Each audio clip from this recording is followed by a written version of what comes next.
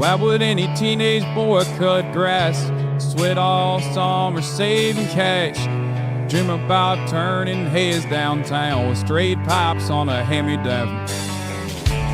How would anybody's daddy get around to mend the fences and feed the cows? Where the hell would a small town girl climb up if it wasn't for trucks?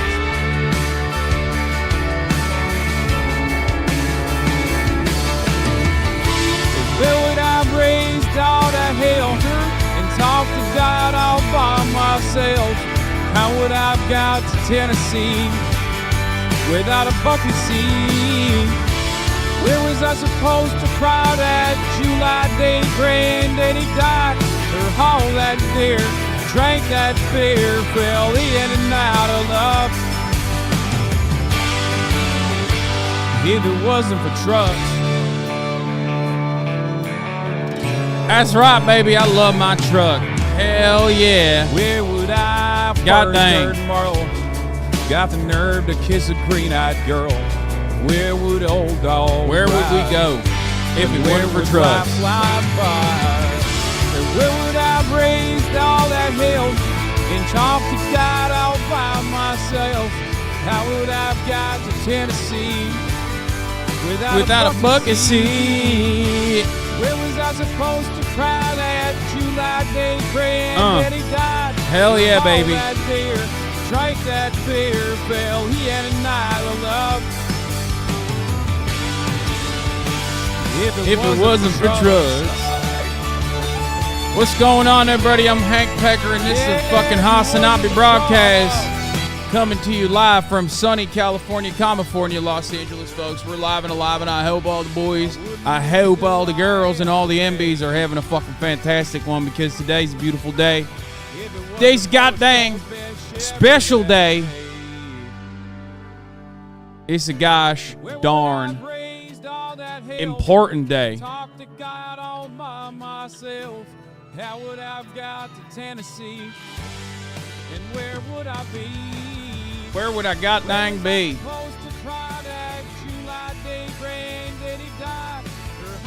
Dude, it looks like you body-wise a lot more than I expected. I know, it was weird.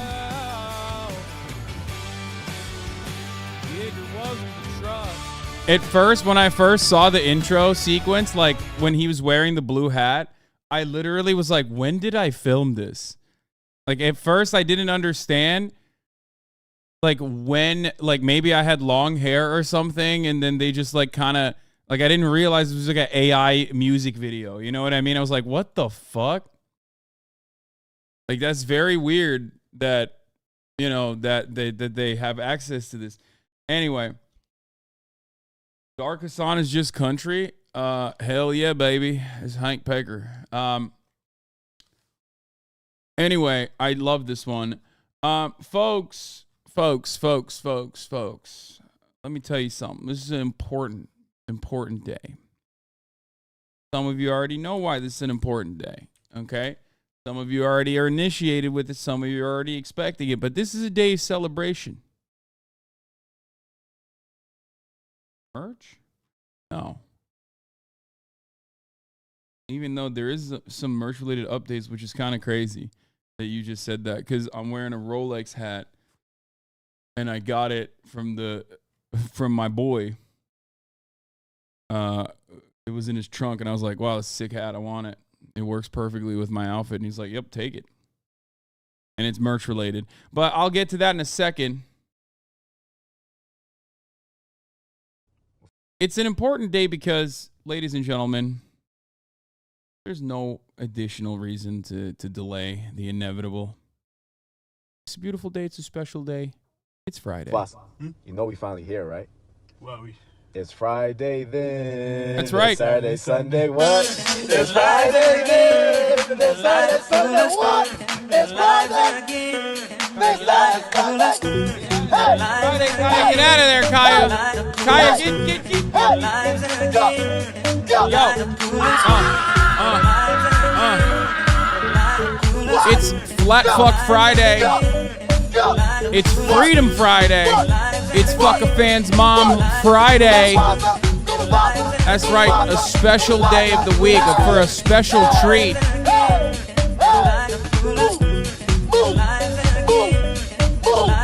Let's go. Let's go. We got immaculate vibes on this beautiful Friday.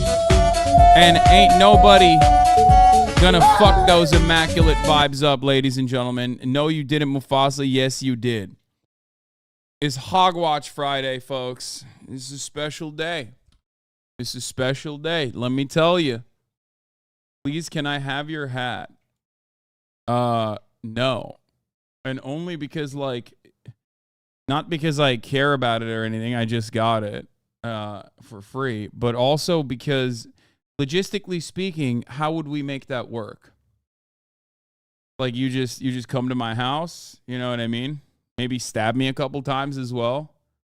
That sort of situation. Like, should we arrange that? Cool, dude. Let me just get your hat. Let me just smell you a little bit. Maybe take some of your hair. Take a couple locks. And try to clone you. It's not a big deal. Calm down. Kaya's tail don't curl no more. She's so big. That's not true. Her tail still curls. How dare you? Let me get some toenails.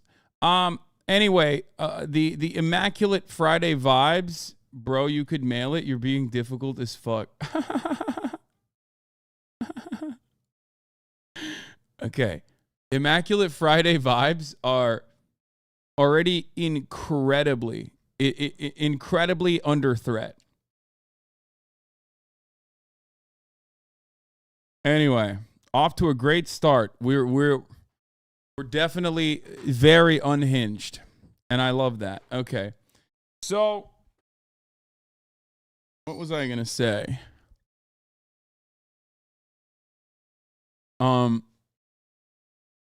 This is a part of the broadcast where I tell you a little bit about my personal news about what's going on in my life in between the time period that I pressed the stop streaming button and start streaming button. And that's right, I went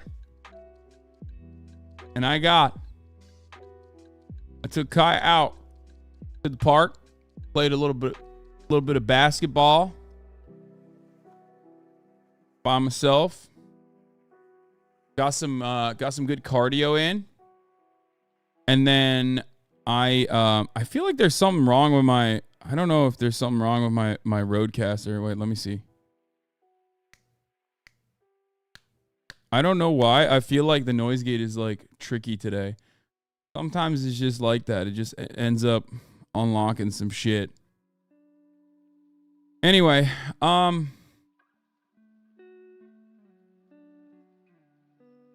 white fuzzy on the brim of the hat? What do you mean? What is it?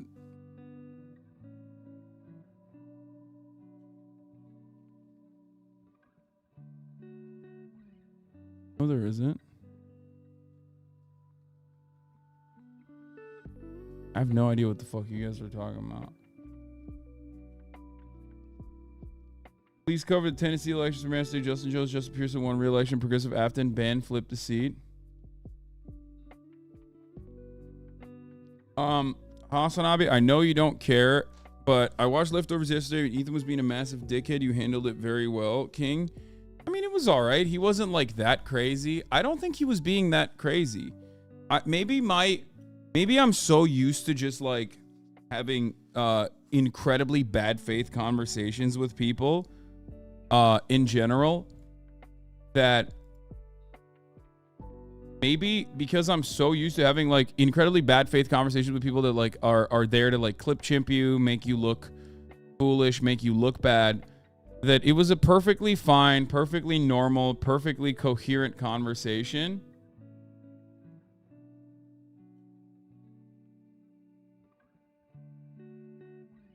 It was a normal combo. He was fine. It was kind of funny to watch you dodge him shitting on XQC. Well, here's why I didn't participate in the shitting on XQC part. Because I shit on XQC all the fucking time, but for valid reasons. And I feel like getting into like, oh, well, he's not reacting hard enough, and like and shitting on him for that purpose is like irrelevant to me, because I feel like a lot of this React gate is not for normal people. It's just like extremely online people. It's more so just like content creator drama that users also kind of ride for in some ways. So I just like, I think ultimately it goes away. The drama cycle goes away and then it comes back. It resurfaces like a couple months later, but ultimately like it's not legitimately like harmful. You know what I mean? I don't think there's like actual, even in the worst instances, at most it's like, it's done, DMCA, and you're over. You know what I mean? It's not like a very, it's not, there isn't a lot of material harm. So for that reason, I don't feel like that is, I don't feel like it's worth it to just like be like, this person is a bad person, he's a piece of shit, for something like that. There are plenty of other instances where I've shit on XQC because I think it's like worthwhile. Like I think it's reasonable, it's valid.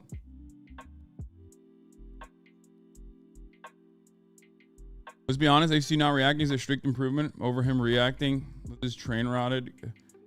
What? Garbage takes? I don't know. I don't really care. You're stealing views from my YouTuber. Yeah. So that was the main reason. I know a lot of people are like, I know a lot of like weirdos who thrive in the sea of contention and debate that just love the blood sport. They love to be like, Hasan is fucking clout sharking. That's why he's like a pussy and is not shitting on XQC. And it's like, yeah, no, it's not. There's two reasons. One, because I just hate getting fucking ass blasted by some of the dumbest juicers on the planet. So I usually try to avoid contentious relationships with one of the largest streamers on the platform. But saying that about me in particular is really stupid because like I have duked it out with him so many fucking times over issues that I think are important. You know what I mean? So like it's always funny when people are like, yeah, Hasan famously shies away from like criticizing XQC when it's worthwhile, when it's worthy of legitimate criticism. Like how do you do that? Like how do you think that? You know what I mean? Yeah, famously, I always shy away from critiquing people that I am or having disagreements with people that I disagree with.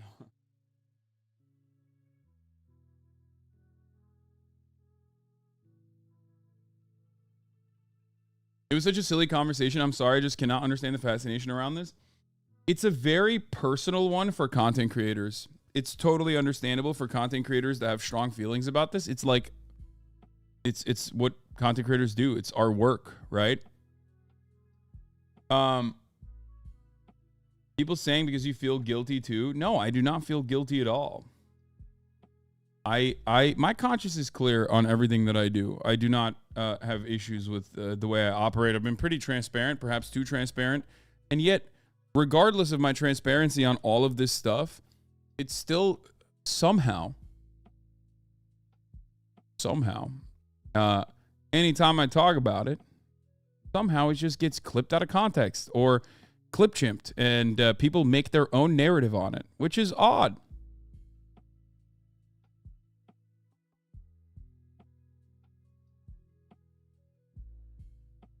No, I understand content creators. I'm talking about the chatters who have like virulently strong opinions about it.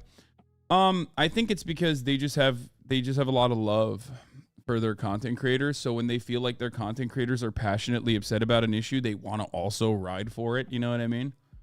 Or maybe it's just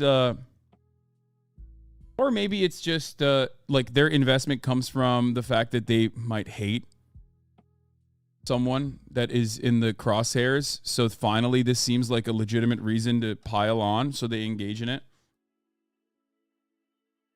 But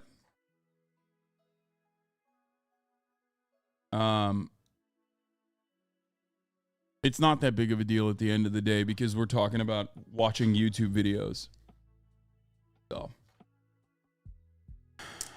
Yeah, people are like, people that started off with like, you're reacting poorly to, you're doing these things that you actually don't do, all the way to like, well, actually, when you take a piss, like when you are not immediately in front of the camera, even if you're in the room, you should hit up a BRB screen like immediately. And that's how you should do it. Because otherwise, if you don't do that, then like some grave offense is occurring. Even if you're watching a video for like 3.5 fucking hours over the course of like a 10-minute video runtime, you know, like, okay, well, you know, I'll figure it out. They'll find something else to yell about afterwards, but it doesn't matter.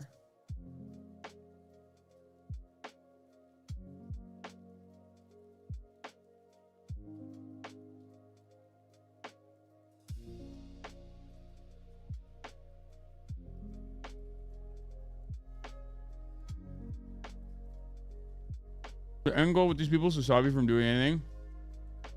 Yeah. Anyway. No need to be defensive. It's pretty valid. About what? This is my least favorite type of person whenever people come in here and make like additional inferences. Like the first take that this person is dropped in here is like, don't be defensive. Like, what are you talking about? We're talking about, I was not being defensive at all. Why are you making this? Why are you making this assertion? Huh. I know how you truly feel. Like, shut up. Shut up. Take some time out. Okay? Take a time out. Really reconsider how you're behaving. Will you watch Veritasium IQ video? Yes. Fit check. Is that affordable? Teddy Fresh? Yes. So,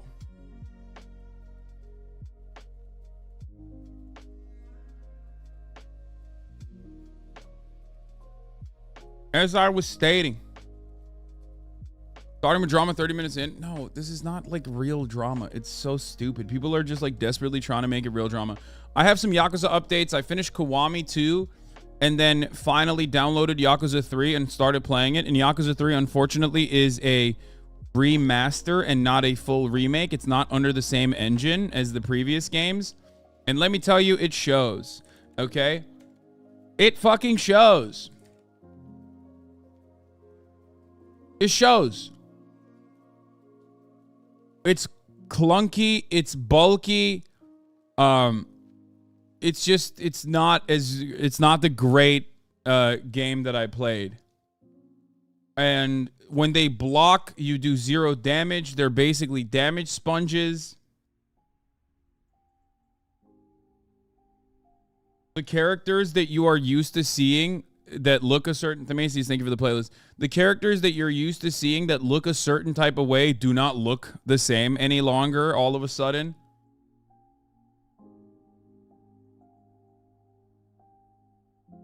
Kiwami 2 to Yakuza 3 is the harshest transition in the whole series of games, so at least you're getting it out of the way. Yeah. 4 to 6 are also on deck, but they're not deck certified. Stream Deck certified. You can still play it, but there'll be issues.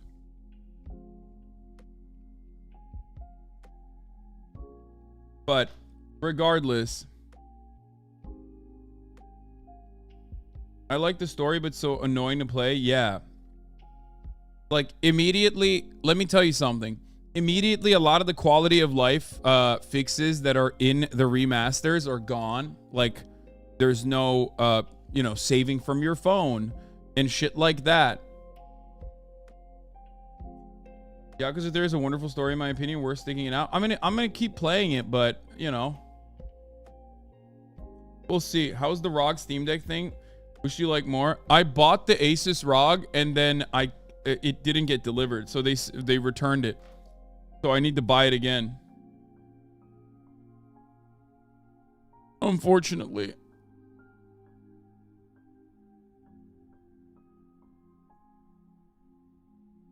What is your co-host doing? What did you think of the Kiwami 2 story?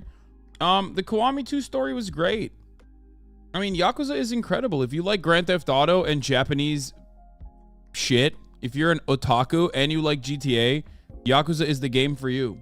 It is an incredible series. It's very easy to play. It's awesome. It's super fun. The ending was pretty crazy. The Yakuza 2 ending is like literally like that Filipino soap opera. It's Filipino, right? The one where like everybody pulls out a gun.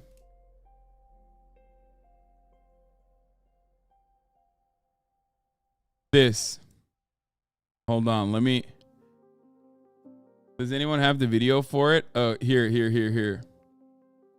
you want to see? It's like this. This is literally the Yakuza 2 ending, okay?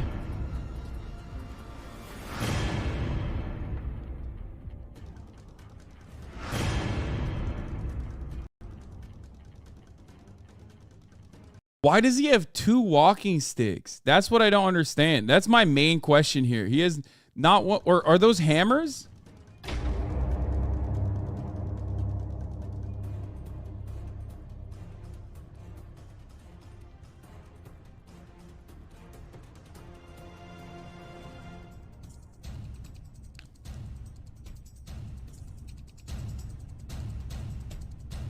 Uh-oh, don't do it.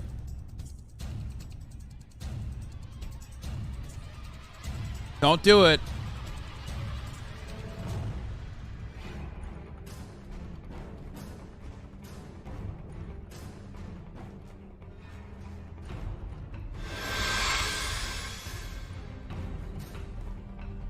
I'm so confused. How do you keep track of like who has drama with who? You know what I mean? I thought you said this was Filipino. This looks American though. No, this is Pinoy Gang, I'm pretty sure.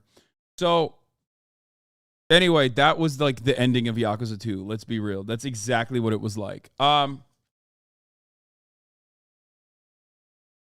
Filipino Reservoir Dogs. Yeah. So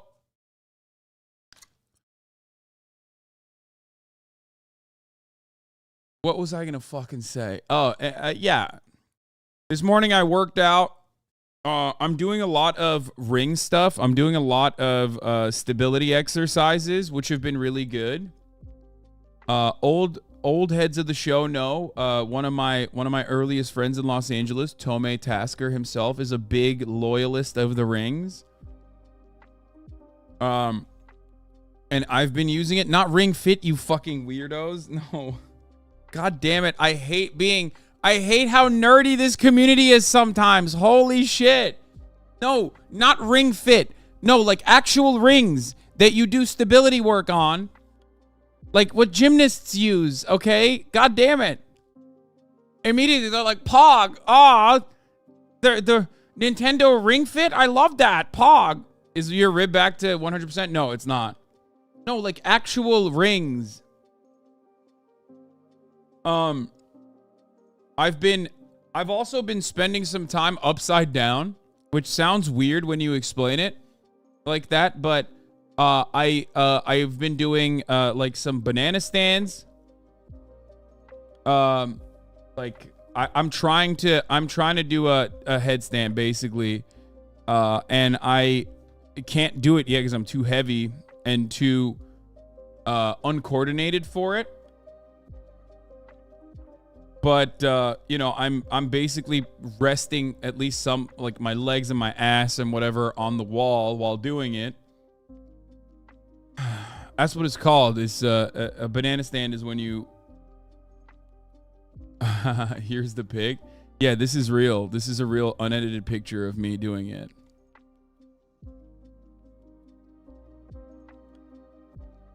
Yeah, we'll cover Andrew Tate released from house arrest and stuff as well, obviously.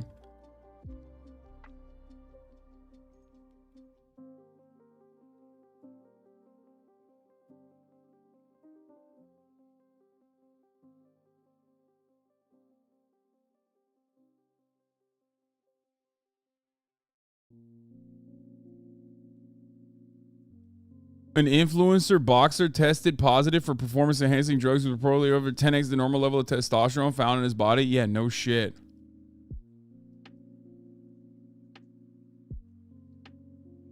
So anyway, the point I was trying to make is I do the stability work, and it's been really good. Doing handstands, doing handstands, and like on the ring, doing like a candlestick, whatever it's called, like standing upside down, hanging, and trying to maintain core stability is actually pretty good, because I don't know, I feel like it's really helping my core, it's really helping my shoulders, like a lot of problem areas that I have. Also, regardless of the incredible amount of calories I've consumed, it turns out I didn't actually gain weight in New York, but we're back. Getting lean as fuck, bro. You ain't COVID chunky anymore. Yeah, I was looking through like some of my old photos and some of my old posts on Instagram, especially when I was like in Texas, for example. And goddamn, dude, I was so fucking fat, like, and so out of shape. More importantly than fat, I was just so incredibly out of shape and depressed.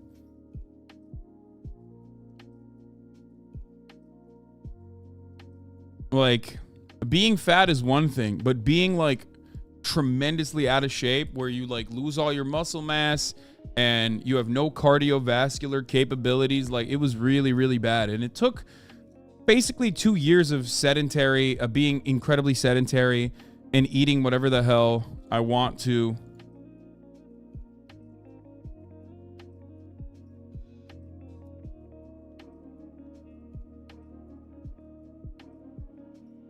You know?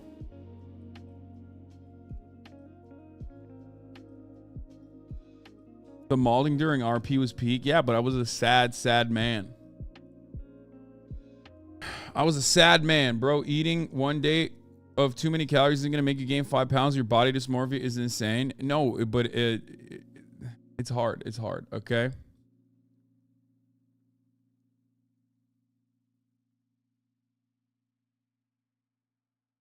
All right. Anyway, let's blast off.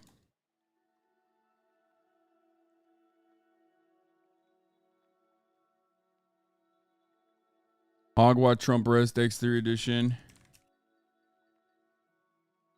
Released from house arrest.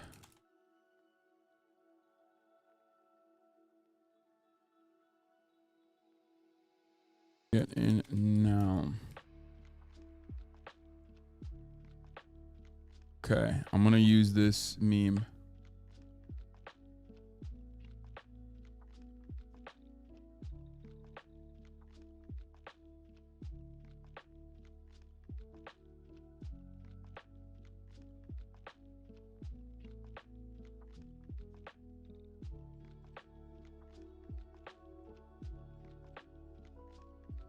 Okay. Let's get started. Let's blast off and get it twisted. Don't get it twisted. 34 MKT50. Thank you for the 50 gifted subs. Here's the blast off now.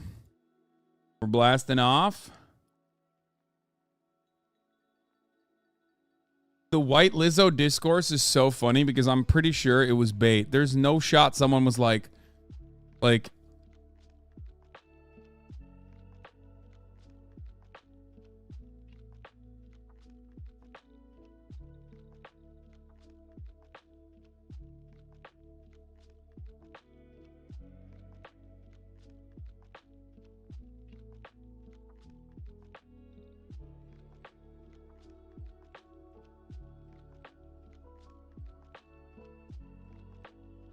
rent growth is slowing where housing got built. What is this?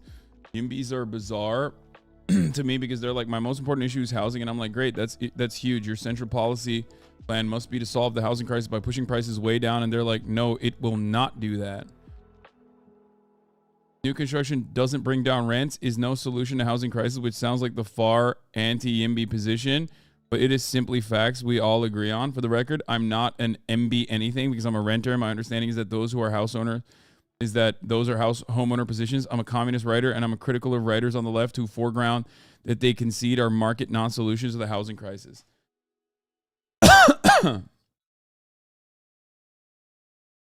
Can you cover the Jabuki news? Wait, what's the Jabuki news? What happened? I don't know what it is.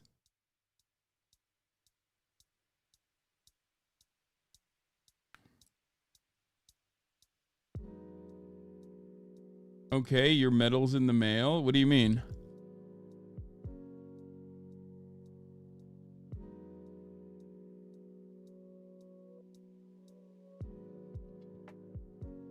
I don't want to keep spamming this, but oh, you'd find it ironic. Yeah, I have it. I have the Sound of Freedom guy right here, chatter. Look, it's on the docket. Do not fear, okay? Fear not.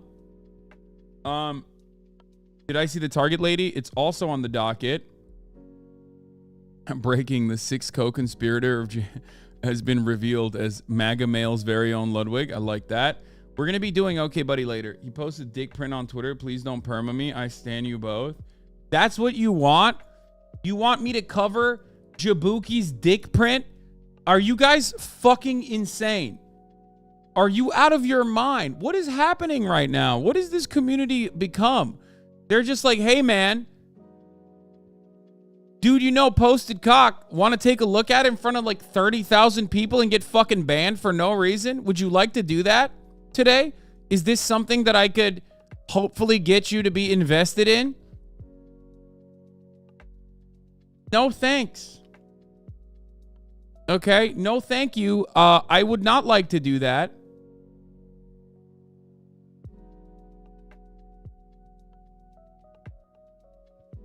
Incredible stuff.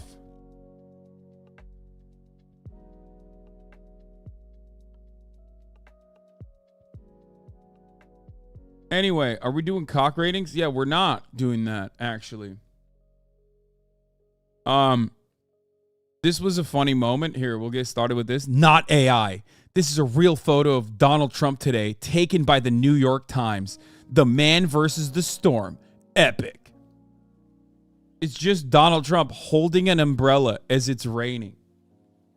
Which, by the way, kind of feminine, okay? Fellas, is it gay to not let rain hit your fucking dome? I don't know. Umbrellas, always fruity. Can't really look masculine and manly and straight when you're holding an umbrella. One, it's dick-shaped when it's closed. Think about that. I never have any phallic figures anywhere near my face, let alone a microphone, for example. I would never do that. That's number one. Number two, real men are dumb and they don't fucking prepare for the rain, okay? They don't do that. They don't do that. Okay, all jokes aside, I do actually, it's probably my stupidest quality, but I always just feel like if it's raining, who cares? Like, just eat it. I don't know why. I have always had this position where I'm just like, I don't need an umbrella. It's fine. Whatever. I'll be wet. I know it's very stupid. And you're saying LA rain, but like I lived in New Jersey. I lived in Miami where it rains all the time. And my opinion on it has always been, am I going to carry a bulky ass umbrella with me everywhere? Or I'm just going to, do a light jog as I basically tank a little bit of wetness. And it's always tank the wetness. I don't understand it. Have a rain jacket. It basically gets the same point across. I have never been an umbrella fan. I've always thought that I was alone. And right now in this very chat, I feel less alone. It seems like a lot of people in the chat are also in agreement with me on my idiotic take.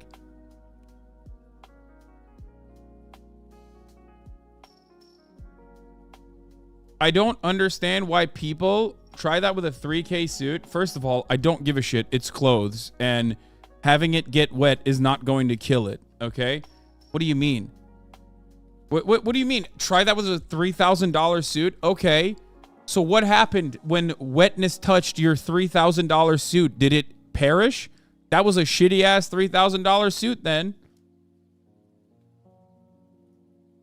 You know what I mean? Buy an overcoat. buy a trench coat or a rain jacket.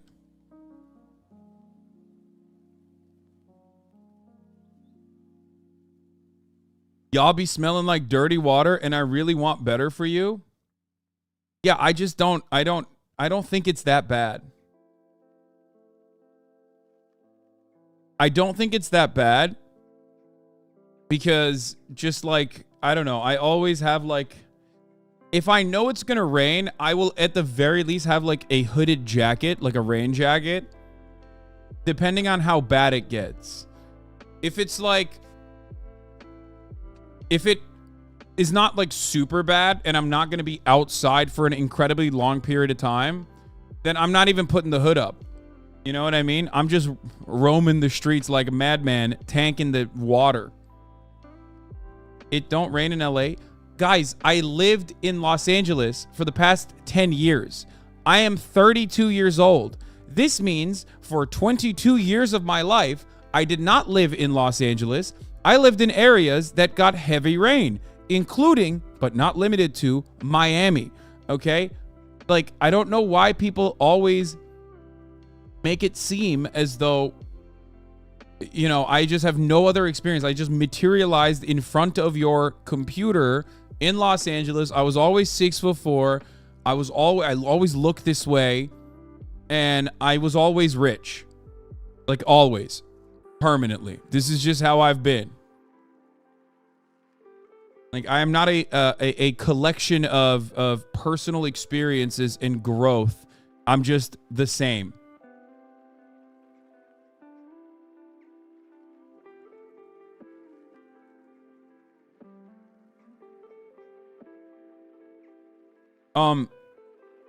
You are no different than a New York City street rat, slimy, letting nature have its way with you. Pathetic. That's funny. Anyway.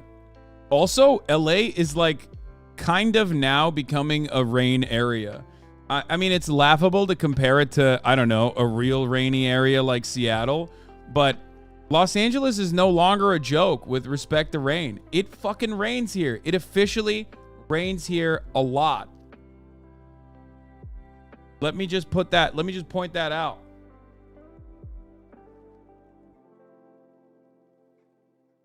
If you remember, in the winter or all the way into May, especially in May, it was raining for a month straight. It never stopped. Not being from LA, but living in LA is the most LA you can be. I mean, at this point, I've lived here for 10 years. I feel like the way it works, once you reach a certain point in your life where you've lived in an area for longer than you've lived anywhere else, that means you're officially from there. That's how it works. You know what I mean?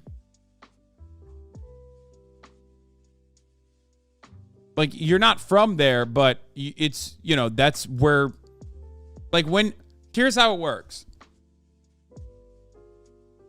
At this point, when I go somewhere, like let's say I went to Japan or let's say I went to France and someone asked me, oh, where are you from?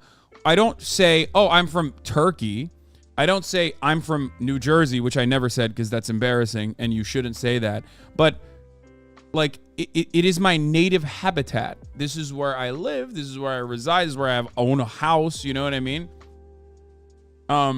So when someone asks me where I'm from, I say Los Angeles.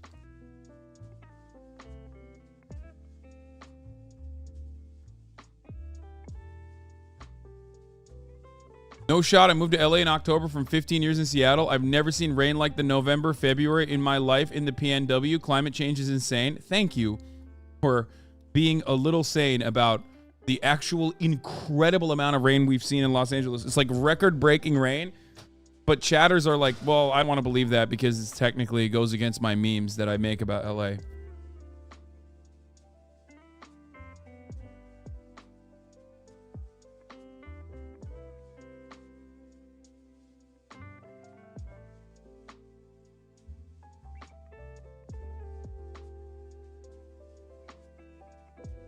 It rained 200% more than normal in LA this year. Yeah. And we experienced it. I fucking constantly complain about it nonstop.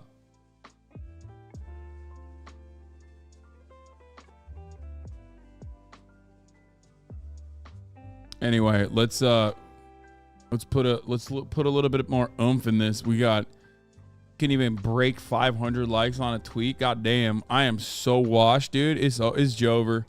We're done. We're done, boys. We're done, boys and girls. We're done. We've fallen off. It's official. Embarrassing. It's Jover. We're washed.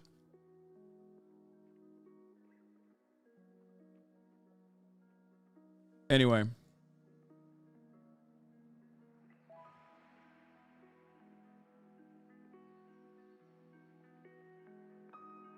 Great vid on socialized copyright. Ending copyright could save art and journalism. All right, maybe we'll take a look at this later. I think it's just, I no longer get notice from Twitter. Are you ready for what? TMZ employee complains that noise from Taylor Swift's first LA concert kept him from getting his full hours of sleep as he lives next to SoFi Stadium. That's so funny.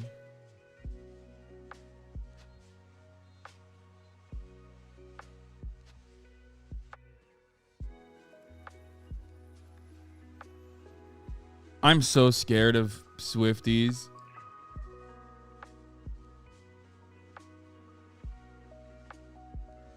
I'm so incredibly scared of Swifties, dude. And Taylor Swift in general. One thing you have to respect about Rudy Giuliani is that he has fully committed himself to being a little goblin. The man did not take any shortcuts. He put in the long hours and hard work, and now look how it's paid off. Magnificent. He does look beautiful here. Like, a human being should not look this way.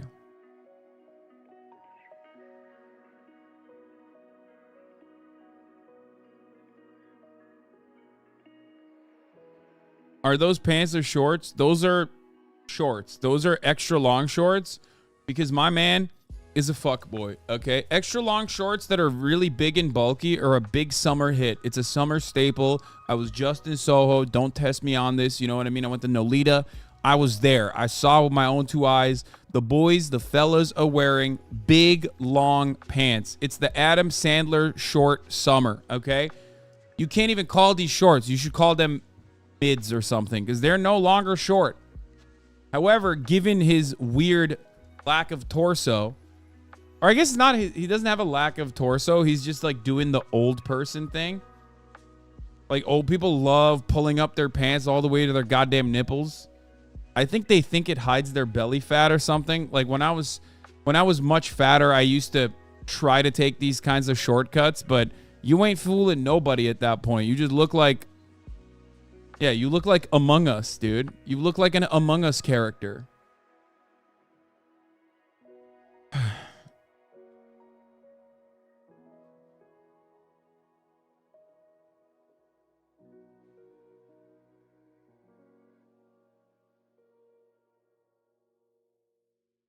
Full set. Oh, he's got the swing on him too. Look. What a goblin he is. Oh, they manipulated this a little bit, I think.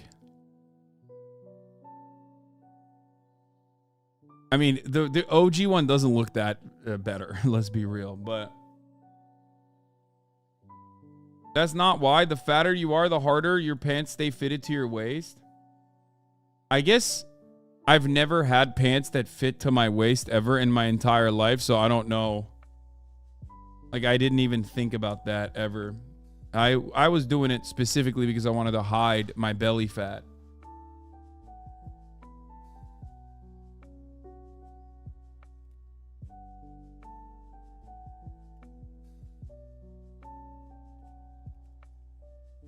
Mayor Dinkins was so much hotter than Rudy. True.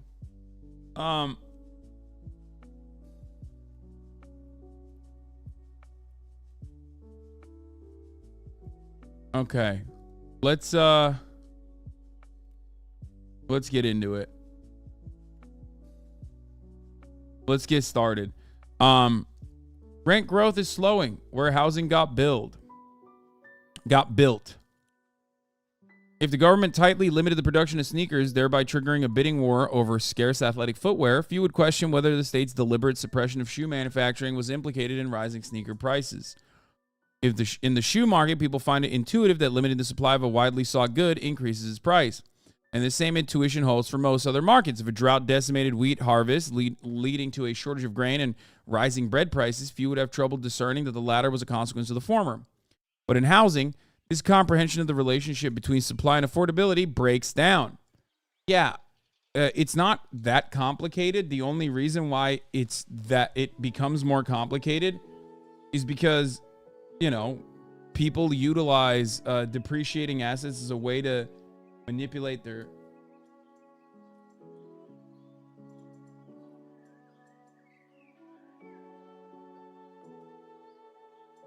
Sorry. That was weird. I feel like I don't know what the fuck I just picked up from the table.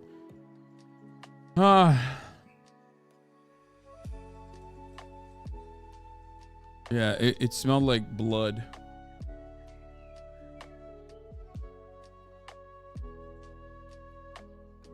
More houses under market value is the only way. I swear this time it works.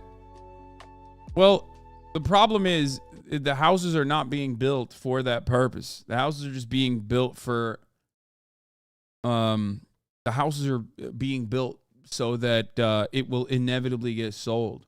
People love parking their assets. Even if they, like, the way that they design the housing is like, obviously they would love for every single unit to be sold or rented out immediately. But luxury high-rise condominiums, as long as you sell a couple of them and then utilize the rest of it as a tax avoidance vehicle, you can make it work for yourself, even if you don't end up selling every single unit immediately or renting out every single unit. Okay? And also, on top of that, there is a massive problem with warehousing units in places like New York. As a matter of fact, we've talked about this a lot.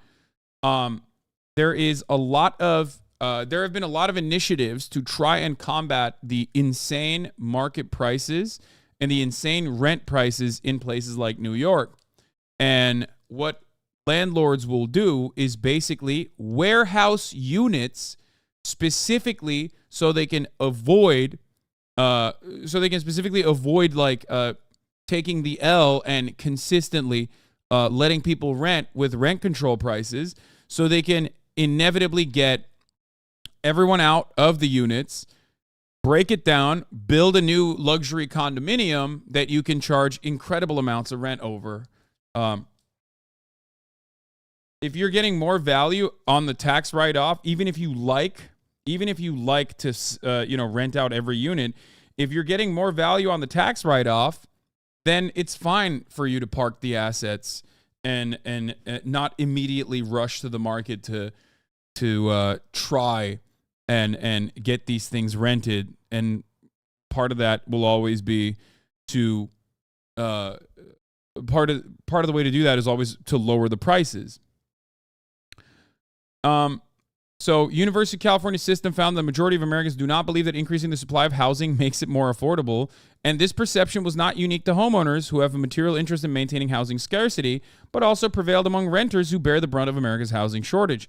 The researchers presented the survey respondents with a wide array of different questions and wordings and arguments, and still only between 30 to 40% agreed that increasing the supply of housing units would improve affordability. The reason why people feel that way is because the American housing market is absolutely fucked. Now, this issue and covering this issue is genuinely terrifying because I will incur the wrath of 1,000 yimbys.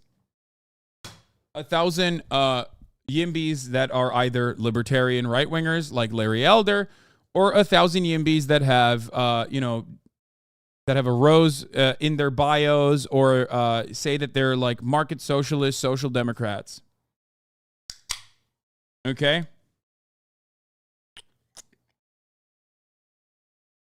Now, Ermiri, thank you for the 5. Get the subs. This widespread confusion is understandable. If you see a lot of new housing being built in your area, you wouldn't necessarily be wrong to prepare for a rent hike. But the reason why new construction sometimes correlates with rising rents is not that housing is a good. Housing is a good unlike any other, such that the more of it you create, the more expensive it becomes. Rather, the reason is that developers build new housing in response to rising demand. When a bunch of tech firms open up headquarters in Austin and create lots of high-paying jobs there, more high-skilled workers will move into the city to take those jobs. Those workers will demand housing, and developers will respond by increasing construction. But you can't stop the yuppies from coming by blocking that construction. So as long as high-paying jobs are being created in your city, high-income workers are going to move there. If there's no luxury housing to absorb them, they will simply outbid less affluent residents for the housing units that already exist. Thus, the less new housing that gets built, the faster rents will rise in a booming city. The issue is that this operates under the assumption that the housing market works on the same supply-demand trend line, which is almost always polluted by external considerations, factors, government intervention, not in a good way, by the way, oftentimes in a bad way, or government intervention that is being utilized by still people in the market that want to take advantage and maximize their profit. So part of that reason, because of these reasons, at least, the housing market doesn't operate in the correct way that you're supposed to. But no market is really free, and there is no real, there's no real analysis on this kind of thing. I guess unless you're like a libertarian who watched those early videos from Reason.org or whatever, talking about like the LASIK eye surgery or some shit, the LASIK eye surgery industry or something like that. For the most part, these markets are absolutely fucked up. One problem here is that there needs to be better regulation, not around zoning restrictions, but around what kind of mixed income housing you are allowed to create. That's a major issue. A lot of New York real estate developers look to the already existing mixed income requirements necessary for their luxury high-rise condominiums and have found massive carve-outs and awful ways of just, fundamentally altering the original well-intentioned regulation and get around it. It's really fucked up. There needs to be a better distribution of mixed income units where you have more affordable units built on top of the luxury high-rise condominiums. I am not in favor of just saying like, fuck that. There can never be like nice real estate for people who have the capacity to pay for it. I'm not saying that at all. Okay? First of all, we live in the United States of America. If you don't offer that shit, people will immediately go, okay, fuck that. I'm not building it. Okay, fuck that. I'm not living in it. Okay? One major thing that that municipalities could do but will never do, because housing and housing prices are seen as the number one way of generating intergenerational wealth in the United States of America. One thing that they could do is build public housing. Okay? You should do that. That is a constant. Central planning, decommodification over housing, like moving towards decommodifying housing, has always been successful in combating homelessness. This is a universal principle. Okay? You do not have to specifically look to the United States of America where no such alternative exists. You have to look at other places where they actually do try to combat this kind of issue, or have built housing specifically because they understand that shelter is a human right and it is a necessity, and an inelastic demand for shelter exists.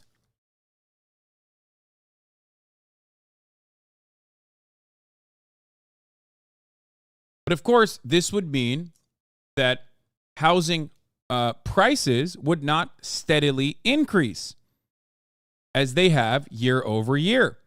If you do that, if you put a damper on housing prices steadily increasing, all of a sudden, you're playing with people's bags. You're playing with the only sizable chunk of like minor wealth generated Americans. You're talking about upper middle class Americans. You're talking about boomers. You're talking about voters.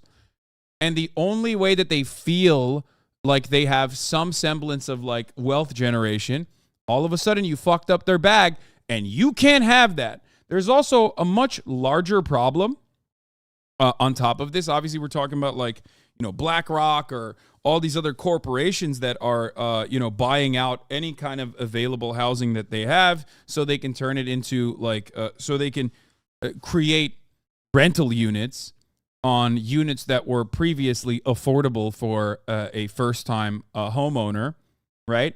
But those are other issues that are built on top of the massive problem. The massive problem still revolves around the average American homeowner having this like hissy fit and genuine fear that if their housing prices do not increase steadily, that they are no longer generating wealth, and that, this is the worst thing that could have ever happened to them.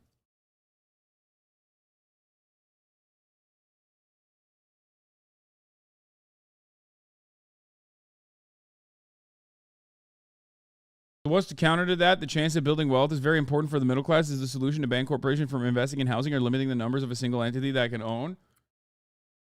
I mean, the counter to that is, first of all, making Airbnb super illegal. Like trying Airbnb executives in The Hague. Okay? That's number one. That's what you got to do. And basically giving power through eminent domain to any municipality or any state government to just take over all the Airbnbs, okay? And forcibly sell them at like bottom of the barrel, impossible to compete prices to single first-time homeowners, okay? Every single aspect of the housing market being profoundly fucked revolves around housing being seen and treated like a commodity. That's an issue. You have to, whichever way you cut it, you have to try and decommodify housing. There is no other way to fix this problem. And it's very frustrating that people refuse to recognize this. And I say this as a homeowner, which is ironic. I own a home. The price of this home has increased dramatically, despite the fact that if you ask the American government, I mean, interest rates are increasing, so like people are not really buying right now. It's like it's no longer crazy. We've really put a damper on inflation. It's like, nope, not true. It's not happening. The price of my house has gone up. It's now worth $700 million. That's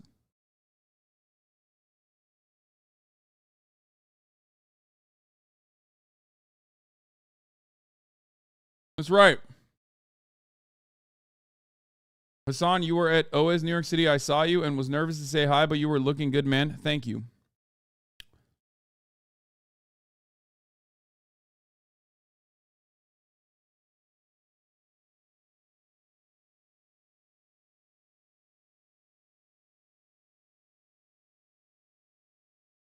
And yet, owing to the myriad restrictions on housing development in most U.S. cities, supply chain bottlenecks, and other factors, new housing construction rarely ramps up fast enough in response to rising demand to reduce rents. Rather, it merely slows the pace of rent increases. Therefore, if you see new housing being built in your neighborhood, you have some cause for expecting a rent hike when your lease is up.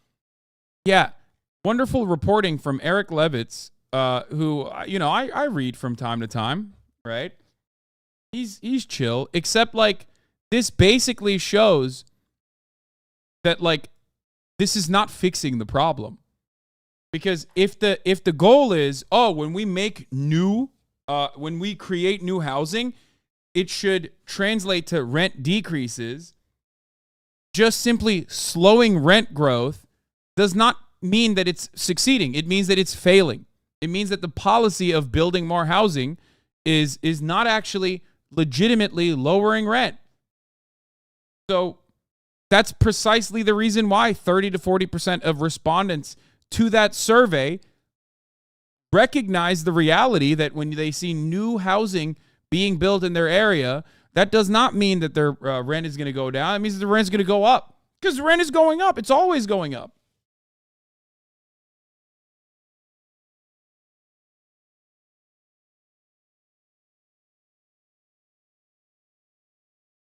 Landlording is life or death for some people. Like, if you're broke, just sell your property. No one's forcing you to be a landlord. What the fuck? Yeah, that's another part of it. It's like, our new landlord is winning the I don't give a fuck war by a landslide. I'm sorry, I don't know what to say.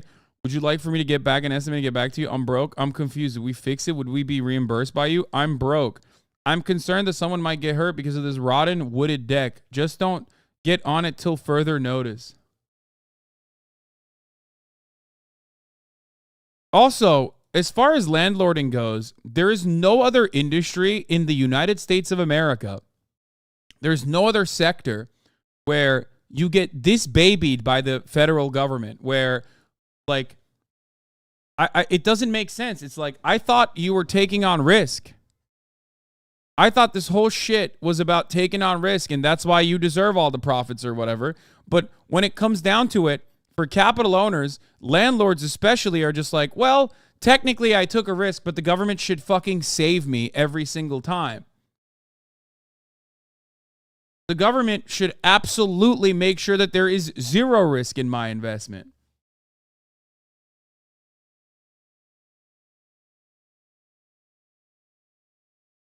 They're trying to tackle the housing by increasing supply instead of tackling the fundamental issue that only a small subset of the population can actually afford to buy the supply.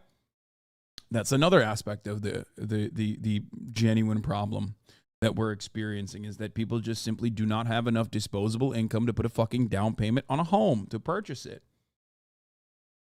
Landlords take on immeasurable risk and only make 150% of their mortgage burden. Yeah, I know. As someone who, listen, let me tell you something. As someone who owns a home and pays a mortgage now, I know how fucking scummy this entire structure is, the way that it's designed, because the only difference between you renting and you owning a fucking house, and anyone and everyone that tells you, oh no, it's really expensive to own a house, like, don't listen to Hasan, he's wrong, it's actually much cheaper to fucking rent, is like, I think you're lying.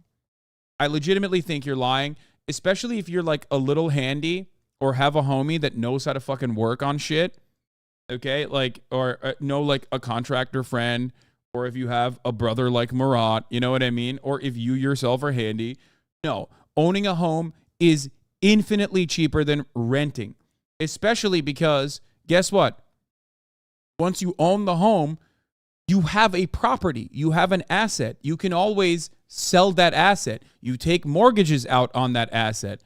Like, it's crazy to me. This idea that, like, I pay less now in mortgages and like in property taxes for this property that I'm sitting on, that I live inside of, that I bought for myself and my fucking family, than I would if I was renting it. It would be infinitely more expensive. It would be 2 times, 3 times at least to rent the current property that I'm living in, where I pay a mortgage and a property tax on. The major difference here, and I did not have a great interest rate. It's much better than what it would be right now when I got it, because I bought my house like right before the interest rate hikes, right? So I did technically buy it in a really high time for the housing market, but ultimately it was significantly better than waiting it out. But the reality is that the only difference between me buying a house and me renting is that I had enough capital to put a down payment. So when you don't have enough capital to put a down payment, you can't get the benefits of paying much less money and also owning the fucking property. When you rent, you're just subsidizing your fucking landlord who had that upfront capital somehow, some way. You're just subsidizing his mortgage. If anything, not only are you subsidizing his mortgage, you're also giving him more than that. It fucking sucks. It's so stupid.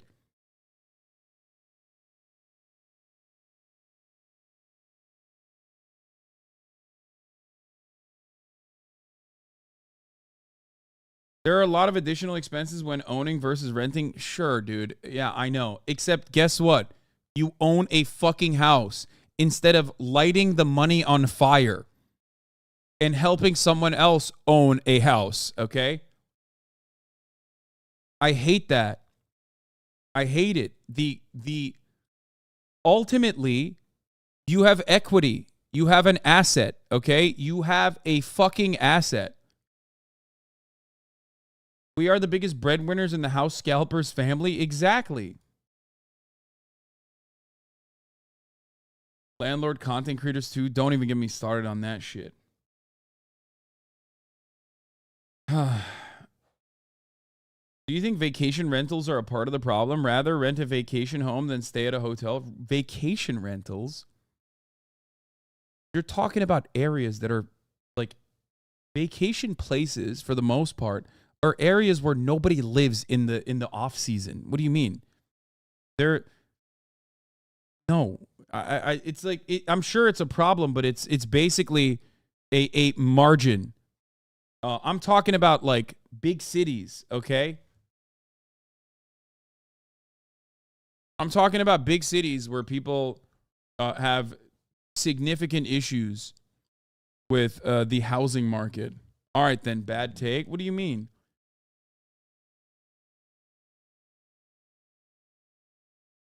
He's talking Airbnb? No, just say what you mean then. Say Airbnb.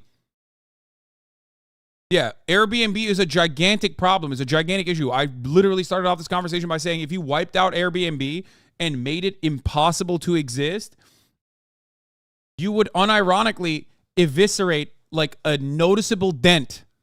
You would put a noticeable dent in the problem of the housing markets in every big city. It's crazy that a bank is like, you can't afford a $2,000 a month mortgage payment, so rent this $3,200 apartment. Yeah.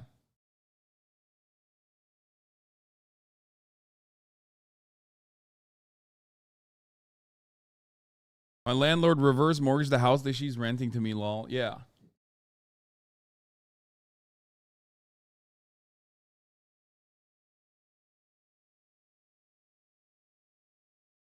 You got places like Arizona that everything is in favor for landlords and renters get screwed. First of all, it's not just Arizona. Every place in the continental United States of America, or perhaps the Western capitalist universe, is favorable to landlords. European regulations are a little bit better, obviously. But ultimate take off the Rolex cap? Why?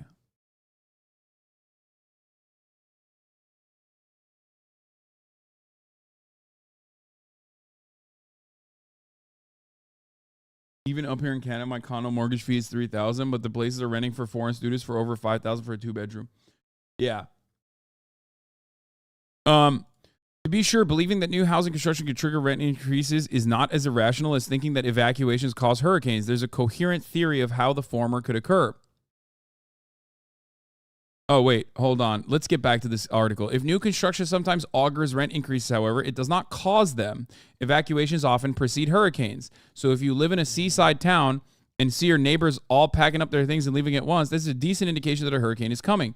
But it would not be rational to respond to this observation by imploring your neighbors to stay put, lest they cause wind speeds to surge above 75 miles per hour. I love this argument because it basically spells the terms of capitalism out for you. Housing prices increasing and rent increasing is just as natural a phenomena as fucking hurricanes. That is bananas to me. What are we doing here? Come on now. Like, you can regulate away the current genuine issues with incredibly expensive housing, unaffordable housing. You cannot regulate away the hurricane. You can only regulate your reaction to the hurricane. Are so weird.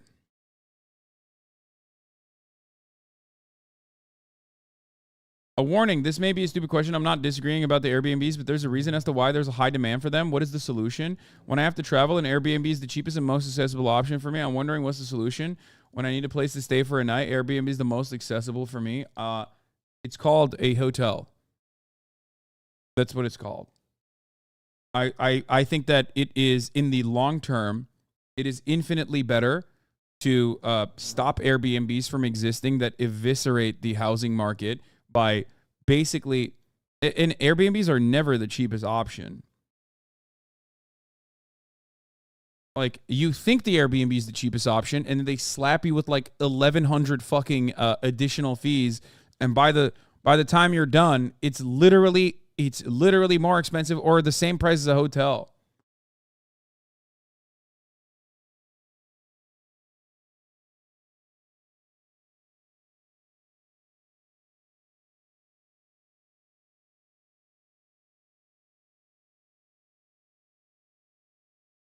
Also, the rent increases are following luxury housing construction, not the other way around. Yeah. But I guess he's trying to say that luxury housing is being built as a response to an influx of people coming in for high paying positions into a newly blossoming part of the continental United States of America. And therefore, it's not the luxury condominiums that are increasing the rent prices, that the rent is already increasing as a consequence of more demand. And the luxury condominiums are just a response to it. That's why when you see gentrification happening in your neighborhood, you know the price of rent is about to go up. That's why there's so many funny ass memes about like this is our version of rent control in the hood, and then it's like dudes just shooting a weapon at night. You know what I mean? When you see a dude with a rat tail and a tank top with like big ass baggy jeans come into your neighborhood, you know rent's about to go up.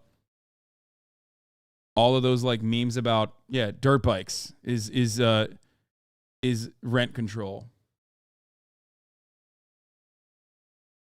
Do you see Cenat caused a riot in New York City? Twitch streamers giveaway sparks mayhem in Union Square. What the fuck? Yo, it's live? No way. That's so sick. I mean, that's not a good thing. It's a bad thing, folks. I don't like what?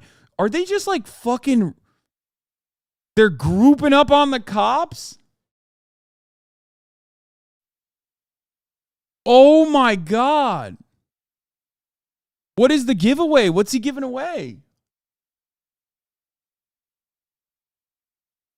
Okay, do we have a... Oh, dude, I have to watch this. I will watch the shit out. What the fuck? This could be us. Just say the word. No, none of you fucking 30-year-old white-collar, Twitch-loving dudes is going to fucking have the tenacity to do a riot, okay? This is specifically Zoomers, okay? This is specifically Zoomers that no longer have school and have a lot of pent-up frustration and energy. Okay, not like 25 to 35-year-old agoraphobic tech weirdos. Exactly.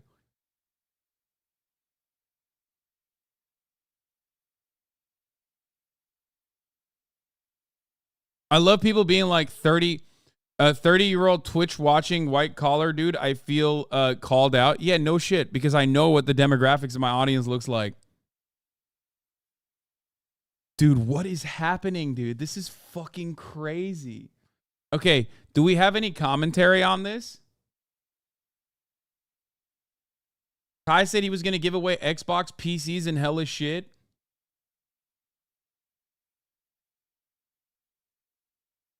Because I want some background information on what's happening. So, Cenat, Twitch streamer Cenat, was supposed to do a giveaway at Union Square today. And they were going to do a meet and greet and a giveaway at Union Square. Guess what? It, of course, predictably went south because, you know, they're massively successful, massively popular content creators. And it turned into a fucking riot.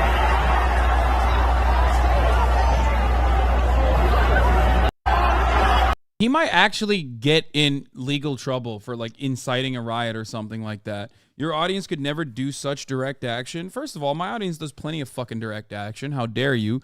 It's just that they're not going to do that for, you know, a free Xbox giveaway or some shit. Breaking. Large crowd at Union Square spotted hurling objects, setting off fire extinguishers. Watch live coverage now. I mean, this is... Moving into the area. And I can't lie, it's kind of cool to see this. I mean, it's not great that it's happening, but it is kind of cool to see this. We still see objects being thrown. Like, this is a coworker of mine that is causing this kind of mayhem. It feels kind of wild. And again, more police are arriving now, which is what we... And now we see the surge in the crowd again. They're all going towards the center of the video. Try to zoom in with our camera there and get a better look. And you can see, again, it's that of dancing. You can see they all get to the center there and they start bouncing up and down. We've seen it on look at Kai's IG. This grouping here. We'll start this is wild that is this is crazy. Look at this fucking mayhem, dude. Every once in a while a cone will be thrown or a construction barrel. Here's Kai. He said, be there. Kai Cenat Phantom New York City giveaway. 14th Street, Union Square Park, Friday at 4 p.m. It's not even, it's just starting. 4 p.m. is just now. You know what I mean? Large crowd at Union Square, set a custom alert. Police are mobilizing for crowd control.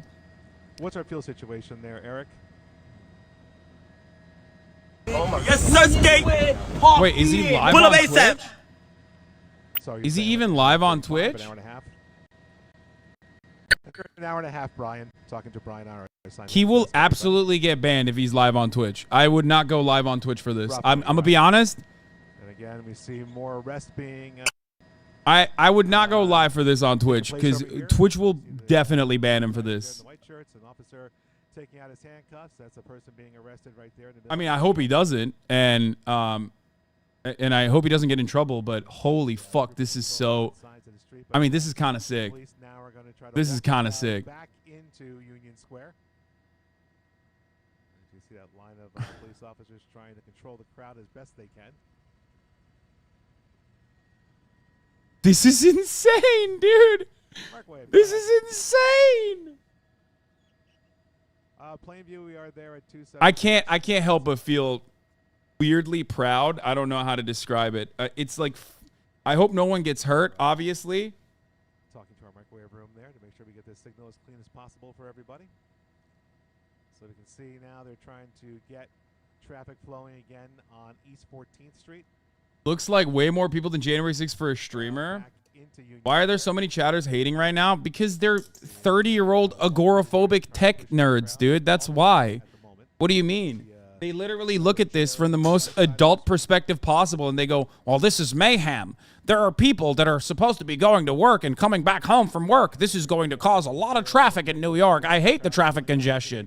There's also all these teenagers that might get in trouble and all these teenagers that might be harmed here. I don't like this. You know what I mean? It's like all of the different reasons as to why this shit would be unironically is something that people complain and criticize. And there's validity to that as well. You know what I mean? But like, god damn, this is fucking sick.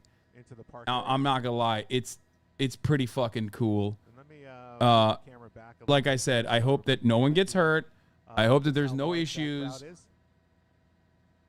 because this is exactly how someone could get like trampled and crushed in a crowd or whatever. But over 500 people, I'd say you're well over a couple thousand people down there. He's live. Oh, Jesus Christ! Still gathered at the south end of Union Square. What the fuck is going on, man? Yo, W quality in the motherfucking chat.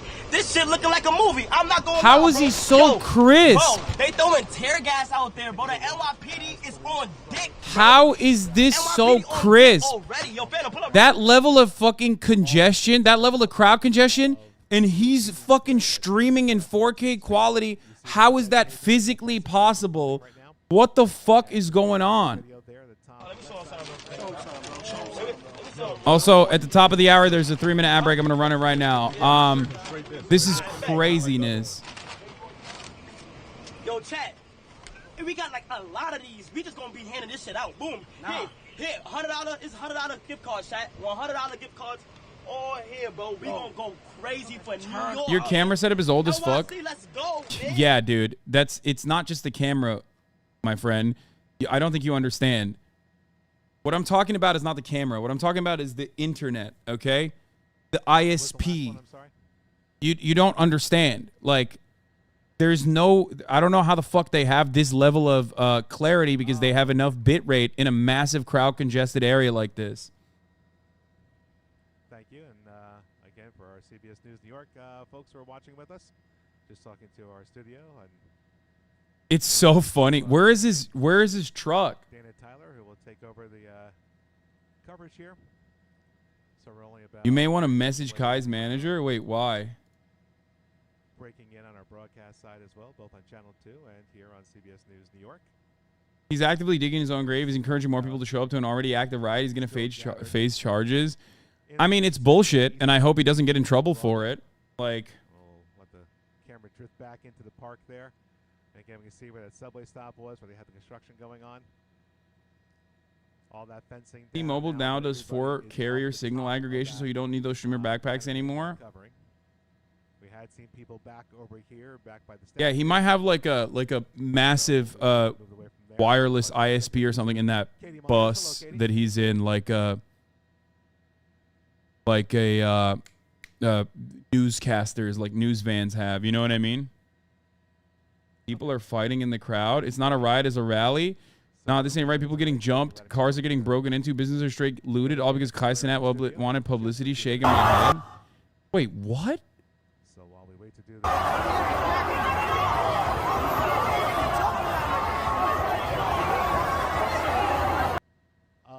Okay, businesses are starting to get looted. What the fuck? Bro, this is just, okay, you know what this is? This is racist, okay? Straight up. Like, yeah, they're rowdy. They're rowdy teenagers. Like, they're making it seem like this is an organized crime ring. The one time you see, like, a bunch of black teenagers around, you're like, oh, my God. Guys, businesses are being looted. Like, what the fuck are you talking about? That's not happening. Look at this.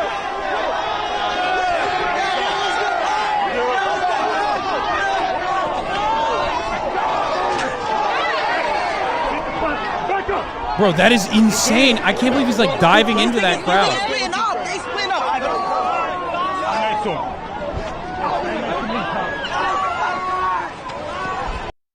Bro, that's an Aiden fan page? Yeah, I mean, that's fucking stupid that they're saying that. Listen.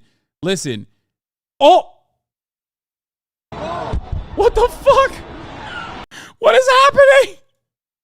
This is fucking mad. Did the cameraman die? What is going on? Okay, listen. Let me tell you something. Holy shit.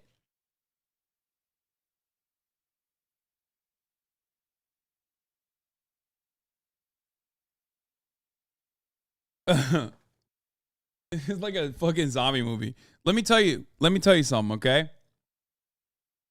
When like the bedlam and the chaos caused when it's like a organized sport event and a celebration is never seen.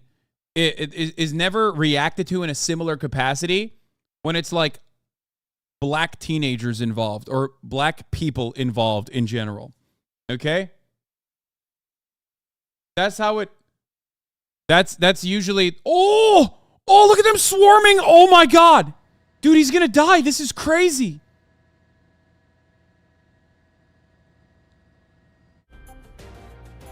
Good afternoon. I'm Dana Tyler. We are interrupting Judge Judy, which is about to start because of breaking news in in Manhattan. Extraordinary breaking news pictures. These are in Manhattan. Large YouTuber. First of all, he's a Twitch streamer. At an event for YouTube celebrity and live streamer Cenat. We're told more than 2,000 people are there. This is January 6th. He posted on social media this massive crowd. We've been watching this for more than a half hour live. Was seen vandalizing property at Union Square Park. We've seen water bottles thrown, street cones, those orange cones thrown. The police are in there somewhere, but this thing has been out. This is pretty funny to be like. This is pretty funny to be like. Water bottles are being thrown, and there's vandalizing happening. Time, Dan. Let's talk about the situation and the status of people now in Union Square Park. Again, live pictures. And Dana, it has been a chaotic scene down here. As you said, we arrived here about a half hour ago. It's that live streamer sensation, Cenat Cenat was here doing a promotion, giving away something.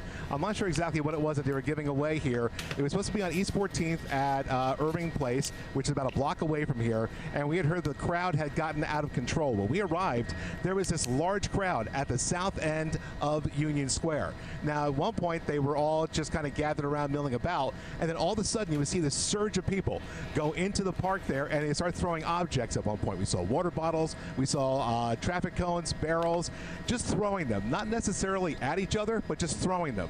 And if you look close enough in the center of that video, we're now starting to see this crowd tighten up, and they're crowd surfing.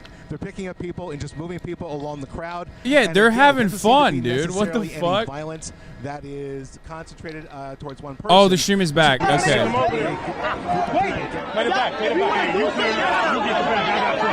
They have a copter cam. Bro, they pinned a copter cam, dude. That's fucking so dumb.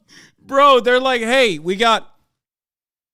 There is no way that there's no way they can stream this. This is why I was trying to tell you guys that, like, it doesn't make sense how you would be able to stream something like this because of the crowd congestion.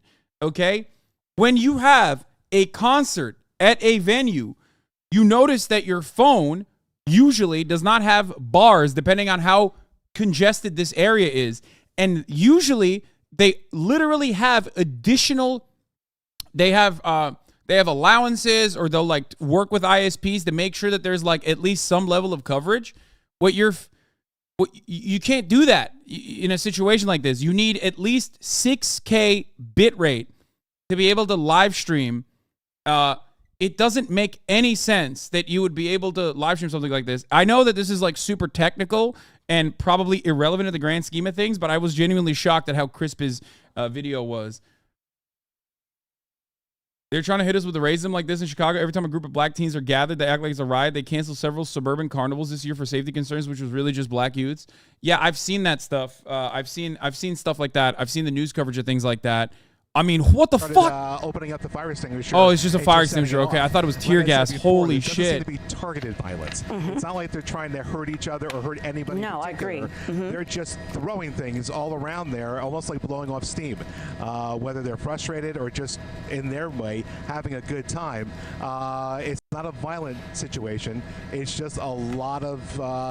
Okay, that's good. At least they're clarifying. Like it's not like a fucking crazy violent situation. They're just like having fun and it got out of control. Smaller box on the left of your screen, control room, help me. That is. Yeah, that's actually significantly better local news coverage than like what you see anytime a group of like black teenagers gather in Chicago, like the chatter was saying. This is the live picture. So before you. I can't wait for Eric Adams to try to talk about Cenat. This is going to be so incredible. The invitation by this person, a YouTube sensation, and that's who everybody was going there to see earlier today. We're not clear what happened, actually, if he actually what the fuck? Up. And again, bro, this is literally holy shit. Twitch is taking a massive W here because everybody's covering it like it's a YouTuber and not a Twitch streamer. So it's so fucking good for Twitch to just like avoid any kind of bad PR right now. They're like, oh, thank God. Thank God they're saying he's a. Oh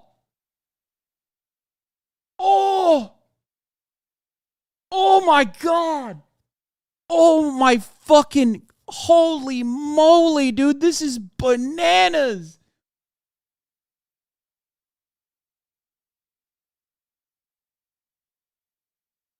Dude, what the fuck?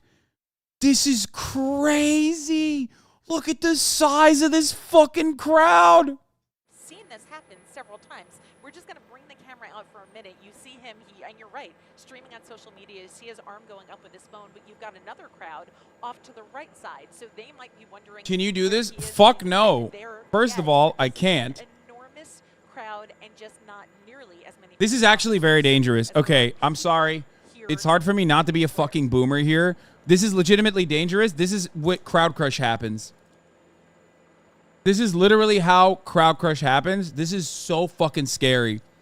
God damn it. I'm sorry. I'm 32 years old. It's impossible for me to fucking feel like, on the one hand, I'm conflicted because like this is kind of sick. But on the other hand, you have to have like a proper venue for something like this. There's a reason why this kind of thing happens in venues, okay? Because that congestion is untenable. That is how crowd crush happens. That's terrifying. Holy fuck, I hope nothing bad happens. I do hope that no one dies. Holy fuck. Holy moly.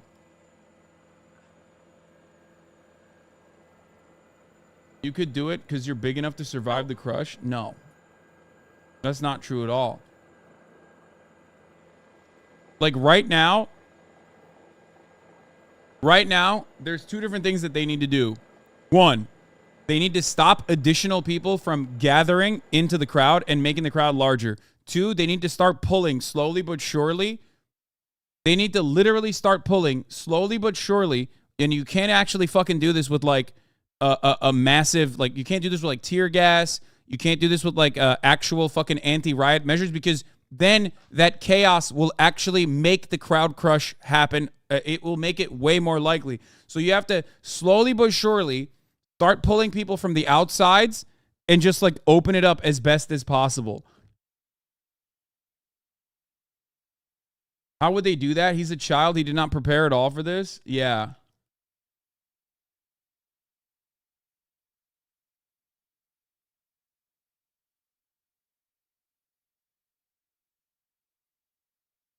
I think the Citizen app just sent this notification.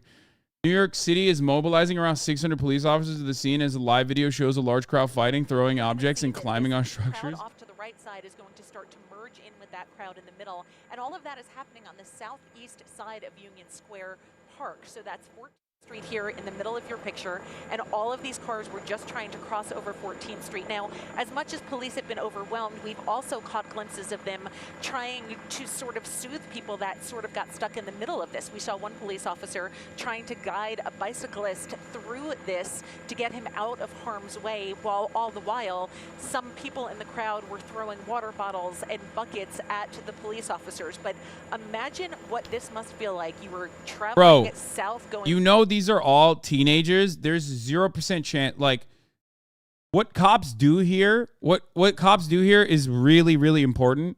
If they actually react in a very violent manner, they would unironically cause a bigger commotion because people would in the chaos start running over one another, and that is truly dangerous. Okay. Oh my, dude, it's getting even larger. What the fuck? It's getting, oh no, dude. Holy shit. HasanAbi camo gear, hogwear, giveaway in West Hollywood when? Well, I am actually going to do that, but there is no way it'll be like this, so it doesn't matter. And it's going to be at a venue, and there's going to be security and shit like that. That's what I was going to talk about earlier today. We're going to do it at Reconstruct, and we're going to be giving away Reconstruct pieces that my friend Miggy actually took, like, my merchandise and patched it up to make it like Reconstruct. The likelihood of the crowd crush is very low here, as crowd crush almost happens at choke points. However, someone could get trampled. I know, but at this point, dude, look at this. I know that there's a lot of exit opportunities. Like, there's a lot, because it's a wide open space, but look at how dense that crowd is, man. Are just crowds that happen to have been in Union Square, and now they are stuck in, and I think the best term that you used for it was really a flash mob through this area. The choke Every point now is and then Kai. you see them starting to fan out, but no matter how you look at it, there are just too many people here and not enough police officers. So 14th Street, for the foreseeable future, is going to be shut down because all police want to do at this point is gain control of the crowd. I think at this point, traffic is sort of secondary. Now, you can see the police officers here. When we They're first trying got to on the set up. scene, Yeah, there they're were trying to maybe set up. 30 of them. Now, there are so many that it's hard to sort of discern them between the crowds of people and which ones are officers. Some of them are very obvious because they're setting up a perimeter and trying to keep people away, but at points, there are police officers in the middle of the crowd as well. So an interesting situation for sure, with thousands and thousands of people. We estimated about 8,000 people here. That's a rough estimate, and I feel like you said, it is growing by This the was their second, announcement especially on stream and discussing what they were going to give away. HasanAbi PCs, PS5s, headsets, mouse, everything for a streaming setup. He called this Operation Stay Off the Streets and Stream. Yeah, that didn't work out. Yo, before that, though, yo, I was sick, right? On that chair over there. Made me tea, bro. Oh, yeah. Real nigga, bro. Made me tea. How that tea go? Dude, I think it's well intentioned. 100%. It's well intentioned. I just like, there are some insane tweets about the hogs from this. America under attack. 5G mob, sleeper cells, black ops, cabal army intel. Breaking. New York Police Department is responding to a large gathering of teens. Oh my God, this is merging my worlds in such an incredible way. Holy shit. You got the psychotic, schizophrenic boomers who are also very racist responding to a fucking coworker of mine trying to do a meet and greet in a public area, which I think in this day and age is just like, this giveaway shit is always a scam. You got to be shitting me. I mean,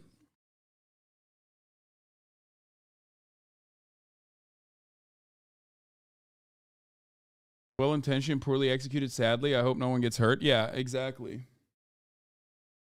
God, we were gonna do hogwash today too. For I didn't realize this would be the kinds of hogs that we're watching. I thought we were gonna do hogwatch Donald Trump arrest. You know what I mean? Union Square Park in New York City is getting trashed right now by a gathering of lunchtime rowdies. What? What does that even mean?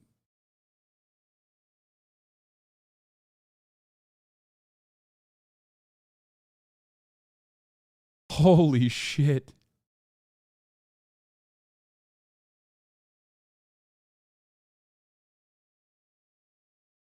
Again, the subways are stopping. We've seen buses, Manny, stuck in there. When you talk about obstruction of governmental administration, what does that mean? What? Well, that basically means that you are causing an act that where the government cannot perform its duty, whether it's a stopped bus, a blocked subway station that you have to bypass due to safety reasons, traffic that stands at a standstill, or obviously preventing the police from performing. How did no one tell him that this wouldn't work like he planned? I don't know. I don't know. Lives, but ultimately, property, like, and well-being, and so okay, there's I feel two different feelings. Okay, on the one hand, I am in awe of the incredible amount of influence that a top Twitch streamer wields in this way, right? I also think that it was originally well-intentioned overall. You know what I mean? But at this stage, you have to, you basically have to, you can never do stuff like this. It's just, it is what it is. Like, this is a turning point.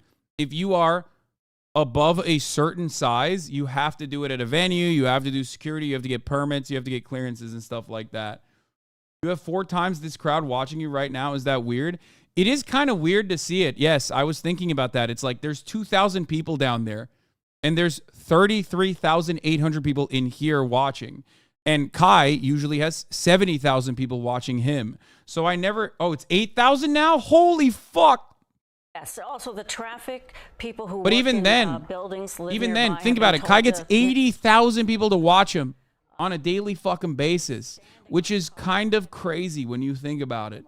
That's like stadium numbers that we're putting in, that we're putting up. Or anyway, is he getting back in the car? Transit Police District 4. So there's actually a police precinct right under that white rooftop there. Inside that subway station, there is a transit police station. So there's hundreds of police officers that are there deployed, I'm confident, to protect that station. So, so far, what I see is the police trying to use as much restraint as possible while they gather their significant resources and try to come up with a game plan to try to end this in a peaceful manner. Well, you know, Manny, one thing that we're looking at right now. Such a crazy thing, because if 8K people can cause this much issues, think about the working class doing the same thing in every city.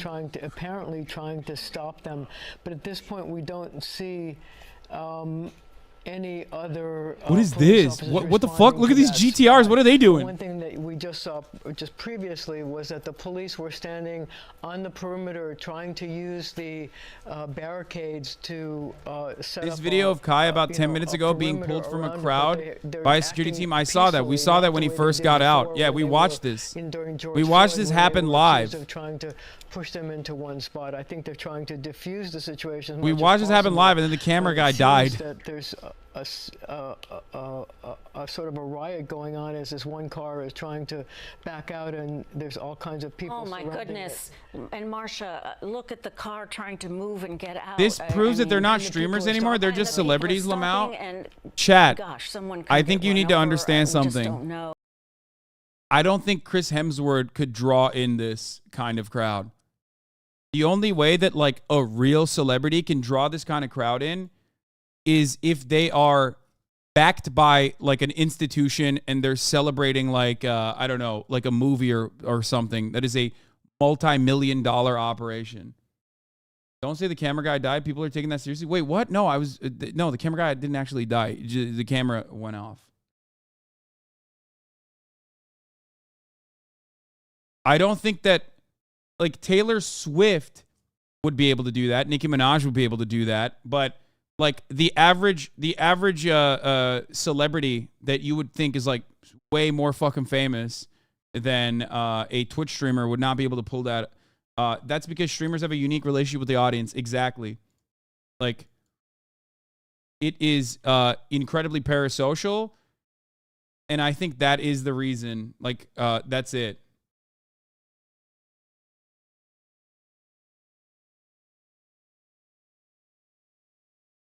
Viral news, New York City. Riot breaks out at Union Square Park.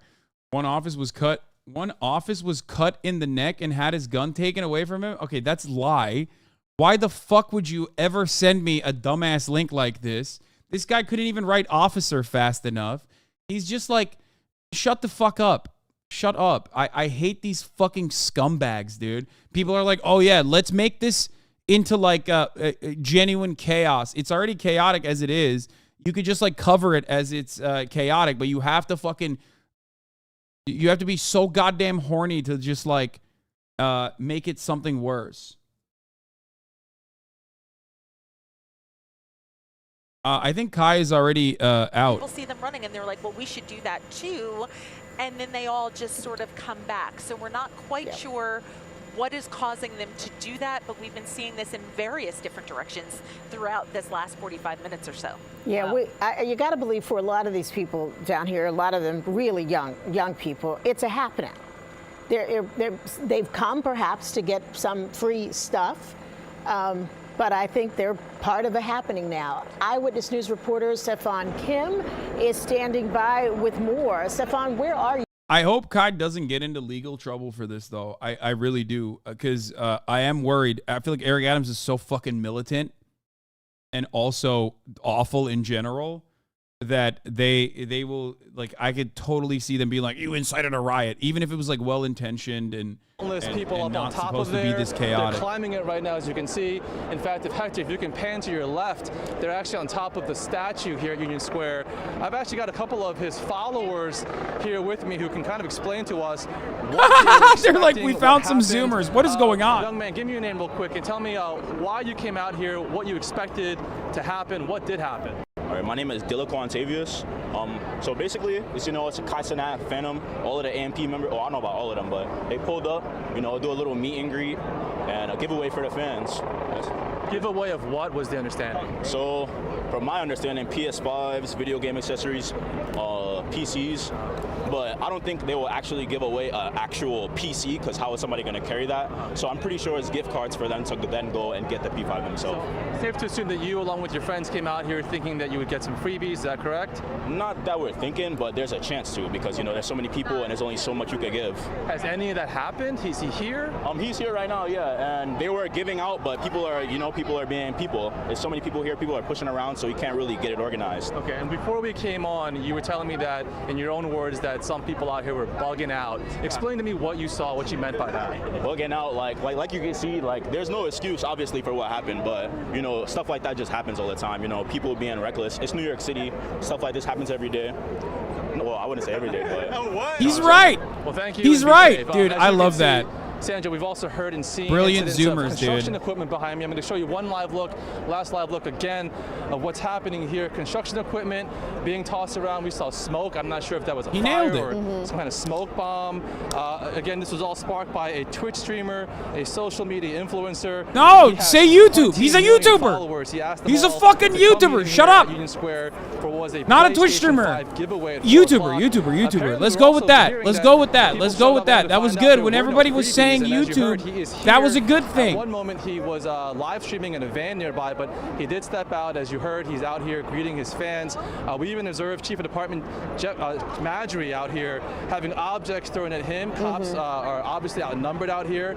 They're standing back for the most part. We're hearing that there are officers who have been injured. Unclear at this hour the extent and severity of the injuries. But we're also seeing paint left over from this construction project near this entrance. He's a Rumble that's been streamer. Tossed around and vandalized some of the equipment entrance here. As we made our way, he's a Rumble streamer. He's a Rumble streamer. He's a Rumble content creator. Come on. Police officers, we noticed, closed off traffic as high as 20th Street. Trains are skipping this subway station now, so police are asking everyone to avoid this area. But as you can see, there is a large crowd here. We're hearing estimates of Doomer saying anything Hasan, great take. No, dumbass. He was very clear and coherent about the situation. Quick second right now, because you're looking at live pictures of a car that was literally covered with people, and we do believe that that was the vehicle that had Kai Cenat in it, which you can see now looked as though could have been leaving. Heads up, there's a clip of you calling this a riot at the very start, making the rounds. You might want to get ahead of it and clarify. Wait, what? Like what? Did someone just come in here and fucking clip it to be like, yo, look, Hasan is like being fucking anti or whatever? Control crowd. Drama baiting? I fucking despise these dumb motherfuckers. No I swear to God. Away, no giveaway whatsoever, getting in the car. But clearly you're looking at a very dangerous situation with this car now driving pretty fast. That's insane. With those people clinging on to the side and top of it. It's mind-boggling. It's mind-boggling why they're not stopping to let these people off the car. And then someone fell off. Okay, joining us now is Bob Boyce, former NYPD, to talk more about this situation. Bob, can you hear us? It's Liz Cho and Sandra. They're fine. They're fine, but like, what is happening right now? Okay, we know you're on the phone. I don't know if you have an opportunity to see they're what's fine. going on in You Union see Square, them. Talk to us a little. You see them get up, but it's just like, I don't know what the fuck is like, I don't know what the fuck they're thinking. Now it's like officially getting into it's officially becoming a way worse situation, because it's like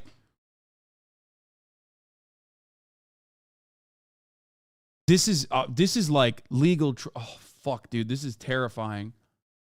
They're fine as such copium, bro. I mean, you saw them get up. Shut the fuck up. But okay, I think. Wait, are they still on the car? No, I think they all got off the car. In the meantime, they'll have to do with the best they can what they have. how much of a challenge is this for law enforcement? Look, we've seen similar things on the Jersey Shore. Somebody sends out an announcement on social media that there's going to be a party. The next thing you know, you've got 3,000 people on a beach at 11 o'clock at night. This seems like a similar thing. We're giving away freebies in Union Square at 4 o'clock, and the next thing you know, 5,000, 6,000 people show up. Dude, people talking about Astroworld, like Astroworld was a professional event. Duke Dennis got arrested? What the fuck? Why? Yeah, I do think that it seems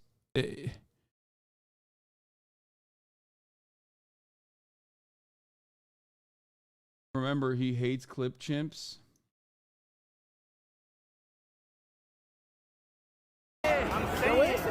Where is he?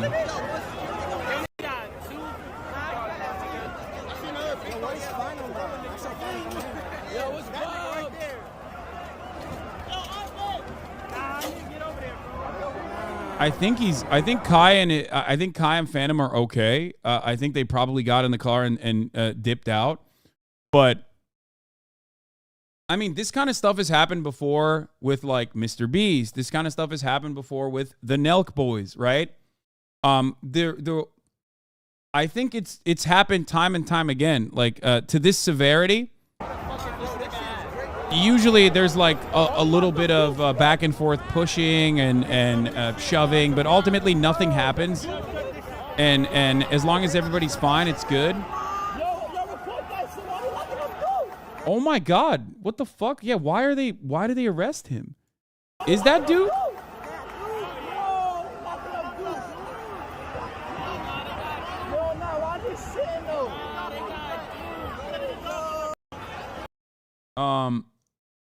Happened in 2012 London with that Tobuscus YouTuber. If this was ended with a couple arrests and a couple people got beat up or riot police, I'm gonna say the cops didn't fuck it up too bad this time around. Yeah, I hope that that's like the most major thing that happens, because the Ace family got sued by the city of LA for a gathering like this. Might have been COVID related though, I don't remember. I mean, this happened. This happens all the time with YouTubers.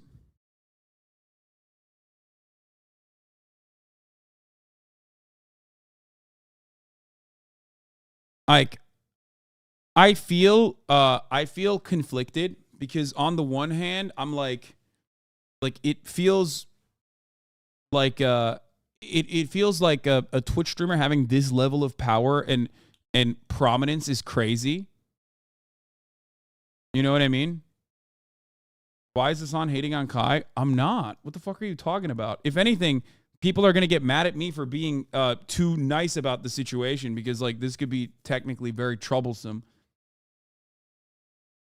I'm not hating on him at all. I'm literally in the middle of like fucking saying like it's wild that he has this level of influence, so much so that it can so much so that it like got out of control, even though he had good intentions. I think we are now officially in an era where like if you're a Twitch streamer, if you're a live streamer that is like large enough, you just have to get like professional. You have to do this in a professional way. I think Kai being black and his audience being like black as well also will factor into the way that the media covers this. You know what I mean? Because people will immediately be like, oh, this is gang activity. Look at these people. Like, there's going to be so much. There is going to be so much additional, like, extra. Like, when the Nelk Boys does something like this, or when Mr. Beast does something like this, and it gets out of control, they're white. Their audiences are white. So it's like, oh, these are kids that are being crazy. I mean, fucking influencers. Who gives a shit? They're crazy. They should stop that, right? People will be critical of it, but they will not be critical of it in the same way that they're going to be critical of this. Because we've seen stuff like this happen time and time again. But the reality is that, you know, if it's like Logan Paul, for example, the coverage on it is always going to be, you know, teens are excited to see their creator, which is true. That is what's going on. And, you know, maybe there will be some legal repercussions, but this will, the way that this will be received by a broader audience will absolutely be seen from the lens of, you know, white supremacy. Do you see what I'm saying? Like, they're going to be like, black agitators, look at what they're doing to cops. Like, you're going to see Fox News coverage on this shit going crazy. Josh Einiger, who is in the crowd right there, and check in with him. But please hang on the phone with us, Bob. Go ahead, Liz, Josh. Can you hear me? Yep, go ahead. All right, Liz, we're on 14th Street. That bus that's backing up from the crowd, we understand that this guy, this influencer, is on that bus, and the police are backing him out. That's what we're hearing from various people. What in the crowd. fuck? The crowd is following the bus. There's a huge complement of police in helmets and with batons out and with their pepper spray out, trying to keep people, including us, by the way, back from the bus. We're going to walk back here. Jared, let's go back in a second. And we are... Bro, we're going to back up right now. I can see Donald Trump talking about this, being like, look, crime in New York City. Crime in New York City.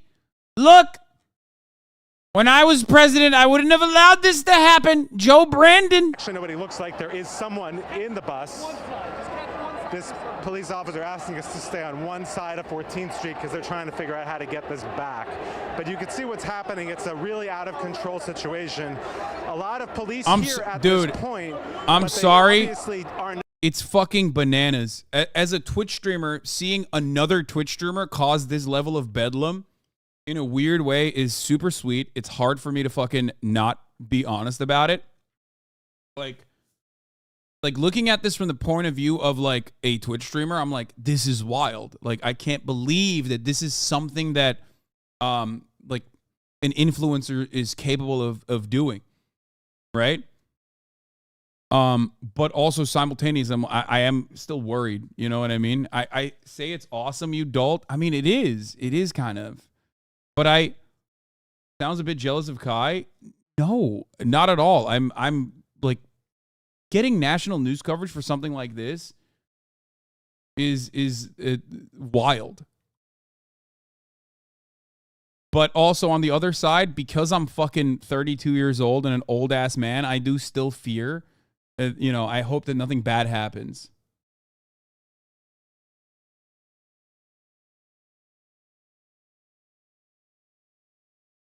Jesus fucking Christ, dude. Kai's live on IG.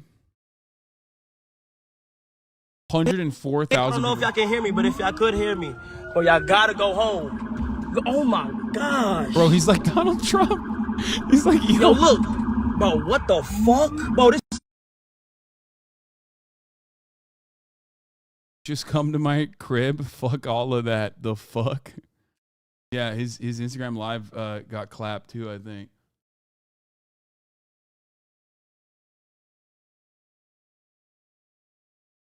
Is there an ambulance following Kai? Is he the shadow president? Yes. I don't think he's on that bus.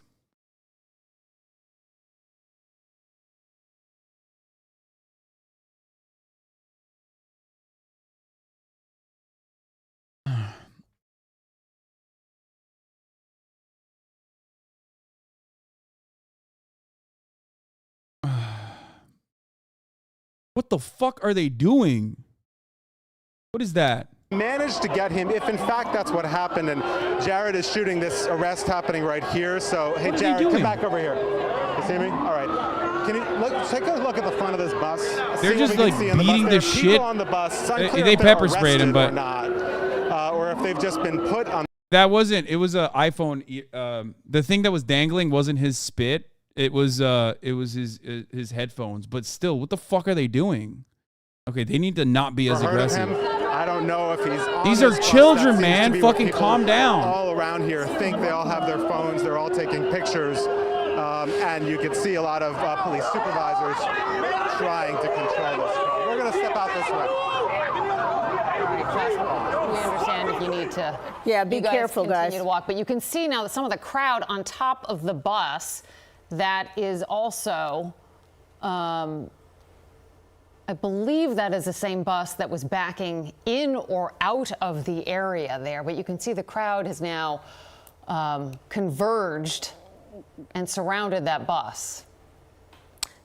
On the phone with us right now, They're like all John babies, J. dude. They're all Professor fucking Brian children. Higgins, Professor, well, we see you, so we're What hoping the you can fuck? see us. Thank you for joining us this Professor? afternoon. What do you make of all Professor of what? Live streaming? What the mentioned fuck is earlier that this? social media has really changed things. It has. It's brought this crowd to this location right now. What do you think police strategy is and should be right now to try to disperse this crowd in the most peaceful way? That is exactly what they're going to try to do. What we don't want to see, and what the NYPD is very good at, is instigating the crowd more. So their presence right now and their, He's right. their direct. He's right. Professor's right. trying Never to mind. I take it disperse back. this He's crowd not in wrong. as peaceful a manner as possible. And you can see, even though they're calling in officers from all over the boroughs, and it may even come to the point where they call in off duty, they're still right now appear to be overwhelmed. So if they were to use force and this crowd became even more violent, the NYPD would be in a very tough situation. Yeah, and I think the chief mentioned, and Josh said as well, that's really not what they want to do. They don't want to get into a real fight, so to speak, with the folks that are out there. They really just want to get them to go home. I think we're all shocked by how quickly this crowd merged onto Union Square and how quickly it got out of control because of a simple social media post about free items, and how somehow the police missed that and were not able to get. Why the fuck would anybody think that it was going to be like this? I'm not going to lie. Like, I'm a fucking Twitch streamer. I would never have expected it to get this out of control. Everybody in the chat is like, oh, Hasan, of course it's going to be like this. You're fucking idiot, like, or whatever. No one expects anything to be this crazy. You think it'll get a little rowdy, but you never expect it to be this fucking rowdy. Nobody's like, oh yeah, I hope that there will be bedlam. You know what I mean?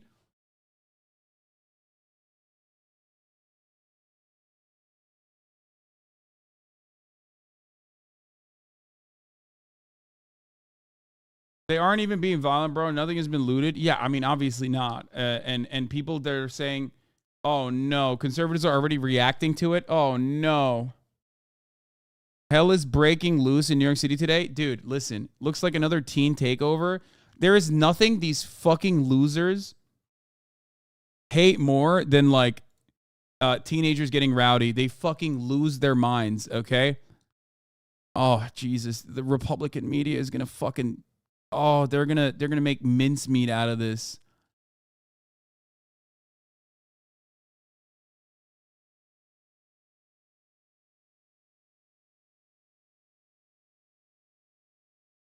Fox News guest said there could be drugs being used. Okay, What? so Liz, I have a little bit more information from a high-ranking police source. That bus there that we've been watching, the influencer who's at the center of all this is not on that bus.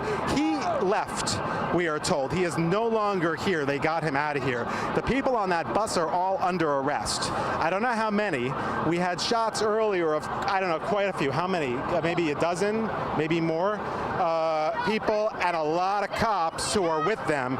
They have them on that bus, and they are backing that bus out. I think the bedlam aspect of it is over. You know what I mean? Like, this was the worst part of it, like the car trying to get away from the commotion. But I think it's like now at this point, it's just like cops coming in, beating heads, busting heads, fucking, putting bracelets on people. That's it.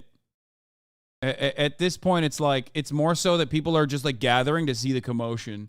Because look at this, like you're fucking filming, you're filming you're seeing the crowd, you're filming the crowd, and it's just like they're not doing anything. They just have their fucking phones out. They're just like, I don't know, trying to figure out what's going on. You know what I mean? Objectively, this was really fucking stupid on Kai's part. Subjectively, kind of sick that a Twitch streamer can do this. Yeah, I do feel that way. I think like at this point, if you're above a certain level of prominence on social media, you just have to make it professional. You can't. You have to like. You have to get like a venue for something like this. It's on Fox That sent News, all dude. available police in the area to the scene. In other words, no matter what you're doing as a cop in that area, you get to this area. No arrests or injuries so far reported, although as one sergeant was quoted here, this is from the New York Daily News, it appears out of control. We're also getting reports of 8 people in handcuffs. That's coming separately from the New York Post. We'll keep you posted on that. You're going to get some arrests. On a level 4, that's a very rare mobilization. So they're taking this very seriously. Thank you, Inspector. You're the best and helped us make sense of this. All right.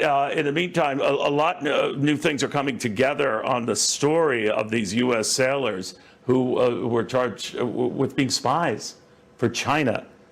The fuck? Fox News. I cannot believe Fox News gave this coverage. It's crazy.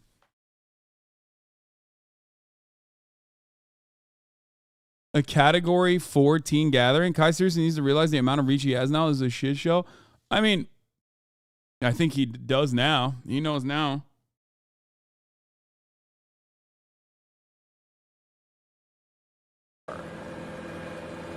Kai Cenat gets put in the back of a police car after a Union Square Park giveaway goes wrong. Is it him? I don't think that's him. Oh, oh shit! It might be him. Yeah. Yep.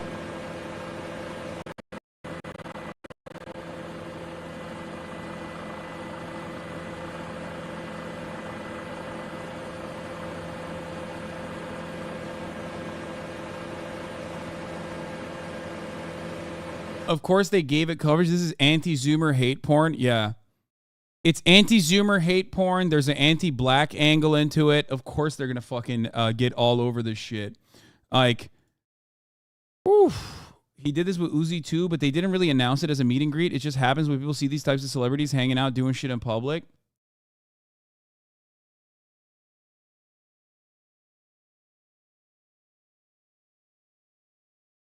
That's the car he was in during that live stream on IG. Oh, he was okay. He was live on Instagram from the back of a. Yeah, you got the city crime angle that you can just really, really fucking. That you can cover. That is being like, of course, this guy like motherfucker. And why do you think that is? Wait, what do you mean? The ABC 7 lady really wants to see Kai get arrested? Wait, really? Oh my God. It has been a very difficult and touchy situation as we hear that police are now armed with pepper spray and batons. They have their helmets and gear on, whereas initially we saw officers who were not prepared to help get rid of this crowd in a fashion because it was just so large and overwhelming. And the objective really is not to have that confrontation. Right. It's to get them to disperse as safely and peacefully as possible. Yeah. Can we go back to Safan Kim? Have we reestablished our signal with him? Because he was walking with police. We have not. How about Josh Einiger? Okay. So obviously, because it's a very fluid situation down there and our live capability as our crews walk with these crowds sometimes goes in and out. We did just reestablish with Safan. Let's go ahead and check in with him. Safan.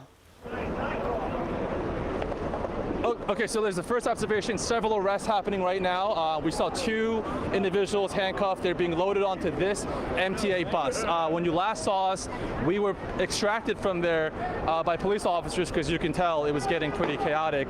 There were bottles being thrown around everywhere. So what the officers have done is they've moved the media now. This is 14th Street. Hector, if you can pan over to Union Square, we're on the south side of 14th Street. This is the only IG story Guy posted? Oh my God. Behind this line because they may need to bring the barricades back out, they said, and who knows if this line gets pushed back, right? So they're keeping us this distance back. This is south of 14th. You're seeing the mess and the chaos now in Union Square. If I'm going to have Hector sort of pan along 14th Street, you can see this is a standstill. You've got some of these are police vehicles, but at least on Broadway there were, civilian vehicles just being climbed on top of, broken into. But this crowd is dispersing now. Still a lot of people here, but they're not in the street at this point. So at least at this stage, it looks like police officers got them off the street and have contained them into Union Square. There's probably a second move at some point they're going to make, but I guess they're going to let this thing hopefully fizzle out on its own, so it's a little more controllable. Yeah, Kai was not arrested. He was just he was put in the back of a cop car so he could get away. Imagine the power that Mr. Beast has if this is what Kai can do. This has happened with Mr. Beast already. The only reason why you probably never saw the coverage of it is because, one, I didn't cover it, or two, Mr. Beast having this kind of gathering that turns into like a commotion, oftentimes will, like, Mr. Beast is more of a brand at this point. So it was at a mall. There was like security. There was a lot of like precautions they took, and it still got out of hand. But the most important part of this conversation is Mr. Beast is white, and his fan base is white. This has happened with the Nelk Boys, which is a better comparison, or Logan Paul, which is a better comparison. And when those things actually also turned into a massive commotion, or you don't get a lot of media coverage that you will see in this circumstance. This has happened time and time again. But the reason why there will be more media coverage on this is because like bad faith political actors will turn this into a larger thing. Like, not that it's like an influencer who wanted to do a giveaway, and then that giveaway turned into something more, right? And it got out of control. But instead, they'll be like, look at all these Zoomers that are out of control. Look at all these black teenagers that are out of control. Crime is out of control. This is the narrative that they'll run, and make it a larger issue and demand repercussions happen, that kind of thing.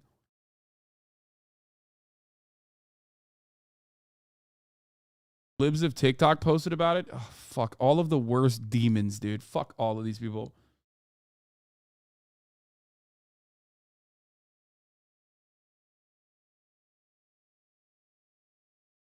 Just because they're covering a large mass of people and arrested in New York doesn't mean it's because they're black. No, you're misunderstanding what I'm saying. This kind of stuff, whenever it happens, there's, of course, news coverage over it. It's a massive fucking gathering of people and a crowd that's, like, getting rowdy, right? Obviously, there's going to be news coverage of it. I'm talking about the commentary sphere. I'm talking about how that news coverage turns into something else. If it's the Nelk Boys doing it, it's just influencer gone wild. These guys are crazy. Maybe a couple people asking for the influencer to be arrested. The narrative, the secondary narrative on an event like this will be definitely different because Kai's black. And his audience is also black Zoomers as well. It's officially international news. Independent U.S. Oh my God. Chaos unfolds. Well, this is the U.S. Team, so it doesn't matter. But it will probably go international.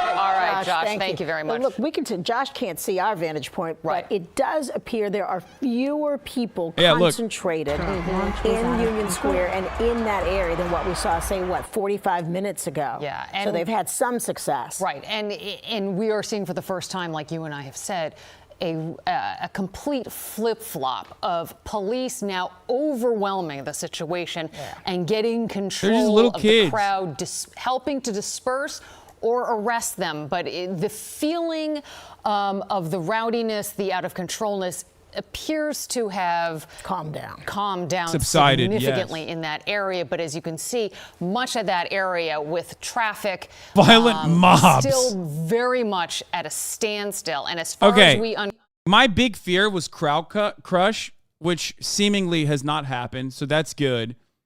Okay, here's what the reality is.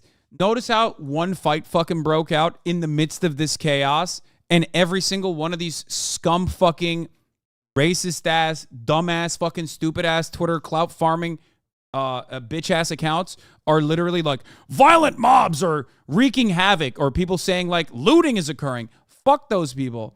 You had 8,000 teenagers in one fucking location, and all you got was one goddamn fight video that you want to cultivate a narrative over. Like, the situation itself is already chaotic enough. The fact that you have to also take additional ways of cutting racist ass content is so stupid. Like, of course there were additional fights. It's not even just that one fight. Of course, it's going to happen. 8,000 teenagers in one fucking place. You know? They're like, violent mobs are tearing New York City apart. No, it's a Twitch streamer, or a YouTuber, sorry, who wanted to do a giveaway in a massive area, and it got out of fucking control.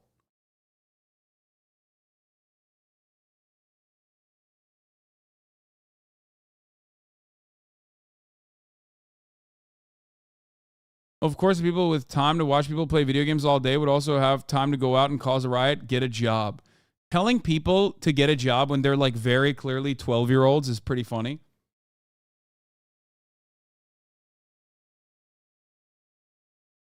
I was just there. I'm walking to my train now. It was funny. The cops were being such dicks, but the kids were all having fun. Yeah. It's fucking summer vacation.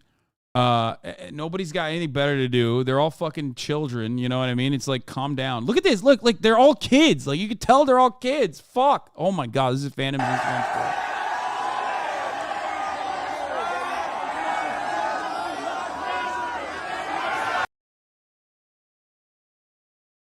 Like, there's no school. What do you want?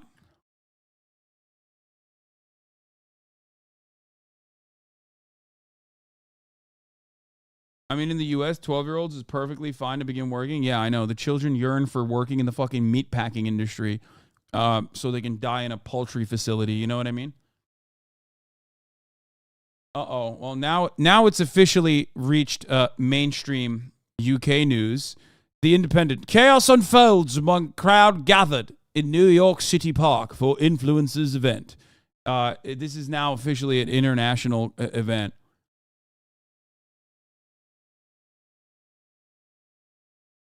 Bro, this was like a Zoomer. This was a Zoomer January 6th. It's kind of funny.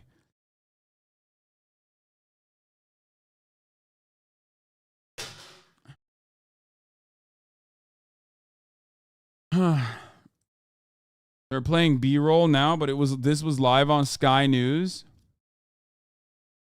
Oh, Sky News Live said, breaking news, police tell people to avoid Manhattan's Union Square.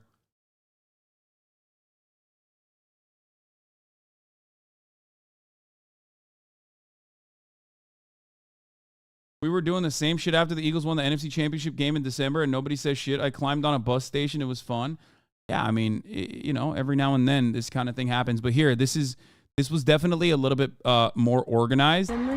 But I'm pretty sure this was like chaotic as well, right?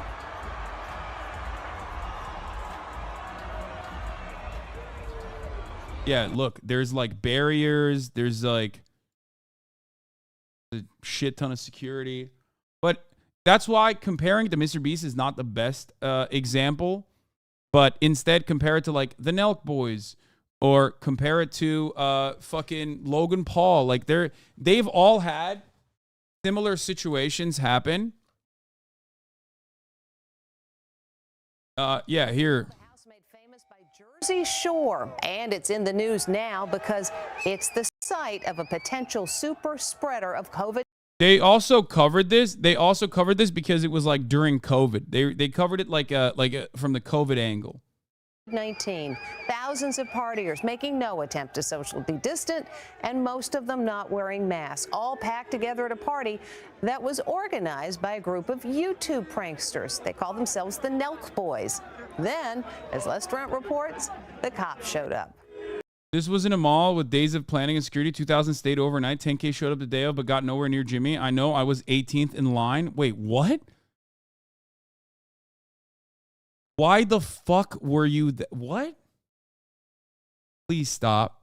You stayed overnight to see Mr. Beast, a 32-month subscriber of mine.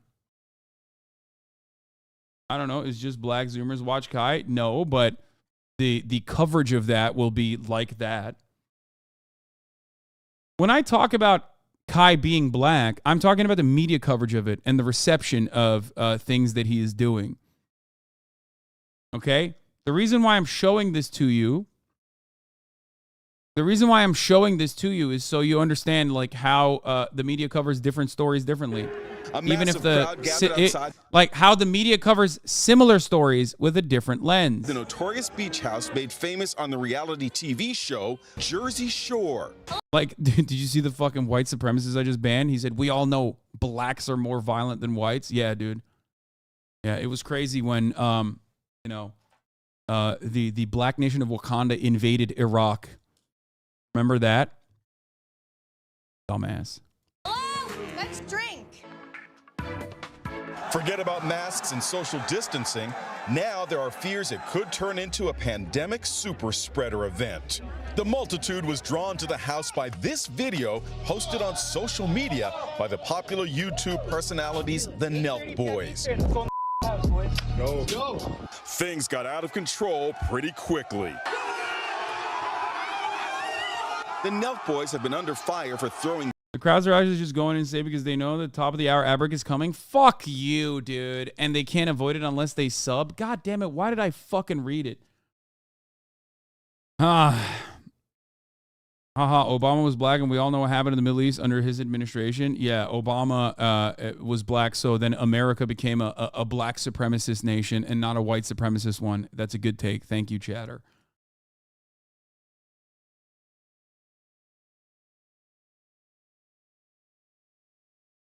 Yeah.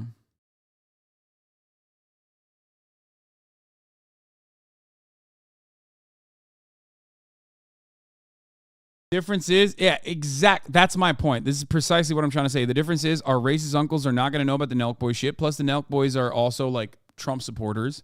But you definitely are going to hear from your racist ass uncle about this Cenat boy. What's he doing? He doing a riot out there. All these black teenagers are running around looting businesses. They went into Walgreens. You know what I mean? Like, you're gonna hear all bunch of different fucking insane shit. Yeah.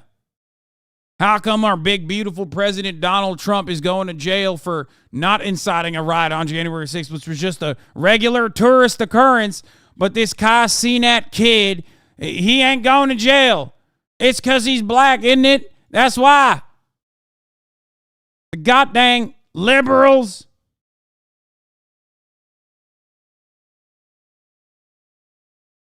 Also, Nelk Boys in Texas riot. You're going to get clipped out of context a billion times today? Yeah, I don't give a shit.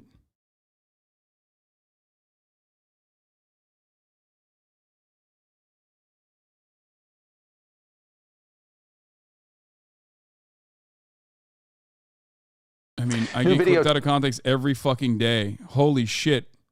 4 suspects sought for assault at Nelk Boys meetup in Fort Worth, police say. The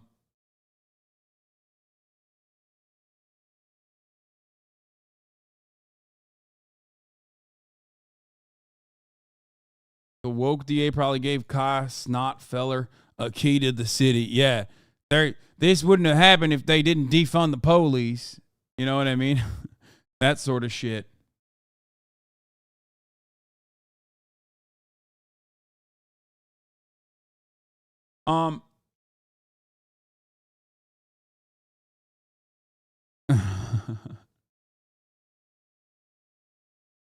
Okay.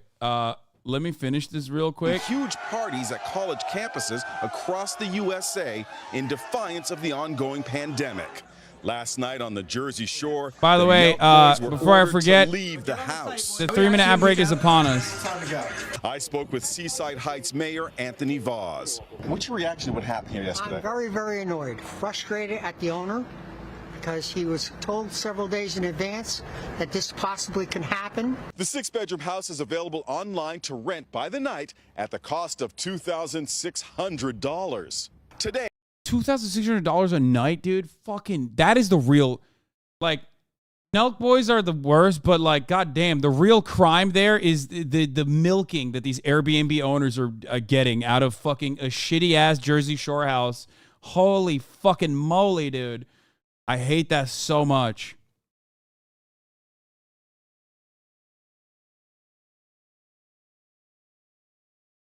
Kai's IG story telling fans to go home. Yeah, we saw that. Go home. Oh my gosh. Yo, look. Bro, what the fuck? Bro, this. My grandpa's house on the shore was the one they used for that MTV True Life show. Nice. Okay, here, I got to pee real quick. Well, watch this. Today, the massive crowd you may have heard about that took over the Fort Worth stockyards recently as police are now trying to track down 4 assault suspects. Got Ken Molestino working the details on this. What are they looking at? Well, you know, Doug, this was supposed to be an event for fans to hang out with some popular YouTube stars. There were fans of them, but the excitement soon gave way to chaos and to violence. They're called the Nelk Boys, a group of pranksters with 6 million subscribers on YouTube. They're based in Los Angeles, but recently announced a visit to Fort Worth on March 15th. Pisser already. I just met them. It's going to be a lot of support in Texas. The group's most recent video, titled Nelk Started a Riot in Texas, shows them surprising fans, pranking homeowners, and partying in a hotel before the event. The meetup was supposed to start at 5 p.m., but thousands of people showed up to the stockyards early that day. The Nelk Boys said they applied for permits and put up barricades, but were worried the event would get canceled. They're probably going to find a way to shut it down somehow. Apparently a kid just fainted. Video posted to Twitter shows fans filling the parking lot of the nearby Sonic Drive-In, blocking traffic, even climbing on the roof of the business. But it was at the nearby Domino's Pizza where police say things went from bad to worse. A tow truck driver was trying to remove a vehicle when its owner came up and demanded he stop.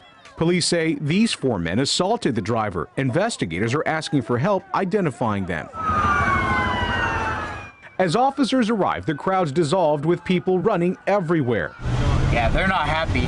Those cops. No, they're getting pissed. As for the Nelk Boys, they say Fort Worth PD had warned that if they'd show up, they would be charged with inciting a riot.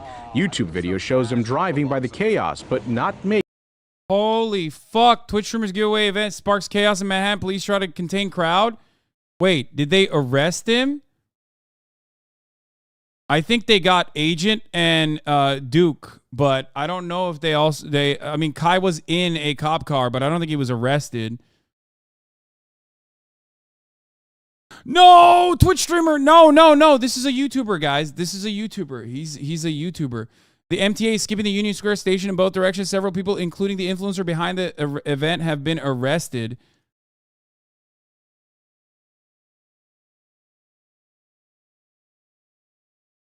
He's a YouTuber.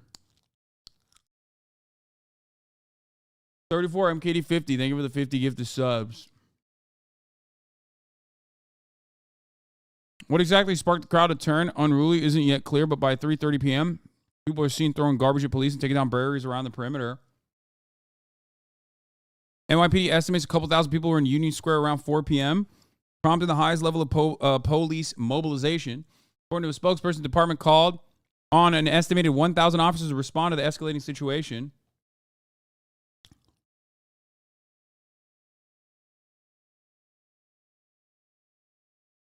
Yeah, see? They immediately are pumping. They're immediately pumping. Big Boy Gamer Man, thank you for the 10 tier 1 gifted subs. I don't think Kai's arrested. I think that they're saying the person responsible for the event, and that could mean, guys, these guys have no fucking clue who these people are. You understand? They're goddamn boomers. They literally could be talking about Agent getting arrested or detained. They have no idea. You know they have no idea. Cenat was eventually pulled out from the mass crowd by police officers placed into custody. A spokesperson confirmed police arrested the influencer and numerous other people in the crowd.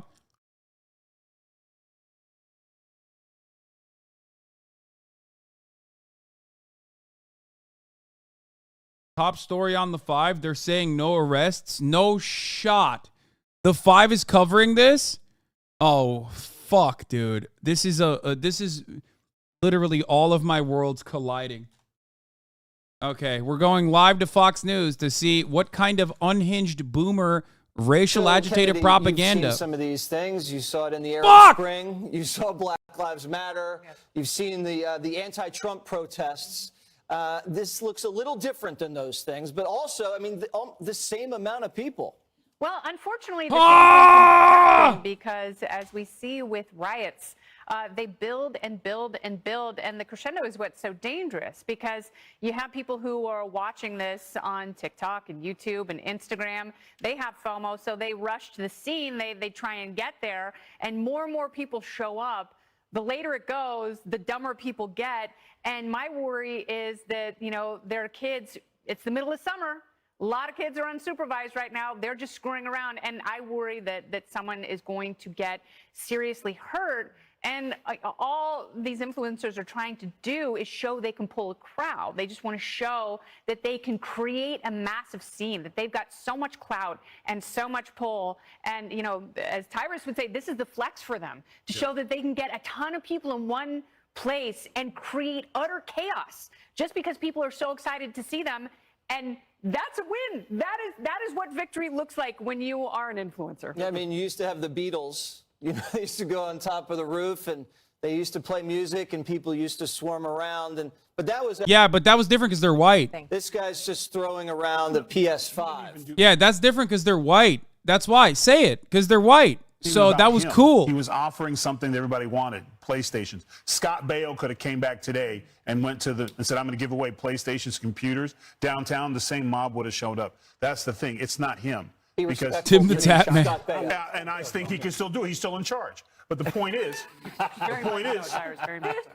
that's the thing. The illusion is him. It's not him. Right. Because once he shows Yeah, sure. Scott Baio could draw crowds like this. Suck my dick, dude. What the fuck are you talking about? No, the fuck he wouldn't, okay? Scott Baio could be like, I'm giving it $1 million at Union Square, and he wouldn't be able to fucking bring a group of people like this. Yeah. Because no one would know. No one would know. That's the difference. When you're Kai Cenat and you say this, it's very different than fucking Scott Baio saying it on his Instagram. Freedom to assemble is a freedom to assemble as long as you walk through you satisfy certain requirements.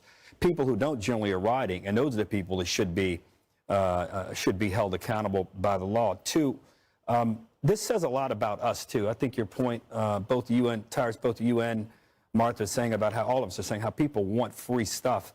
I mean, our value system is a little warped here. We would all show up for PlayStation 5s. I mean, it's different going to see the Beatles or going to see Hammer or going to see LL or going to see Bobby Brown. Every little step, Tim the Ronin. Going to see that for free is a very different proposition. But I hope the police hold accountable. Bitch, the Beatles wasn't giving any PlayStations. The fuck are you talking about? It's like even sicker. You get to see your favorite influencer or whatever. You get to join in on like some kind of crowd action and also potentially get like free shit. The fuck do you mean? Some of these kids just went down there. They're not bothering anybody. Other people, there were reports of hitting police. We see so many scenes of people who think that they're giving away everything free at Gucci and in the drugstore and throwing stuff, you know, in the back of bags and running away with By the way, this delay is unimaginably bad. I am going to try and find a better way. A better live stream version of this. Hopefully there will be less delay on that. Yeah, I don't think he's upset about this at all. I think, you know, wearing the little silver bracelets today is now, you know, I remember in 1991, I was very excited to go to the Sunset Strip and see a little bit of hair metal. You know who pulled up?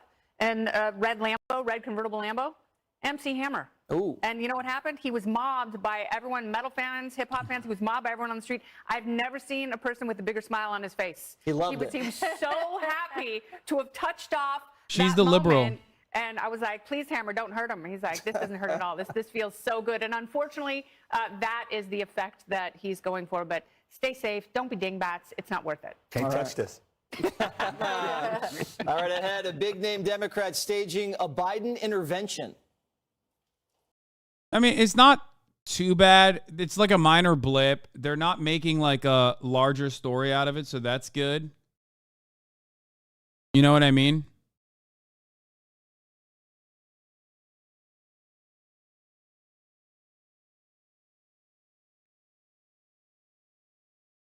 Businesses are turning into the Hasan Pocket Twitch stream to hear the latest news on the Cenat in New York. Oh my God.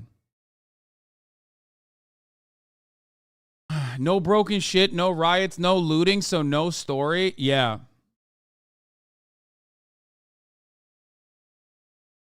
Except here's what's happening right now. That they're fucking arresting the shit out of They people. are starting to get things under control, but again, there's still thank God. much more work ahead. The Chief of Department, Jeffrey Maddrey, is on scene, and he is expected to do a press briefing. Oh, thank God, man. Thank God. They, they're getting things under control by arresting them.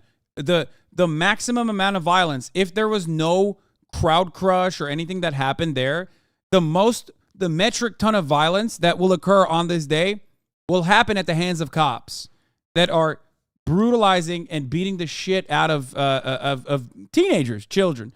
Now, do I think it is irresponsible? Do I think it got out of control? Absolutely. But let's be fucking really clear on this, okay? At first, due to fears that there would be additional commotion that would actually harm a bunch of people's lives, they didn't do a lot of like pushing and tear gassing or anything like that, which was good. They were handling the crowd decently well. I think that I hate to hand it to the NYPD in any capacity, but they were doing all right. Okay, and now, of course, now that the actual commotion is over because they successfully did this. Now they're going to move on and start actually, throwing bracelets at kids, beating the shit out of them, and going like a crazy. Snapshot of some of the coverage of the event there. Right. Let's check on how the dispersal is going, because it is ongoing, and our crews are positioned. This is video from earlier, to be clear, but Checky Beckford is standing by. Oh, no, Checky? a cop got hit in the face with a fucking water bottle, dude. Yeah, David, we're again Drop about a nuke 2 on blocks him. away from the center of the park right now. We saw a huge crowd of those people coming out this way as police force them to clear out. It looks like we're going to get another round. Police are coming through on horseback right now. Horseback police are coming through right now. But it looks like we're getting more people coming this way as police cleared out the park, trying to send. Yeah, these, Kai as was you arrested mentioned, according to a mostly New York kids. Police Department spokesperson as well. Yes. We saw Duke Dennis get arrested. Some people were saying the Asian got arrested as well. Like a bunch of the AMP boys got arrested. Now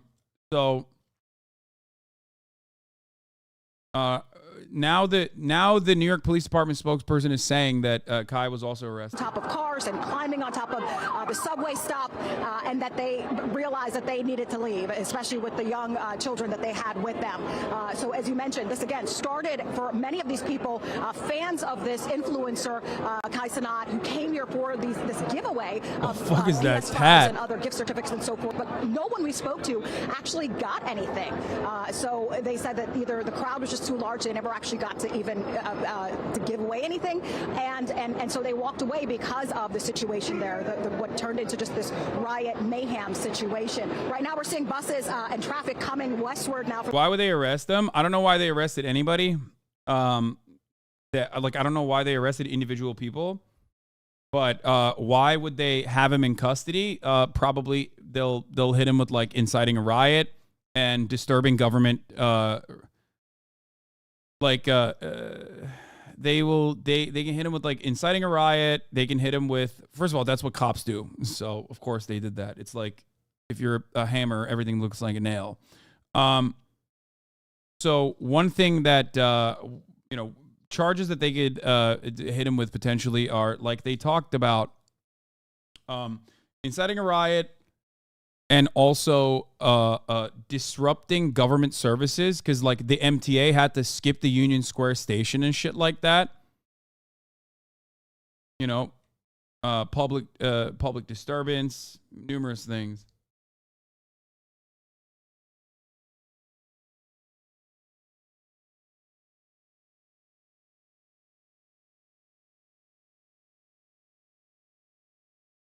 Am I an idiot? I don't see rioting or violence at all.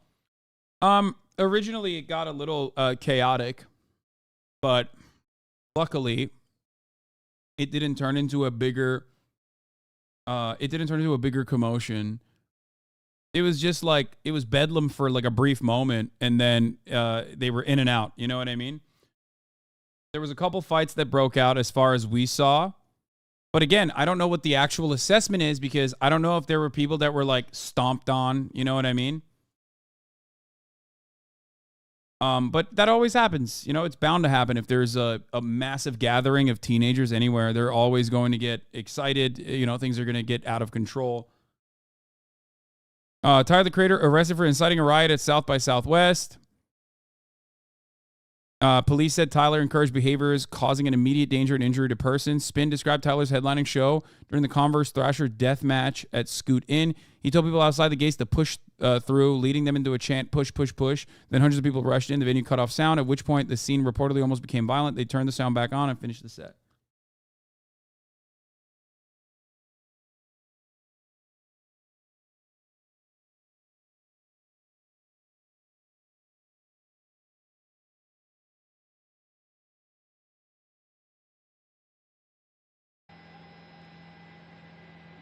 No, they were not arresting him here. They were just like pulling him out of the crowd and putting him in the back of a cop car.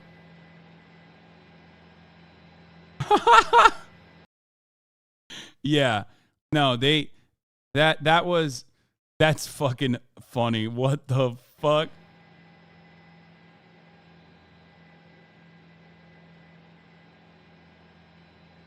Dude, what a save. Holy shit. AKA known as being arrested. No, man, they didn't handcuff him. He was in the back of a fucking cop car on Instagram Live. What the fuck are you talking about? They put him in a cop car to get him out of the scene, and then they probably arrested him when they took him down to the police department. Like he was in, they escorted him out, and then they technically officially put him in custody.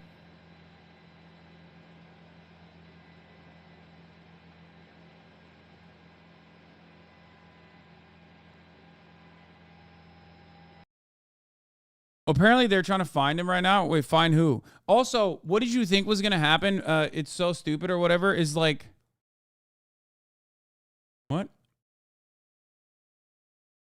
Attention. NYPD person of interest? Wait, what the fuck? I hope this email finds you well. The NYPD is currently trying to locate this individual. It's possible that he's staying in a Midtown hotel. Please contact me if you have him at your property. That was at 4 p.m. That was before... And also, no, I don't believe that. That's definitely fucking fake. Why are you guys sending me dumb shit?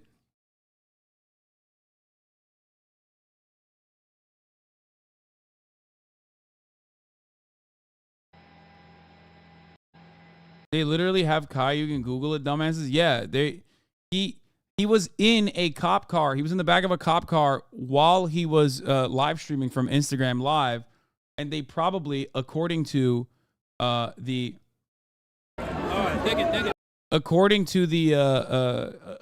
New York Police Department spokesperson, he is now in their custody. So it's confirmed. He is officially in the custody of the NYPD. Okay. There you go. Twitch influencer. Man, stop. He's a YouTuber.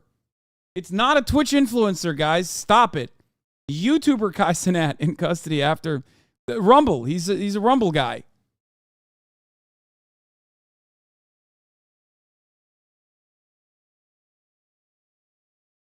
Cenat, a popular personality on Twitch and YouTube, was in law enforcement custody after a crowd of hundreds turned unruly after a promise to give away video game consoles. They're coming for you next. Bitch, I don't leave my house. You know what I mean?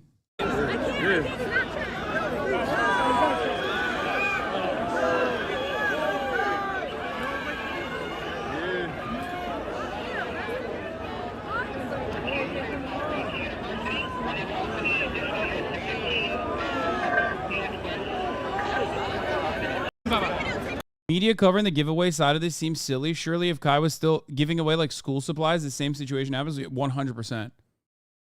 Like even if he was doing a meet and greet without a giveaway, it would still happen. Maybe not to this degree, but it would still happen. It's just he is an insanely popular person.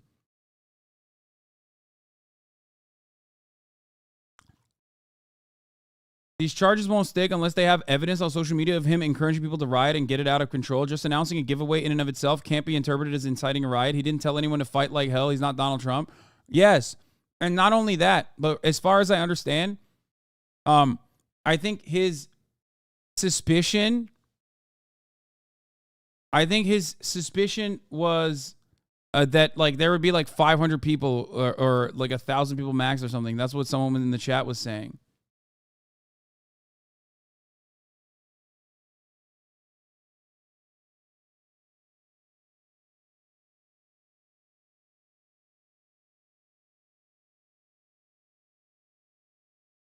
Probably underestimated how famous he is. Yeah, it is crazy that he has that many people just in New York City alone. I mean, he's like originally from New York. That makes sense. New York Post, dog whistle ass title, full on riot. Full on riot breaks out during Twitch influencer Cenat PS5 giveaway. Yeah, it's the New York Post. Of course, they're gonna hit every fucking high note they possibly can.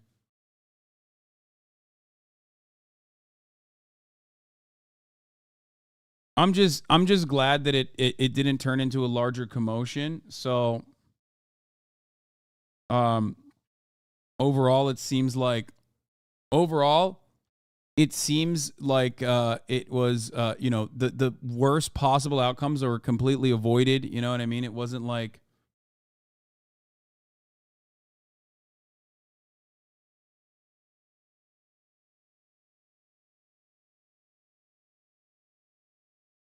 Fox News push notification says chaos erupts in major U.S. city as police officers dodge flying objects. Yeah, I don't care about that kind of stuff. As far as like 5 cops were killed. Shut the fuck up, idiot.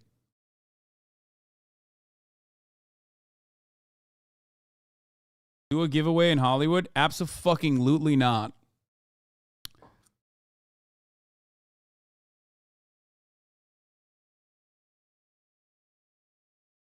So,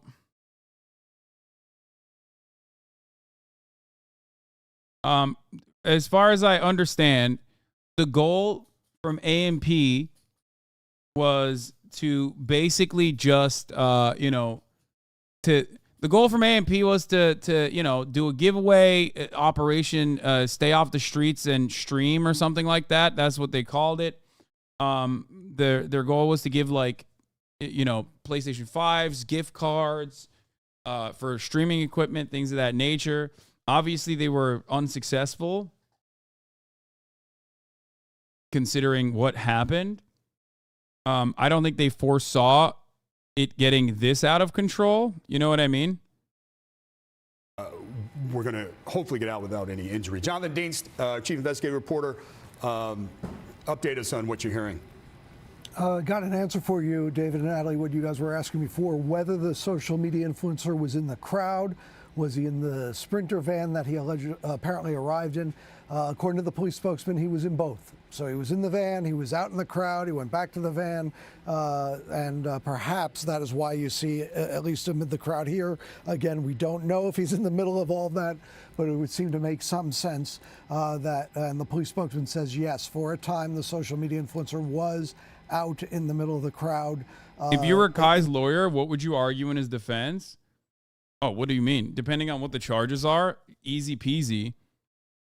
Literally just like, this was, my client had no intention of like, there's zero proof that my client had any intention of like shutting anything down, any services down. He thought that there was going to be not that many people attending this thing. He only had the most honest and best intentions in mind, that he did everything right and they indicted him. That's what they would say. No, they would just basically say like, yeah, we thought that we could give away some fucking free shit for children in like a program basically. And that ultimately it got completely out of control, beyond their wildest imaginations. And as soon as it got out of control, my client tried to get out of the situation and did his very best to try to stop people from further engaging in unlawful acts, He left the vicinity. He left the scene with police escort. He went live to tell people to go home. I love this. Let me tell you something. You want to know how not violent this situation was? The one fucking thing that they keep showing is a cop getting hit with one water bottle. That's how you know this shit was not the violent commotion that you think it is, okay? Because if it was a fucking violent commotion, they'd be replaying the most violent aspects. If that's the most violent aspect of the commotion that you got on camera, holy fuck. Good thing you're not a lawyer.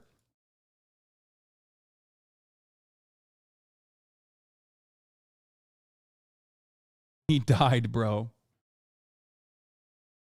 That water bottle could have had fentanyl dust on it. True. So,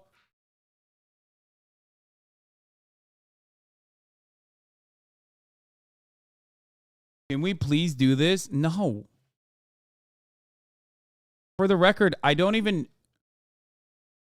I don't think I would be able to draw a crowd like this regardless. So, no.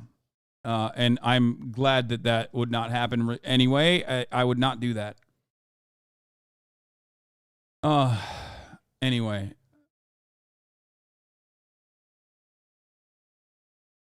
Yeah, Kai, ironically, got way larger crowds and way larger numbers than Trump supporters after another indictment.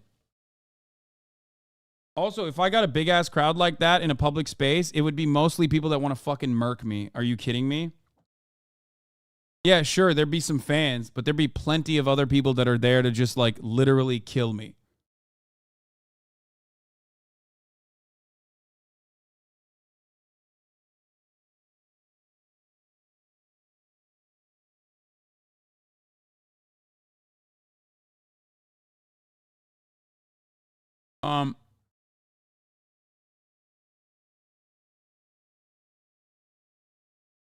So, yeah.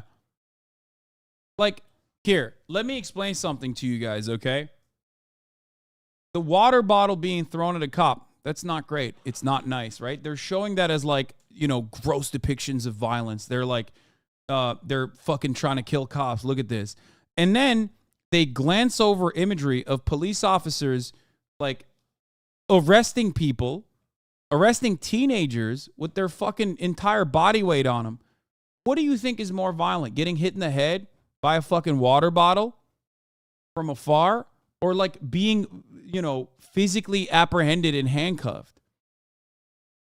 One is seen as a violent act because it is against cops, which currently hold the state's monopoly of violence. That is seen only as a violent act if you're going against the cop. If the other side of that happens, if a cop actually is like apprehending you, if a cop actually is beating the shit out of you, that's not considered violence. That's considered the norm. You have to understand that this is always how this shit will get analyzed. You're waffling. I'm waffling my dick in your mother's pussy, you fucking idiot. Okay? The state's monopoly of violence and the way that violence is interpreted through the lens of the fucking population is not a new concept. You dumb fuck. Read a goddamn book, okay? Holy shit. There are numerous different kinds of violent acts. There's also structural violence, like the structural violence of poverty, okay? There's also direct acts of violence.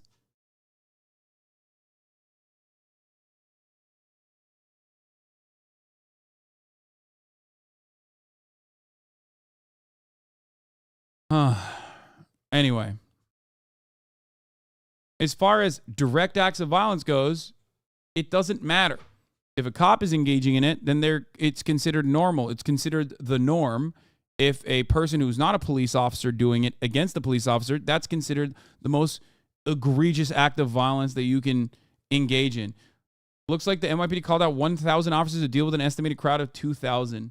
Yeah, they were saying it was 8,000, but I think it was less than that. I think it was like probably around 2,000. But still, I mean, it was a crazy scene. It definitely got out of control. It could have been much, much worse. And I'm glad that it didn't. Okay, that's it. Like, anyone that is, you know, going above and beyond, unless there's like additional information that I'm not privy to, anyone that's like taking this above and beyond, utilizing this for like additional narratives about how like, you know, violent black teenagers are out of control or crime is running rampant in big cities is a fucking silly bitch. Plenty of people will do it regardless because, you know, slow news day.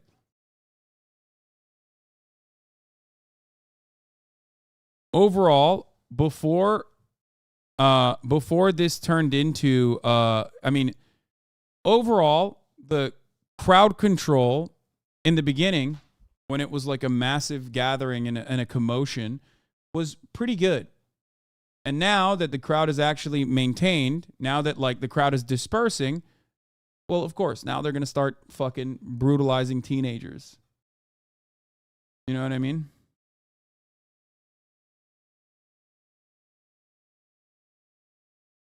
People make this about diversity and anti-blackness if it was like the Beatles or something. Well, yeah. Well, you heard Jesse Waters literally say, well, the Beatles did this and it was fine and dandy. Because, you know, I wonder why Jesse Waters thinks it's okay when there's commotion, when the Beatles are performing a rooftop concert or some shit. Okay. But this is like a violent riot with possible fucking looting and shit.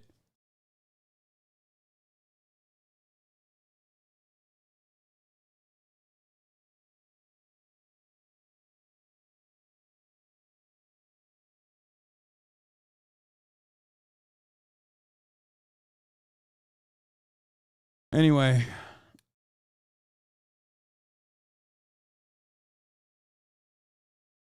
we already saw do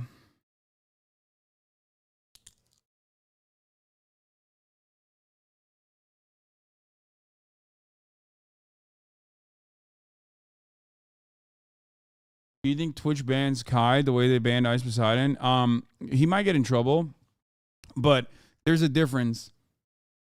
One is like purposefully and deliberately and regularly, routinely violating rules and like trying to fucking making no reasonable attempts to be like a brand, versus the other is like a brand who is unfortunately too popular for his own good. So there's a massive difference between the two situations, and like making that comparison is crazy. There urging people, leave now, you won't get arrested, but we have seen, as far as I know, there were no degenerates tossing water bottles and traffic cones at the Beatles. This is pretty funny because, one, a 9-month subscriber turning into a fucking Fox News watching like a pearl clutching reactionary suburban boomer is hilarious to me at the sight of like black teenagers fucking throwing water bottles at a cop. Okay, I love that. Like, what the fuck is wrong with you? Like, have you ever been to a fucking concert or a large gathering in a crowd? No matter what happens, there always will be commotion, okay? It was a joke. Yeah, it was a bad one.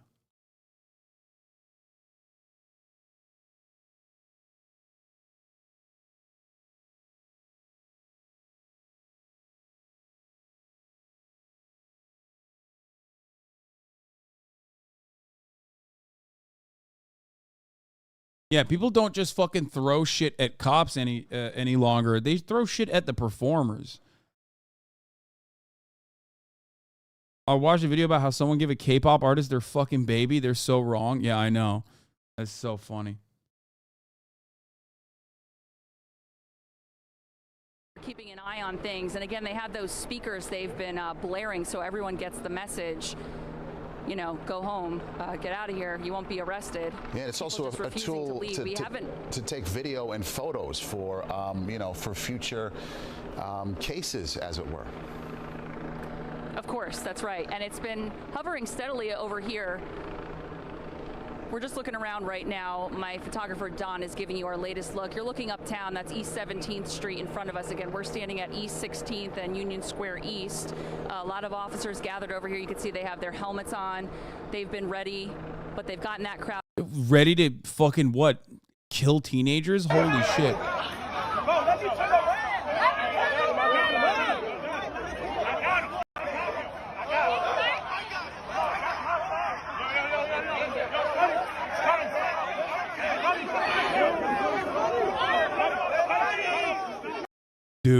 oh my God. He was like, you're about to be a lethal threat. Jesus Christ, dude. Hey, cops always just behaving in cop-like ways. You know what I mean? Jesus Christ.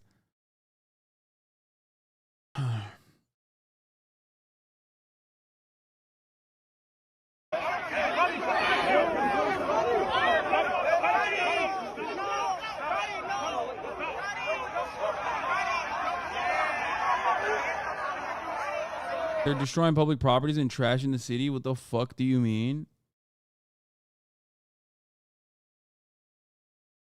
I know, dude. I know. When you have a large gathering, when you have a big ass crowd that gets out of control, of course, someone has to fucking engage in crowd control. I'm not saying that it is irresponsible. As a matter of fact, I said the exact opposite, where I said the cops seemingly were doing a decent job in the beginning out of genuine concern that if they were to react in a violent manner when the crowd was forming, they could have caused a commotion and had people fucking stampede, okay? But now that oh yeah, here, by the way, the fact that like this never happened with the Beatles sparked music phenomenon Beatlemania, where there were scary moments with large crowds where they almost got crushed. Anyway,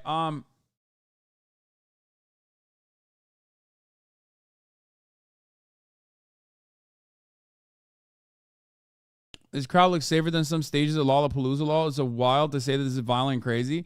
From a snapshot, when you're looking at it from above, it certainly did.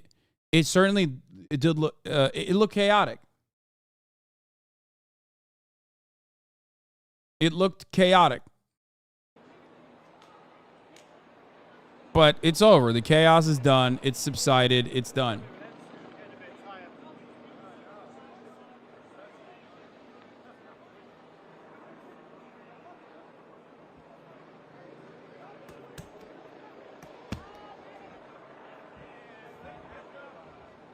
They did a little rabble rousing. Who cares? Better add a "Are you a closet racist" to your annual polls next year for some of these chatters. Yeah.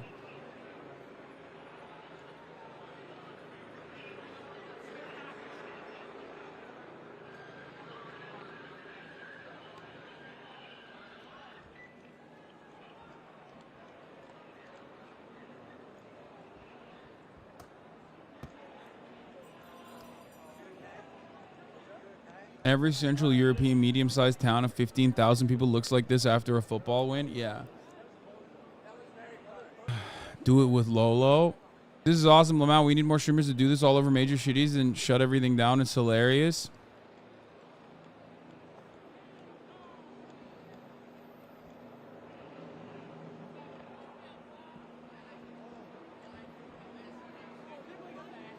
The riot police were deployed to the gift card giveaway. Sounds like a lyric from a Bo Burnham song. Yeah.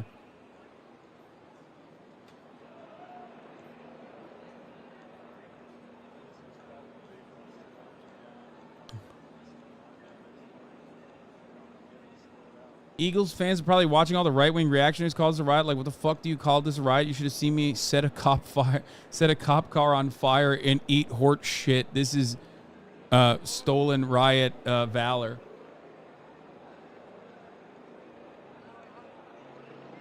By the way, one aspect of this that, yes, a chatter correctly pointed out that that we glossed over was the salivating news media anchor that was excited at the prospect of cops using drones to do like post hoc arrests after the fact.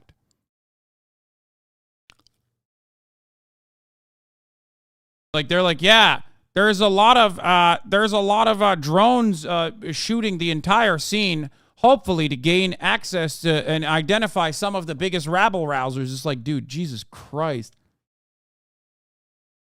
That's nuts, dude. These are children, okay? They're children. Putting them in the system for this is fucking unimaginably more violent than anything they could have done. So that's earlier. This is right now. We have Ali Bauman on the ground. Last we saw, Ali was on Park Avenue. Where are you now, Ali? What do you have?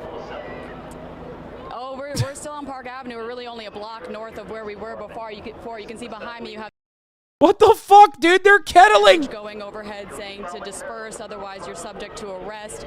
And then I'm going to have Ryan swing around and show you the crowd that these officers are following. These kids that came here really just about a half an hour ago. Right now they're throwing bottles at the cops of some sort. A few minutes ago we saw the kids, coming here, jumping on rather, cars at first, and then going to the outdoor dining structures that were here. They took some of the chairs and stools from the outdoor dining structures and have been holding those over their head. A kind kid actually gave us a little warning and said to step out of the way because they were going to start throwing things, and then we did, and then they did start throwing things, so at least appreciated the heads up. But, Allie, what about that? These officers, now you can see, they definitely have their shields. What about that? Why are they doing this? Has anyone, explained? What, you mean the cops? Why are they doing this? Why are they doing this? It's over. The crowd is dispersed already. What the fuck are they doing? Their presence is like infinitely more intimidating and more violent than like a bunch of fucking teenagers. Like, come on. The group that was doing that much mayhem, they were 14 years old. They were walking here a little bit before the rest of the group. Exactly. And they were leaving, saying that they were leaving because it had gotten so chaotic. They said they came here for a meet and greet with Cenat, the YouTuber. The giveaway of the PlayStations wasn't as important to them. It was the meet and greet. And then things devolved, and I have not been able to get an answer about why that is. As we're watching these police mobilize these crowds, and then the smaller crowds that have erupted as a result, you've got to wonder, what are they going to do? Follow them all the way home? I mean, good question. Yeah. Just go home as they're being told. We heard part of the announcement there from the loudspeaker. I don't know if that was coming from a drone. Let's listen. Here it is. Here's the announcement. I know you want to seem cool to your juicer audience, but these kids totally fucked up Manhattan and shut down the borough. Yeah, no, the cops should kill them. You're right. In order not to seem cool to my juicer audience, apparently, what I should be saying instead is, what this deserves is the violent boot of the state. Militant action is an absolute necessity. These children are hoodlums. They need to be locked up infinitely for an infinite amount of time. I cannot think of a worse thing that could have ever happened other than like approximately eight MTA subway rides skipping past Union Station and I guess like water bottles being thrown in the vicinity of cops and one of them actually striking a cop. Is that good? Is that what you want to hear me say? Is that what you want to hear? It's done. They shut down New York City. They destroyed businesses. They looted. Riots ensued. Fires were burnt. Is that what you want to hear? Oh, this is worse than 9/11 for New York. Is that what you want to hear? Is that what you want me to say? The fuck do you mean? It's so fucking stupid. Yeah, it got rowdy. They're teenagers. Okay? It completely got out of control. Then it got in control. And now it's done. So what the fuck are these guys doing?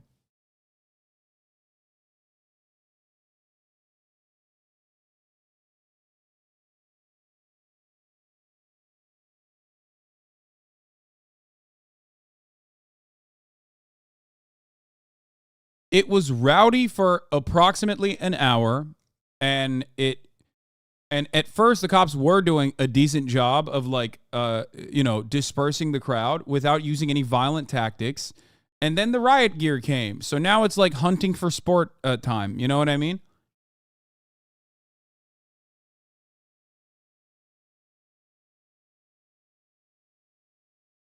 Yeah, now they're collecting double overtime. You know what I'm saying? So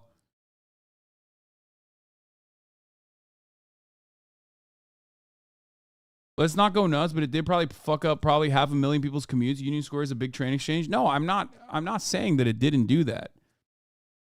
You have to look at the situation from the perspective of like, was this done deliberately and intentionally? No, I don't think it was. I think it is a situation that completely got out of control. And like I said, there was a decent attempt to disperse the crowd originally. And everything is fine now. Everything basically went back to normal already.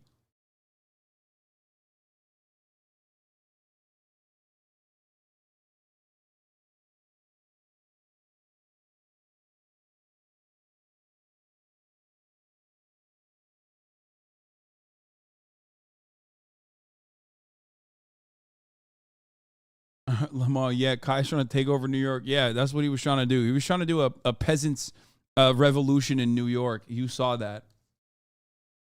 By the way, so many bystanders will be caught in the kettle, too. It's New York City. People are milling about all the time. Yeah, exactly.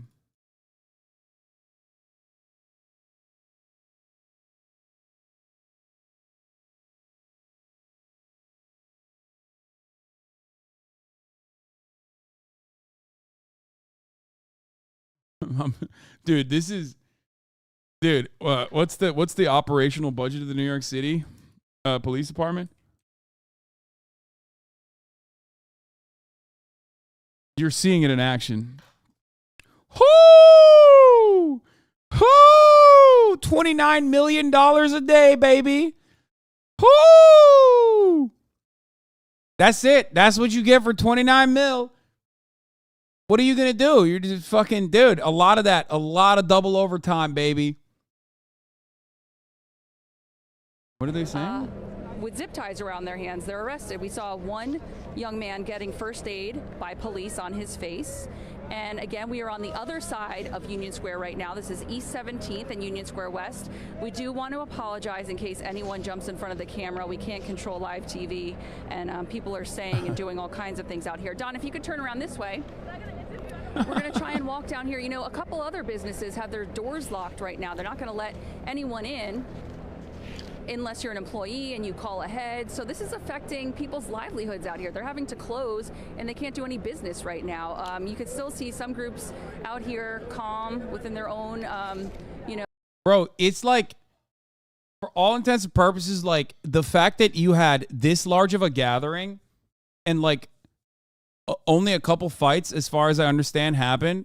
That's crazy. This is like the most peaceful event by event standards. You know what I mean?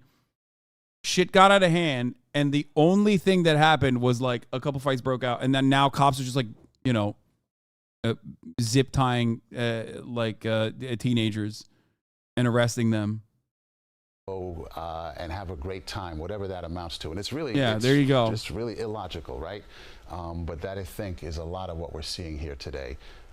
Teenage boys running through the city and getting caught up in the moment and getting into all kinds of trouble that you know that can really mess up your life. So tough lesson to learn right there, but it's happening literally right before our eyes. I think Allie's back up. Is that correct, guys?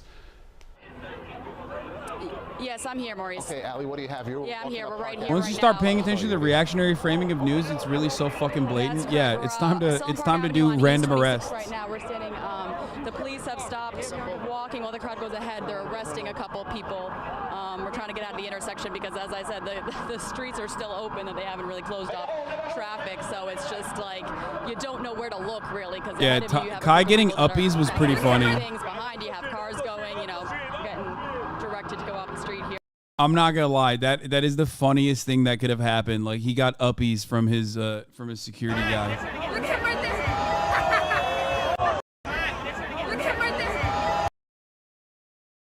That's awesome.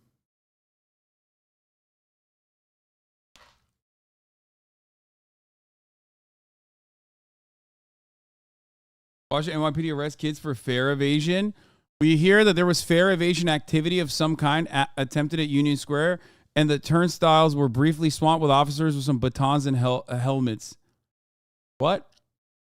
Oh no, it's just this is it's a false reporting. It was wrong.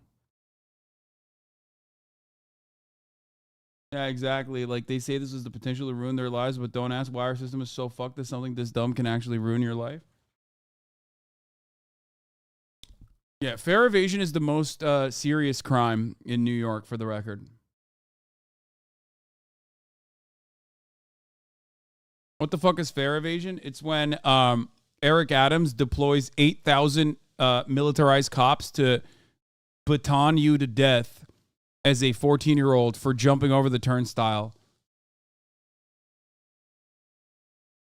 It's called hopping the turnstile, where Eric Adams vaporizes you with a laser that they paid $7 quintillion for. That's not a joke. They make you go to actual court. You have to take a shoplifting theft seminar. Yeah, I mean, it is some of the most psychotic.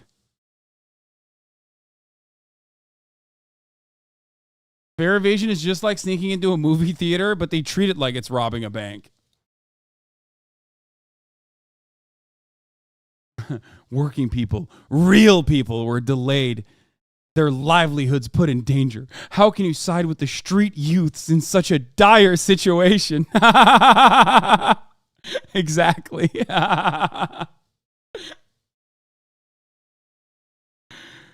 That's funny.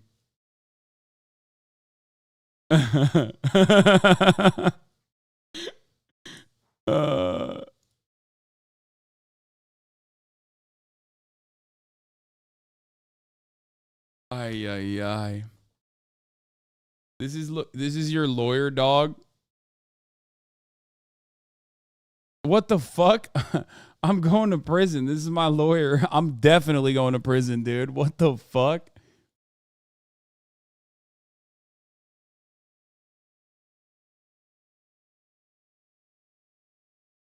Fair evasion means cops have to get off their phones and stop playing games. They get to kill kids then. It's fair. No pun intended. Yeah, I mean, that's like, you know, don't you hate it when you're just absolutely clapping cheeks on like Angry Birds or whatever, and then all of a sudden, or you have a Farmville on your phone, whatever your fucking parents play on Facebook, and then all of a sudden you see a street hoodlum evade the fare. $2.75 that is supposed to go back into the city's pockets. And guess what? At that point, it's time. It's time to bust out the baton. Only 179 views. Eric Adams dancing. What?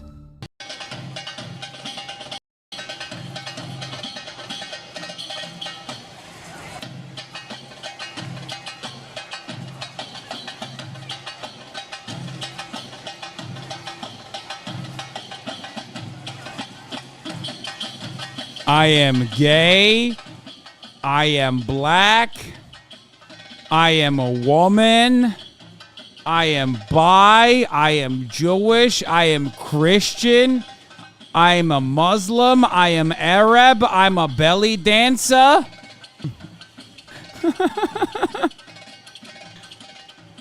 I am Albanian. I am New York.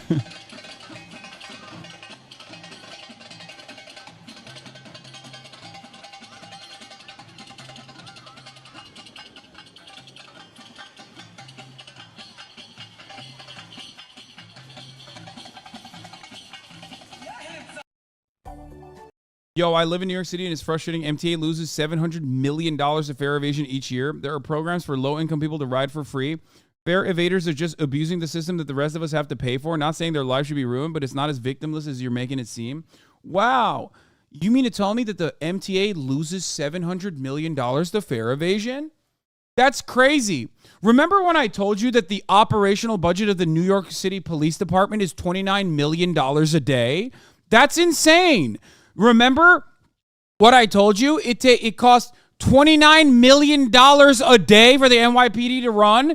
How many of those cops who are getting overtime and hazard pay in certain instances for kneeling on the neck of like a fucking 14-year-old for fare evasion, how much of that is going to that instead of paying maybe $2 million fucking dollars and just turning the other cheek on fare evaders?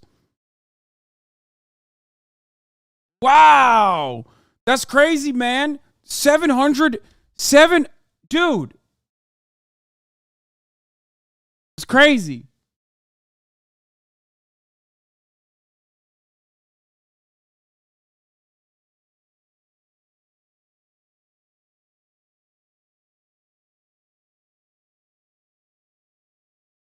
So you mean to tell me, okay, for the price of 25 days that the NYPD is eating in the budget, you could just completely Take away the fare evasion problem.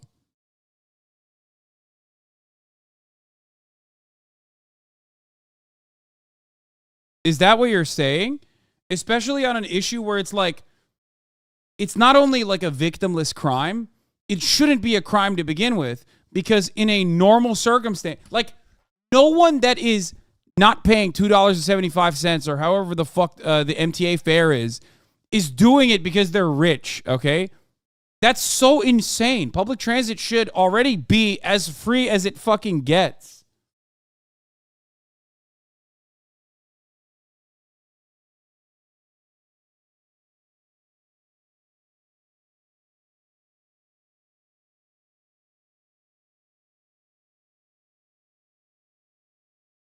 Oh, you already paid for it with your tax dollars.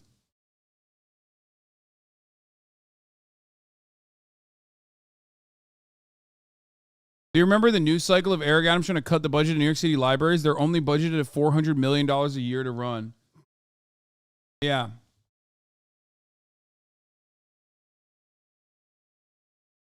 Anyway. Food 200, MTA 700 million, NYPD 10 billion. Someone who's good at the economy, please help me budget this. My family's dying. Yeah, literally, that is the meme. Please, guys, we don't know. We can't cut from anywhere, dude. These cops need to avoid the top of the hour ad break, okay? And it is a crime, and you should go to jail if you avoid the top of the hour ad break through other means. That's right, because at the top of the hour, there's a 3-minute ad break. The real cost of curbing fare evasion, I'm going to tell you right now, knowing what I know about how fucking cops operate and how expensive it is to run the fucking police department and how much they love farming overtime, it would literally be cheaper to the city if they took all the budgets that they have for all the fucking cops that are tasked with, beating the shit out of fare evaders, all the paperwork, all the court time, every single dollar that was dedicated to like stopping fare evasion from happening was given directly to the MTA. The MTA would turn profit, even though public services are not supposed to be fucking profitable. They're supposed to just be there for your for the public to utilize. Fuck. What? It's good. Anyway.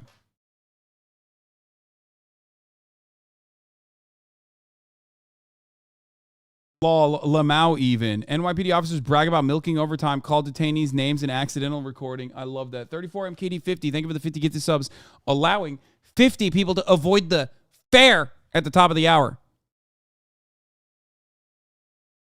I just don't understand how public transit is expected to be run like a profitable business, but everyone understands that public libraries should be free. If they really care about fare evasion, make the fine the fair amount. That way it's not punitive and you're still making money. Yeah, exactly. But it's about making a point. And it's also about running a tab, for the record. That way you can justify brutalizing a homeless person and then being like, oh, this person had like 800 different arrests. It's like, yeah, like 799 of them were for fucking fare evasion, you asshole. Come on.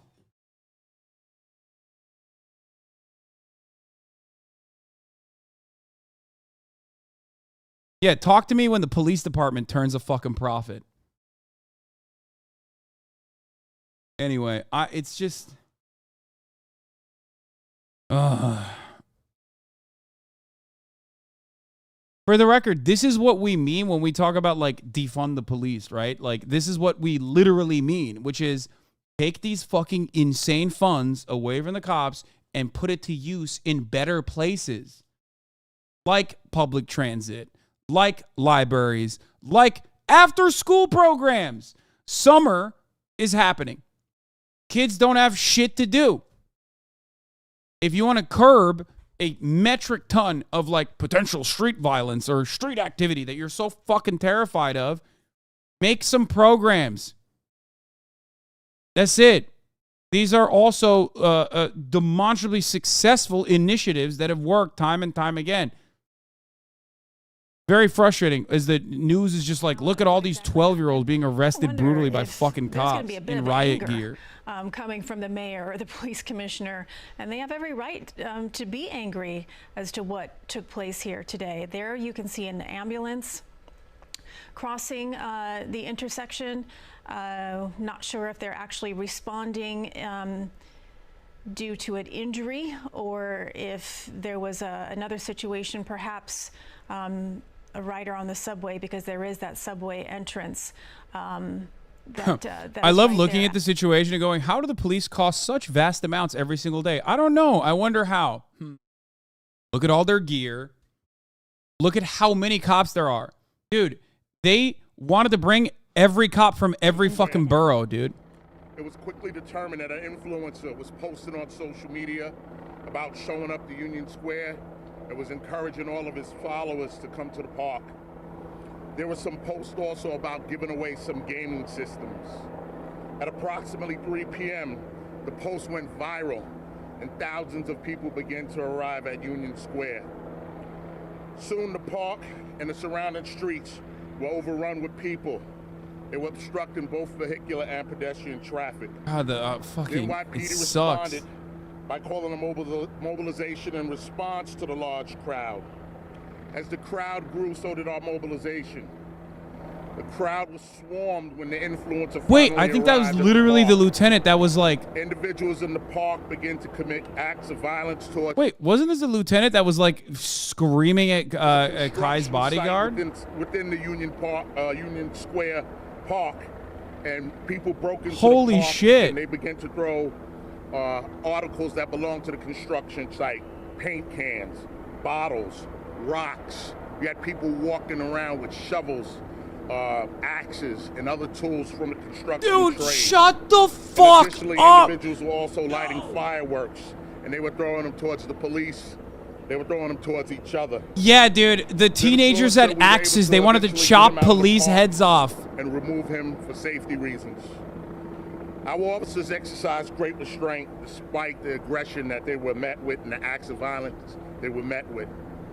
Ultimately, myself and our leadership team working in tandem I with died. department attorneys. I died. A teenager killed me. I'm actually a ghost. The NYPD offered multiple, and I do mean multiple, opportunities for the crowd to leave. We tried to give them a means of egress for them to exit the park. The only thing that, I mean, I guess the silver lining here is that a fuck ton of teenagers are about to learn how, you know, police behave. So there's that, I guess. Clear out the park. The total number of arrests is still being tallied at this point, and we're still doing evaluations for some of our members. We did have members that... It's just funny to think because these are all nerds, okay? These are all, like, Twitch watchers.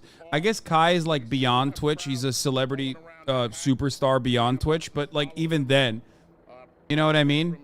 It's like teenagers who want to fucking meet their favorite influencer.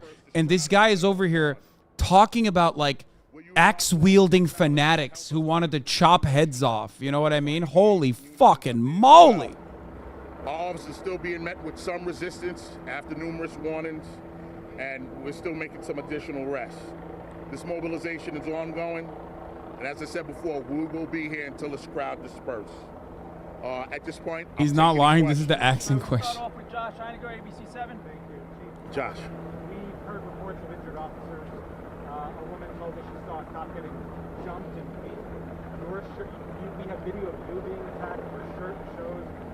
Can you talk about injuries to members of the service and to your own experience when you came out here? Absolutely, Josh. You know, and I believe the woman's account is possibly right, even though I don't know exactly what she's speaking about. Our officers were attacked. We were in there. We were crushed. We were pushed. I had officers on the floor. As you see, I'm a little embarrassed because I'm very dirty right here, but I was in the middle of the crowd. I was hit with multiple objects as well. I think I have a couple of injuries, but I'll figure that out once I have time to think about it. But in terms of any officers treated for injuries that you know of? Yeah, we had one or two officers removed, and we had officers out here. I had officers who got hit and were hurt, but they stayed. They stayed and helped us to control this. We're going to go Associated Press. Yeah, hi. Hi, sir. I'm wondering if there is any kind of action that might be taken or could be taken against the influencer. Absolutely. We're in contact with the influencer. I have our legal team here. I'm going to have a discussion with Commissioner Caban in a little bit, and then we'll make a decision there. Well, I'm wondering, though, if there's anything specific that you could be charging him with? Well, we'll discuss with our legal department about inciting a riot and other charges. We're going to go over to Matt. Chief, were any of the youths injured? How many of them? What was the extent of the injuries? And is he actually giving away PlayStations, or was that just a claim? That I'm not sure in terms of the PlayStation. I personally observed young people walking out with their heads bleeding from their heads, bleeding from on their faces. I've seen I personally observed young people having panic attacks, anxiety attacks, asthma attacks. There was multiple, people were suffering out here. It was a lot of people. It was uncontrolled. It took us a while to get it under control, and a lot of young people got hurt. Was that in confrontation with the police, or was that in the riot? No, most of it was within the park. The young people in the park throwing objects at each other. They were dancing. They were doing a whole lot of things, but they were hurting each other as they were doing this. Why were they stealing stuff from the construction site? What was the reason? That I don't have an answer for. Matt, we're going to move on. Mark Morales, CNN. Mark. What's the estimate as to how many people were here, and where is this YouTuber streaming now? Like, what precinct is he? We do have him. I don't know exactly which precinct he's in. We have him. In terms of people, there was thousands of people out here. It wasn't hundreds of people. It was thousands, and mostly young people out here.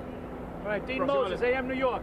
This isn't the first time something like this has happened after a giveaway. You guys are going to look into trying to prevent this in the future? We're going to definitely work on this. This is something we will have an after-action review of in terms of how we responded, how we're monitoring social media, and how we can prevent this in the future.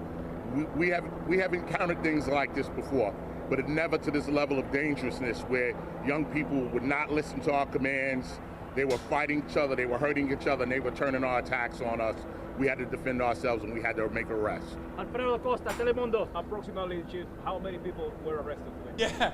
We had to defend ourselves against rowdy teenagers. We loaded up a city bus. They were, guys. We had to defend ourselves in a violent, but it was a kinetic situation. Yeah, I know. He said he's in custody. He doesn't know which precinct. He said it was a violent and kinetic situation where a bunch of young men, a bunch of teenage men, fully grown adult teenager children, men, were violently and tactically putting us in a kinetic circumstance that we had to react in appropriate, aggressive manner. The power of social media and the danger of social media. He said he might be charged with inciting a riot. It's the power and danger of social media. This evening, I will have an after action to determine exactly what our steps were. We can't allow this to happen again in the future. All right, we're going to take one more question. Joe Marino, New York Post. Chief, just to be clear, this wasn't pre-planned with the city. There was no coordination between this event producer and anyone in the department or the city. This was a totally spontaneous event that just sort of jumped off and grew and accelerated very quickly. Yes, this was not pre-planned with the police department. This was something that was spontaneous. And as I just said in answering the last question, the power of social media, the danger of social media. Listen, we're not against young people having a good time. We're not against young people gathering. But it can't be to this level where it's dangerous. A lot of people got hurt today. All right, thank you everyone for your time and attention. Thank you, folks. Thank you. I got his name. Like, he's not wrong about that part. Thank you, everyone. As far as like, all right, we've been listening there as the I mean, chief of he department, he Jeffrey does. Madry. I don't think he's a fan of young people having a good time, but I don't think he's wrong when he says like we're not. You know, it's not about like young people having a good time. It's about like when it gets out of hand. I think he's not wrong about that. I mean, it did get out of hand for sure. But it's pretty funny where it's like, I mean, it's like if you're a skateboarder or something, like you've seen this already. You know what I mean? They just like find this to be like an unimaginably unruly situation. It's like. It's like a riot broke out. It's 9/11-2 Electric Boogaloo. Like the worst aspects of this were heavily were filmed. Every part of this was filmed, right? Zoomers can't stop fucking filming every goddamn thing, even if it incriminates themselves. And if the best possible shit that they were showing is like teenagers dancing and like one fire extinguisher going off with like some stuff being thrown, you're out of your fucking mind if you consider this to be like the worst, most egregious offense, you know? CBS reported before the press conference started that Kai was brought in for questioning, not that he was arrested. Another angle really shows the violence here. Oh, fuck you, dude. Fucking fucker. Take a week off, you fucking asshole. Coming projectiles, all kinds of stuff was thrown at them. Water bottles, pieces of debris, paint cans, cones, paint cans, right? Fireworks. Right? Officers taking all this stuff and still being remarkably restrained and not really pushing back hard. But what they did do is they started to arrest people. There are arrests. They don't have a number for us. There is damage. They haven't given us a number on that just yet. And they have successfully dispersed the crowd from Union Square, and their strategy right now is to move people out of the area, and they've done that. What you're looking at is video from earlier. I think that's where the Whole Foods is, on the south end of Union Square, but this crowd right here is gone from the area. A lot of young people with just an opportunity to get out there and get involved in excitement and videotape it and post it online and so on and so forth. But there is some sense of order. Remarkable restraint that these teenagers were not absolutely destroyed by the atom bomb that the NYPD has gotten in their recent budget. You know, I love the remarkable restraint shown by the cops here. Thank God that they didn't actually start killing everybody. For what? Like, the wildest part about this is not a single fucking storefront is damaged, it seems. Like, it's mostly people just like fucking dancing. It's all children. Kaya, get out of there. Go. No. God, an unruly teenager is underneath me right now. Go.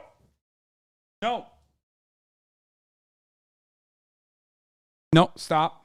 No, don't go down there. No, don't wag your tail. I'm not trying to play with you right now. Come on. She thinks I'm playing with her when I say, like, no, don't go in there.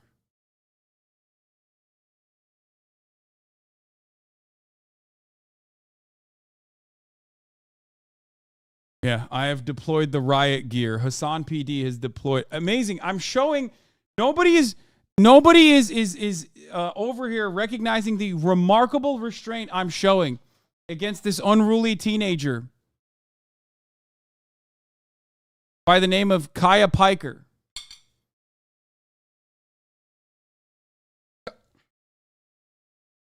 Stop. Guys, if you could only understand, okay? This demon is now like about to be 60 pounds, okay? And she will just plop her massive body directly underneath me like numerous times throughout the day, or will quietly sneak up on me and stand right behind me or right beside me, and I don't notice it, and then I accidentally will step on her fucking, will step on her little toe or little foot. It's like, bro, you can't, I don't hear you coming. How am I supposed to know you're right there? Oh, don't bite that.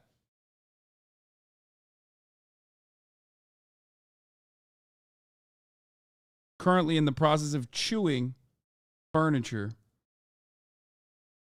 Just as a tasty little treat, as a side treat.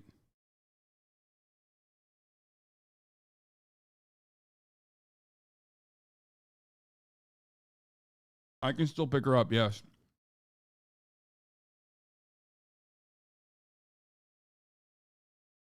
She is very cat-coded. That the worst of it is behind us for sure, that they're retreating at this point, it seems, and going away. You know, we saw the crowd did definitely seem to disperse where they broke up, and whether it was that we lost sight of them or they just went in so many different directions that it was no longer one cohesive crowd, that's what seemed to be happening. We did on the walk up stop by and see a gentleman who runs one of those kiosks that you see him on the sidewalk all the time that have like snacks, like little mini bodega kiosks.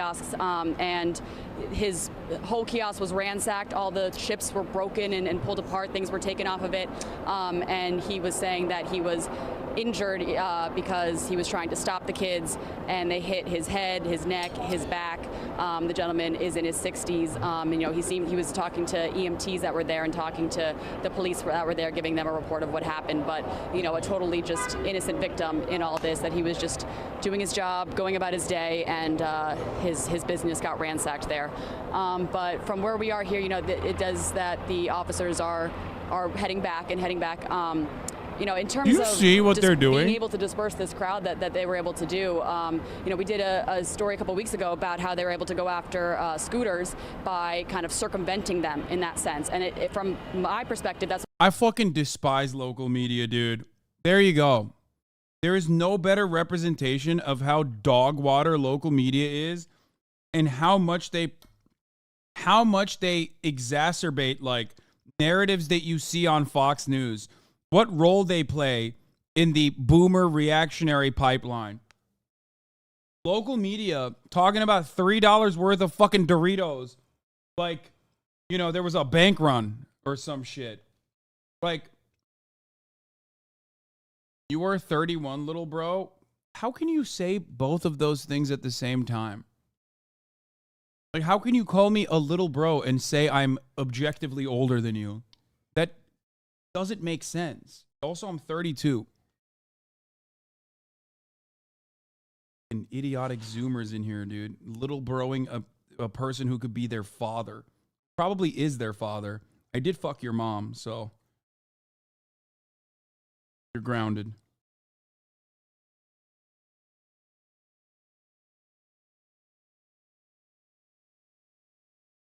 An old man was hit, bro. Have some sympathy. No, it is fucked up. But they're making it seem like this chaotic situation like killed people. Because it didn't do that, they're trying to fucking beef up the stats as best as they can. You could say that they're trying to do that because they are because they have a vested interest in running a narrative that like something incredibly violent occurred today. Or they're doing it because one, they want to have a if it bleeds it leads type response, and two, they also want to fucking make it seem like this is a riot that was completely out of control.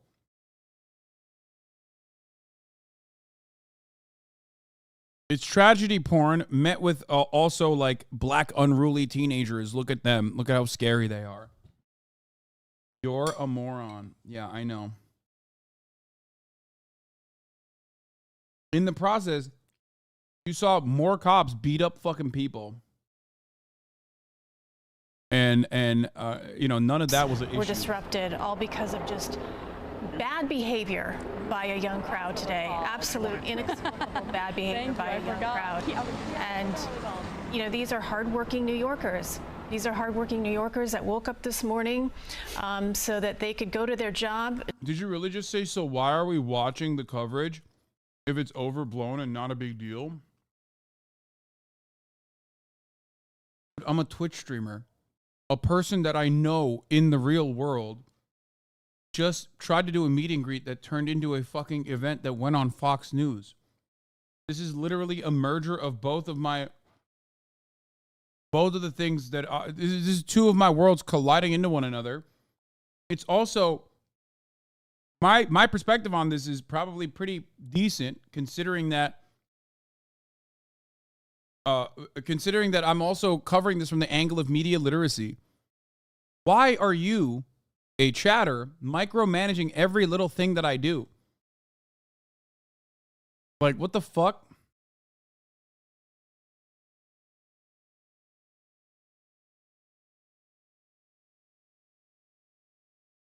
Over here to Union Square. If we keep walking this way, you can see all of the officers over here. I want to try and see if we can get where all the damage was earlier with the construction area.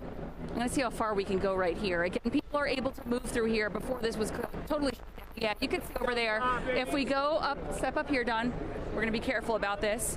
If you look in the distance, you can see the orange barricades that were knocked over there by that subway station. I think we can keep going. They're going to let us through. Yeah, we're just going to walk along here. Again, NYP officers, we saw them showing great restraint today. We witnessed them, taking several bottles being thrown at them and other objects, as they mentioned at that news conference. You can see over here all the debris, the metal barricades, and you can see over there where things were knocked down, that green fencing that was up, that was pulled down. We saw people hanging off of scaffolds over here, people climbing up lampposts. We talked to a few people, asked, why would you stay if things turned chaotic? You gonna tell me that cops were fucking ruthlessly brutalizing random onlookers for the crimes of dancing in the street?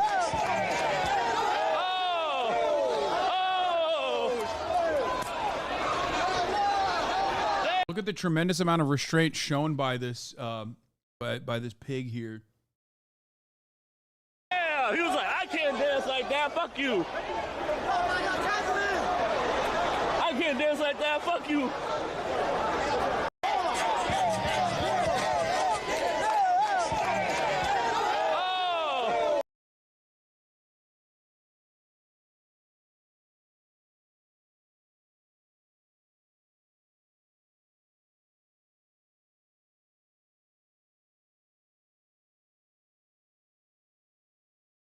We're going to see a lot more of this type of shit. Every goddamn Zoomer's got a phone camera.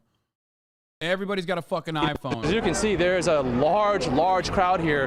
We're hearing estimates of thousands and thousands of people who showed up, and clearly NYPD is vastly outnumbered in the situation. Stefan, I don't want to interrupt you for one quick second right now because you're looking at live pictures of a car that was literally covered with people, and we do believe that that was the vehicle that had Cenat in it, which you can see now looked as though could have been leaving the area. That is why you're seeing that crowd there chase after. That's it. That's the vehicle. That was probably the most dangerous part of this whole process was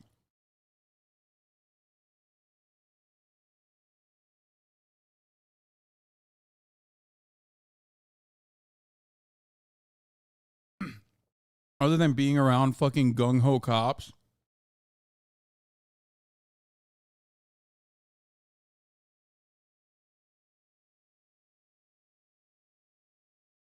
Anyway, after all, this is weird, but let's get to some actual crime and criminal misconduct. Returning to Washington as a criminal defendant. He was arraigned. Would you be covering this the same way if it had been Jason Aldean and a bunch of hogs? Would I be covering this the same way if it was a bunch of adult men, probably armed, in like a southern state? No. You want to know why? Because stuff like that happens all the time.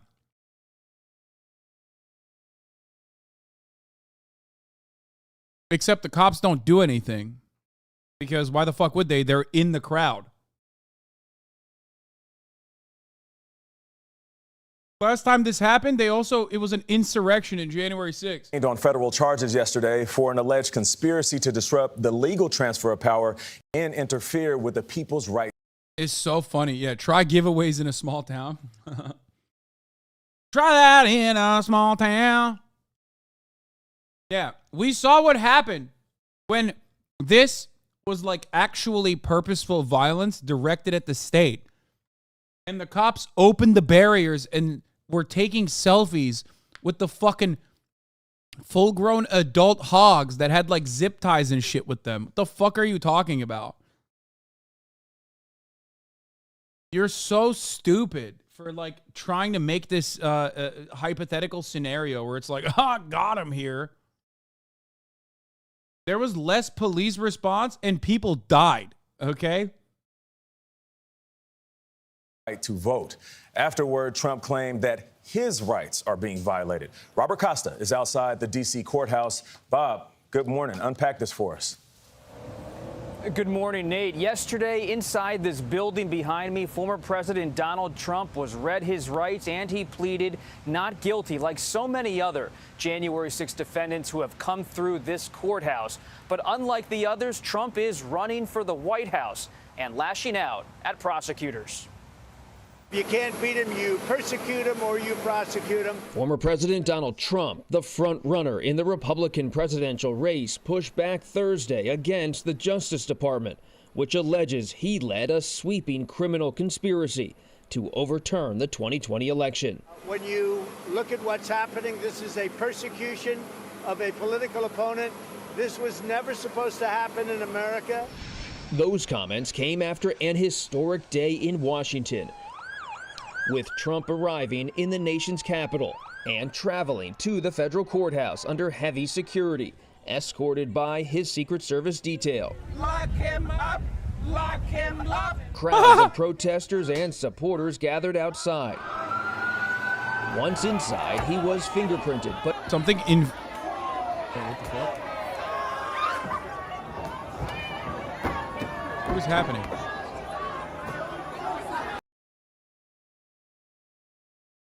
I don't know where that was coming from. But something really funny about Donald Trump, the former president, getting arrested for a third time and not even having like a fraction of the protesters at that venue that Cenat had for a fucking giveaway.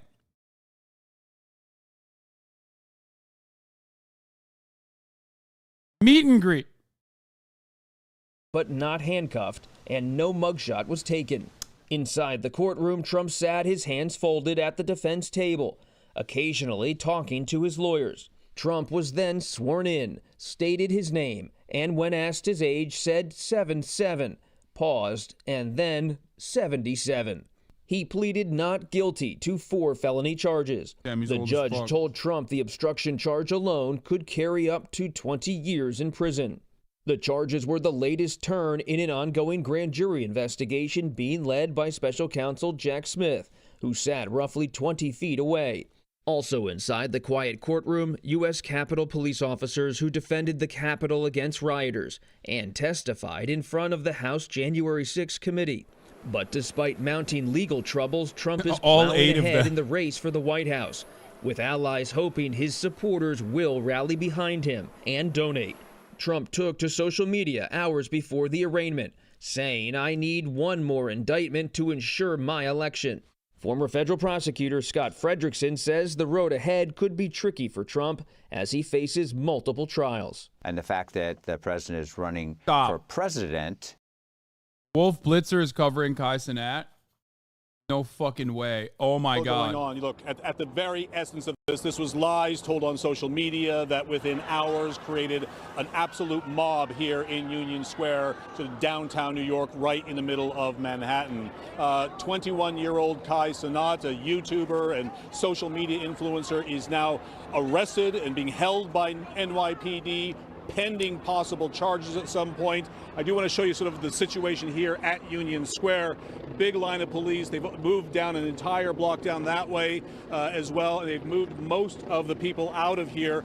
These were all kids who came down here. We saw them throughout the city. They were, in their teens, maybe in their 20s, but they were looking for either a PS5 that had been promised them or some sort of gaming system.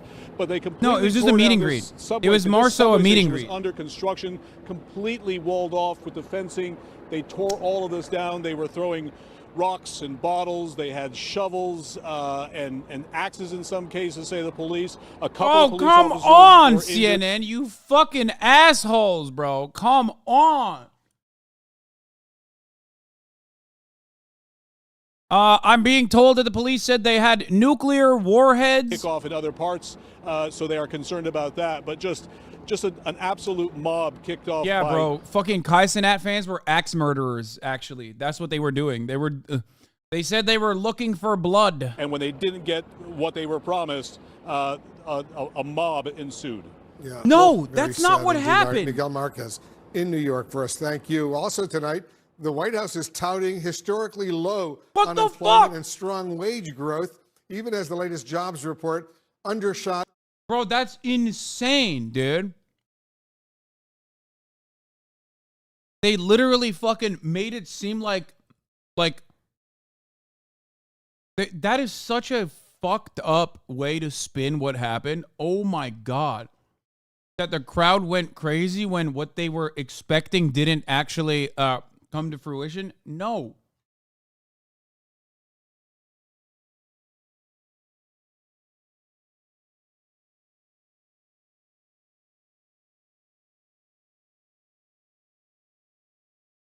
It's like a game of telephone where with each new news coverage of the situation, it gets more and more insane.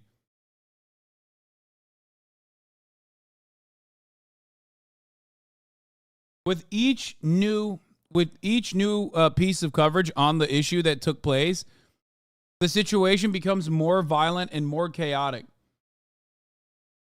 I'm glad that you're watching this, though. This is a really good media literacy moment because, like, you're basically learning how narratives are crafted and how your fucking boomer parents are going to hear about it.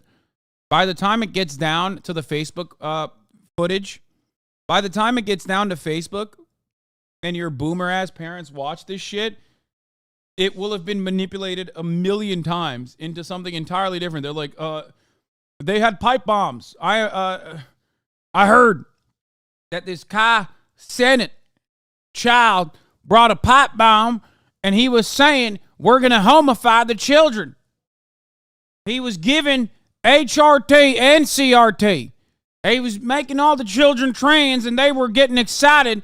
And then when the cops told him you can't transify our children because the brave boys in the blue wanted to stop, in spite of the black mayor, Eric Adams, telling the cops, don't stand in the way. We must make all the children gay. The cops said, no, we're going to stop the children from being homified and transified. And then they put the pipe bombs. New York exploded.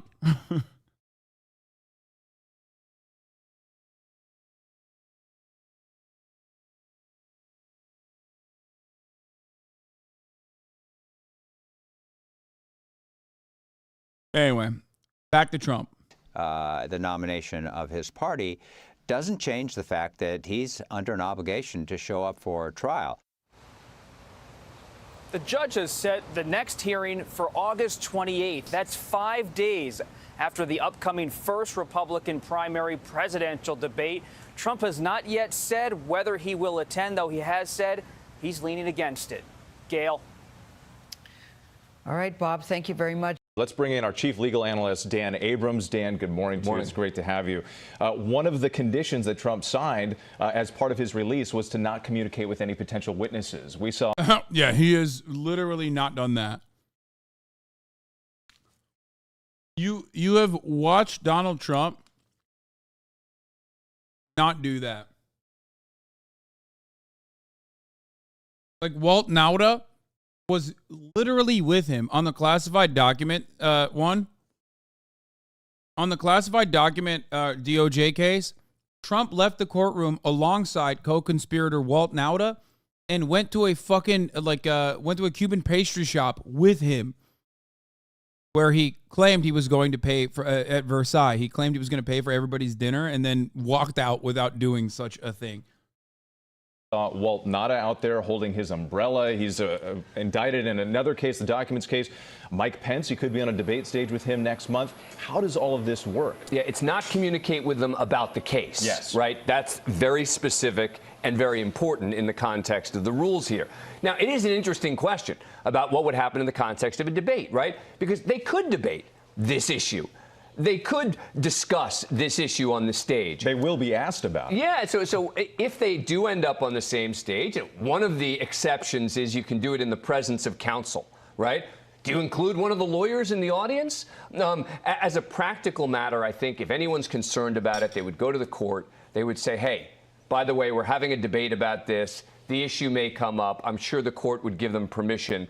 And I think anything beyond that. This is so hilarious.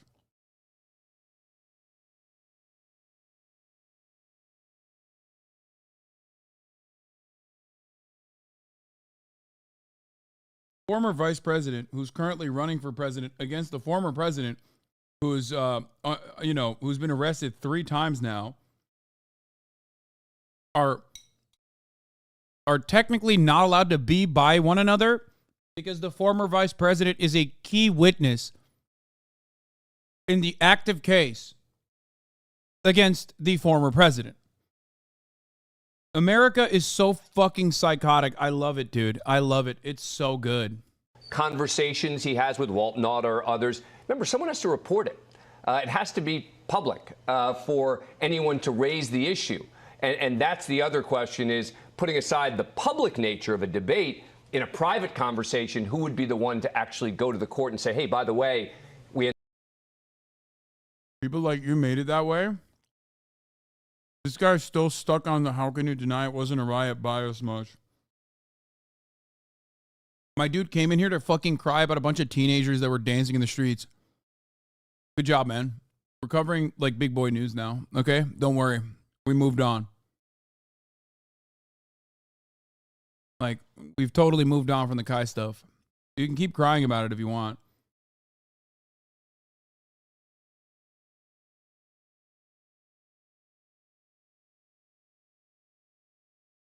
It's pretty funny because, like, Cenat has seen more legal repercussions so far than Trump has for January 6th. It's like, come on, dude. Motherfuckers over here talking about biases. Like, what are you talking about? He got fucking arrested for trying to do a meet and greet that went completely out of control. Meanwhile, Donald Trump did, in broad daylight, a fucking insurrection.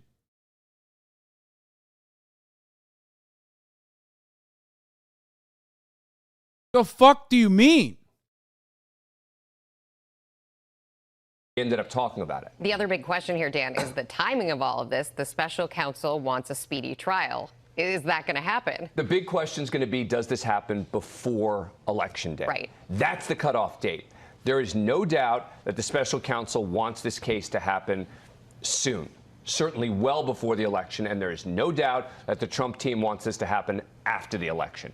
That's going to be very much in the purview of the judge. We'll see how quickly she moves this thing. I think it's unlikely, though, that it happens before the election. We'll see. All right, Dan Abrams, we always appreciate your insight. Thank you. Hi, everyone. George Stephanopoulos here. Thanks for checking out the ABC News YouTube channel.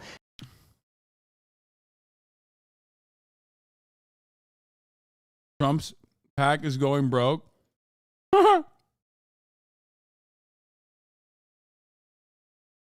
Oh. It's a SPAC. This is a SPAC. It's a special purpose acquisition company. It's not his PAC. It's not super PAC. SPAC is like a baby IPO.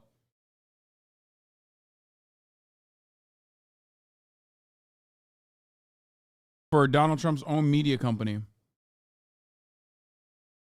And maybe Truth Social? I don't know if this is connected to Truth Social. Anyway, let's continue. Don Dickerson is CBS News chief political analyst and joins us now.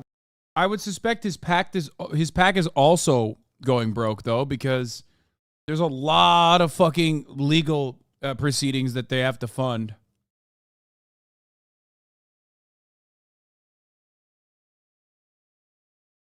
Good morning, John. It's always good to have you after days like this because nobody knows politics the way you do.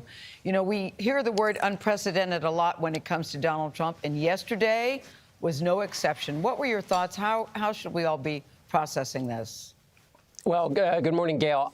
On January 6th, it wasn't just Democrats who said Donald Trump should be held responsible for what happened and the events leading up to it. It was leading Republicans who did. House Speaker. I said this yesterday, but my dad donated $5,000 because Daddy Trump needs help. Shut the fuck up. That's insane, bro. Giving $5,000 to the former president so he can, like, pay his lawyers is insane to me. It's, like, kind of sad. It's not even kind of sad. It's really fucking sad. I'm sorry to hear that, chatter. Speaker McCarthy said that Donald Trump was responsible for the events of that day. Senator Lindsey Graham, an ally of former President Trump, said he was responsible. Mitch McConnell said he should be held accountable. And contrary to what former President Trump says now, he said the exact place where he should be held accountable was in the court system. And so yesterday was kicking off that act of accountability. The other thing I thought was, can the legal system handle it? The political system is very chaotic in America now. Dad's giving away the college fund to Donald Trump's lawyers. That's pretty funny. Now that comes into the legal system, which is based on reason, not madness, which has rules of conduct. It's like bringing a horse into the living room. Can you settle down all these issues and deal with them in a way that includes being fair to the defendant? So it's a test, another test of the American system. John, Trump is still the clear frontrunner for the 2024 Republican nomination, and he still has support from the Republican Party. Where do you see this when you talk about the political landscape? How do you look at where the Republicans stand when it comes to politics? You know, Nate, in a presidential primary, normally competitors look for the smallest little thing to pick apart their opponents. Tiniest little thing, they'll talk about it for days. The closest challengers to former President Trump are doing the opposite when it comes to the material in this indictment. And the reason they're doing that, the reason they're not raising any of the issues contained in the indictment about former President Trump's behavior in office, which is about the most legitimate thing you could bring up in a campaign, is that they know that the most ardent supporters in the party will punish them for raising those issues because they support Donald Trump or they really dislike all the forces trying to hold former President Trump to account. So you have this strange situation where you have competitors who don't want to engage in the competition for fear of getting hurt. It's like staying on the sidelines during a football game. It will keep you from getting hurt, but it's very difficult to score points that way. Good analogy. Yeah, very good. John, you talked, and Bob Costa told us the next hearing, of course, is August 28th. Trump's legal team is asking for more time. They say they need more time to prepare for that. So what is the significance of that request, and what are you looking for in the next few weeks? Well, I think the significance is there's a lot of material here. It's a 45-page indictment, but the January 6th committee out of the House produced an 800-page report. The facts are all well known. They all happen in public. But if you're going to try to defend somebody against this, and this is a 2-month period where, remember, this is a case where much of the most damning evidence against the former president is from people in his inner circle. And so that's a tough job for his lawyers to go through all of that. Plus, they've got all these other cases. So it seems, I'm no lawyer, and I prove it every day, but... Oh, by the way, this was pretty fire. Donald Trump said, if you go after me, I'm coming after you.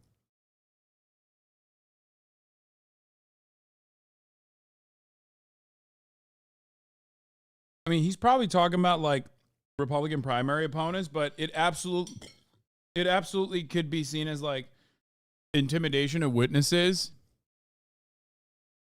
who also do happen, at least one of them does happen to be a key witness in the current, in the latest court proceedings.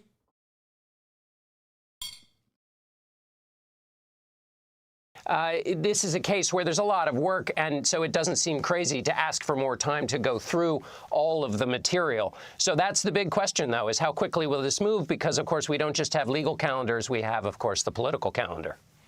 You know, John, nobody can get in Donald Trump's head, but I sat there and watched him standing in court. Former president of the United States pleading not guilty again in a court of law.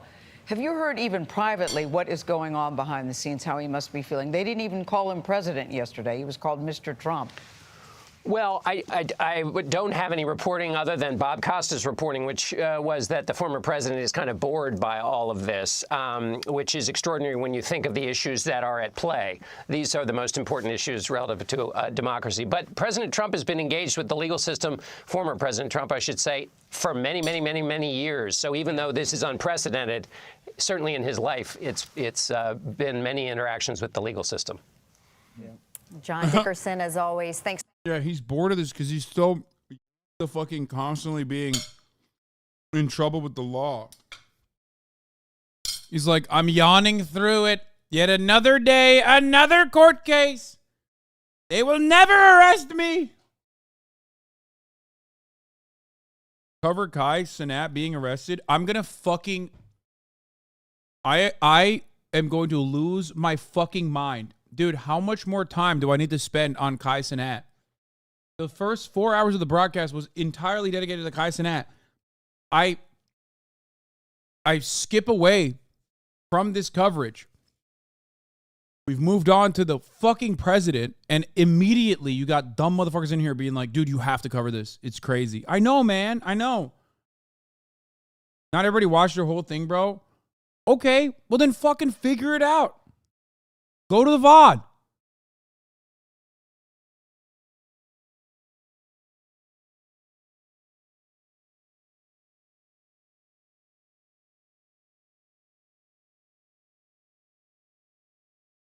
Anyway,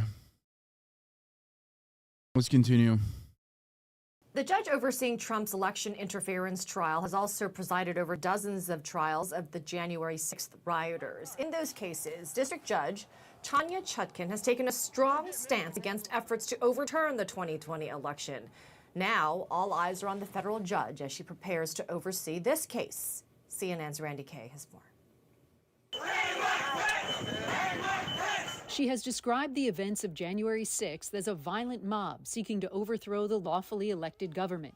District Judge Tanya Chutkan has a reputation as someone who hands down harsh sentences, specifically in cases related to the January 6th rioters. She's talked about 2024 and the threat that these rioters pose before, during sentences. As a federal judge in D.C., Chutkan has presided over dozens of criminal cases against alleged January 6th rioters. She has often been outspoken at their sentencing hearings.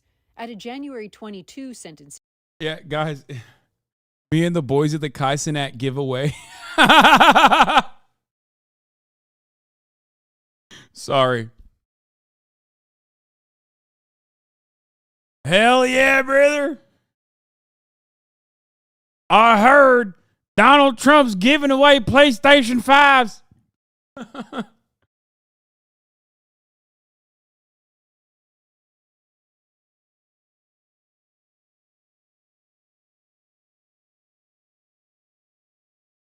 hearing for two friends who had gone to the Capitol, Chutkan said, "This wasn't Bill and Ted's excellent adventure."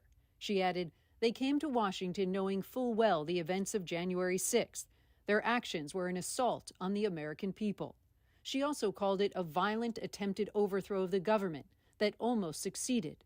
At the criminal sentencing of another rioter, she said this. He did not go to the U.S. Capitol out of any love for our country. He went for one man. One man in that sentence would be Donald Trump. This won't be the first time Chutkan has dealt with a case involving the former president. In November 2021, Chutkan rejected Trump's efforts to block the House Select Committee investigating January 6th from accessing more than 700 pages of records from the White House. In her ruling in that case, she wrote this memorable line: "Presidents are not kings, and plaintiff is not president." Chutkan has called the January 6th violence an assault on American democracy, saying rioters soiled and defaced the halls of the Capitol and showed their contempt for the rule of law. She's repeatedly gone above what prosecutors have requested for convicted rioters' prison sentences. Chutkan has also issued a warning about future political violence at a sentencing hearing in December 2021. It has to be made clear that trying to stop the peaceful transition of power, assaulting law enforcement, is going to be met with certain punishment. Is bedrock. Chutkan was born in Kingston, Jamaica. She was appointed by Barack Obama in 2014 and has served as a federal judge since the Senate confirmed her 95-0. Before that, she spent more than a decade working as a public defender after graduating from the University of Pennsylvania Law School. Randy Kay, CNN. All right, a fascinating look there. Thank you, Randy. Let's bring in former federal prosecutor and author of A Spy in Plain Sight, Lise Wheel. Good morning to you. Thank you so much for joining us.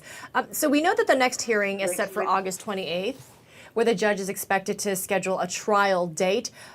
And, you know, we know that the prosecution is pushing for a speedy trial. Trump's defense counsel wants more time, and perhaps they'll try to delay through or past the 2024 election. Will Trump's other cases factor into setting a trial date, and what kind of timeline do you expect here? Perhaps they may factor into it. I expect a fast track, a rocket docket even, but the judge is going to have to consider the other federal case going on in Mar-a-Lago in Florida. Isn't it funny how CNN can be telling the truth in situations that you like and lie in others that you don't like? Isn't it funny that Mondo091 has literally spent approximately 0 hours in here actually retaining a singular piece of information that I've ever delivered, considering that I routinely fucking yell at CNN on a regular fucking basis? It's called having media literacy. I also once famously called Jake Tapper a cunt, who he got very offended over and demanded that I apologize to every single CNN news anchor that's a female, okay? If you've just really been watching today, why don't you just, why do you operate with this assumption? Think about that, dumbass. Think about your fucking donkey brain making this analysis. Think about why your donkey brain immediately made this assertion that I actually do love what CNN is saying here and hate what CNN was saying about Cenat. Why? Why don't you just sit here and retain some of the fucking information like a good boy, okay, instead of immediately making idiotic assertions and trying to get your fucking 15 seconds of goddamn fame here? I know I criticized the CNN coverage on the Kai thing. I know. I did. I haven't even gotten my fucking coverage or my criticisms out on the CNN Trump election conspiracy charges thing yet. The point is, if you come in here and you watch me go through one CNN coverage and make criticisms and then immediately not make criticisms on another thing that CNN is covering, okay? If you make the assertion automatically that like, wow, oh, isn't that crazy? CNN always is like, you're never yelling at CNN when you agree with them and only yelling at it when, you know, they're saying something wrong about someone you know about. Guy is a WoW player. You can disregard every single thing he says. I am also one. It's so fucking stupid. I criticize CNN on a daily fucking basis. On a daily basis. Ben Shapiro responded to your reactive... Let's say, hypothetically, I'm a Barbie girl. Okay, let's even say I'm in a Barbie world. Right, so in this scenario, I would obviously know from personal experience that life in plastic is fantastic. Wouldn't it be reasonable to assume you could brush my hair and undress me literally everywhere? Imagination you can derive from the fundamentals of... Oh my God. Can't believe Ben Shapiro responded to my Barbie girl coverage. Florida, which is now set for May. She may want to postpone it until, say, June, July. But on the other hand, if the prosecutors are ready to go, there's only one defendant here, not multiple defendants as there are in the Florida case. This may be a faster case to docket. And last I looked at the criminal justice statute, the speedy trial statute, there's nothing in it that's an exemption for defendants that are too busy or running for president. So it will be set at that August hearing date. Why would this be a faster case to docket? Do you see this as a much stronger case for the prosecution? You know, it's not even that, although I do, because this is a much more commonsensical case. We get it, right? I mean, someone's not happy with their election results while in office and they try to overturn that. That makes common sense. I mean, bad common sense, but it makes more common sense than, you know, what are these documents? Was he supposed to have them? Was he not supposed to have them? What was his intent? You know, it's a harder case. But I say that it's a rocket docket, not so much because the prosecution has a stronger case or a more commonsensical case, but just because there's only one defendant. So the judge doesn't have to look at different schedules and whether all the defendants go together or the co-conspirators go together. This is just one person in this indictment. Yes, there are unindicted co-conspirators, but that doesn't matter. So she can set this early. The prosecution's going to be ready. The discovery's going to be ready. Hey, the discovery's pretty much right there in the indictment. It's a 45-page indictment. So the prosecution is ready to hand all that over to the defense. And then at that point, the defense is just going to have to say, we need more time. But for what? You know, once they've been given the materials, they have a reasonable time, but not an extraordinary amount of time. Amara. You know, we're already seeing one of Trump's attorneys making his rounds on TV, arguing that Trump is protected by the First Amendment. Listen to what part of what John Lauro had to say on Thursday. I've talked a lot about how this. Thank you, Amazon Piss Bottle, for the 10 gifted subs, by the way. This is criminalized First Amendment speech because President Trump, like all of us, has a right to redress grievances, has a right to protest an election that he felt was unfair, has a right to campaign. Has a right to spark an insurrection after lying routinely to the public about an election being stolen, in spite of every single person in a position of power in his cabinet telling him the exact opposite, which was the truth, which was that the election was not stolen from him. President Donald Trump also has every right to seek legal counsel that will basically tell him exactly what he wants to hear, so that he can inevitably use them as the fall guy. He also has the right to possibly collude with his counsel to utilize the Department of Justice and stop normal electoral processes from coming to a end.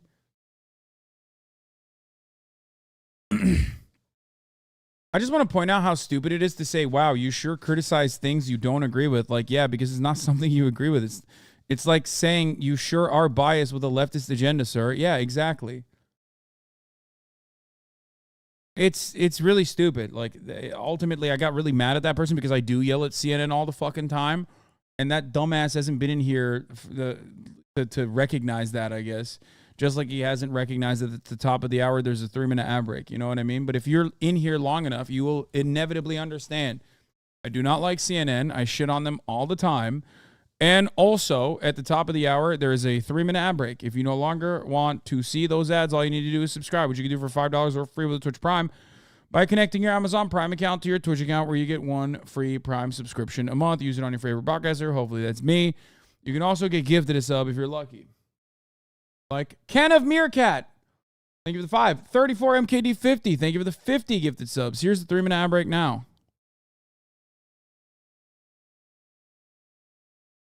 On a position, and they've attacked that right, not just for President Trump, but for everyone. Lise, do you expect the defense during this particular defense during trial, or is this just for the court of public opinion? I mean, what would the best defense be? Oh, no, that's absolutely going to be a theme. And by the way, is that lawyer reading from Jack Smith's indictment? Because he says that right in the indictment. He says Trump has the right to say, you know, I'm angry, I don't like this, whatever. That's our First Amendment right. That's right there in the indictment. But what Smith says, though, is Trump went beyond that, right, in trying to orchestrate the overthrow, basically, of the election. And you can't do that. I mean, any fifth grader knows that. So, you know, of course he's going to use that. That's going to be a theme. I think the more prevalent theme, should this go to trial before the election, which is, of course, what they're trying to not have happen, defense lawyers, is going to be a jury nullification. In other words, hey, jury, you've heard all of this, you've heard all of the evidence, but vote with your heart. Let the man go. Don't vote with the evidence. Jury nullification. Has he done? Have you considered putting up a scrolling chyron like Fox News did? That way, chatters won't be asking for news cover you covered already. No, I don't want to do that. It's too much work. And also, it's irrelevant because, dude, let me explain something to you. I'll be always looking at that damn phone. Suck my dick. Nobody gift this fucking person. Take a week off. Couple things. One, the jury nullification thing is actually important, and I think Legal Eagle has a video on it. We can watch that. I do want to watch that. I am waiting for the Legal Eagle coverage on the latest round of drops. That's number one. Most relatable streamer. No, it's just like the other thing. Responding to the other person who was like, why don't you make a ticker, like a chyron, that is like constantly fucking rolling under the screen? Dog. How many times do I just like say words that come out of my mouth as chatters get the exact opposite inference? How many times do chatters come in here and go, hey, are you covering Trump arrested, third indictment, pleaded not guilty yet? While it's on the screen. You think chatters are like looking at information that is on the screen? No. All I would do in that situation is just make this additional chyron that not a single fucking person would read and would still consistently say, what's going on? Have you covered Trump arrested in third indictment, pleaded not guilty? It would just be a waste of screen space. Exactly. And it would just be annoying still. Because then I'd be yelling about how it's on the chyron. Why don't you look at the chyron over and over again? The best possible thing I could do is just not respond to chatters who ask these questions. Unless they get really fucking, annoying. Is going to be a common theme along with the First Amendment. 38 Democratic lawmakers are appealing to the federal judge who's going to oversee this case, asking the trial to be televised despite rules prohibiting that. But judges can make decisions on this. This is what the letter reads in part, quote, given the historic nature of the charges brought forth in these cases, it's hard to imagine a more powerful circumstance for televised proceedings. Our CNN team was in the courtroom yesterday. Evan Perez joins us now. Evan, good morning. The next hearing is soon, August 28th. And that is when the judge who's going to oversee the whole trial is going to set a trial date, right? That's right. Poppy, the judge, Tanya Chutkan, has already signaled that come August 28th, she wants to set a hearing. She's given the Trump team and the prosecution 7 days each for them to brief and provide information for their preferences, and then she will set a date, and that is really fast. For instance, in Miami, where the former president is also facing charges related to the Mar-a-Lago classified documents, we spent a month just waiting for Walt Nauta, his co-defendant, to be arraigned.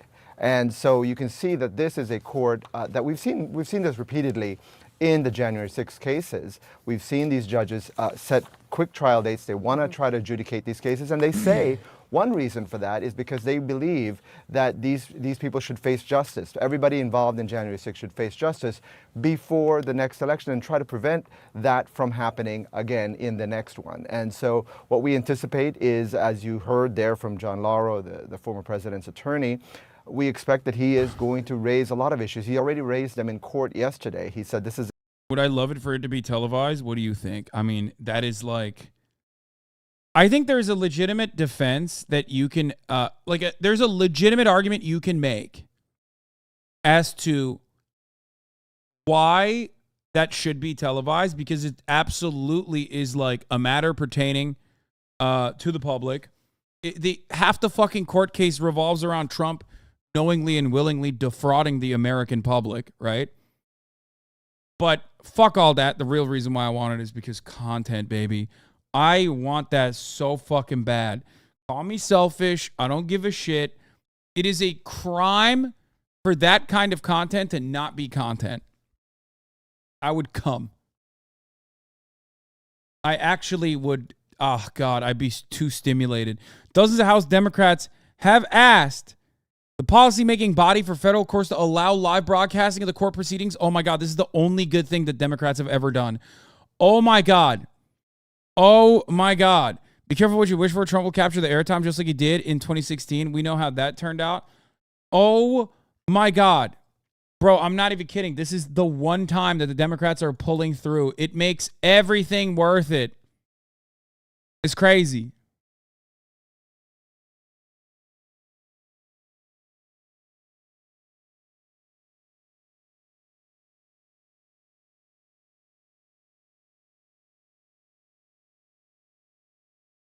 It's never going to happen, but it would be sick. Oh, God, I would lose my mind. It's such a win-win.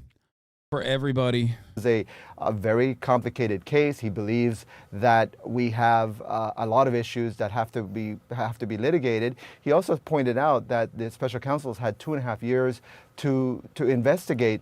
Yeah, it's criminal misconduct. How sexy the fucking court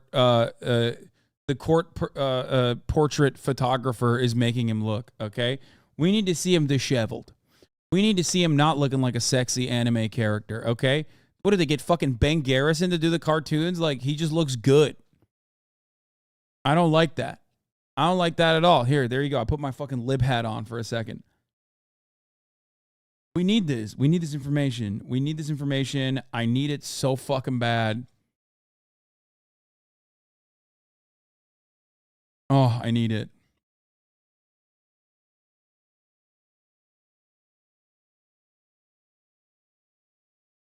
This matter, and that they're going to have a lot of discovery to go through before they can even get ready to trial. He's raised the possibility that this could take, and this could be a 9 to 12 month trial. Of course, the judge will make the final decision with the understanding, of course, that they want to make sure the former president has a fair trial. Yesterday in court, I'll tell you briefly, you know, he sat there, he seemed not very pleased about something that was given to him, some of the paperwork that was given to him. He and Jack Smith had clear sights on each other. Several times they looked at each other, which is very different from the previous proceeding in Miami, where they could not really have straight sight lines at each other. Poppy? That's really interesting. So few people get to be in the courtroom, and you were there, you got to see all of that.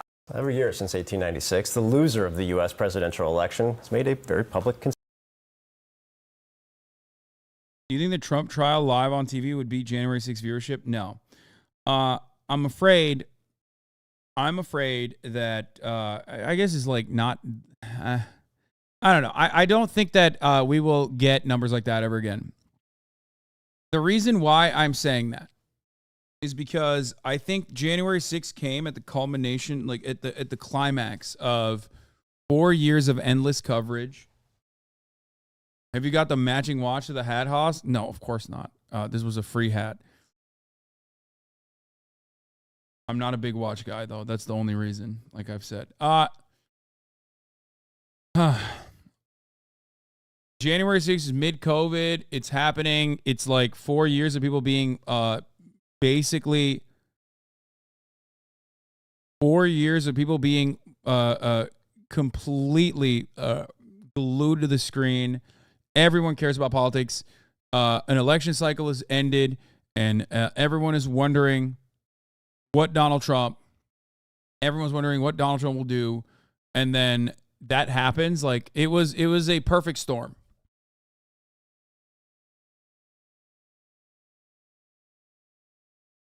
Imagine Rolex selling caps. I think some like ironic because the Kai stuff happened, but we're planning on doing like a pop-up shop for the John Brown merchandise with a collaboration for Reconstruct. And this morning, my friend at Reconstruct Studios made these cut and sew merchandise where he took like all of the John Brown merch and made like cut and sew reconstructed pieces. Came to drop it off. And he said that his friend made these for like a golf event or something. And I was like, oh, I like it. Goes with my outfit. And he was like, yeah, you can take it.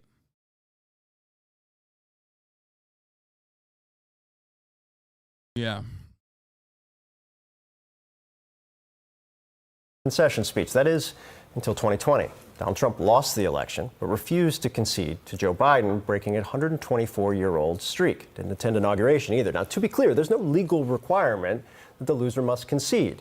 But Trump is accused of going much further than that. He's now been charged with plotting to stay in office, raising questions about the strength of American democracy, which depends on a peaceful transition of power. Joining us now, presidential historian and Pulitzer Prize-winning best-selling author Doris Kearns Goodwin. Thanks so much for joining us. Is there any analog to this moment? Just to start 30,000 foot, what can we compare this to in American history? You know, the only moment we really can compare it to, the only other time that the peaceful transition of power was not realized is 1860. And one of the things Lincoln said about that was, so what happens? The South loses the election, the Democratic Party loses to the Republican Party in the South, and they decide they're going to secede from the Union. They will not accept that loss.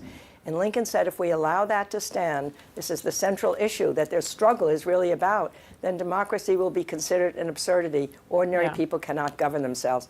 The only other time, and every other time, the person who lost, and what's so important about even playing those clips as you did, is to show the human emotions that are involved. A person's been in an election for months. They're exhausted. They're so sad at losing. I mean, one of the things that Carter said when he was in his concession speech, I promised I wouldn't lie to you, but I can't lie. I must tell you now, I'm really hurt. This is hard. But on the other hand, I accept that I have lost. And he said, I've been a great chance to have some shaping of the destiny of our country. No man can ask for more. I congratulate the winner.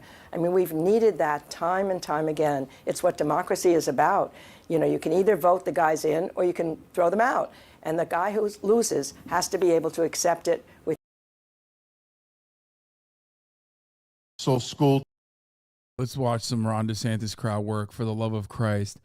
I hate this. Historian, Trump trial could be the most important in U.S. history. Okay, dude. Joining me now.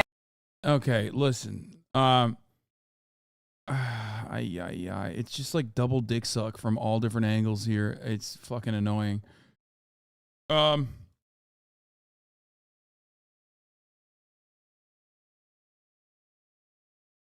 Here is little Rhonda. Universal school choice in the state of Florida. Universal school choice in the state of Florida. We have. What is happening with this microphone? Parents' Bill of Rights in the state of Florida. It says parents have the.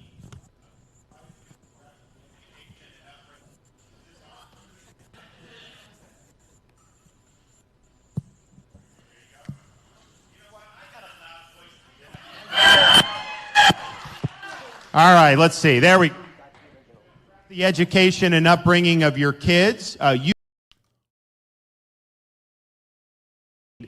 To storm Washington on January 20th, 2025. The state's doing well. So that's trying to break into our country. If they're trying to smuggle in. Blackface woman rant, Target, Starbucks, Colorado. Yeah, here. I was going to cover that earlier, but yeah, this person went to Target in blackface and demanded to see the Pride section to own the libs, which is always so weird when these fucking freaks do this kind of shit. Like, at a certain point, when you're putting on the blackface, and you got to do it on the mirror, like, do you not just, like, take a brief glance at how you look and go, perhaps I should not do this. Perhaps I should do anything but what I'm planning on doing. How is there not a single moment of self-reflection? How? Are you that motivated to own the motherfucking libs that you just have lost every ounce of dignity that you may have had at a certain point? Are you that alone? Are you that alone that, let's say you've lost the capacity to reflect and engage in introspection, which is kind of funny because Jordan Peterson was talking about how conservatives love introspection yesterday. But let's say you have no capacity for self-awareness. Do you not have a single fucking person, one person in your immediate vicinity as you get out of your house and get into your Lexus SUV to drive over to the nearest Target? Not a single person said, hey, Deborah, don't do that. Hey, Deborah, this seems like not a good idea. Do you not have a neighbor that stopped you?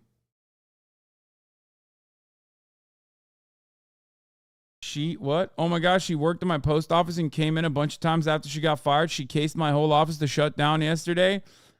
Yeah, while she was live streaming. Oh my God. She's mentally ill. I mean, yeah, that much is obvious to me. Worry. You're a horrible person. You're literally doing blackface. Thank me later. In the middle of the store. Lester Holt did whiteface. Nobody said shit. Where's your pride section? I need to know. We're past. Oh, I thought they were celebrating this and they took our flag forever. No, I was wrong. My bad. I don't shop at Target. I just take pictures. Join me. Post it on my Facebook, please. My Facebook friends love it. That's the craziest thing I've ever seen in my whole life. Yeah, I mean, she's definitely mentally ill, like 1,000%. Anyway, a woman in blackface showed up at the Target store. That's outrageous enough, but wait till you hear how she went off the rails. Ursilia Campbell sauntered into a Target in the Aurora area of Colorado and beelined it for a store employee demanding to know where the pride section is. Her work wasn't done. She went into a Starbucks with Trump stickers emblazoned on her shirt. As she groused, she was fired from the post office. Oh my God, that chatter wasn't lying. She literally was going postal. At least, okay. At least she wasn't like actually going postal. You know what I mean? And instead, this is what she's doing now. Because, you know, there's definitely worse ways that postal service workers have quit, or have postal workers that have been, disgruntled former employees have behaved in the past. We did some digging and found Ursilia apparently got the axe from the PO back in February, but she must have caused a similar stink there because a trespassing notice was posted Tuesday alerting employees to call the Postal Inspection Service. That chatter was literally not lying. She ran it against her former coworkers online, calling them some of the loneliest, miserable, trashiest, lazy people in my life. Maybe she needs to look into a mirror. Yeah, not the first time someone goes postal from Aurora. Yeah, I went on a rant on Facebook later. Amazing how racism can be attributed to mental illness. I'm not going to lie. This person is like maybe a little bit more mentally ill than the regular mental illness that we see. You know what I mean? Because like conservatives, it's reductive. It's redundant.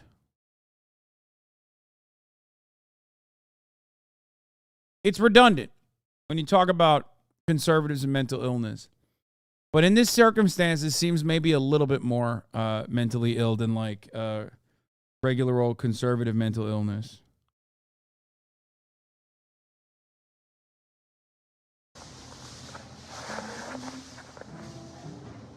Hey, Facebook. I'm looking for a job today. I'm at Starbucks. I never treat myself to Starbucks since the post office got rid of me. I barely treated myself to Starbucks when I was working there. I couldn't afford it. Trump is coming. I'm showing my titties. I have somebody across from me that's showing his too. I'll post his picture later. It's hilarious. You guys have got to see this. Anyway, wish me luck. I'm going to the post office for a job. They will never recognize my picture now. They could put me on the FBI wanted list. Have a good day. I'm going to have me a Nakai refresher. Okay, if you want if you want what this stuff is, and if you've never had it, you got to come down to Starbucks. The daughter ended up taking control of her Facebook. She's having a severe mental health break that her daughter said was even confusing the family. Yeah, I think what ended up happening is, did she get the job? Yeah, no chatter. I think what ended up happening is like she definitely had an episode for sure. Like, I think she's probably not the best person to begin with as far as her own personal politics and whatnot. But, like, every part of your brain that basically is supposed to stop you from going to this degree was just burned. You know what I mean? All the synapses that are supposed to fire up, they go, no, listen, Bertha, you're not supposed to do this. You're not... You know what I mean? You're not supposed to behave like this in public. They were not there.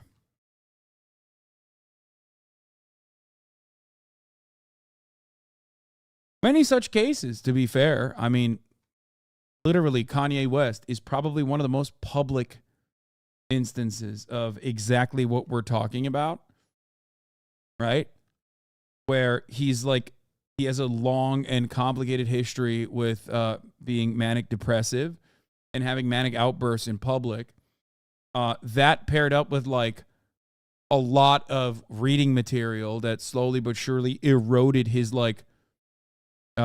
eroded his brain. Something snaps and you just go crazy mode. Yeah, there's a difference between a high-level consciously fascist Matt Walsh type versus a level 2 racist having a mental health crisis that is ultimately harmless, just embarrassing and needs help. Yeah.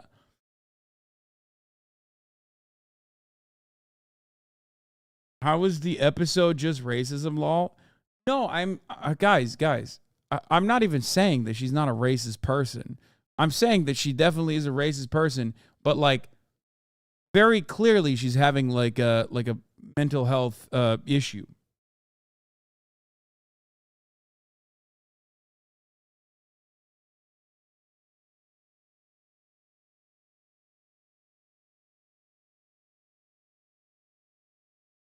Because, like, think about how many racist people you probably encounter on a daily basis. Like, I'm talking straight up says the N-word with a hard R towards black people and stuff. How many of them are putting on fucking blackface makeup? You know what I mean?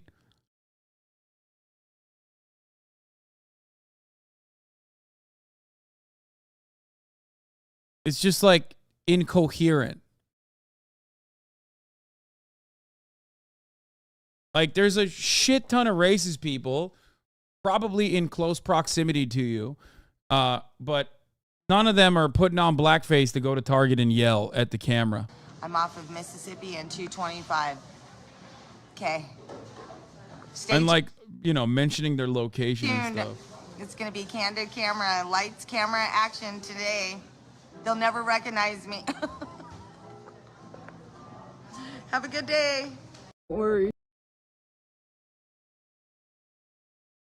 I did a video about Sound of Freedom and why I don't support it. And the thing that I find most troubling about people who do support it is they seem to treat it like it's some sort of a litmus test. Like if you don't support the film, at least you don't care about child trafficking. At worst, you are a I love that. That's my favorite thing that has happened online with the Sound of Freedom shit is that if you even make jokes about the Sound of Freedom, that must mean that you are someone who is in support of child sex trafficking. It's like, it's a movie, dog.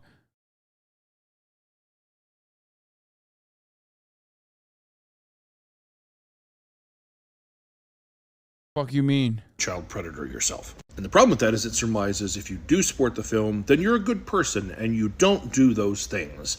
And life simply isn't that black and white. That's about as effective as the old witch trials were. Like, we're going to bind you and dump you in a lake. If you drown, good news, you're not a witch. But if you burst out of the water and fly off into the night, you were a witch. No one stopped to think that that test was 100% fatal only to non-witches. But I'd even go so far as to argue there are people who support the film as cover. Like this man, California pastor and former Christian school teacher Barry Fike, who posted about Sound of Freedom, how important it is and how we all need to support it, all while he was sending explicit... Yeah, the trafficking, turns out the trafficking call was coming from inside the house. Oh my God. Oh my God. No way. I'm just finding out about this now. That's crazy. I'm just finding out about this.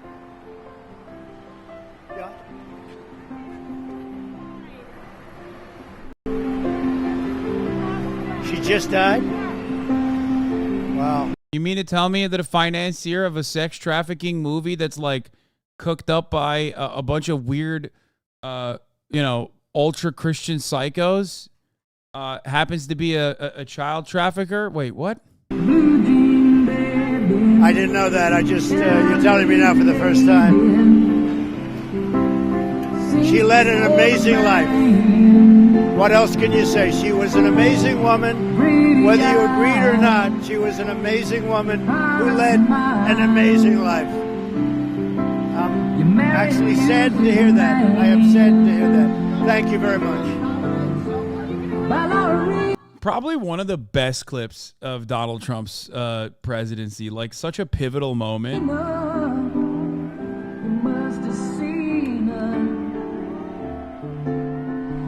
Iconic because the music in the background, too. It's just, like, iconic because you can see him holding back the fattest fucking... You know they were popping bottles on Air Force One afterwards. You know what I mean?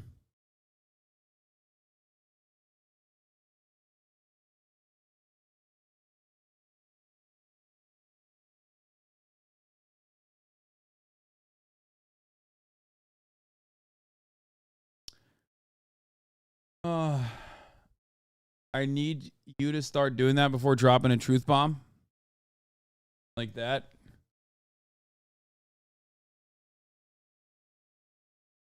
Oh, yeah, that's right. Tubbo doesn't drink. So they were popping bottles of Diet Coke, which is the working class man's champagne. Listed images of himself to what he thought was a 15-year-old child who he was arranging to meet for sex. But hey, he's not involved in the movie. He just shared a post about it. I mean, he's not like Fabian Marta, who is featured in the credits of Sound of Freedom and was online bragging about how he helped rescue it from Disney as an angel investor. He put up very real money to get it away from Disney and to get it distributed. If you saw the movie, you saw it in part because of Fabian. You know what else Fabian did? Sound of Freedom, you know, the movie, funder Fabian Marta, who grooms women and girls into all ages sugar baby, sugar daddy parties, has been arrested for felony child kidnapping. That's right, child kidnapping, and not like some sort of custody. You ever question the kind of content you give stage to doesn't encourage more bad content? Yeah, you're right. I should not be covering the sex trafficking movie funder doing child kidnapping. You know, you're right. That will then encourage more people covering child kidnapping. What do you think is going on here? Why would you report on the news? After all, other people might also report on the news that you've reported on, or the news will keep happening. I don't even know what the fuck you're trying to say, but, you know. Custody battle thing. The statute he's charged under includes removing an unrelated child from their parent without their consent, including confining the child. This is a very serious felony involving a non-family member under the age of 14. It has a minimum sentence of 10 years with the 800,000. If you ask the QAnon sickos, 800,000 children are kidnapped every year. Except, no, the fuck they're not.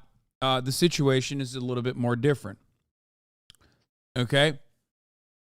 More than half of those are family disputes. Okay? Family disputes. But ultimately, damn near the majority of it are, like kid goes missing for a day. They find them. A lot of those kids are found, right? Very rarely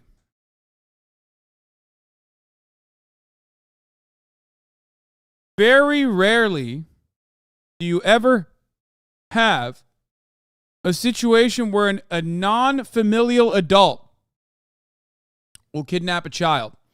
The number is not 800,000. It's actually, I believe, 8. This fucking guy is one of the 8 people that engaged in a non-familial, non-family member felony kidnapping of a child under the age of 14. Think about that. So are you? What?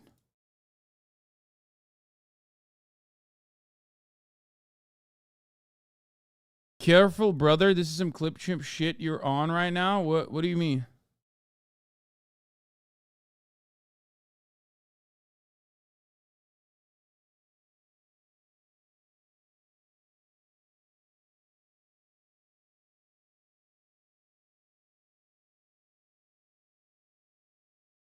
$33 children are abducted by someone who's not a family member. Okay, I was wrong. It's not 8. It's 33 a year. Last time I checked it was 8. Last year that I looked at it was 8.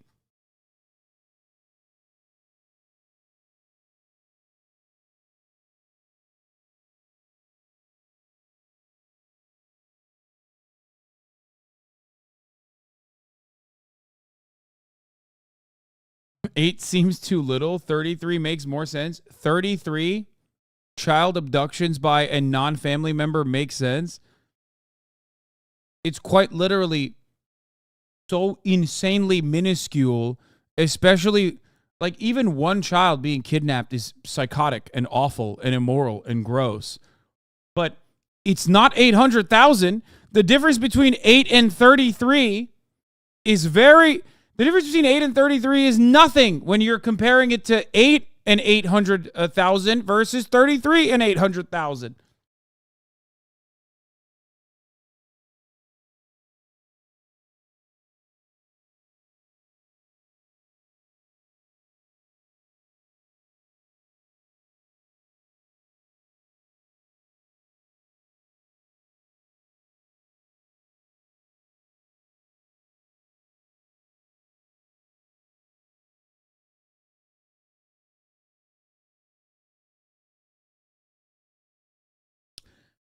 It might have been because of the pandemic that it was at like such a low number, by the way. Anyway, the DOJ reports that 58,200 children were victims of non-family abductions in 1 year. I doubt. No.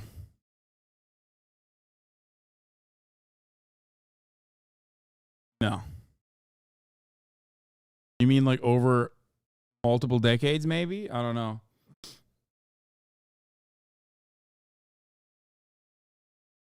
It's still infinitely less than 800,000, but that seems way too high.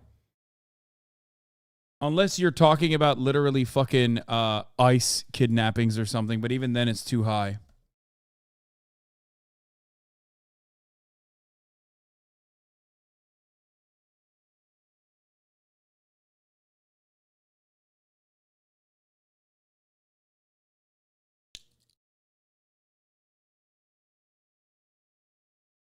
Or you're including missing kids.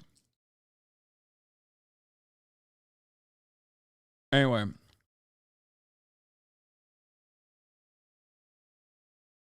The point is this. Children do go missing. Children do actually get kidnapped. But it's usually custody arrangements or a family member, like an immediate family member that is engaging in what is considered an abduction in the legal sense. And it's not like a white minivan coming at a Target parking lot and just like kidnapping a random child. Okay?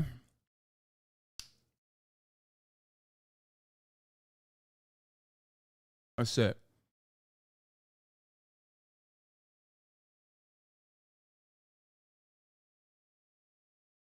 The potential life sentence. Yeah, the majority are runaways too. Yes, exactly.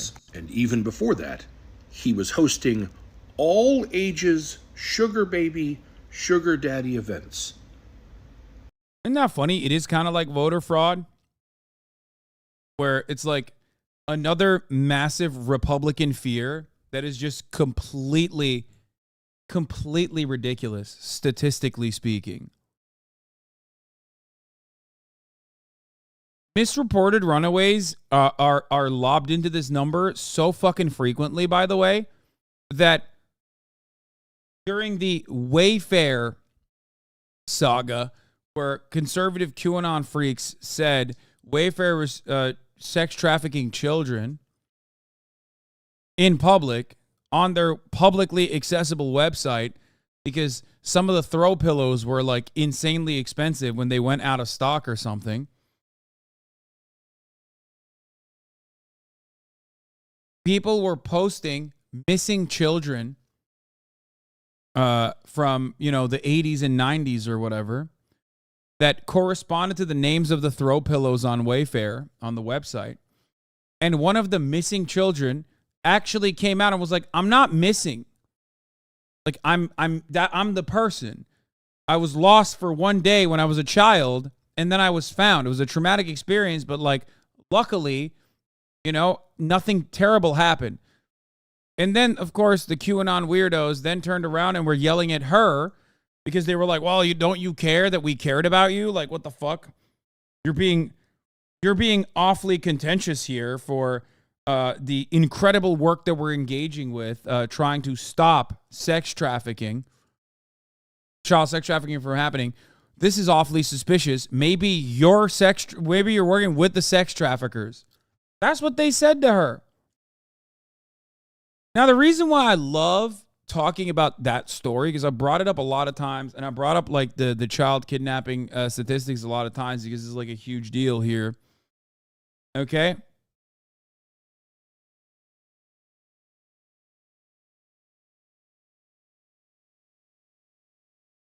Dude, I'm at the One Square Plaza Police Plaza in New York City, and they're taking down a bunch of black kids from the bus that I had just arrested from the Cenat thing. I want to take a picture, but I'm actually scared. Why not? Just fucking film it. Who gives a shit? It's not illegal.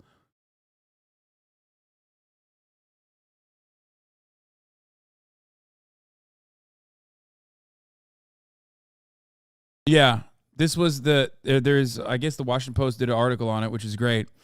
The internet mob wanted to rescue a 13-year-old girl. Instead, they terrified her, derailed real trafficking investigations, and incited a Save the Children violence. So, why am I bringing this story up?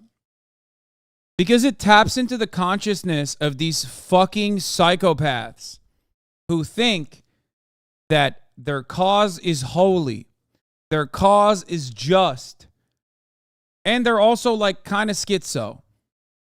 So anyone and everyone, no matter who they are, even if they are quite literally the perceived victim that they are trying to save, every single person is stopping them from engaging in this like holy conquest. Okay? That's kind of the same energy. And the holy conquest is just following breadcrumbs online, like it's an interactive detective novel. Or going to a fucking movie theater and watching a movie about sex trafficking. You're not doing anything. You're just watching a movie, you fucking lazy piece of shit.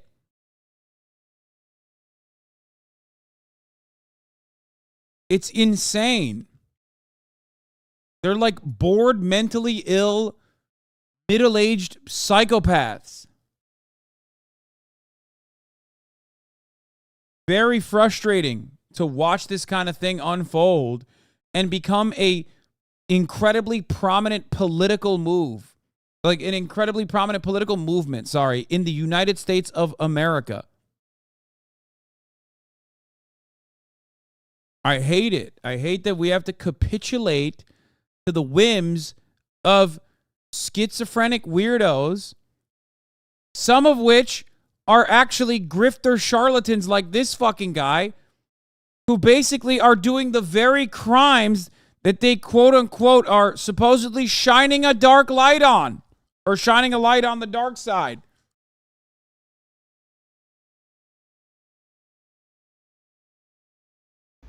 All ages. So like I said before, if you want to support the film, go ahead and do it. But don't be mad at people like myself who look at it and go, seems like a bunch of people are just using this tragedy as a cash grab.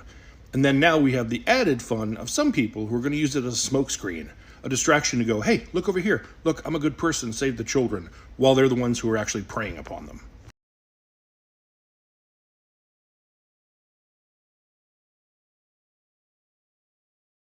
Yeah, maybe he was just doing it to shed a light on the dark side, or maybe because he accidentally bought into the fucking stupidity that was like the self-funded, crowd-funded campaign and thought, damn, this movie made a lot of money. Guess I got to do some child sex trafficking so that, we can write another movie so that I can make some money,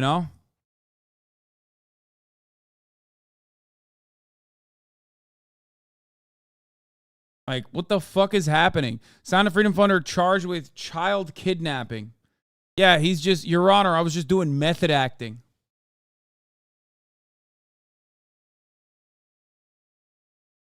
Which, of course, is kind of funny when you consider, when you do a little bit of a deeper dive into the organization that Sound of Freedom was actually highlighting as this, like, incredible movement. Turns out that org basically just buys children from child kidnappers and sex traffickers. That's like pretty much what they do. So much so that they have turned around and created markets for child sex traffickers to go out and kidnap random people because they know that these fucking white dudes are going to come in and buy the babies anyway. Yeah.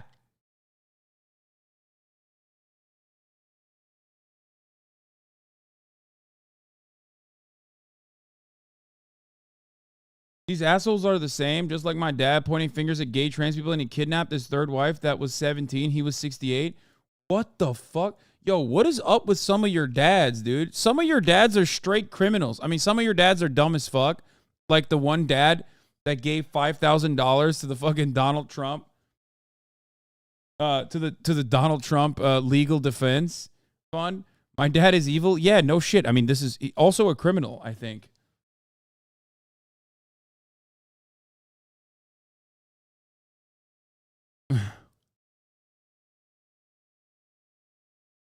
Sorry to hear that, Chatter. My favorite was Chatter's cop dad that you sucked to death. Yeah, well, I'll do that.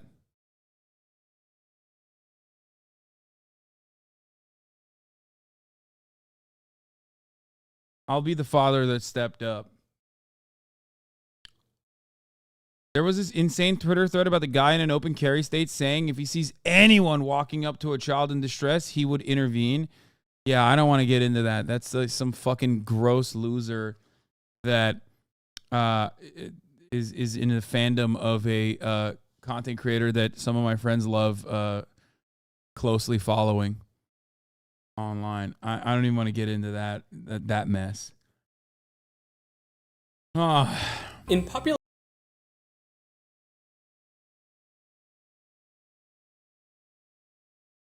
There you go. Fun stuff. What's the other side saying about this arrest?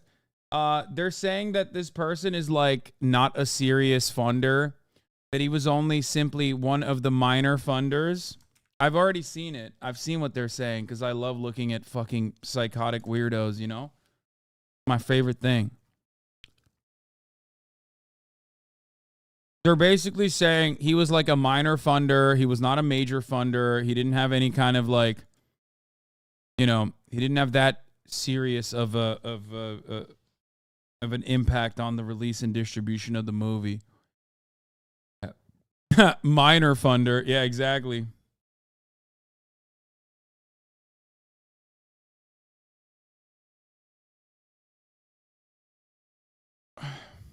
Minor funder and kidnapper of minors. Oh, you've heard people say we should wait for more information? Yeah, you know they love waiting for more information.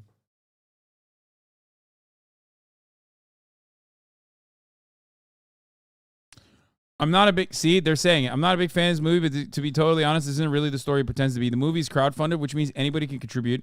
Child kidnapping is not the same as sex trafficking. Many child kidnapping charges stem from divorced parents removing a child in violation of custody orders. Yeah, except this is a non-family member. Like, the charge is literally specified.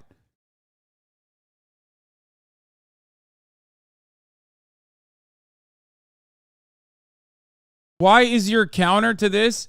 You know, not all child kidnapping is the same. Like, from the people that brought you, every Democrat and everyone that defends LGBT people are actually sex trafficking groomers, comes, not all cases of child kidnapping are equal.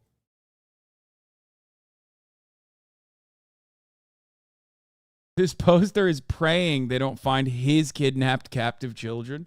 Yeah, you write stuff like that. I need to check your hard drives. It's important to make the distinction, guys, that not all child kidnappings are equal. Okay, fine. I've made that distinction. This guy's still bad. He did the actually it's a FIBA file. He did the actually it's a FIBA file, but for child kidnappings. ABC News Ipsos poll on what Americans think of the new charges against Donald Trump. Our chief White House correspondent, Mary Bruce, has more on that. Good morning to you, Mary.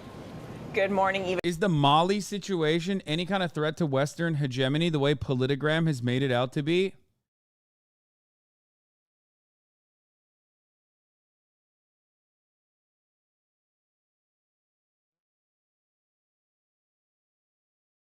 Yeah, dude, listen. Let me explain something to you, okay? Stop reading. You've read too much. Or just read a book instead of reading Politigram, okay? Yes, be careful. Mali is thriving. Stop. No, I think the things that I have seen about Politigram people talking, the lib debate perverts are going after it. No, they're not the lib debate perverts. They're like the fucking third worldist LARPing debate perverts. And I think he means, instead of saying Mali, he means the other country, like the collection of African nations in the same area. One of the nations that recently had a coup d'etat that I can't say on twitch.tv because it's censored. And yeah, no, I don't mean Burkina Faso, even though that is one of the nations. Yes. Anyway,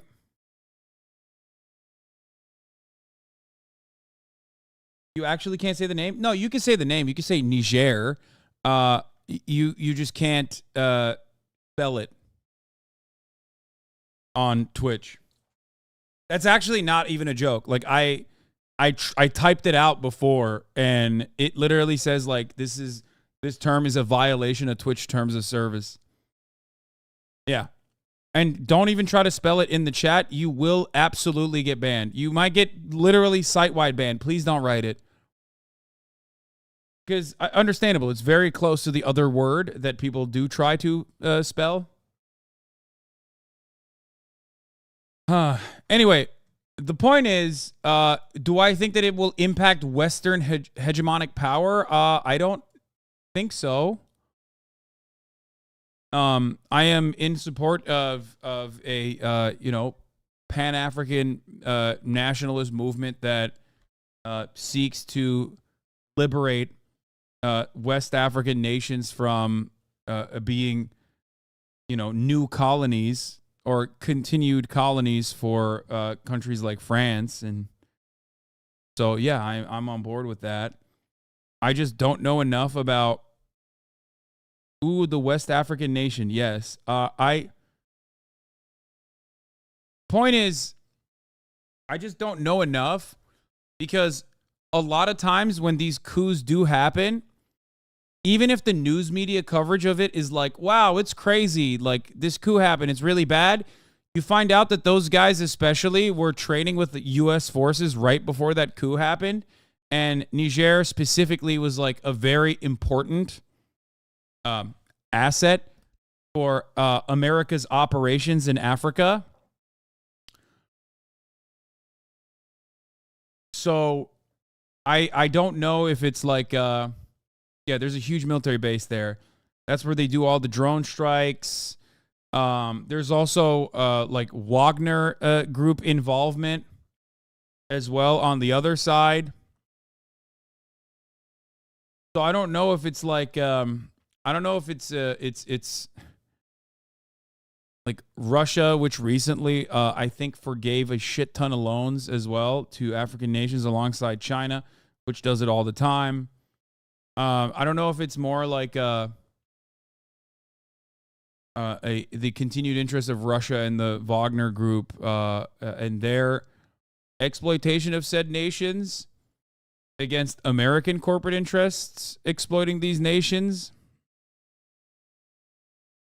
I don't know. It's too soon to tell, at least from my perspective. I've been reading about it and trying to develop a better understanding, but it just seems like more proxy war rather than these countries gaining autonomy. You know what I mean?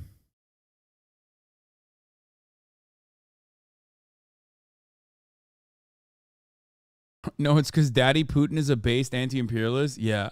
Like, I see why people make that argument about like Chinese loans because their conditions are much better. But it does feel kind of wild when you say that about Russia and Wagner. You know what I mean? Where I'm like, are these guys the good guys? I don't know. It's not like, it doesn't always feel like the enemy of my enemy. If you're like an anti-imperialist, anti-U.S. state guy, that doesn't necessarily mean that those are the good guys or the heroes. You know what I mean?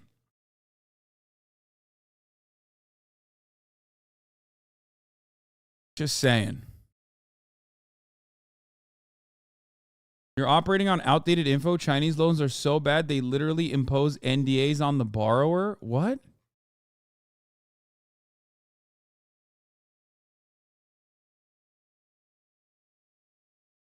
I have a study if you want it. I don't know where is this information in this study coming from? Like, is this like, didn't China just forgive a fuck ton of loans? Like I said, and it's not like, I mean, this is like Western news outlets talking about it. What is this? How China lends, a rare look into 100 debt contracts with foreign governments. Okay, I feel like Big Homie is like either working with the State Department. Like, you had this so quick. You had this so readily available. It blows my fucking mind. Also, your new information is from March 2021. So I don't know if that's actually new information. But I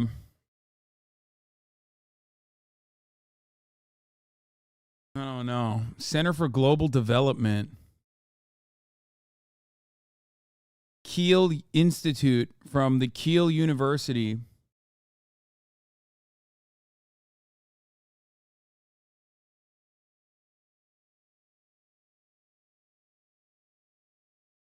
Definitely a competitive debater who had the link ready. I mean, I'm not going to fucking read all this, dude. This is crazy.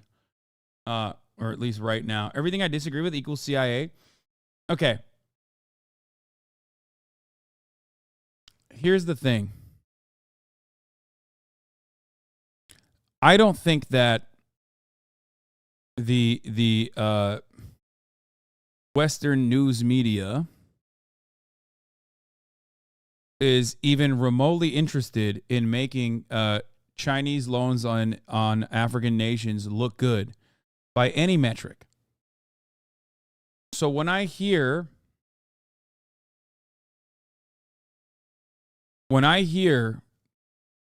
like the Associated Press write about Chinese loans offering better conditions, or Foreign Policy magazine writing about how American and Western lenders need to learn a lesson, if not to cede ground to Chinese lenders, they are doing it better than the World Bank and IMF ever could. Like, when neoliberals are fucking glazing Chinese loans, or when Bloomberg is writing about the myth of the Chinese debt trap in Africa, which is, you know, again, from 2022. That's the reason why I was like, what do you mean you have new information? It feels like maybe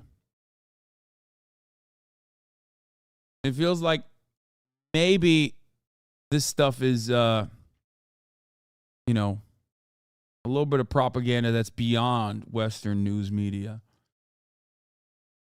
And also, this just happened too, which is what I was, well, not just this. There's a new wave of Chinese loans that were waived recently.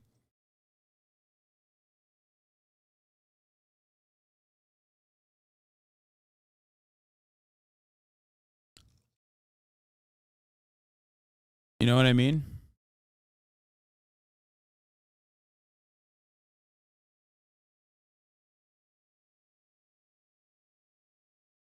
Nothing is free. It's loans in exchange for natural resources, just another play for global powers. Make no mistake. On the funding of Peterson Institute for International Economics. Diversity of stakeholders, transparency. Objectivity, Institute's evaluation process. Is an independent, nonprofit, nonpartisan research organization. Financial support comes from valuable donors. 96% of total revenues were provided without substantive restriction, allowing the support of the views of the Institute. Okay, why doesn't it say who is the donors then? I don't get it. I mean, seems like it's state funded.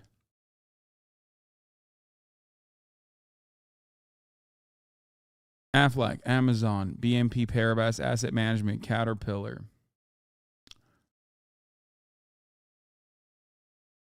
EY, Ministry of Economy and Finance of Korea. Peter G. Peterson Foundation.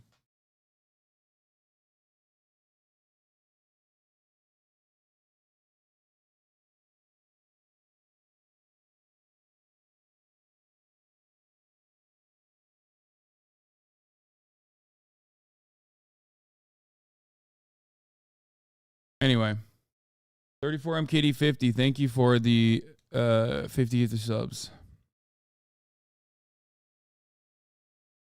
Steven Seagal released a dancehall song in which he sings in a fake Jamaican accent. There's no fucking way that you just decided to bring this to my attention.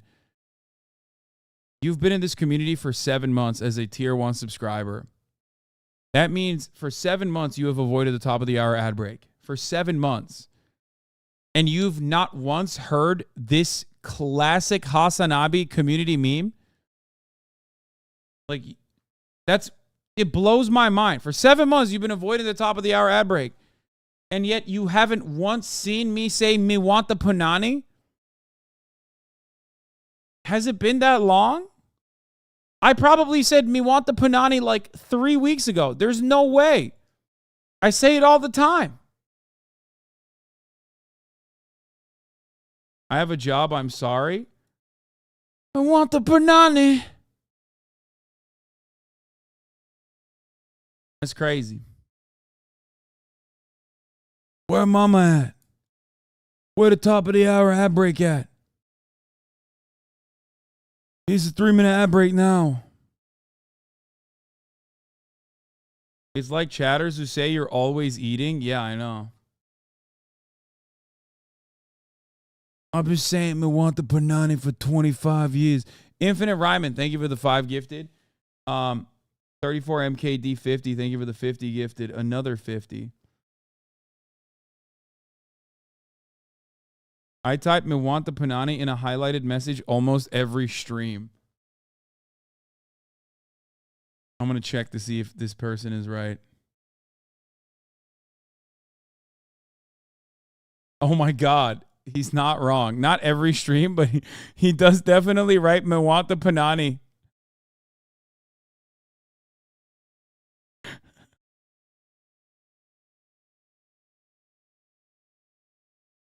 Hasan want the alien punani. Me want the punani. Ah!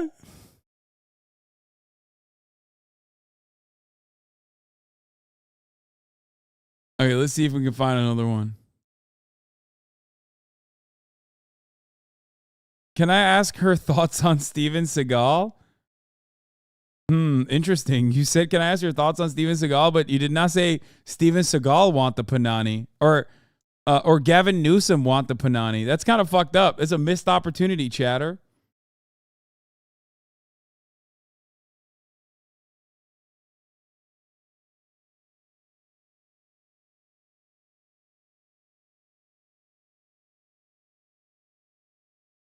$12 times? You fucking freak.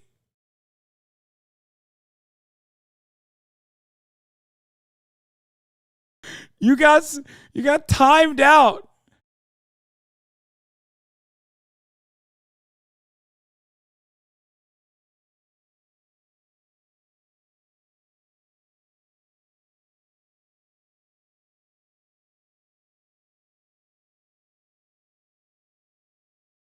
See, I'm not alone. No, this person is literally joking, dude. They're memeing when they say, have you seen Steven Seagal, Me Want the Panani?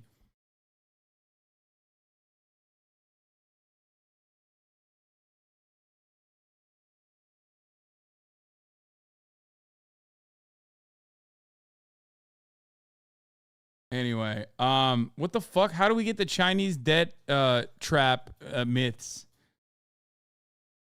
Oh, here, let's. But yeah, we are seeing a real shift here in how Americans are responding to this indictment compared to the previous two. Our new ABC News Ipsos poll showing that Americans are taking this more seriously. So take a look at these numbers. 2/3 of the country, 65%, think the charges related to January 6th are serious. Now, former President Trump, of course, is arguing that he is the victim of a politically motivated prosecution, but just over half, 52% of Americans think the former president should have been charged with a crime in this case, with 49% saying Trump should suspend his presidential campaign. Now, as expected, we are seeing the typical party line divides, but when it comes to those critically important independent voters, we are seeing an 11-point jump in the number who see this indictment as serious compared to the previous indictment related to Trump's handling of classified documents. Both Trump and President Biden, though, remain disliked, their favorability underwater. Trump at 30%, Biden not much higher at 33%. Eva.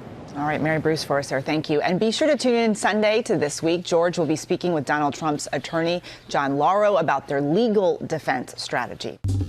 Well, hey there, GMA fans. Robin Roberts here. Thanks for checking out our YouTube channel. Lots of great stuff here. So go on, click the subscribe button right over here to get more of awesome videos and content from GMA every day, anytime. We thank you for watching, and we'll see you in the morning on GMA. Lizzo breaking her silence over accusations of sexual harassment and a hostile work environment. The singer is denying the claims of 3 of her former dancers. And Kelly Carter spoke with the accusers, and she joins us now with more. Good morning, Kelly. Good morning, Rebecca. On Thursday morning, I sat down with the 3 Lizzo accusers and their attorney, and they gave more information about what they say was a hostile work environment while on tour with the pop star. You can see a public figure, and all you know about them is what they present to you when the cameras are on and the cameras are rolling. This morning, Lizzo's accusers speaking out in reaction She's so to the fucking Grammy heavy, winner's dude. response to the Holy shit, she is so goddamn heavy. It's crazy. I can't even pick her up any longer. It's wild, dude. Oh, look at this. Oh my God.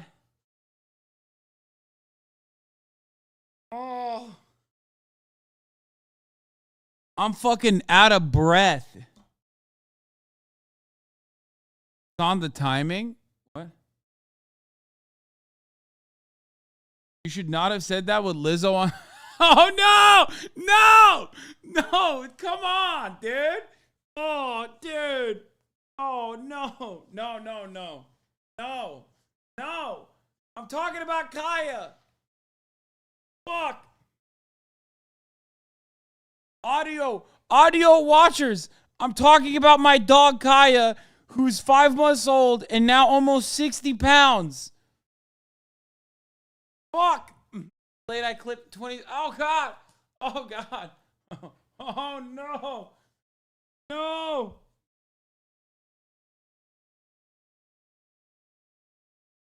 Oh.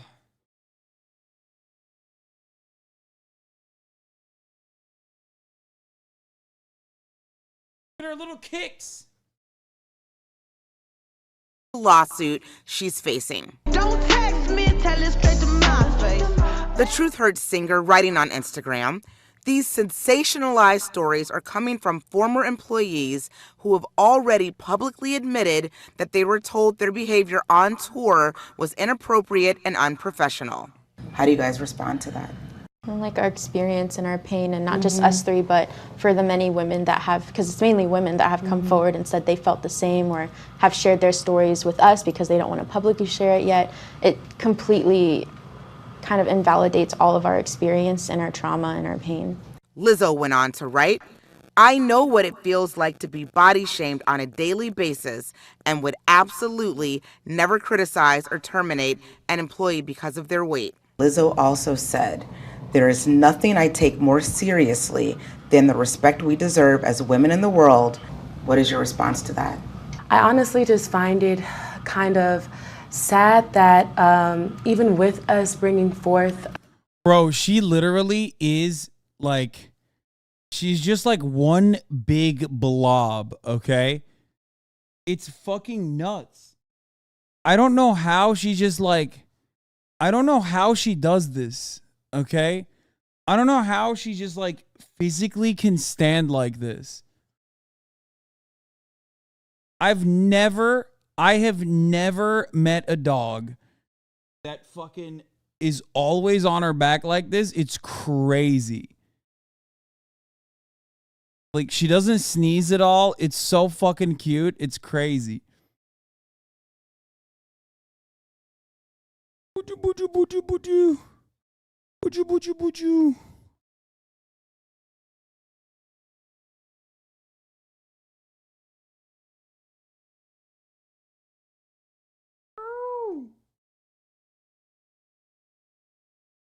The amount of body heat that she generates is unimaginable, though.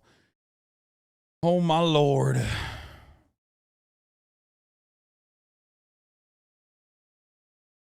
Oh, you don't like that, do you? No biting.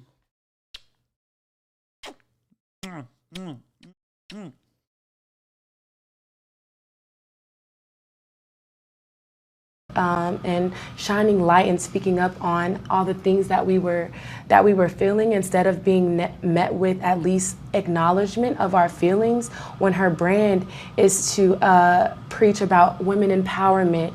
Former dancers Ariana Davis, Crystal Williams, and Noel Rodriguez accused Lizzo of creating a hostile work environment, weight-shaming them, and pressuring them to participate in parties with overly sexual atmospheres.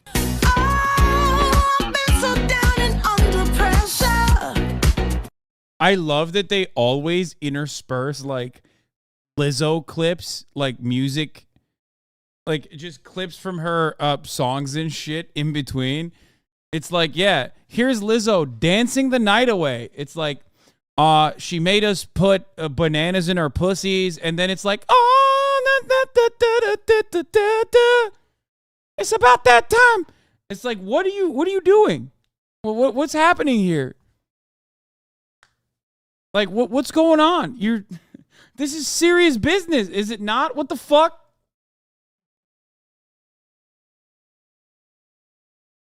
Legit had to stop in my tracks thinking you were calling Lizzo heavy and that you couldn't pick her up anymore. Yes, no, I was talking about my dog, Kaya. Time to buy a ukulele, brother. I'm way too fine to be distressed, yeah. In a statement to ABC News, attorney Marty Singer writing... She's pretty fucking talented, like, no joke. I mean, they're separating the art from the artist. In part, the lawsuit filed by the three dancers against Lizzo and the other defendants is specious and without merit. He also provided video to ABC News, which appears to show plaintiff Ariana Davis filmed in April after the time these events allegedly occurred, praising her former employer. I look up to her so much, and I just want to follow in her footsteps, and I just want to share that with the Queen Lizzo herself. Davis says now, our jobs are always being threatened. I personally never had job security in this whole entire time. I was being booked for these one-off shows, and all of a sudden, I wasn't. And then I was replaced with another dancer who was smaller. One question, how may these allegations impact Lizzo's brand? For these allegations to come out now, it goes against almost everything that she has publicly and very adamantly stood up for and stood against. And I think it's confusing for a lot of her fans. And though the pop star still has about 13 million Instagram followers, we should note that she has lost about 200,000 followers since the news of the lawsuit first broke earlier this week. Rebecca? And it raises some really big questions. A fascinating conversation with you there, Kelly. And we know that you will have much more. Bro, there is no job security when you're a performer that just comes with the territory. That's kind of wild. Like, yeah, there's different metrics of performance, but like, I mean, yeah, if you're not fucking dancing or if you're dancing like shit, that's one thing. But if you were hired specifically as a dancer who's also plus size, and then they were like, oh, but now you're too plus size, I feel like that's a little bit different. No? I mean, we covered this yesterday when I was talking about it. When they were like, oh, we want you to be plus size. Not that plus, though. Like, it's wild. True. Lizzo got 1 million likes on her apology post compared to the 300K from the past post.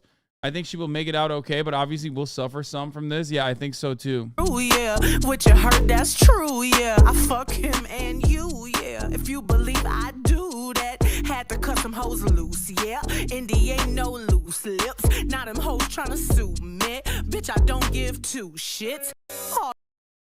Oh my God.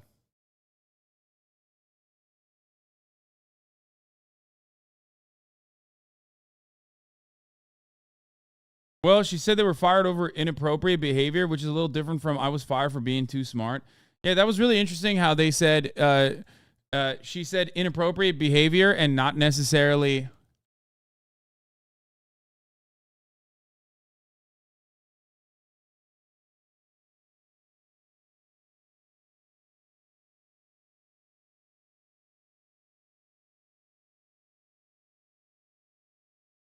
Wait, what is this?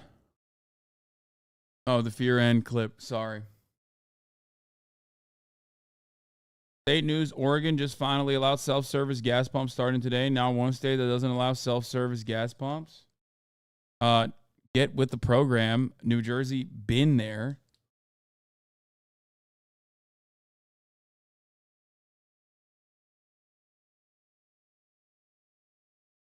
This is the kind of thing that happens pretty often in the music industry, but people only seem to care because Lizzo has a body acceptance brand around her. I think that this kind of stuff happens quite frequently in the music industry, yes.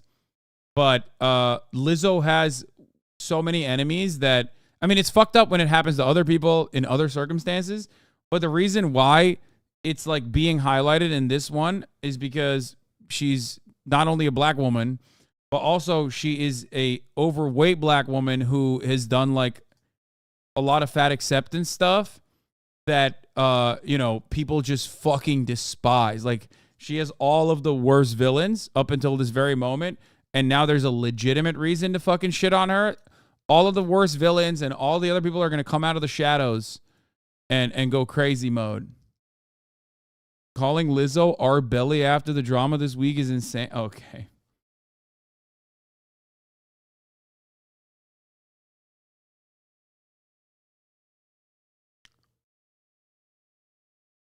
I'm not laughing at that. That's not funny.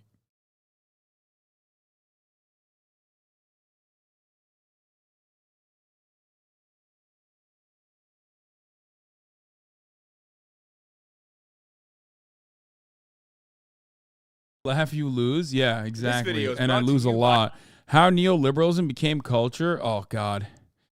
I do love Wisecrack, but sometimes their videos are fucking so nerdy, you know? White Lizzo is trending for me. Yeah, that was bait. People talking about Meghan Trainor. Like, that was bait. Why the fuck would anybody... Dude, come on. Listen, for all of Lizzo's faults, like, you can't make this comparison. Like, there's no shot that someone seriously was like, wait, oh, it was Chris Christie?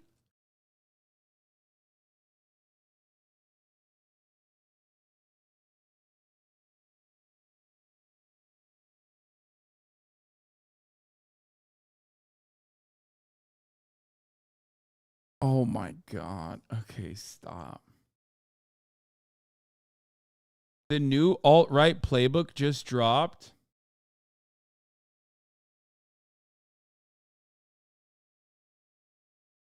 Innuendo Studios made another 12 or 13. Innuendo Studios came out with another video. The slow breakup. The alt-right playbook, you can't get snakes from chicken eggs. This man hasn't done an alt-right playbook since 10 months ago. Last time he did it was 10 months ago. Back in the day, during Gamergate, he would just like pop the fuck off. Post Gamergate, Innuendo Studios was like cranking them out. Isn't he in fucking Ukraine? Wait, what? Wait, why is Innuendo Studios in Ukraine making videos about the alt-right playbook for American audiences? Wait.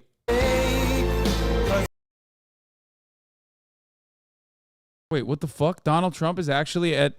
He's live?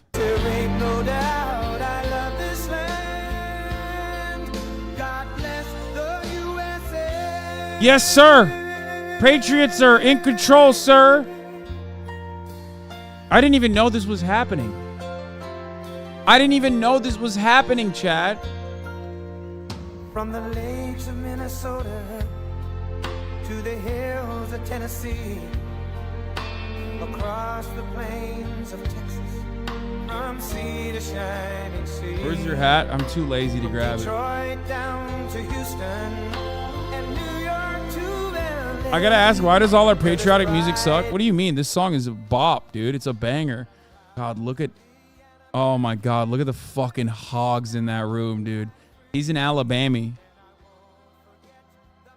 Oddsy mentions Kai, I would fucking I would perish. I would die.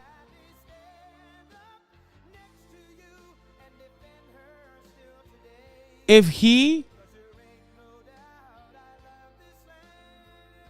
this man went and fucking... If this man talks about Kai Cenat and how, like, New York is crime infested or whatever, I will lose my fucking mind. I will riot, okay?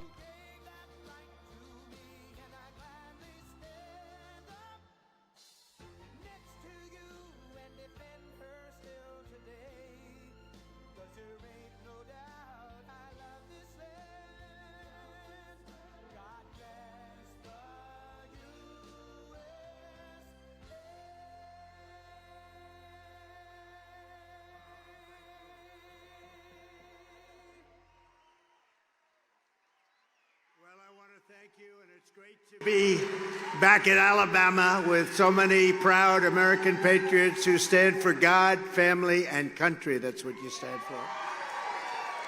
I want to thank Governor Kay Ivey for being with us tonight. And great, Kay. You look great, Kay. You look great, Kay. Not surprised. Doing a good job, too. We appreciate it very much. Thank you. And also Chairman John Wall. He broke all sorts of records tonight. They broke the attendance and the fundraising records. They broke every record in the book. So, John, really good job. Please sit down. We're going to be here for a little while, right? Sit down. Thank you very much. But John's been a friend really from the beginning. And today I'm also greatly honored to receive the endorsements of so many outstanding Alabama leaders. Don't put that up as Gamba yet, because it will have to be somewhere in the middle, somewhere in the midst of the convo. You can put up Gamba for other shit first before we get to that. With us tonight, including your great senator who just introduced me, Tommy Tuberville. What a great man! He's strong, he's smart, he's loyal. Then he's truly a fantastic guy, and he's my friend, and we love Tommy. Treat him good. You have one of the really, thank you. We have one of the great ones there. Representatives Jerry Carl, Barry Moore, Mike Rogers, Robert Adderholt, Dale Strong, and Gary Palmer. These are warriors. Gary's feeling better now. He had a little problem with the back, but he's feeling good, and he wanted to be here, and I appreciate it. But these are fantastic people. Lieutenant Governor Will Ainsworth, thank you, Will, very much for being with us. Doing a great job. Agriculture Commissioner Rick Pate. Rick, thank you very much.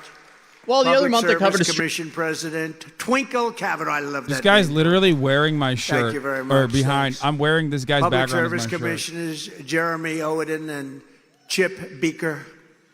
And I really appreciate you and being here. And Cliff Sims, thanks for doing a fantastic job, Cliff.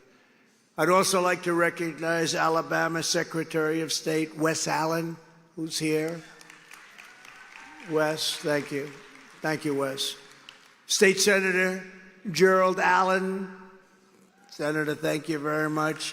Friends of mine, Ambassador Lindy Blanchard and her great husband, John. Thank you very much. A wonderful job. A wonderful, wonderful job as ambassador. A man who's just been incredible. What a voice he's got and what a wife he's got. His wife is named Kim, and his name is Lee Greenwood, and he sings that beautiful song. Where is Lee? Is Lee here? We got to see Lee. Thank you. What a voice. What a voice. We don't know what it is, Lee, but it works. And they love it. And congratulations. Great career and great family. Thank you very much. Appreciate it. Thank you. Catherine Engelbrecht, a real incredible woman. Where's Catherine? And Greg Phillips, where are they? Truth to Vote. They have done a job. They found more fake votes than any people, I think, in this country, and they are fake with all of the things, and they have them on tape. And you go through a lot, and we appreciate it. And get ready. Get those votes ready. Just get them ready. Keep those tapes handy, because you're going to need them, and we're going to all need them as a country. Thank you very much. You do a fantastic job. Real patriots. We appreciate it. 8 years ago this month, we held one of the very first rallies of the 2016 campaign right here in Alabama. Together, we launched the greatest political movement in the history of our country, and now with the help of Alabama patriots, oh, we love Alabama, won it by 45 points. Protect your retirement from DC's politics. But Alabama patriots. God, I love the fucking ads, man. I love the ads so much. They're just like perfectly tailored towards just the most brain-broken boomers. Holy moly. But 2016 was very, very special, and we taught people a lot, and they taught us a lot, frankly. But this state has been with us right from the beginning, Kay, I have to say, right from the beginning.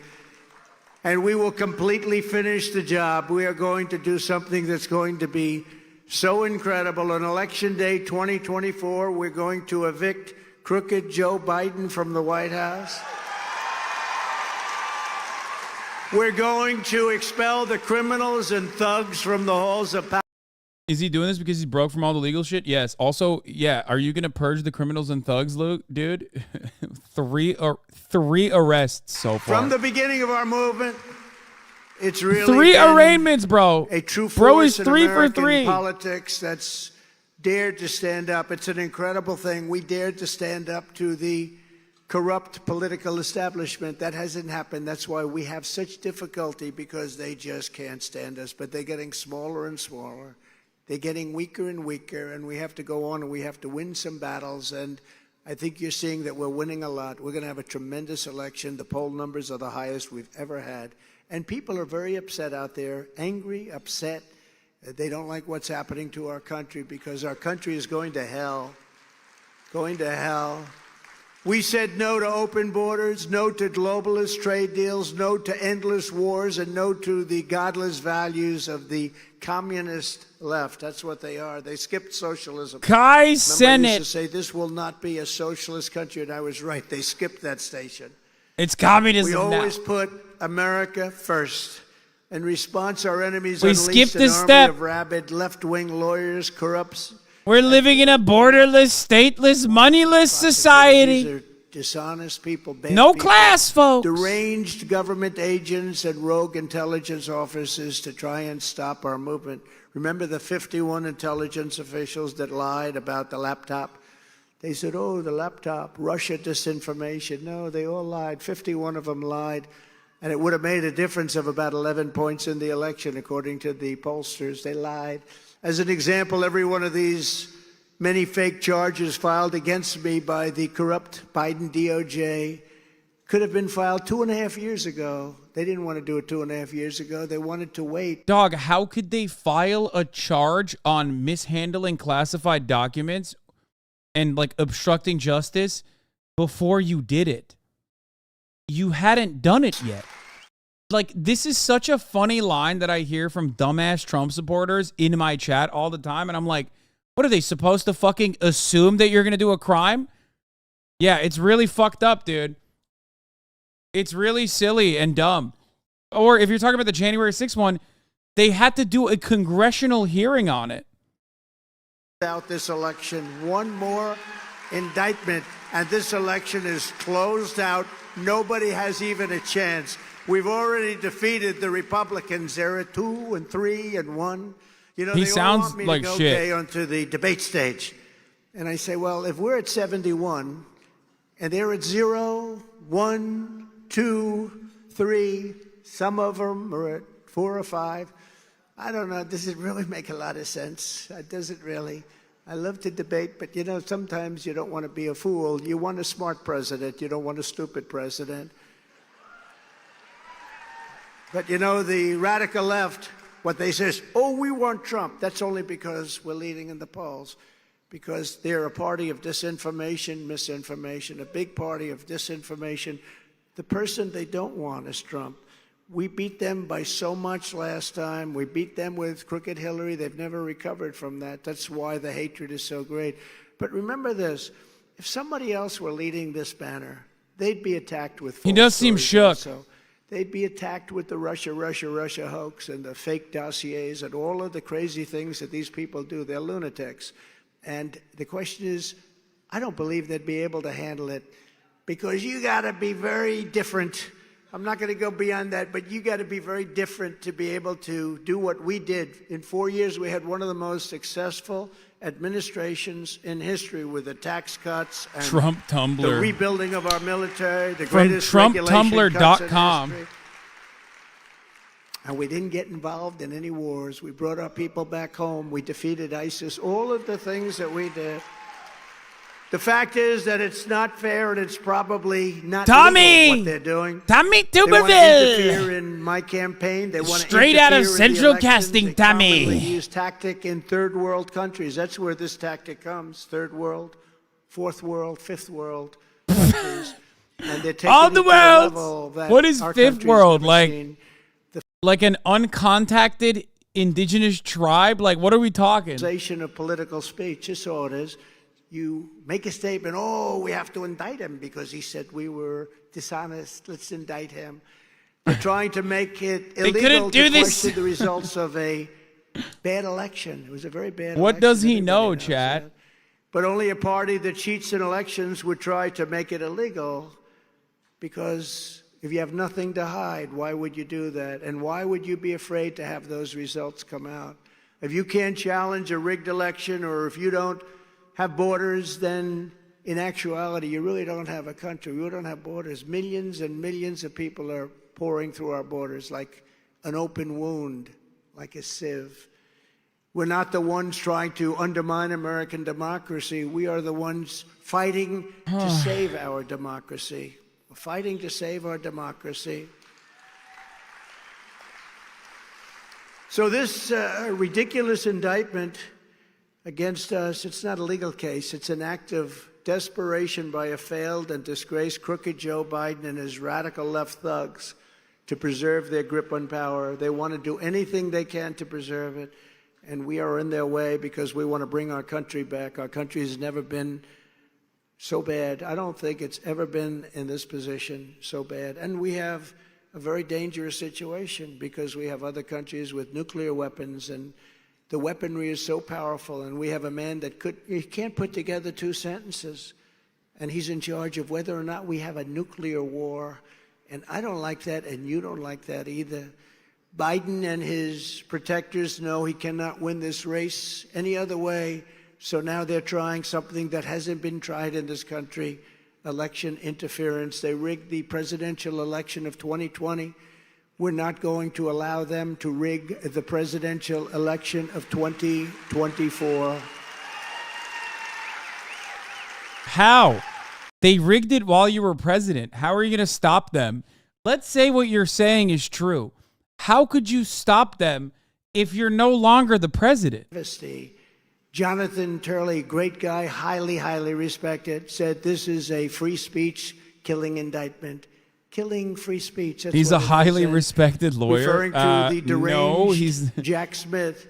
He's not only going if you're working for Trump, you are not a highly respected lawyer. First Amendment, he's going to have to bulldoze through a line of cases by the Supreme Court of the United States. In other words, this is an absolute case of prosecutorial misconduct. Andy McCarthy, highly respected, said this: to indict on such a theory in a manner that quite willfully intrudes into a presidential election is worse than irresponsible.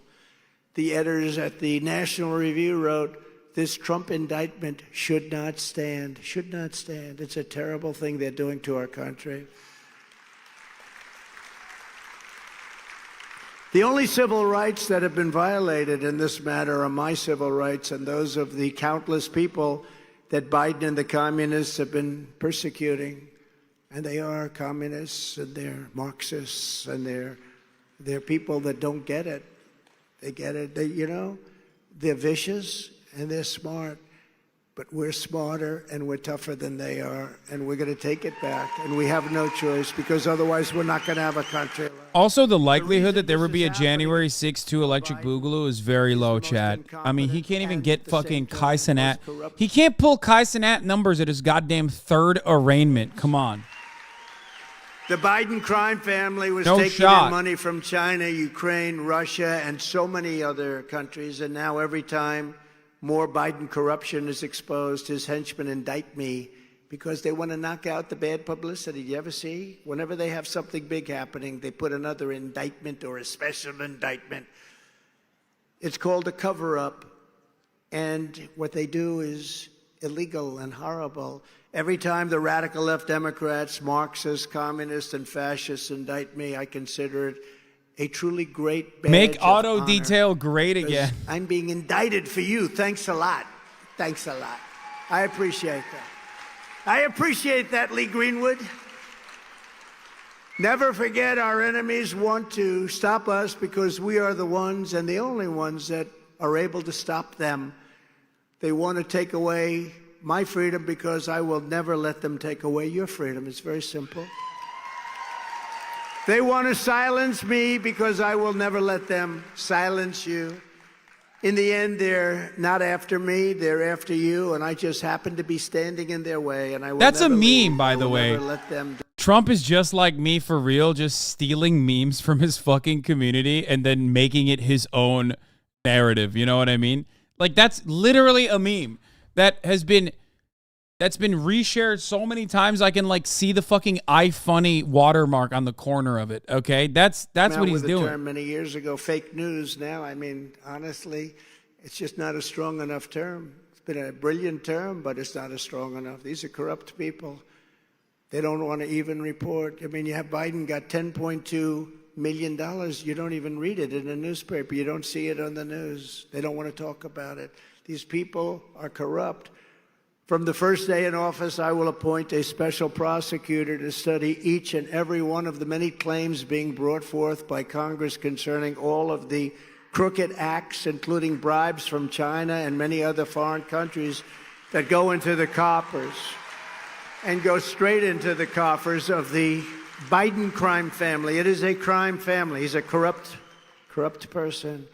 It's often said that Republicans don't fight hard enough, and I agree with that. We need more fighters like Tommy and others.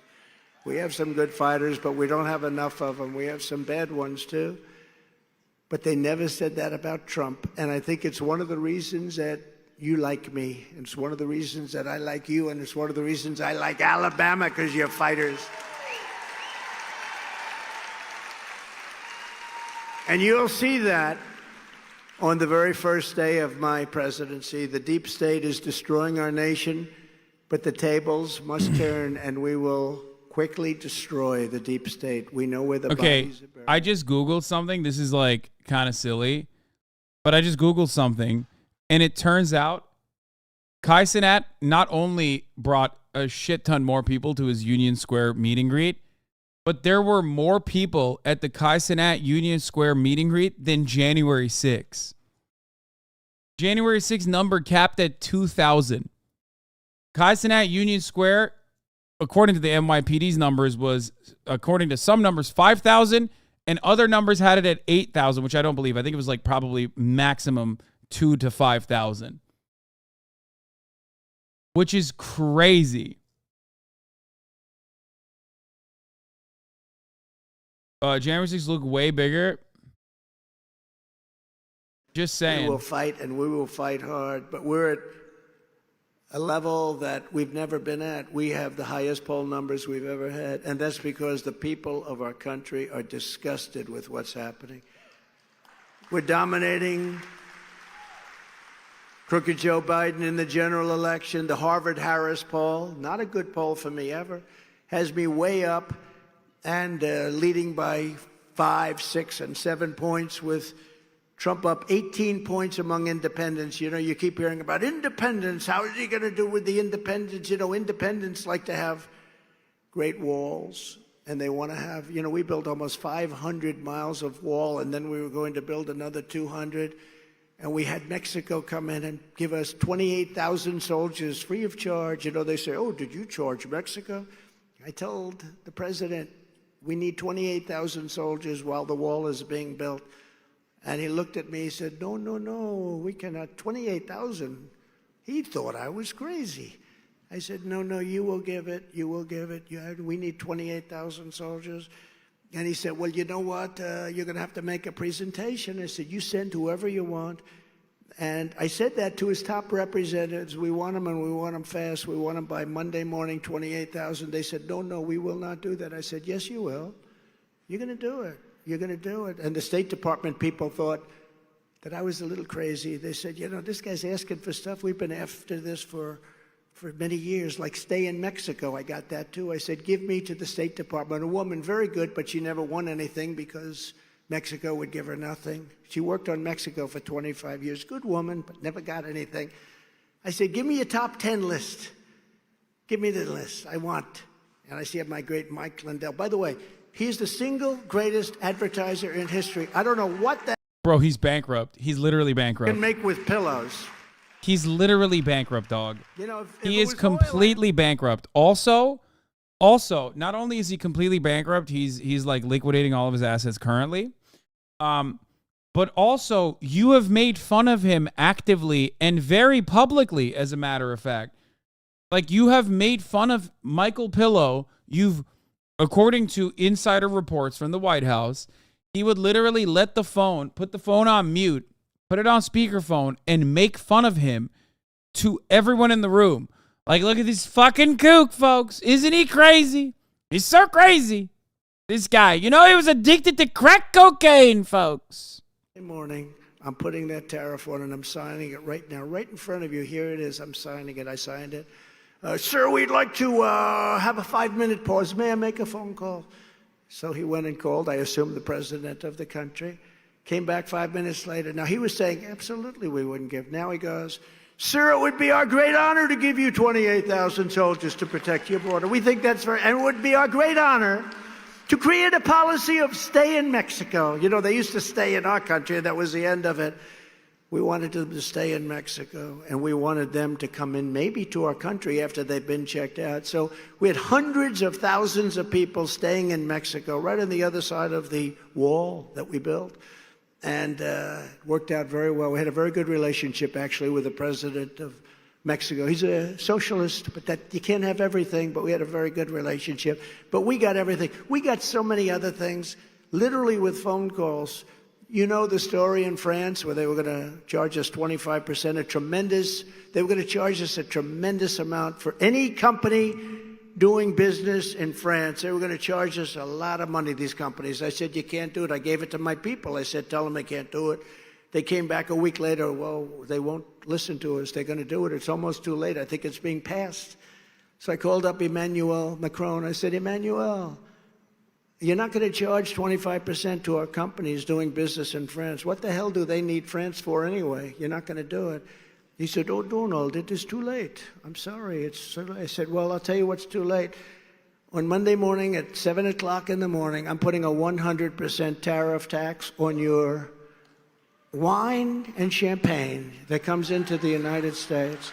That takes place at 7 o'clock on Monday morning. This was a Friday.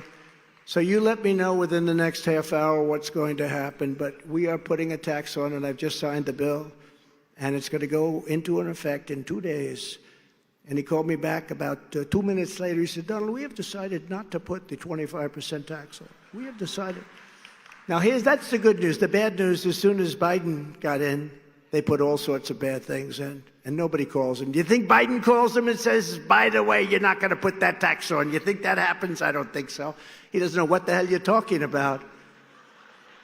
And in the big new premise poll, we're beating Biden by 5 points, with the sanctimonious losing to Biden 33-38. The sanctimonious is actually not doing a good job. You know, you wonder why I don't like him, because I got him elected. He was losing badly. He was down many, many points, I think like 38 or 40 or some ridiculous number. He actually talks about it in the old days. And he came to my office, tears in his eyes, saying, please, can I have your endorsement? I said, listen, you're so far down, to a man named Adam Putnam, who was the Secretary of Agriculture, which is a big deal in Florida. He was down by many, many, many points.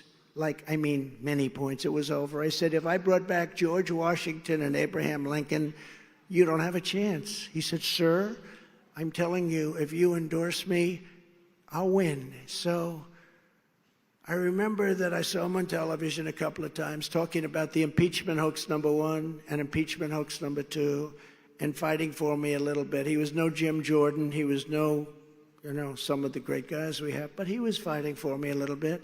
Always on television. I said, and I didn't know Adam Putnam, unfortunately, for him. So I endorsed Ron DeSanctimonious, and he went like a rocket ship. And he took this massive lead immediately, like it took one night.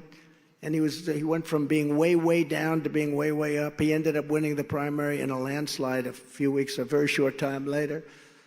But then he couldn't have won the general because he was running against the guy Gilliam. Remember the guy who I'm not buying the was Trump going to be the tumbler. star of the Democrats?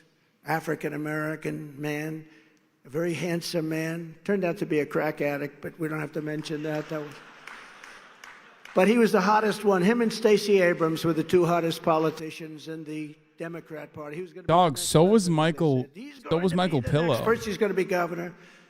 And DeSanctimonious comes up to me. I can't beat him. There's no way. I said, look, we'll do some rallies. Would you? Could you do 3? I said, 3 is a lot. But I ended up doing 3 rallies for him. Also, Andrew Gillum, I'm pretty sure, wasn't a crack addict. I think it was meth that he was caught with. But I don't know. Also, his own son is a fucking coke fiend. It's interesting. Anyway. And he ended up winning. He won. It was a big upset. He ended up winning. And then 3 years later, they said, I guess because Gillum is black. Are you going to run he was like for crack president addict. against the former president? And he said, I have no comment. He said, he has no comment. That means he's running. That son of a bitch, he's running. We're not going to take that. And I started hitting him, and he has been like, pshee. So with those people, Lee Greenwood, when they ask, we have to do a song about this, I think, Lee, but when they ask me whether or not I like him, I'm not a big fan of his. Not a big fan. I like loyalty. They told me that loyalty doesn't matter in politics. Some of my geniuses right backstage right now, sir, don't tell that story because loyalty doesn't matter in politics. I said, I think it does. It turned out that I was right because he has dropped like a rock, and hopefully he'll stay there. I think he will. They said, what's the problem with him? I said, he's got no personality, which actually is true. It's good. Kay, in politics, you need a personality, right? We learned a long time ago you need little personality. When asked who's the best to improve the economy, it's Trump at 54, DeSantis at about 11. Who's the best in New Hampshire? 55-11. In South Carolina, 59-12. In Nevada, 65-10. It's going to be tough to blow it, but I don't want to say it. Where's wood? I need wood. Where is wood? I found wood. Otherwise, I'd walk off the stage to find a piece. I want to knock on wood because I don't like to talk this way. All the rest are in very low He numbers. found very wood, low baby. single digits. That's. But I despite found the wood. Demented prosecution of our movement by our corrupt and highly partisan Department of Injustice and deranged Jack Smith. Doesn't he look deranged? You see the picture with the purple robe? He's a deranged human being. We're getting stronger by the day. Somebody said, you should treat him nicer. Maybe he'd be nice. Let me tell you, this guy is a lost soul, bad guy. Don't get nicer. He's a deranged, sick person. Think of what we already achieved in this incredible 4 years, and we had to go through Russia. We had to go through the Mueller report, which after 2.5 years said no collusion, right? No collusion, it said, with Russia. We had to go through all those phony FISA things that were signed so badly. We had to go through a lot. All hoaxes and scams, and it's not changed at all. And they're the ones that have to be investigated, and those elections have to be investigated. I'm sorry. We have to have you're a those fucking honorable weak ass elections in our bitch. country. Okay. Straight up, you're a weak ass bitch. You fucking said all of this for years and years. You said you were going to arrest and prosecute Hillary Rodham Clinton. Hillary Clinton is still free, and you got arraigned 3 times, okay? Sick and tired of this. You can't be constantly talking about how brutal of a dictator you're going to be once you're in a position of power, and then when you're in a position of power, you're not doing it. Skill issue. Joe Brandon, who is a husk and a corpse,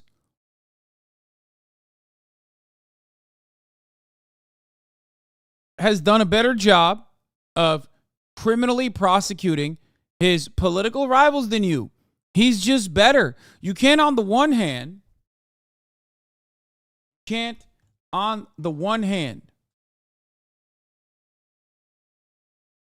claim that you love President Xi, who looks handsome like he's out of Central Casting, as Trump did, by the way, because he rules with an iron fist,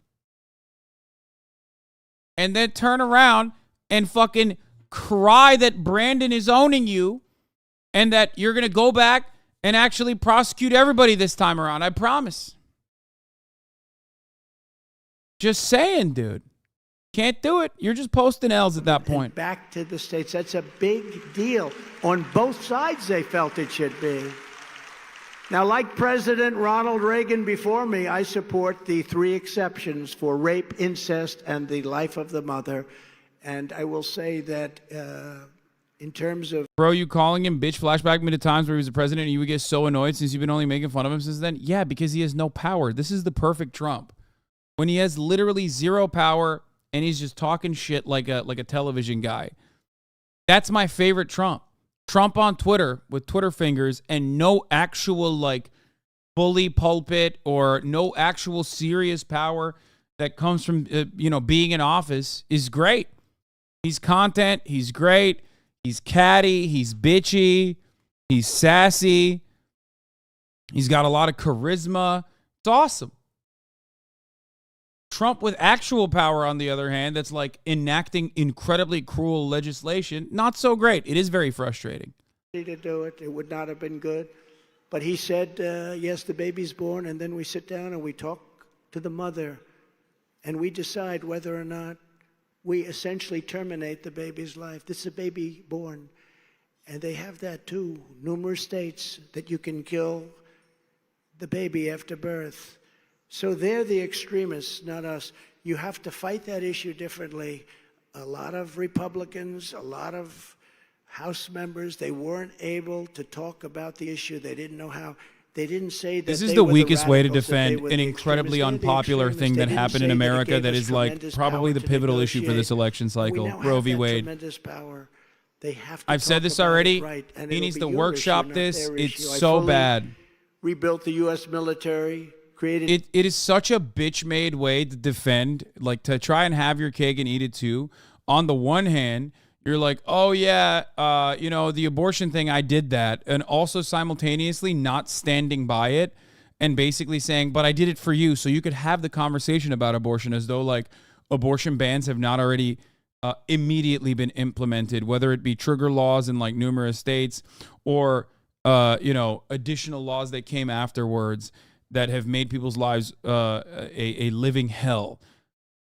He's just such a bitch for that. But also, I don't think politically it's a good way to bring this issue up. And even someone, it's how Corbyn got destroyed by the Brexit issue. Yeah, I think that's a good analog. But also, I think he would get fucking ripped to shreds by anyone. Even Joe Brandon would cook him on that. If that's his counter, if that's his defense for abortion. Who want to take your money and destroy your lives. I will end the disaster known as Bidenomics, which shall henceforth be defined as inflation, submission, and failure. We will turn around our economy very, very quickly. I will cancel every Biden regulation that's harming Alabama workers and workers all over the United States. One of the first things that I will do to help the great people of Alabama is to approve a 6-lane I-65 from Huntsville to Mobile. I heard Huntsville to Mobile, and I heard, you know, some of your great congressmen who I introduced all of your congressmen, everyone have endorsed me. It's such an honor. But I said, what can I do for this great state? You could make a 6-laner. Does everyone agree that's a big deal? Yeah? Okay. We'll get that done on the first day, okay? First day. I'll bring down the cost of energy, and we will become energy independent and even energy dominant, just as we were 3 years ago. We were going to supply all of the energy to Europe. Oil and gas, we were going to make so much money, then we were going to start paying down debt. You ever look at the balance sheet of Saudi Arabia? We have more oil than they do. We have more oil than Russia has. I got Anwar approved. No president could get that done. Ronald Reagan tried. They all tried. I got it done. The first thing that Biden did is he ended it. Anwar in Alaska, probably the largest site for oil anywhere in the world. I will reverse every one of Biden's globalist economic betrayals to once again put America first and put Alabama first. We're going to put Alabama first where it should be. And unlike Ron DeSanctimonious, who voted to gut Medicare, can you believe that? And also voted 3 times to decimate a thing called Social Security, and also to raise the retirement age on Social Security. Alabama's already #1 at cousin fucking, and also #1 at having the worst education. But we can do a lot of things that you won't be feeling, but you can't play with Social Security and Medicare. But we will always protect Medicare and Social Security for our great seniors. Not going to touch it. And you saw that because we didn't touch it. Before I even arrive at the Oval Office shortly after Trump's we win political the presidency, instincts because we are going to win still it. pretty I good. will have the horrible war between Russia. Talking about fucking, attacking Ron DeSantis for wanting to cut Social Security. It's great instincts overall. American politics is very different than where it was under the Obama administration. World War III. And don't kid yourself, we're a lot closer to it than you think. A lot closer. And that would be a war like no other, because we wouldn't have army tanks going back and forth shooting. They have nuclear. The levels of power are not to be believed. To stop the destruction of our wealth, I will impose a border tariff on all foreign-made goods. You just want to sell into our country, you're going to have to pay for that. That's a great privilege that we do that. We get hurt so badly with trade. I made so many great trade deals, including with Japan and South Korea, and by the way, China, for our farmers and manufacturers, $50 billion a year. I don't even talk about that because of what they did with COVID. I will also pass what we call the Trump Reciprocal Trade Act. In other words, if China or any other country makes us pay a 100% or 200% tariff, we will make them pay a reciprocal tariff of 100% or 200% right back. And one of 2 things will happen. They'll end their tariff, which in most cases will happen, or we'll take in a lot of money, and so will they, but we'll take in a lot of money. Can you imagine? They charge us 100% tariffs and 200% tariffs, and for the same product, we charge them nothing. And we were all set to get that done and approved, and then COVID came in, and we had other things to do, but we're going to get that done. Reciprocal. It's got to be reciprocal. We will gain total independence from China, and I will hold the Chinese Communist Party accountable for unleashing the China virus upon the world. You know, it's estimated they can't pay it. Nobody can pay it. $60 trillion in damages, and the death, the millions and millions of people all over the world, the damage they did. And I always said it came from the Wuhan lab, and it did. It came from the Wuhan lab. They said the other day, Trump was right about that. Wuhan lab. Everything, actually. I will immediately terminate every open borders policy of the Biden administration. What's happening on our border? What's happening on our border is unthinkable. We had the safest border in the history of our country, and now we have the most unsafe border, I think, anywhere in the world. There's never been anything like it. No third world country would have a border like that. They'd fight people with sticks and stones if they had to. The lab leak isn't even Under a medical, Biden, other scientific countries are community thing. emptying It out doesn't their matter. prisons and Plenty of insane fucking liberals also claim it's a lab leak as well now. Everyone, including terrorists. He's not even alone on that. Like a lot of people say it's a lab leak. It's a good anti-Chinese way to run with it. Emptying out It's all a over theory, the world, just not like just the zoonotic 3 or 4 spread. countries that we consider more or less neighbors. Brian Grimm is like a Guatemala. proponent of it too, which is Guatemala's interesting, but what are you going to Small do? prison population. El Salvador, very small. Mexico, very small. They're emptying them out. There was a psychiatrist who's been at a certain South American country for many years running a big Holy mental institute. shit, dude. Cenat is being charged with inciting a riot, unlawful assembly, and more. He will be charged with multiple counts after a video game giveaway led thousands of people to overrun Union Square Park on Friday. Police say he will be charged with at least 2 counts of inciting a riot, unlawful assembly, among others. During an evening brief, authorities said 64 people were arrested, including 30 juveniles. 30 juveniles were arrested. The event was unpermitted, not sanctioned, and grew rapidly to thousands of young people who NYPD Chief Department Jeffrey Maddie said attacked officers instead of complying with orders to leave. The chief implored parents to step in. I had thousands of kids out there. I needed thousands of parents, Madry said. When it gets to the point where it's disorderly, we want the parents to come and take control.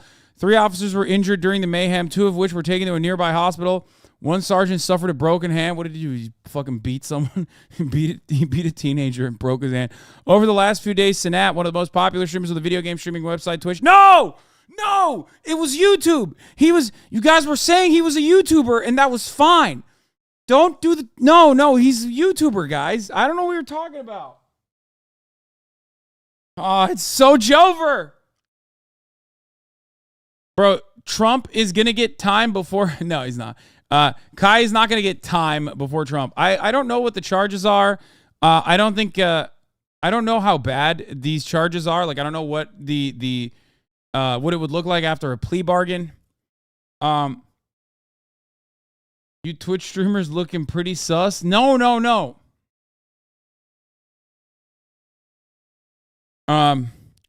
Anyway, over the last few days, Cenat, one of the most popular streamers on the video game website, thousands of people showed up and took over the park and roads bordering it as police struggled to contain them. Just before 5 p.m., police had gained the upper hand on the crowd as many people began to disperse.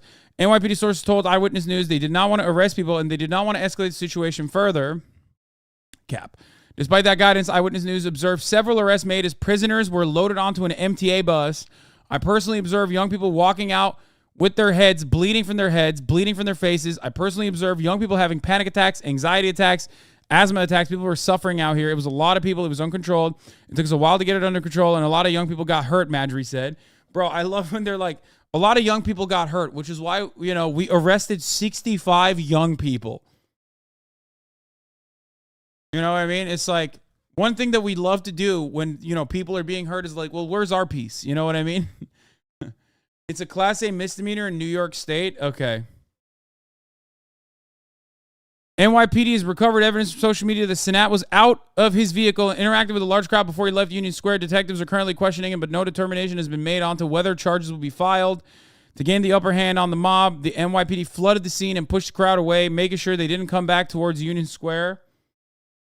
Robert Boyce, former NYPD chief of detectives, said that it's important to understand that the streams of kids running away from people, they could create mayhem somewhere else. They have to be followed. He added, this isn't over by a long shot. There's a lot of work ahead. Holy fuck. They're like, there's a lot of work ahead. We are going to be arresting every 12-year-old in the 5 boroughs. Do you understand me?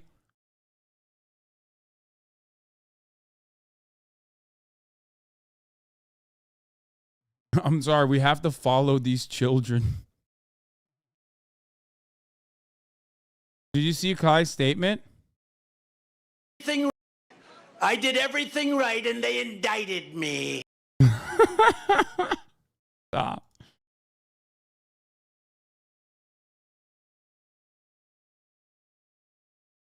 Upon arriving over the scene, eyewitness news reporter Shannon Son in Newscopter 7 reported seeing groups of police officers holding up pieces of plywood and taking cover behind cars that were struck on the 14th Street because of the crowd as they were pelted by objects thrown from the mass of people.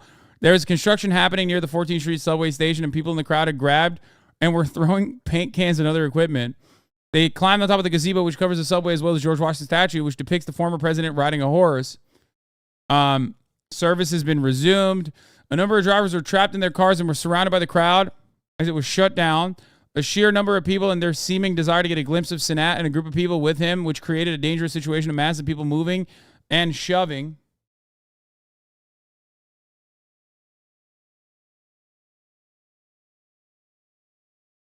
A woman who arrived in Union Square on the subway with her baby daughter, run some errands, said it was really hectic. She waited it out, cowering in an ATM lobby.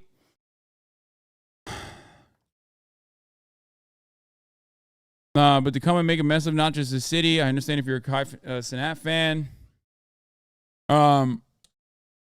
Later, an SUV believed to be carrying Cenat drove away from the scene with about a dozen people who were hanging on the side and clinging on to the top of the SUV. That was like the worst part, I think. I think that was the absolute worst part. Many of them were seen falling from the vehicle. One of the greatest erroneous errors made was not serving a top-of-the-hour ad break that Kai Cenat seemingly forgot to run, a 3-minute ad break, and then seemingly forgot to inform his audience that at the top of the hour there's a 3-minute ad break, and if you no longer want to see those ads, all you need to do is subscribe for $5 or for free to Twitch Prime. Fear not, though, at the HasanAbi broadcast, we do not make such mistakes. If you no longer want to see those ads, you can also get gifted a sub if you're lucky. Here's a 3-minute ad break now.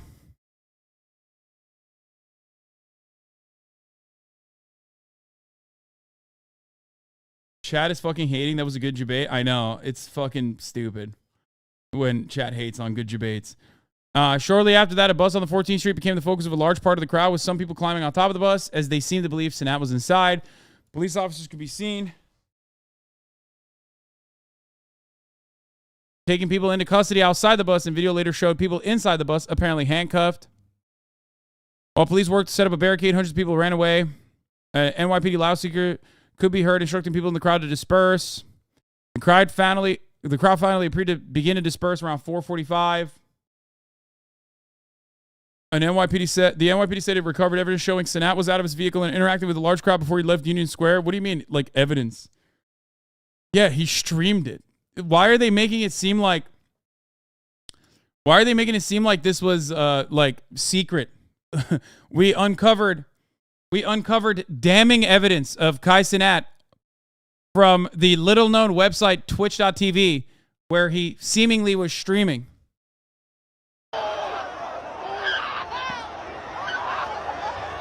Okay, I want to say something here, okay?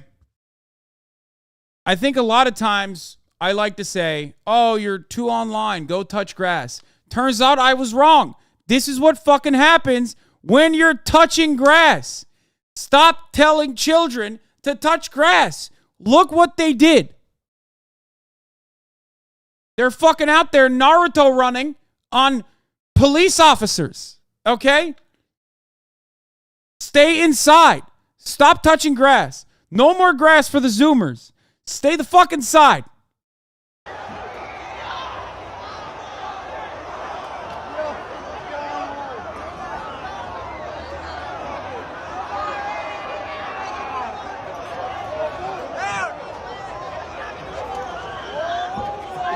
I think one kid took a service weapon. No, they didn't. No, that was a fucking random... Dude, listen. That was a random Twitter account. If they actually took a fucking service weapon from a cop, they would have been killed. If they actually took a service weapon from a cop, it would be all over the news. That would be the most newsworthy part of the story. Not that, like, they were dancing and using fire extinguishers and throwing paint cans. You know what I mean? They would literally be like, no, this is the worst thing that could have happened. And they would talk about that. You know what I mean? A service weapon is a police officer's gun. Anyway, Zoomers have been making lots of memes about that too. Yeah, they made 65 arrests and 30 of them were literally juveniles, okay? Which means 30 of the 65 arrests made were juveniles. Children. Like literal fucking children.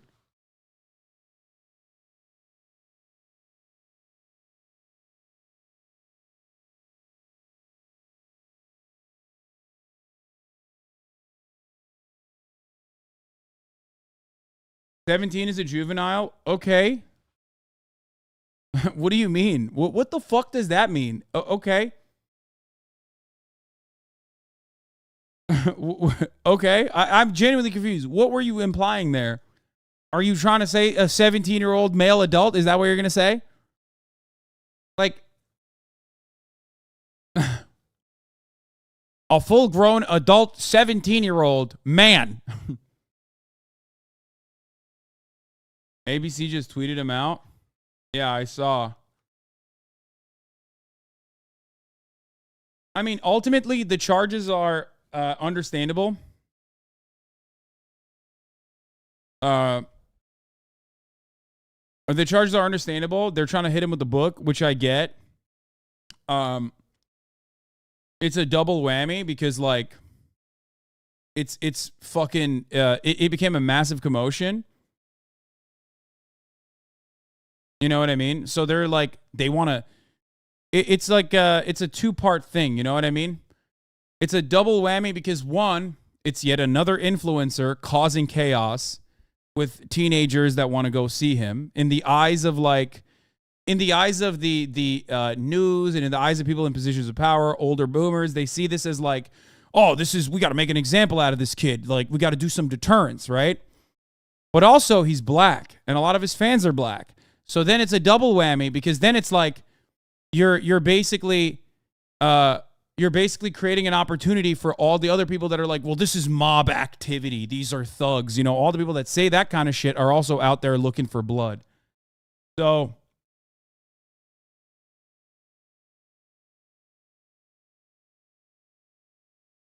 you know what I mean?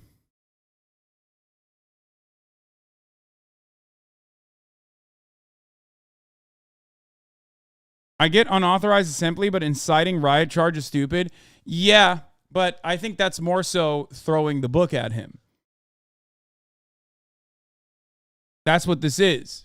You know what I mean? That's the part of the part of the conversation where like the authorities are throwing the book at him, as in they're trying to hit him with like the maximum amount of shit that they can.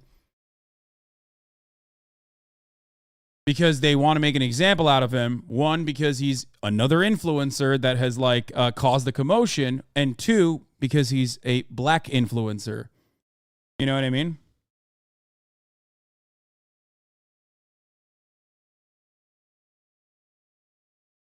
So,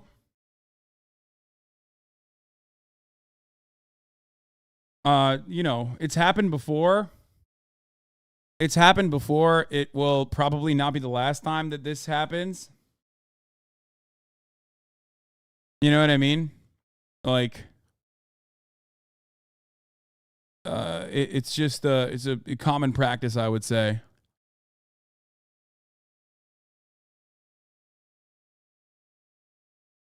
Ultimately, though, yeah, he did a bad job organizing this. Obviously, I don't think anybody would disagree with that. But ultimately, I would say While he does bear some responsibility for the mismanagement and the misorganization, he will most likely have good lawyers talk down the charges, and there will absolutely be like a plea deal, and it'll be like a slap on the wrist, like a minor fine at the end of the day. Because no, inciting a riot is not as heavy a charge as you think it is. Chelsea in the chat said it was a Class A misdemeanor.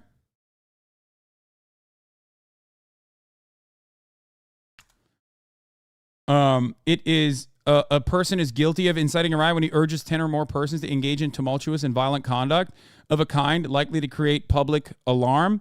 It is a Class A misdemeanor. I mean, I don't know what you get. Bro, what you say is crazy?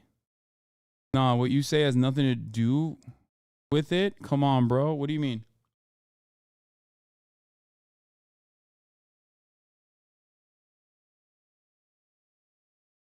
$364 days in jail and $1,000 fine max. Up to a year in jail. Okay, yeah. There you go. Yeah, less than a year, no felony conviction, and $1,000 fine max. So I think that you get like, I see this as like him doing maximum like some kind of community service. No matter how horny they are to like fucking throw the book at him, I see like any decent lawyer getting him out of this with like a little bit of community service and some fines ultimately. There's no, I mean, it would be unimaginable. It would be fucking insane if they jailed him for this. You know what I mean?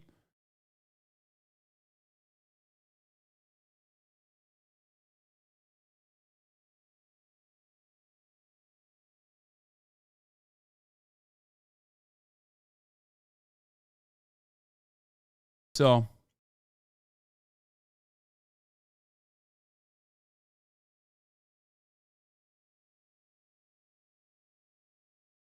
them jailing him for this would probably lead to a bigger riot. It would be a miscarriage of justice, in my opinion, to throw him in jail for something like this.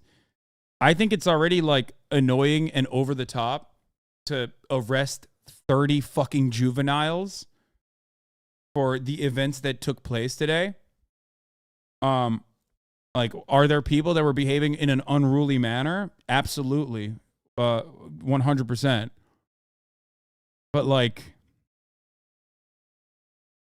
I mean, I feel like maybe there's way worse offenses that people had committed in that crowd, and the cops, for some weird reason, did not bring that up, and we just didn't see it on camera. But what we saw on camera, it didn't give off like 65 people should be arrested. I am speculating. Why can't I speculate? Why am I not allowed to speculate? Yeah, of course. What is it, illegal? What are you going to do, fucking kill me? Yeah, I'm speculating. Of course I'm speculating. It's like, what are you talking about?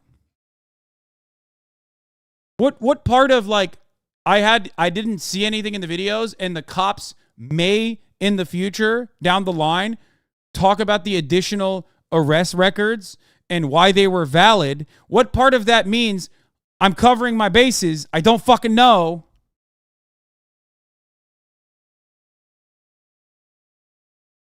Hello, if you're at this event and were assaulted by the NYPD, take photos of any injuries, go to the hospital and get a medical report, write down everything that happened, every single thing, get names and info for potential witnesses, and find a civil lawyer now. True, exactly.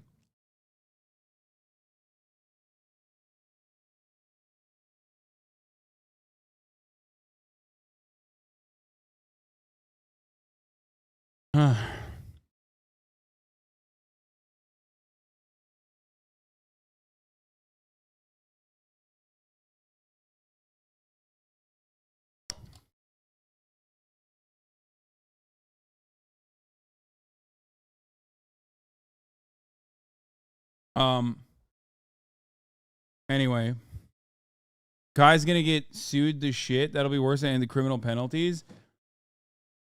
AMP getting RICO'd? Yeah, I don't think so. But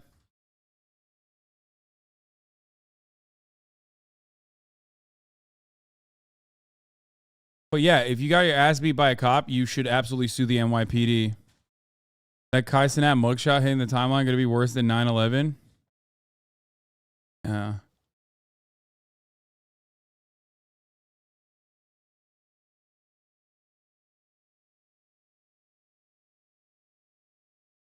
The extra arrests were more than likely people climbing on the roofs and letting off chemical fire extinguishers, in my opinion. Probably.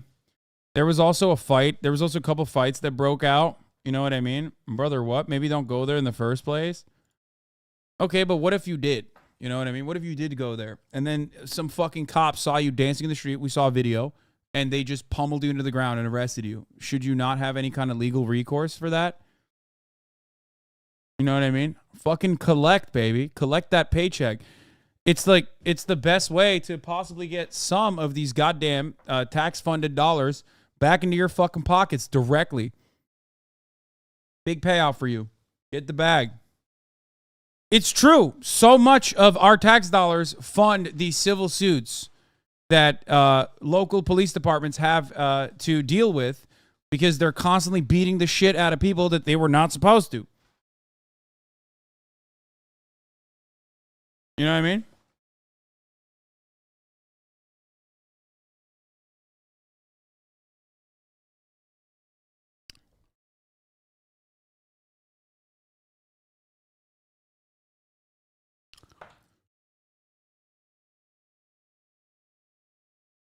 Anyway, the real giveaway with the NYPD civil lawsuits, yeah.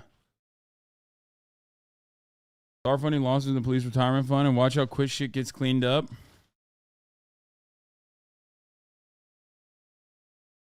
A local man in my town got 20 million and my town barely has 12K people.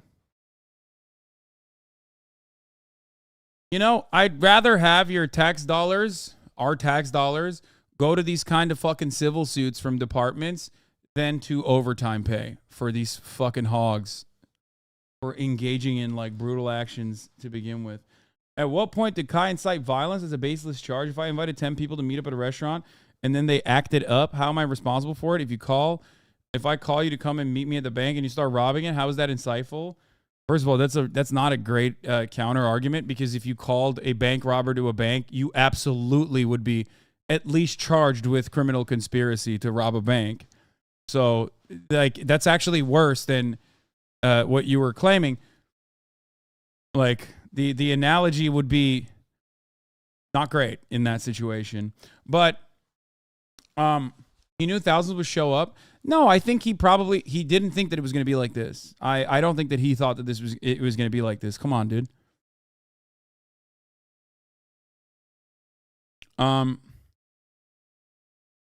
I think that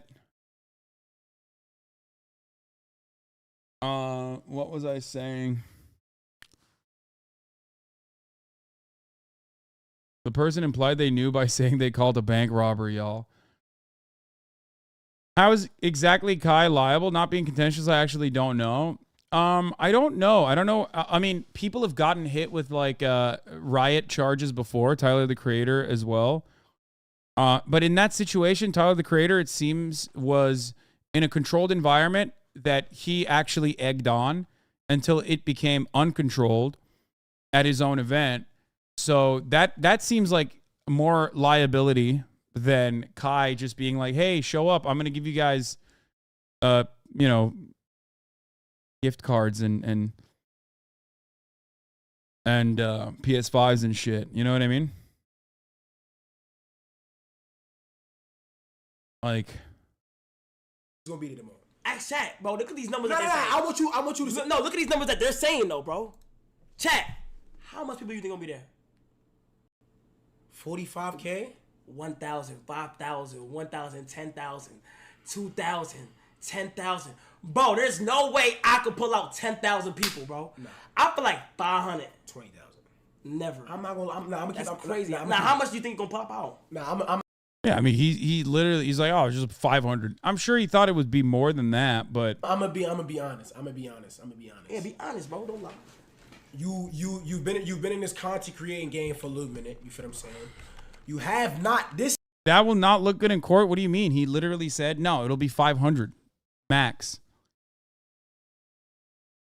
which I don't think is like that's not what happened. If there were 500 people there, it wouldn't have turned into the commotion that it turned into. This is about to be your first time being here since New Year's. No, not even being. This is about to be your first meet and greet since. Oh my God! Don't forget. This is his first meet and greet ever. This is technically my first pop out shit. This is first meet and greet ever. This is first meet and greet ever. This is gonna be crazy, like crazy. How much you think it's gonna be tomorrow? Ask that. Bro, he should have listened to his homie though, for real. Like, because he was right. And Kai was very wrong.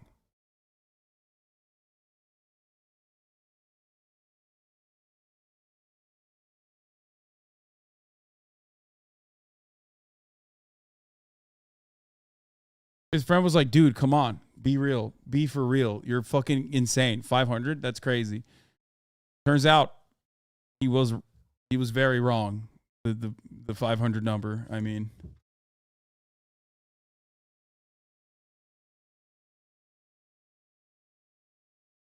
$500 same charge? No, dude. If it was 500 people, this level of like commotion would not have occurred. That's the difference. Brother, you can't look at a crowd of like 2,000 plus kids and be like, oh yeah, like, well, 500, they would have fucking rioted. Like, what are you talking about? 500 people show up to that thing, and it absolutely is like infinitely more manageable. It would still be probably a commotion, but not to that degree. You're looking at, think about it this way. You're looking at 4 times the number.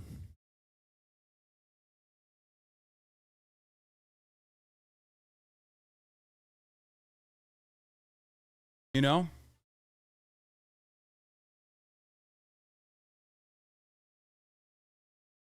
Anyway, Mark Rebile plays in front of crowds on Twitch, live audience, 50 to 100 people on the streets.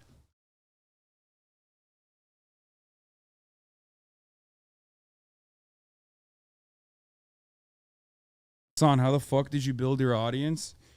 I don't know, man.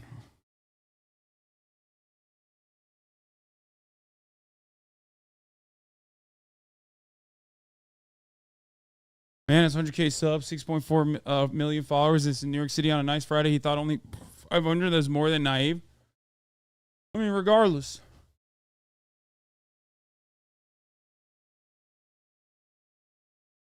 I think the reason why they put the riot charge in there, I'm willing to bet. One, they wanted to throw the book at him, right? But the reason why they put the riot charge in there, and the way they're going to try to justify it is by saying he knew the situation was hectic outside. He saw the crowds. He saw that it was uncontrollable, and he still stepped out of his car, which led to an even larger commotion. That's why they were like, we found secret evidence showing that Kai actually went into the crowd. Like, yeah, the secret evidence was his Twitch stream.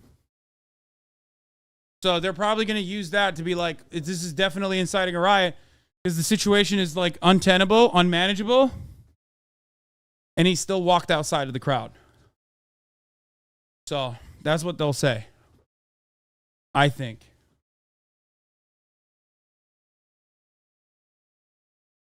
No, he did not. What do you mean? Well, first of all, he did do that, but also I'm not saying that that's a good and a reasonable thing to say. I'm simply saying that is probably what they're going to follow through with and justify.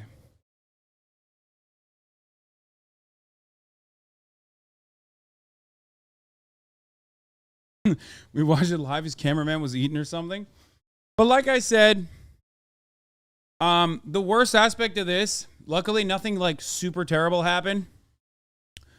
There was like a shopkeeper that I believe got hit in the head or something, which is fucked up, obviously.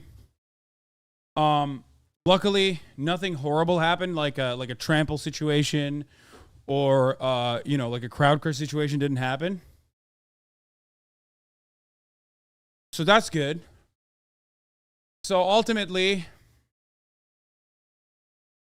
I see it being like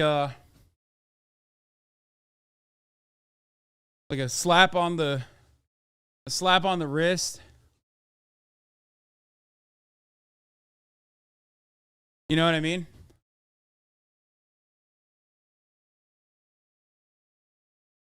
That's what I foresee. Slap on the wrist, fine. Did you riot? Yeah, I rioted. Didn't some people raid as zoomies? I don't know. I did not see that.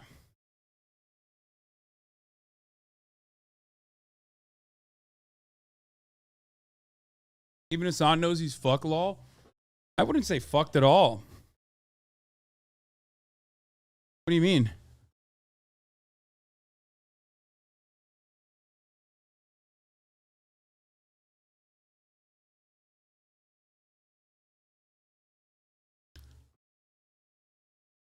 A $50K fine is not fucked. First of all, it's a $1,000 fine for inciting a riot. And secondly,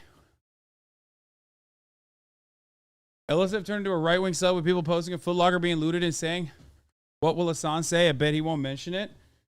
Well, I did not see that. And even if it did happen,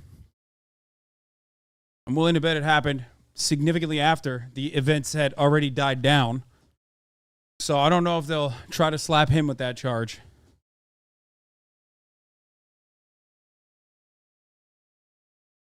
You justify stealing, so it's all good. That's true.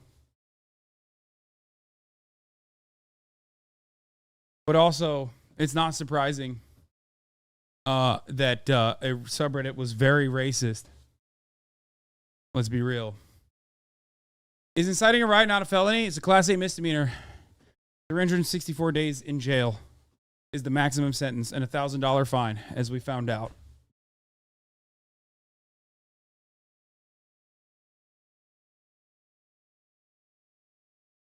Mods are worried about the gamble going on. They don't know if Trump mentioned it. What should they do? I mean, it ended, so we should probably cancel it. Sorry.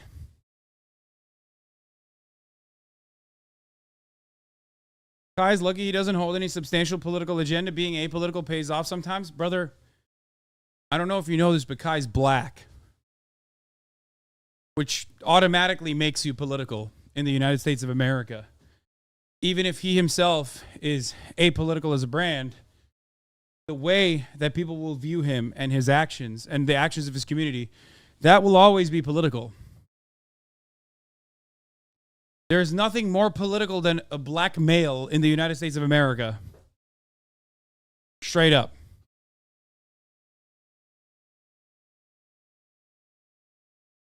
Anyway.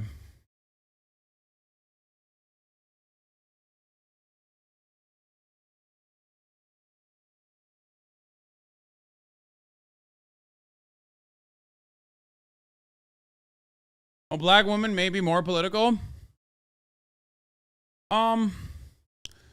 Yes, there's also misogynoir. But what I'm talking about is like the major vector of hatred, white supremacist hatred, whether it be seeing like black people as violent aggressors, it certainly impacts black women, obviously, in traumatic ways, but the fear involved in the eyes of like a broader white population, black men are the biggest villains. Black women also, obviously being women, get hit with misogynoir.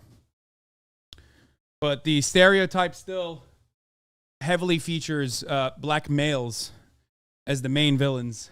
This does not mean that black women are not hit with different types of oppression under the intersectional umbrella. Of course they are. But like hypersexualized, hyperpoliticized black males are they're at the very core of like American sexual pathology and like the genuine fears that the broader white supremacist Americans feel.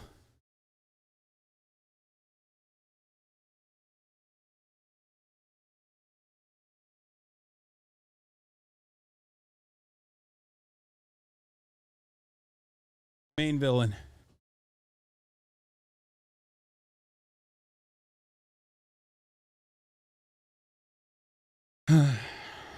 Anyway. But ultimately, yeah, just being black, being a black man. I don't know why you had to interject and be like, what about black women? Like, yeah, black women are fucking subject to a shitload of racism. What are you talking about? It's such a dumb fucking conversation. We're talking about like a riot. Holy fuck. You have to immediately come in and be like, well, what about a black trans woman? Like, yeah, I know. But we're talking about like stereotypes throughout American history. Like, fuck.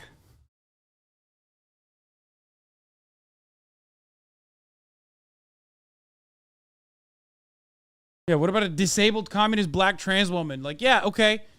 They are hit with more vectors of hatred from the intersectionality of hate, okay? Jesus Christ.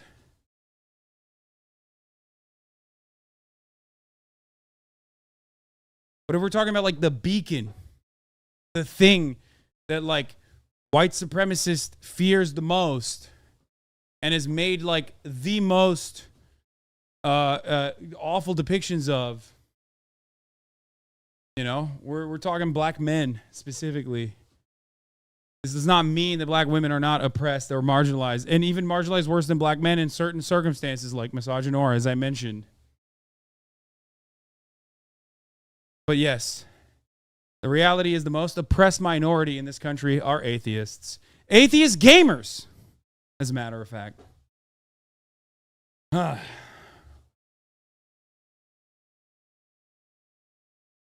Chat being serious, I was trolling a bit.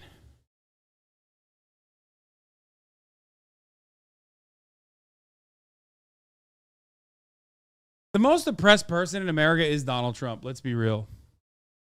I mean, after all, I did everything right and they indicted me. think about that. Think about that. I think about that a lot.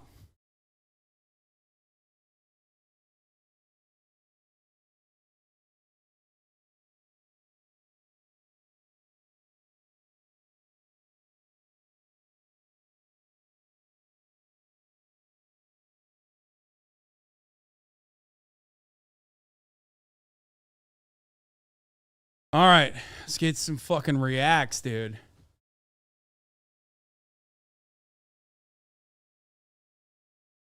Dude, there's so much news. Deans will be in Jason Aldean's latest song, yeah. Try that in a small town. See how far you make it down the road. Coming over here with PS5s and gift cards. Never again. Try that in a small town.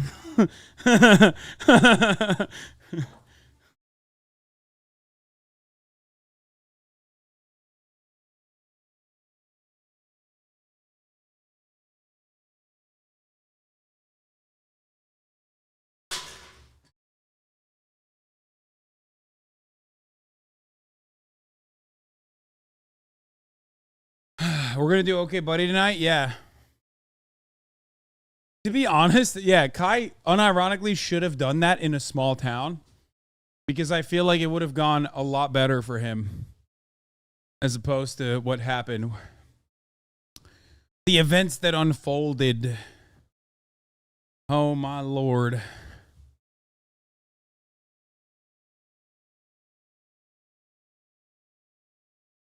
New York City Transit allowed too many people to show up? Literally! You're not wrong. This is yet another major public transit fail, folks. I'm always saying this. You got fucking public transit. You're going to have kids showing up everywhere. They're doing riots. They're going to do riots. That's why it's better to have car-reliant infrastructure. That's why I'm an advocate.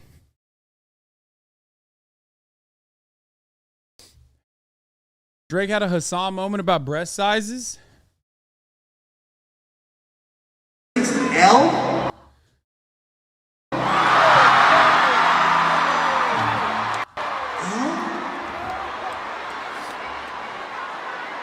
many letters does it go up to? L? What comes after A, B, C, D, E, F, G, H, I, J, K, L?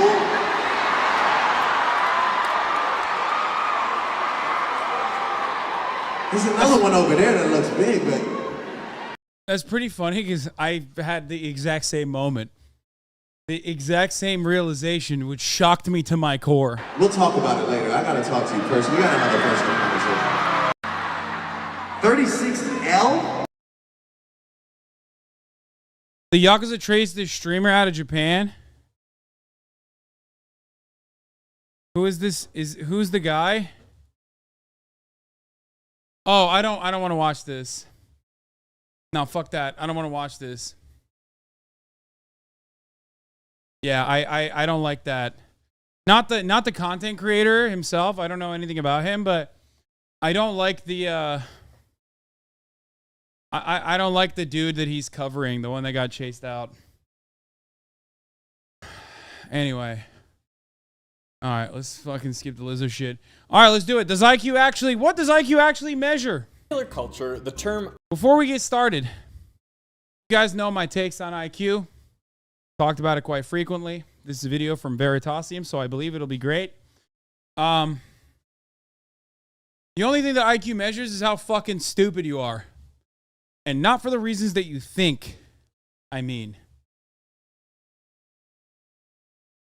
What do I mean by this?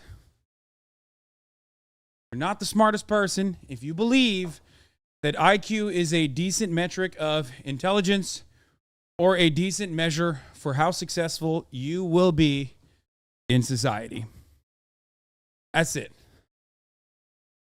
It measures pretty much nothing other than how good you are at taking an IQ test. Precisely the reason why only the worst people love talking about how they're Mensa or how they have very high IQs. It's really funny if you also put it on your social media profile or something. All right. IQ is everywhere. Do IQ exams do that? You probably need 120 points of IQ. Don't know what my IQ is. IQ. Low IQ individual. People who boast about their IQ are losers. True.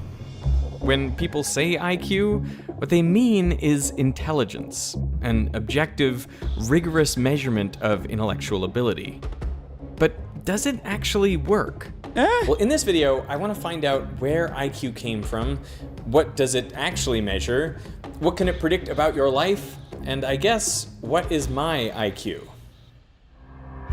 I have never taken an official IQ test before. Honestly, I don't think I'm terribly smart. I've always kind of considered my IQ to be maybe just a little above average. Exothermic or endothermic? I feel like that should be exothermic. Good job, science guy. There Bro, come on, dog. He said maybe my IQ's a little above average. Okay, well. Anyway, you're going to have to really let him cook. I'm about to cook him if he keeps up this take about IQ. There are a lot of IQ tests online, but I am very skeptical about their accuracy. Okay, that's smart. See? Okay, points for smart guy points. Still, I figured some of them may be good practice. Is this your first React since Reactgate 2023? No. Man, what do you mean? Of course it's not my fucking first React. I've been reacting every day. I haven't stopped reacting at all. Literally have not stopped, including the entire day. And will most likely not stop. For the real thing. Tomorrow, I'm going to do an IQ test for real. Before I do that, I want to try to improve my score. And so I'm going to try to do a whole bunch of practice tests. Also smart. I think this test is trainable. But tomorrow, we're going to see whether that's true or not. Also smart. The idea Double of points for intelligence smart guy. testing goes back hundreds of years. But the first concrete breakthrough occurred in 1904. English psychologist Charles Spearman was studying students' grades in different subjects, and he wondered how their performance in one subject, like English, would relate to their performance in another, like math. One option would be that the better a student did in math, the worse they would do in English, maybe because they spent more time on their math work and so had less time to devote to English. So performance in different subjects would be negatively correlated. Another option was that performance in one subject would be completely unrelated to performance in another. After all, different subjects require different skill sets, so maybe marks would be totally uncorrelated. The third option was that the better a student did in math, the better they would do in English. In other words, their marks would be positively correlated. A correlation coefficient can vary anywhere from -1 to +1. A correlation coefficient of -1 indicates a perfect negative correlation, meaning an increase in one variable corresponds to a precise, predictable decrease in the other variable. Similarly, a correlation of +1 indicates a perfect positive correlation. A correlation of 0 indicates no relationship between the two variables, and any value between 0 and... I know my ass is low IQ because I looked at this and I didn't understand. I didn't retain any of this shit. 1 indicates a positive correlation, but the data has some random spread. The square of the correlation coefficient tells you the amount of variation Politics, Andy, it's statistics. I should be fucking good at this. I'm not. What do you mean? I quite literally should be good at that. I'm not. Okay? Politics, Andy, this is right in my wheelhouse, supposedly. One variable that can be explained by variation in the other variable. For example, if the correlation coefficient is 0.5, then 25% of the variation in one variable can be explained by the other. When Spearman analyzed his data, he found a clear positive correlation. Students who did better in math also tended to do better in English, and the correlation coefficient was 0.64. It's kind of an interesting correlation to find because I feel like there would be an absolute negative association with doing well in math versus Hasan getting cooked by a Zandow 70-year-old psychiatrist in a debate. Wait, what? Man, I think in a lot of instances, some of you guys maybe take what I say a little too seriously, okay? Calm down. You only likes politics when it's drama, Andy. Don't lie, homie. Yeah, that's... yeah. That's why I cover it every day when there's like incredibly and profoundly boring shit happening by every objective measure. Not because of my fixation and obsession with politics, but certainly because I love drama. Like the drama surrounding the debt ceiling. Oh man, the drama. I love covering the drama surrounding the debt ceiling for 3.5 weeks. Every day. But math and English weren't the only subjects the students studied. They also took classics and French. And when Spearman looked at the correlations between all of these subjects, he found the same pattern. Students who did well in one subject tended to do well in them all. So how do you explain this observation? Well, Spearman proposed that each person has some level of general intelligence, what he called the G factor.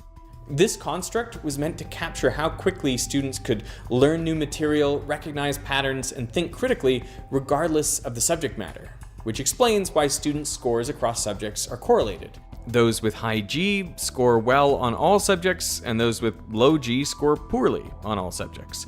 Spearman published his conclusions in a paper titled General Intelligence Objectively Determined and Measured. But the correlations weren't perfect. So on top of the G factor, Spearman proposed subject-specific factors, or S factors. A student's performance in math, for example, would depend on their general intelligence plus their subject-specific factor for math. The G factor is the geek factor, okay? The better you do in this, the higher the likelihood that you're going to be shoved into a fucking locker.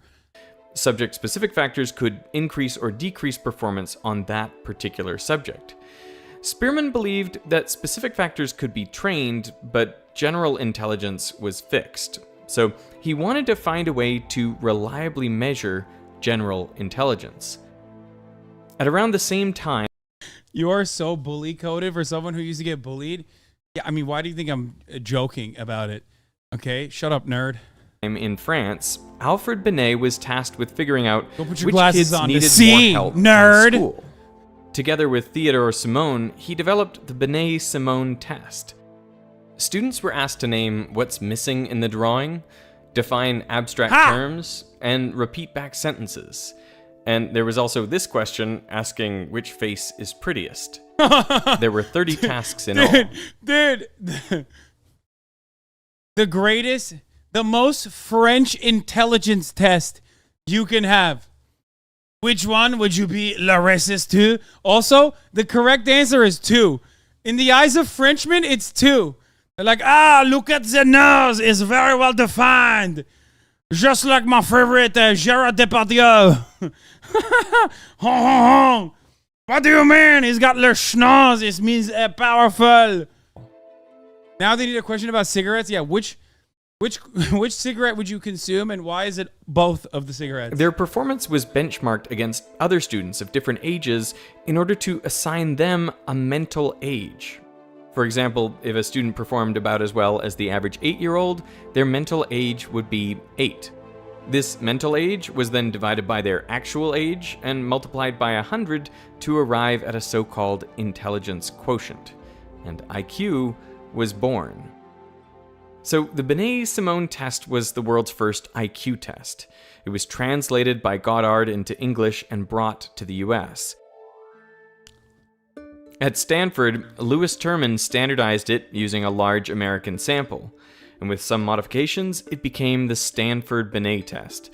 And for decades, French people discussing the mental age of children. I didn't say it. I read it from the chatter, okay? I have squashed my beef with the Frenchmen. I love my French friends, okay? I didn't say that. A chatter did. But low-key, they are very bad at prosecuting pedophiles. Like, this is what I've heard from Frenchmen, okay? From French people. I'm not even kidding. It was the most widely used test in the United States. But this was just the start. Many other IQ tests were developed. They all had the same goal of measuring the G factor. The way they did this was by assessing many different mental abilities, including memory, verbal, spatial, and numerical skills. Each one of these areas might have a subject-specific shift, but by averaging them all together, the idea was the subject-specific effects would cancel out, leaving a decent approximation of G. Of course, there would always be some error, but that's why psychologists designed IQ tests with upwards of 7 to 10 sections with distinct tasks to try to minimize subject-specific distortions.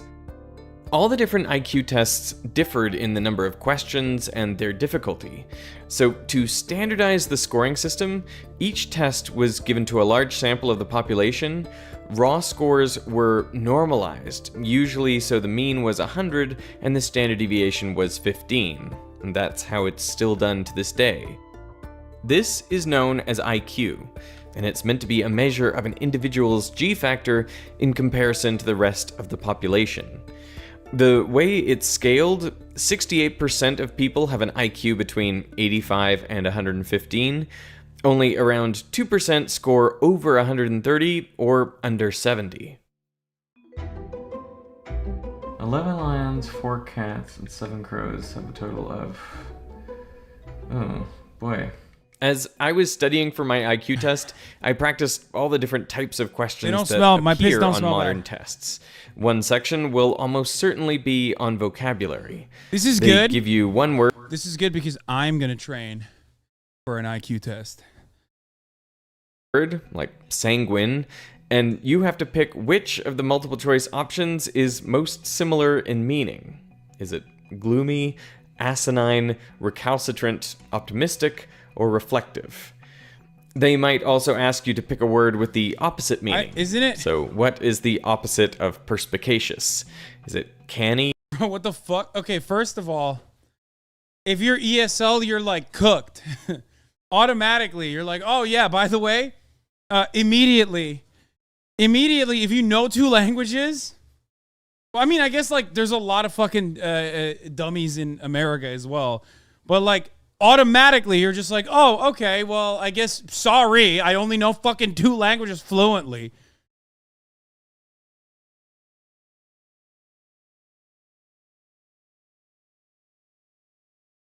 I'm pretty sure I'm in some documentary because I smoked weed before an MRI during an extended IQ test. What? How much pollution were you exposed to as a child should be a factor in these tests before we take them seriously at all? No, I think that's not valid because then you're talking about environmental factors like environmental racism and whatnot. But like that can contribute to your you having like a learning disability or something. But having said that, I think the better thing to do is tackle the boundaries that the test itself finds as a good, decent measure of intellect and attack that instead. Because what you're saying isn't wrong. Environmental factors absolutely factor in. But I also don't think that this test is a good way to figure out whether you're an intelligent person or not. Does that make sense?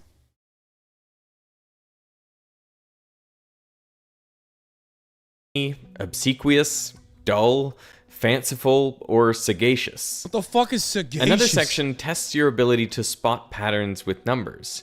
So pick the number that best completes the pattern. 3, 5, 8, 12. What comes next? Originally, I was looking for complicated patterns, but as I familiarized myself with the online tests, I discovered 4, 16. The patterns were usually pretty simple. The answer's A. A good technique is to find... it's A. It's A, right? Isn't it? It's 3 plus 2 equals 5. 5 plus 3 equals 8. 8 plus 4 equals 12. So then 12 plus 5, 17. Oh my God, wait, did I say A? Fuck! I meant 17. Fuck! Okay, I failed already. God damn it! Oh, I just got a loud environment warning. I've already failed. Fuck! Can't do math? Yeah. Low IQ loser, Lamau. I know, I fucked up. Your boy maxed out on his math, by the way. The only reason why I got any fucking scholarships whatsoever was because I maxed out on my math. And I aced my Calc 1, and I think, yeah, Calc 2 as well, which is the only reason why I got a 2.9 at University of Miami. It would have been way lower. And then I never looked back. Never touched math ever again. And the difference between adjacent terms. So in this case, the first 2 terms are separated by 2, the next by 3, and then 4. So the logical next term should be 5 more than 12, so 17. The answer is C. Sometimes the numbers grow rapidly, like in the sequence 3, 15, 60, 180. What comes next? In cases like this, I look at the ratio of one number to the one before it. In this case, the second number is 5 times the first. Honestly, I believe you did really well in math because of how you described needing to continue practicing to stay sharp. Yeah. Math is not like riding a bike.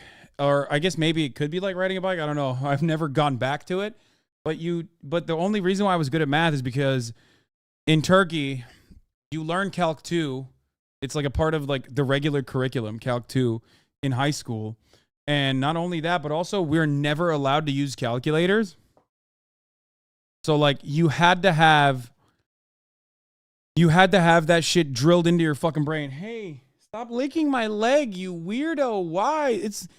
I'm sweaty. I'm sweaty. Stop it.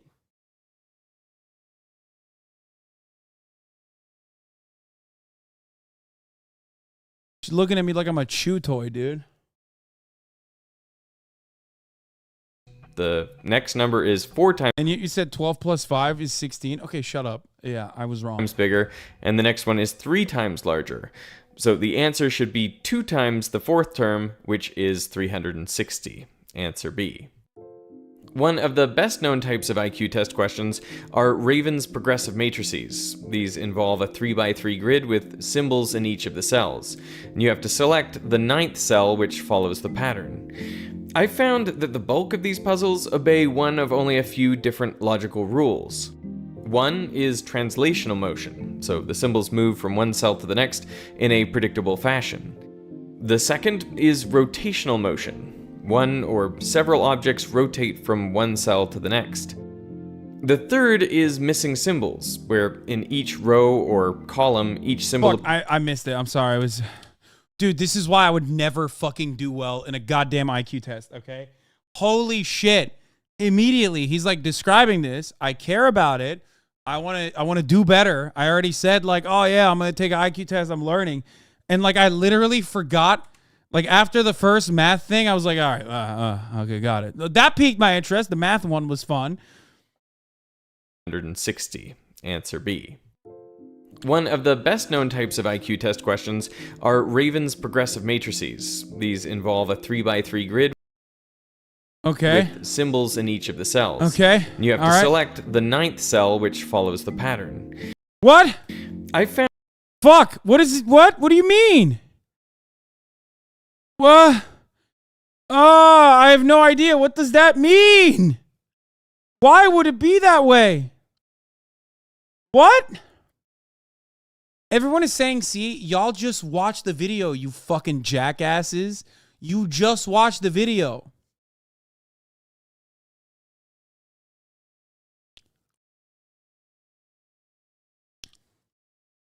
No, you dumbass, just look at the pattern.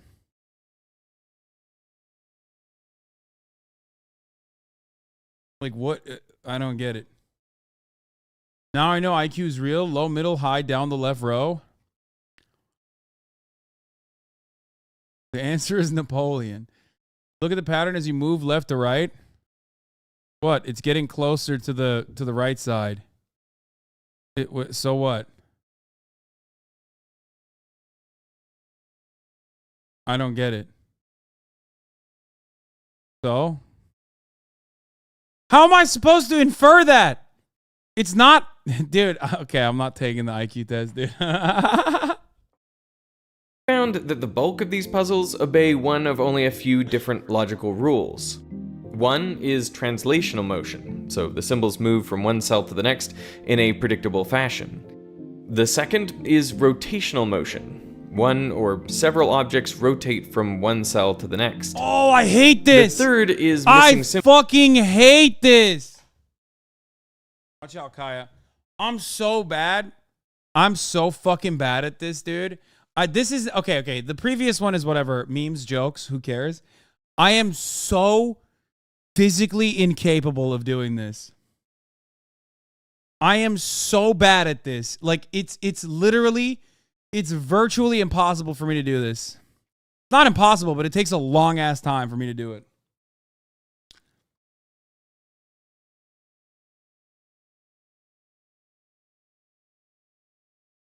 You spin me right round, baby, right round. Okay. E. Did I get it right? Please say I got it right. No. How many spins? No. Did I get it right? No, I didn't. Fuck! No! No!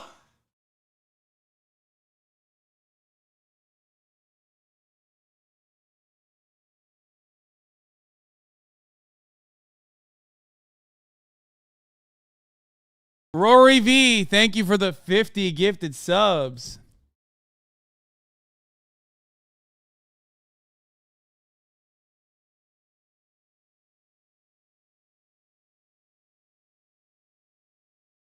This y'all's streamer? Being bad at that means you have a woman's brain? Dude, call me the sexiest woman on the planet then, because I have the most feminine mind you've ever seen. Your whole ass will be dead the first round of the Squid Game? Yeah, 100%. It's E, 90-degree rotation of a circle. Wait, was I right? I said E. No, everyone's saying A. Symbols, where in each row... Missing symbols. What?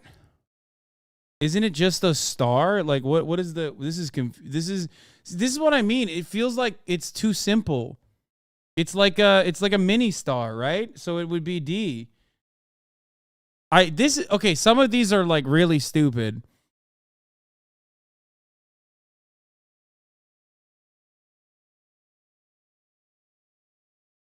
It's a mirror of what the triangle is doing, but with the star. Wait, why is this one infinitely easier for my brain than this one then? Because like this one is actually hard. I am so bad at this. I'm so bad at rotational motion. I'm like actually bad. I'm not memeing, but missing symbols is super easy. They're all really stupid. You're just overthinking the others. Column, each symbol appears once. So to figure out which symbols appear in the final cell, you just have to spot which ones are missing. And the fourth is addition, where the first cell plus the second cell equals the third cell. What the fuck? What? I'm so confused. Maybe you have aphantasia? No. The triangle one is fully useless information? Yeah, I think like maybe I just pay attention to all the dumbest shit. This is why your brother's a rocket scientist and you're a fucking macaroni-brained 410 ding-dong? Murat would cook me, dude. He has mega autism. What do you mean? He would fucking eviscerate me with this.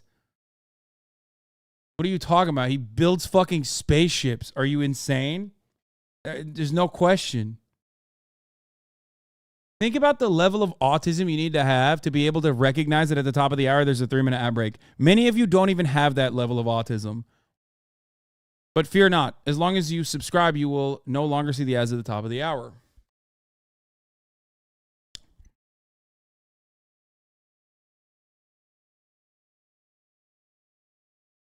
Can he say that? Murat would be insulted if you asked him to do these kiddie puzzles.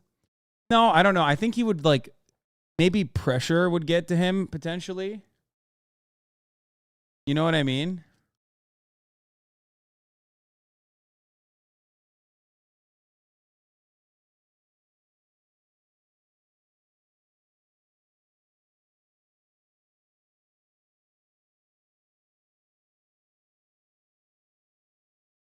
Anyway, you can also get gifted a sub if you're lucky to avoid the ad break at the top of the hour. Here's the 3-minute ad break now.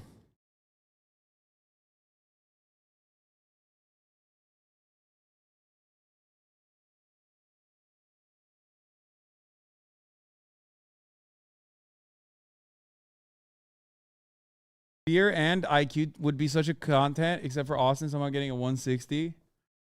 Yeah, let's go. 9.19. That's a great rating. Okay, so addition is what? In this case... Oh, it's like subtracting. So wait, what the fuck? Subtracting. Lines that overlap cancel out, but a line plus nothing equals a line. Okay, I hate that. I fucking hate that. I hate that so much. In most modern IQ tests, all the questions are completed under time pressure. You may have only around 10 to 30 seconds per question. Yeah, I would get cooked on that. Okay, this morning I'm taking an official IQ test, and I gotta say that I'm pretty nervous. I always want to do well on tests, you know, it's something I pride myself on. Nerd! But at the same time, you know, who knows how this is gonna go. I'm not allowed to take you in there because obviously people don't want the questions getting out and they don't even want video of what it looks like, and they're very strict about these things. So, I'm gonna go in, Nah, he's just scared that, you know, his results are gonna look bad. Like he's gonna look bad. That's why. He's just scared. It's okay. The test, I'll come out and I'll let you know how it went. Wish me luck. What's remarkable about IQ tests is that an hour or two of questions on vocabulary, numbers, and arbitrary shapes can predict a surprising amount about your life. I fucking hate, oh God, that's like hurting my brain. Even looking at like IQ test B-roll is hurting my brain. I walked into an IQ test center with a Pirates hat on and they instantly failed me. For one thing, the higher your IQ, the larger your brain is likely to be. A large meta-analysis from 2005 estimated a correlation of 0.33 between IQ and brain size. So high IQ is literally big brain. IQ is also predictive of school success. In 2007, Scottish psychiatrist Ian Deary measured the IQ. Okay, everybody calm down. You can have a big brain, but like a small head, which I don't even have a small head. Okay, I don't have a small head. I just have a normal size head. It just looks small because my fucking shoulders are so muscular and gigantic. Fuck you. IQs of 13,000 11-year-olds.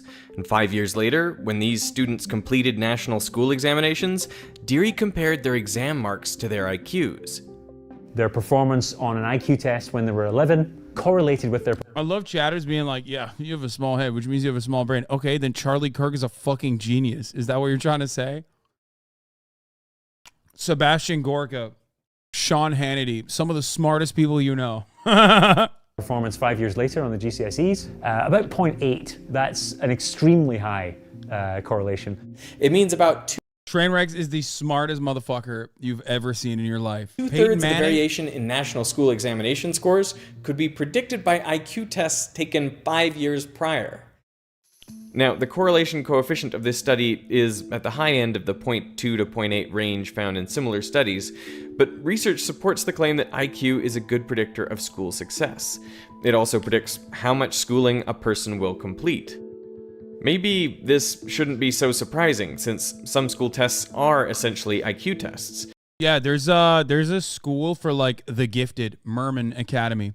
Los Angeles is really, really, really fucked up with private schooling. They have some incredible institutions, but they are so awful. Like from the jump, from kindergarten, you're like dropping $100K if you want to go to private school. And basically some of them, Merman Academy, literally requires you to take an IQ test at the age of like 7 or something. It's been argued that tests like the SAT, ACT, and the GRE are basically IQ tests. They correlate with standard IQ tests at around 0.8. Now on my SATs, I got a score of 1330, which corresponds to an IQ of around 130. So it'll be interesting to see if my official IQ score matches that, or if I was able to increase my score by familiarizing myself with IQ-style questions. They're using did well in school as a measure, LMFAO. Think about that? Yeah, I know. Let me tell you something. I graduated with fucking honors, and I'm an absolute idiot, okay? That don't mean shit. I literally graduated with fucking a 3.75, okay? And I'm an absolute moron, a baboon, if you will. So that don't mean shit. I don't know. But IQ also has predictive power outside of school. One of the most robust findings is that IQ can predict job success. Particularly in technical or high complexity jobs. How do you measure occupational success? You ask people's bosses to rate them. You ask what people's income is. You measure productivity in ways that economists use about, the output generated. The correlations typically range from 0.2 to 0.6, and the effect is most notable for more complex jobs, which makes sense. The highest effect is for military training. Only people who graduate with honors say they don't matter? Brother, what are you talking about? I stream on Twitch. I got 0 fucking good jobs out of college. Like, literally, I had to work with my uncle on his fucking media startup. You understand me? On a completely unrelated job to all the information that I was supposed to retain. It's completely ridiculous.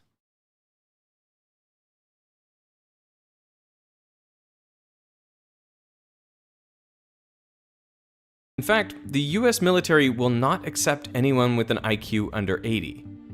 They also limit to 20% the number of recruits with IQs between 81 and 92. I was about to say, that's the biggest cap I've ever fucking heard in my entire life. Let me tell you something.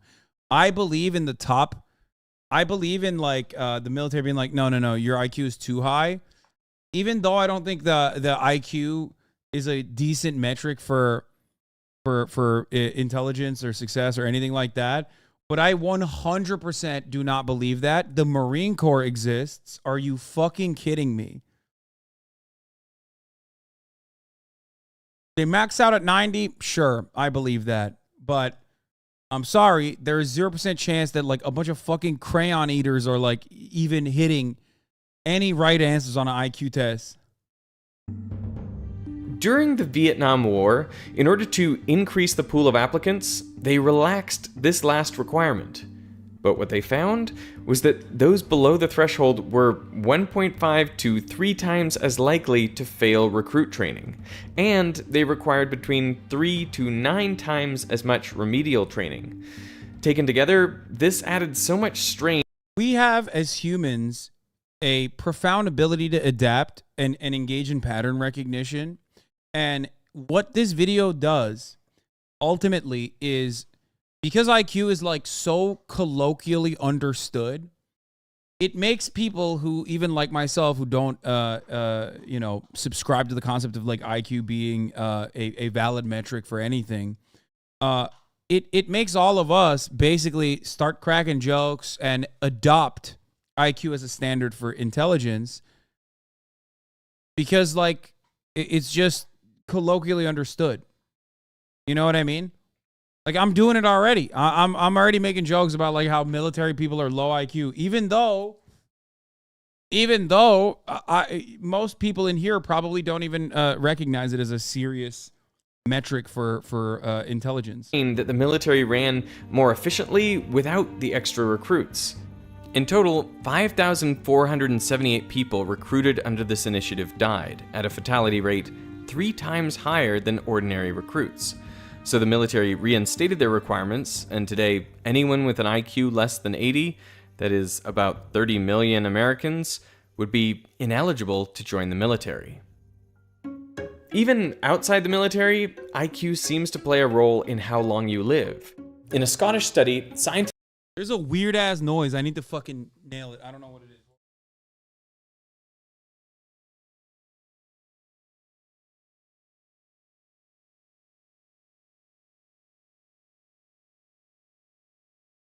It's Marat. Always Marat. Like a zapping sound that's like bothering me. And of course, fucking coming from the garage. Scientists uncovered IQ tests from kids when they were 11 years old. Now, 65 years later, they checked to see who from the sample was still alive at age 76. And they found that on average, for every 15-point increase on the IQ test, you would be 27% more likely to still be alive at age 76. A large meta-analysis confirms that people with higher IQs have a lower risk of dying during the time frame investigated in each study. The last major thing that IQ seems to predict is income. This study shows a clear tendency for income to increase with IQ, and it found a correlation coefficient of 0.3. But the variance is huge. In fact, the top 3 earners in this study all had IQs below 100. A large meta-analysis of 31 studies found the correlation between IQ and income to be 0.21. That is significant, but small. It means that only 4.4% of the variance in income is explained by IQ. Maybe one of the reasons why we don't see as high a correlation for income is just because economically intelligence is not necessarily that highly rewarded, in that maybe there are jobs, like just doing a real estate type scheme, like maybe that doesn't require a huge amount of intelligence. Simultaneously, you have all these very highly intelligent people who maybe become college professors, but that doesn't necessarily pay very well. Yeah. A lot of people. I mean, he's not wrong. I don't think you need to be brilliant or intelligent. I think that's like a separate concept here. I don't think you need to be super smart to succeed in a capitalist society. As a matter of fact, I think being too intelligent would in many instances harm your, like it would harm your chances of success. However, I still don't think IQ is a decent metric for intellect regardless. People who have very high intelligence scores don't have the same interest in accumulating money. The relationship with net worth is even weaker. It hardly seems to correlate with IQ, even though people with higher IQs are supposedly more intelligent and on average they make more money each year. But this apparently doesn't translate into saving or accumulating more wealth overall. But if IQ correlates with school achievement... I just don't believe that Veritasium is going to make an IQ video, no matter how dumb I am. I'm not dumb enough to believe that he will 100% defend IQ. He was probably going to end up shitting on it. Job performance, income, and longevity, why don't we hear more about it? Because there is way too much information to suggest that IQ is absolutely determined by so many different conditions other than like genetic intelligence, and that IQ doesn't also do a great job of showing like it doesn't do a good job of being a measuring stick for intelligence to begin with. More people tested. I think it's because IQ has a dark history. When Henry Goddard brought Benet's test to America, its use and interpretation shifted dramatically. IQ doesn't mean anything. Low IQ motherfuckers, that's my favorite. There you go. You just outed yourself as a dumbass. Okay, this is the same. This is like the alpha dog mentality. Okay, if you value IQ that hard, you probably do not have the concepts that you ascribe to IQ, whether it be intellect or just like being quick-witted, sharp. You see what I'm saying? Thank you for saying I'm handsome. I take it back. You're very smart. In France, Benet believed intelligence could be improved through education. He designed his tests so that struggling students could be given more help to catch up. But in the US, the modified test was given to adults to rank them by intelligence. And researchers like Spearman believed that G was unchangeable, that whatever general intelligence you were born with, you would have for the rest of your life. Yeah, and that part is many also thought G was. Yeah, that part is absolutely wrong in general. So there's like numerous different components that you need to look at with respect to like taking down the concept of IQ if you're going to criticize it. Number one is that it's 100% not genetically inherited. It quite literally has everything to do with nurture, okay? There have been studies conducted in India, for example, where they measure the IQ of people in an area, people in a region during famine versus when they have enough food, and the IQ points drop off dramatically when they do not have access to an ample amount of food, which is such a wild thing to do. When you think about it, like, these motherfuckers are starving and they're like, here's an IQ test. Take it.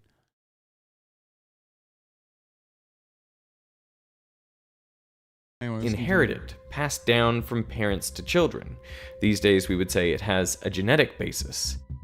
There is some evidence to support these assertions. IQ appears fairly consistent over one's lifetime. So they had tests done when people were 11 years old. They found all those tests in a filing cabinet and followed those people up and gave them the same test when they were 90 years old, much, much later. Their scores, 80 years apart, were correlated at around 0.5 to 0.6. There's also evidence for a genetic basis to IQ. You find, for instance, that if you get two identical twins and give them an IQ test, they have a very strong correlation. It's actually about the same as giving the same person the test, a few weeks apart. Henry Goddard used the claims that intelligence was inherited and unchangeable to put IQ at the center of the American eugenics movement. Wait, what the fuck? No shot.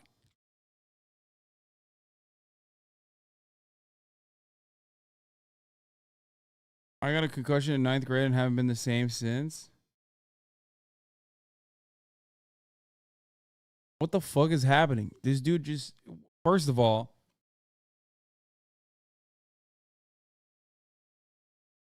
like, Shatter spelled concussion wrong? Yeah, that's fine.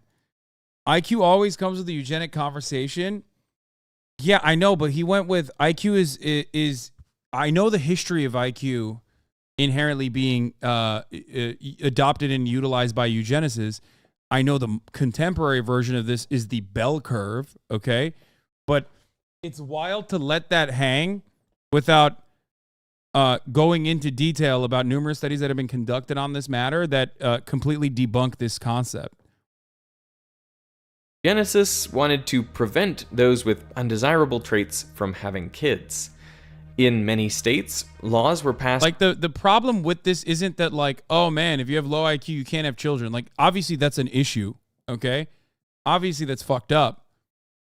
Legislating on those terms is fucked up. But the underlying premise that there is legitimacy to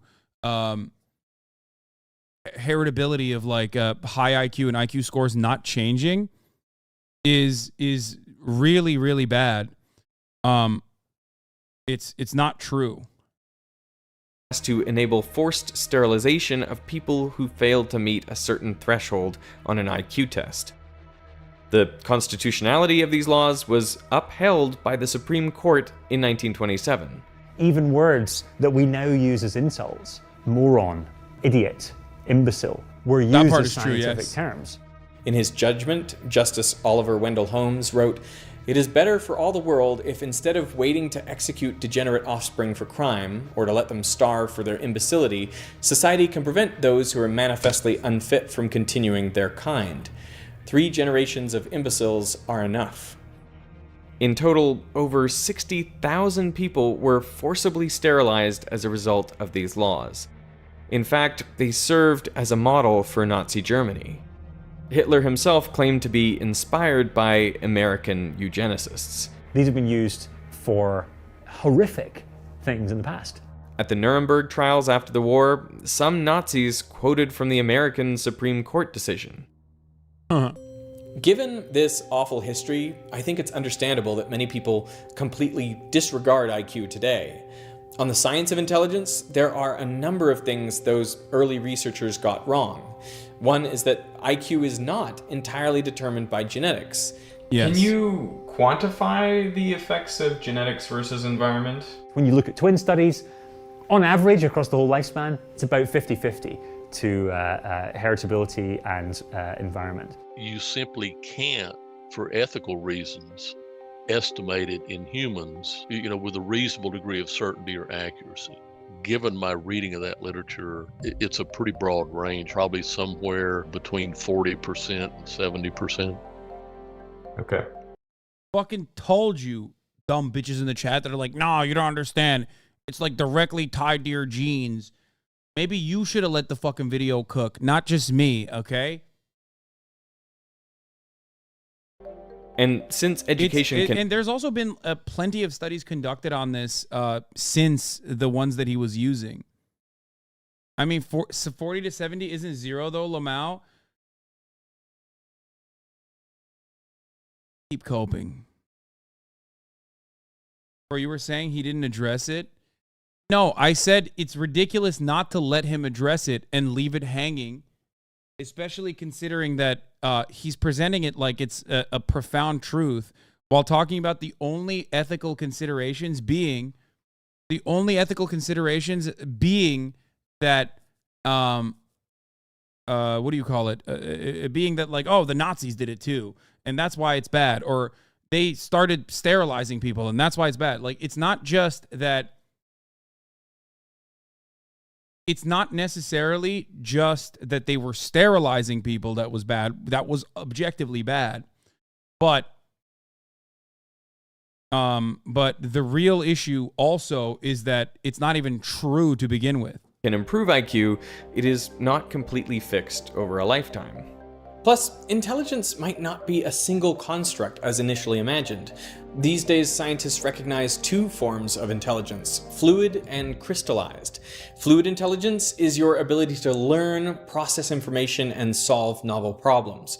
whereas crystallized intelligence involves the knowledge you've accumulated over your lifetime. Both types of intelligence increase throughout childhood, but fluid intelligence peaks in early adulthood and then declines, whereas crystallized intelligence... He's implying that drawing that correlation is unethical but not wrong, which is still a sus take in my opinion. Yeah, I don't like that either, but whatever. Remains more Let me go peaks back. in early types of intelligence increase throughout childhood, but fluid intelligence peaks in early adulthood and then declines, whereas crystallized intelligence remains more stable. But IQ has been further misused to promote the idea of racial differences in intelligence. There is, for example, an observed gap between the average IQ of black and white Americans. Articles have also been published on the IQs of different nations around the world. Many of these nations... Every fucking racist loser that has to cope with their position in society literally dives so devastatingly deep into this and knows this by heart. It's like the 1350 of the even more racist white supremacists out there who are just like, yeah, I know I'm a fucking pathetic loser, but guess what? Technically, I have genetic traits that make me smarter than every other non-white person I've ever met.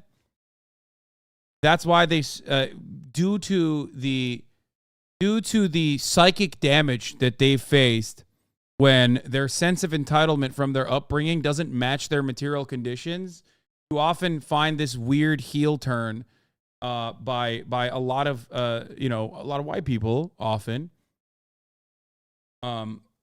That look for additional reasons, like, oh, it's feminism that ruined my position in society that I was supposed to have.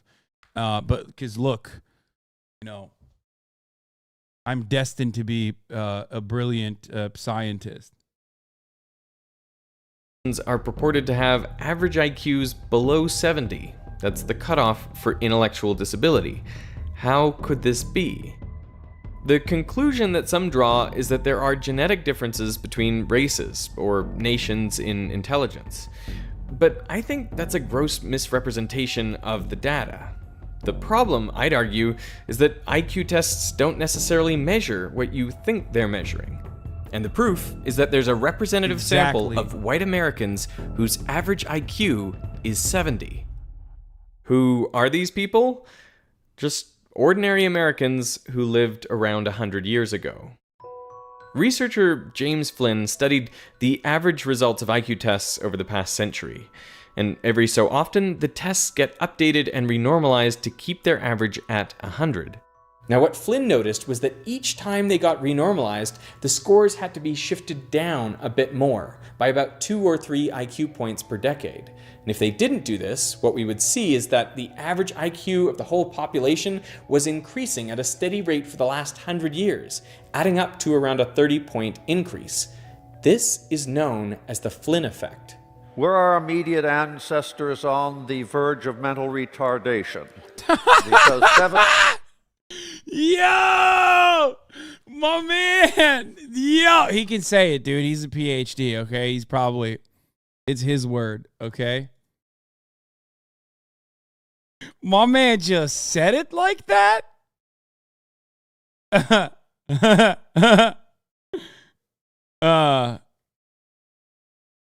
mean, it's 2013, so it was very much normal and allowed to say. Let's be fucking real, okay? The entire concept of the R word, as I've talked about a lot, it's funny to hear it in a TED Talk from like a fucking PhD, but I believe it was still I believe in 2013 it was still probably like a actual medical diagnosis, which is really interesting to consider because people were shocked about it. You said it in 2020? Yeah, fucking dude, yeah, I know. I've had some slip ups. What do you mean? Oh no, fucking kill me, dude. I can't believe I said the R word. Like, suck my dick, idiot. What's funny about it is, which is, I've talked about this so many fucking times, and you should know that. the R word was a substitute, was a medical term, and it was a substitute for the term idiot, because idiot was a medical term, and because idiot was the medical term, and people used to get, people were mad at the term idiot being used, or imbecile as well. Like, throughout time, man has always looked for a different way to say the R word. Okay? It's just, that's a constant. People get upset. Then you change it. You find a different word to say it. You find a different word. People catch up to that. They get mad at you using that word. Then you substitute it for a different word. And the cycle continues. It's the cycle of life. Yes. You mean neurodivergent? Oh, 100%. I do think that neurodivergent is like the like appropriate way to say it now. And that will probably be considered a big no-no in the next decade or so. And then once that is the big no-no in the next decade or so, we'll go back to saying the R word openly, just like we say idiot, and no one even fucking thinks that that's inappropriate. Straight up. The R word will return, fear not, in the next decade. 1,000,000%. And when it does, the euphemism treadmill, when it does, the old words will return. 70 is normally the score for mental retardation.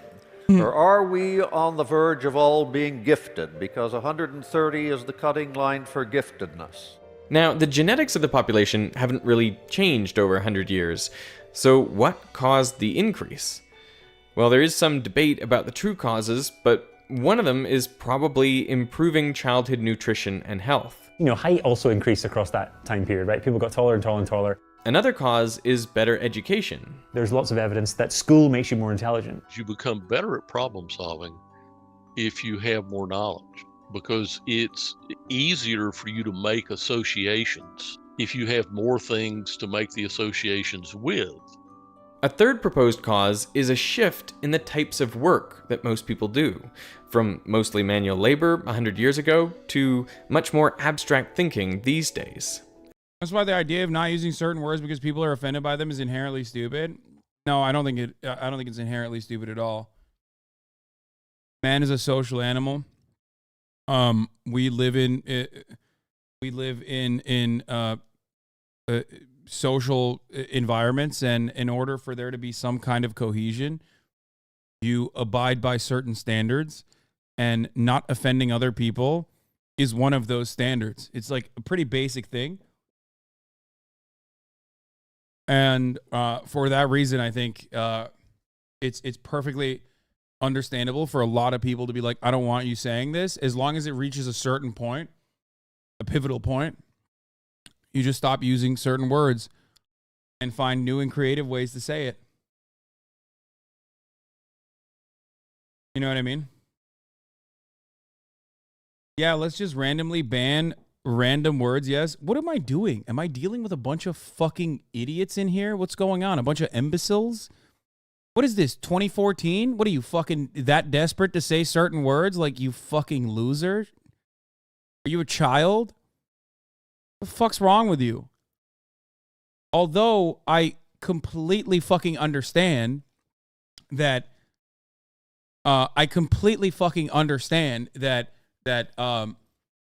these words are going to come back in fashion and will no longer be considered no words, okay? It is so incredibly fucking dumb to get this upset over not being able to say it. Like, you're literally just upsetting people for no fucking reason. Good job, man. All right, you're a big meanie, okay? You got it. You did it.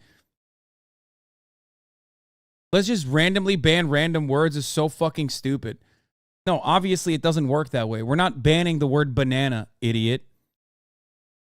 And no one is banning a word anyway. You can still be a fucking asshole. But given the fact that we are social beings, okay, one element of that social cohesion stems from being able to work alongside one another. And if enough people in a group decide, well, this is kind of fucked up, let's not say this anymore, then, you know, most normal individuals will say, all right, you know what? I want to be polite. I don't want to be a fucking asshole.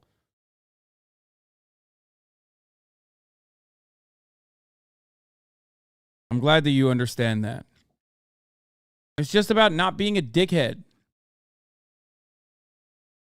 and working alongside one another and like demonstrating empathy. And we do it in a way. Yeah, we already do it in other ways where we don't even recognize it. Like social media is such an important, profoundly important part of our lives that like, because TikTok has certain keywords that you can't say, people literally say unalived instead of die. Like it's already happening in silly and stupid ways.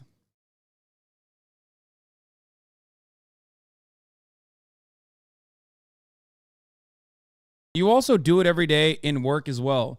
Being able to say certain slurs or certain things that people have decided are no-no words, for example, does not make you like a cool, edgy guy in a leather jacket, okay?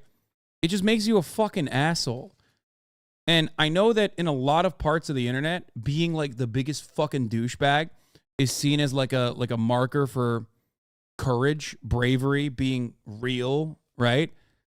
But in most circumstances in the real world, it doesn't mean that at all. It just shows that you're a fucking loser.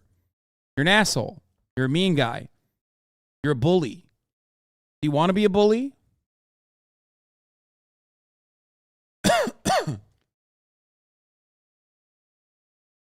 Doesn't make you alpha. Makes you weird.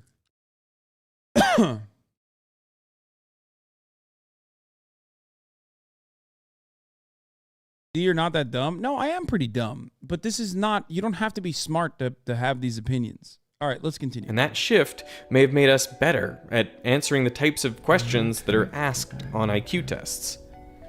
Rotate again. The point is that IQ tests appear to objectively measure intelligence, but they don't. Even in the same country, separated only by time, cultural changes can affect the average scores on IQ tests. So why shouldn't we expect cultural differences between groups at the same time to have the same effect? Some tests go so far as to label themselves culture fair, meaning the questions should be equally valid for all cultures. But the truth is, it's impossible to construct such a test. Does that work? No. Okay. No, I mean, that's just a title, right? That's just a marketing term. I don't think there is such a thing as a completely culture-free or culture-fair test. Culture-fair tests assess visual relations, geometric shapes, and patterns, ignoring the fact that cultures differ in, for example, whether they have words for shapes or spatial relations. These differences influence how people think about and use categories. It's also debatable whether cultures without printed materials even perceive them in the same way that we do. What culture fair tests don't assess is ethnobotanical knowledge, or training dogs to hunt, or surviving alone in the rainforest. Arguably, these forms of intelligence are more important for survival than knowing, say, the next number in the sequence. But since they are less common in our culture and we don't have good ways of measuring them, we see IQ puzzles as the definitive way to quantify intelligence. And the people who make these tests agree. There are stringent requirements before a test validated for one population can be used with a very different population. Even in the limited forms of intelligence that IQ attempts to assess, there are factors other than G which affect the final IQ. Like motivation. How much someone is incentivized to complete the test can have a marked impact on their score. Many studies have tried paying subjects to complete an IQ test. In some studies, they're offered a little, say around $1. Other studies offer between $1 and $10, and the real high rollers offer more than $10. A large meta-analysis showed that motivating people in this way increased IQ, and the larger the dollar amount, the greater the average increase. At the high end, IQ increased by up to 20 points. The effect is largest for those with below average IQs, so in addition to G, IQ tests also measure motivation. But it doesn't stop there. They do rotate. Training I and hate coaching that. for an IQ test can boost scores by up to 8 points. I just completed the test in some random notice, none to barely talk after that. It seemed pretty fair. There were lots of different sections. The math section in particular, I feel like I killed. Those questions were easy. I would say, having done the test, I feel like that should be trainable. Like, you should be able to train someone to do that well. Test taking strategy is also important. Some people Yes, it absolutely is trainable. are just better at taking tests under time pressure than others. First of all, if it wasn't trainable, then they wouldn't hide it. Like, what do you mean? Like, that's the whole point. That's why they're like, oh, you can't film this and you can't show the questions. Why? Because, yeah, it's fucking trainable. It's the most trainable. Every test is trainable.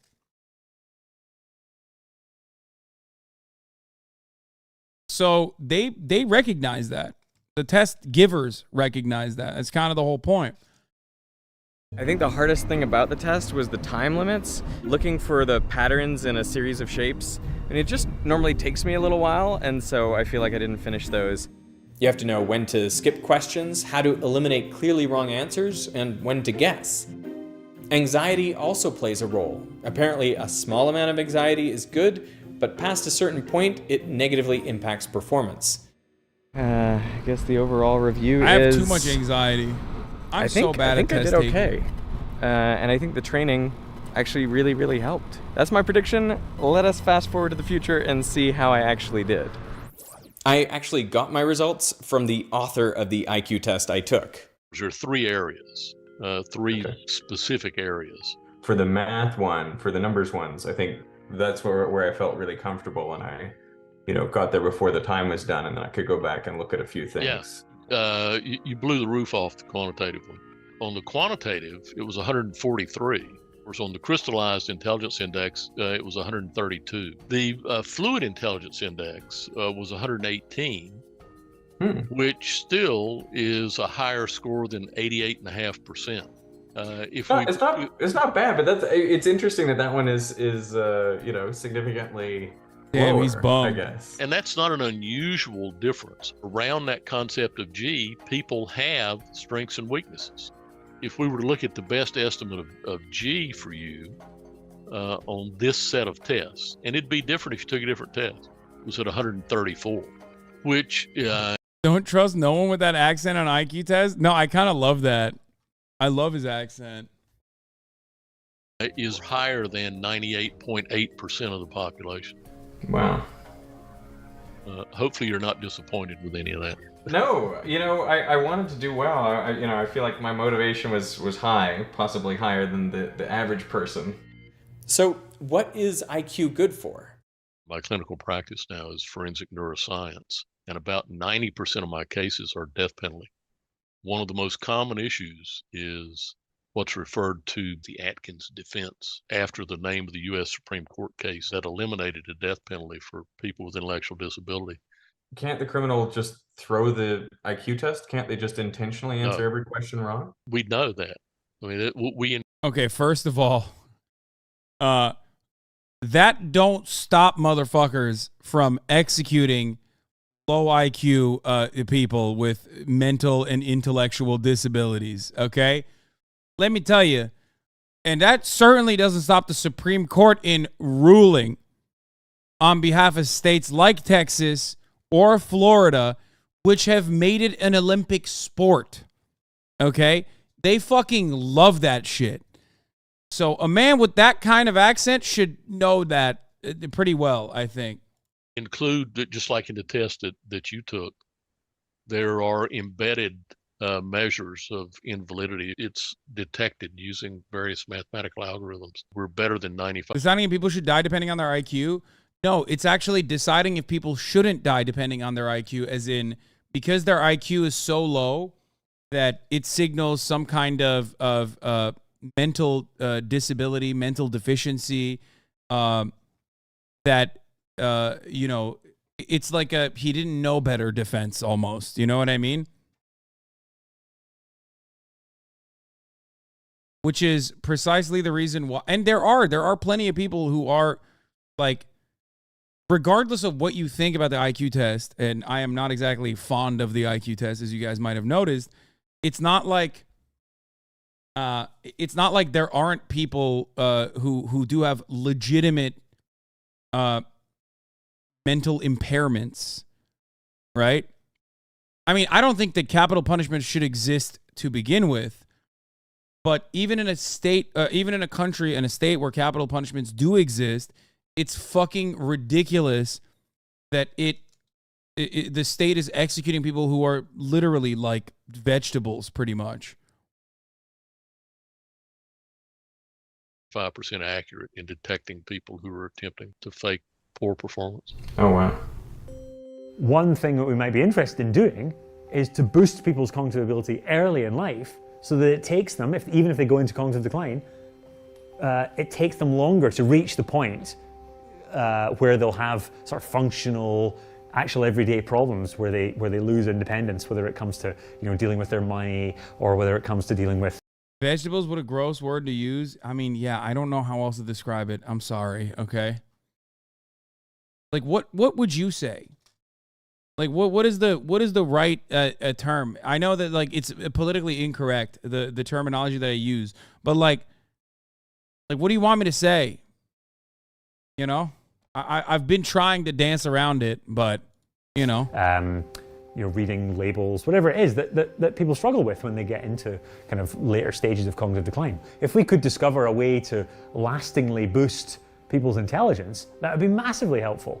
Maybe its best use is in identifying individuals with strong intellectual abilities who haven't otherwise been able to demonstrate them. Teachers would recommend that a kid gets put in the gifted and talented program because generally they'd observed them doing well in the classroom. But if you replace that with a standardized test, an IQ test, you find a higher proportion of poorer kids and kids from minority ethnic backgrounds in the gifted and talented program when you use an IQ test. And the reason is that you're using an objective measure. You're not just relying on some teacher's opinion. Getting into a good school was about who you knew, or who your parents knew, or how much money your parents had. Not so much about how you were doing. The idea that you could try to develop an objective-ish measure that would try and iron out all those social biases was clearly a well-meaning idea. IQ is something that not only psychology, but the general public has a love-hate relationship with. Tell me about that. Psychologists hate to talk about, intelligence and people's intelligence test scores and that kind of stuff. And I've had parents, when I've included intelligence as part of a neuropsychological evaluation of their kid, they'll say, well, yeah, I'd like to know his IQ, but we don't really care about that. What was it? And then I also think you have the debate about IQ. Extremes on both sides, which I think doesn't help. You have the extreme of people who say, this is the most important thing ever. People's IQ is a majorly important factor that we must know about them, and we can classify them into particular schools or particular ways of education or whatever. That's on one extreme, and I think that's totally unproductive. But there's another extreme. The other extreme is the kind of blank slate view, which is that these tests are completely useless. They don't tell us anything, that they're only a tool of racism and prejudice and so on. I think that's wrong as well. And there's just this massive firestorm. Yeah, I feel like they are mostly useless. Especially because, like, they're useless for multiple different reasons, okay?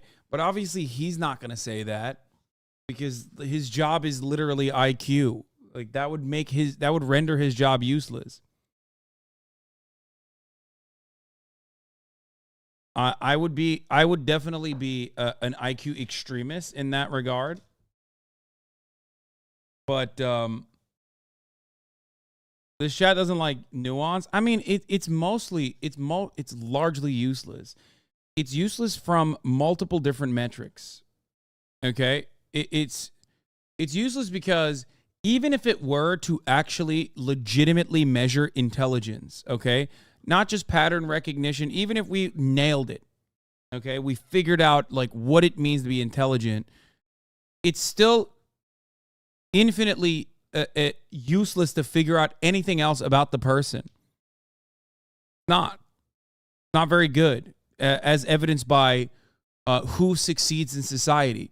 One, because we don't live in a meritocracy regardless, And two, even if we did live in a meritocratic society, it still doesn't matter because there's so many different qualities that we as human beings, we're very complex.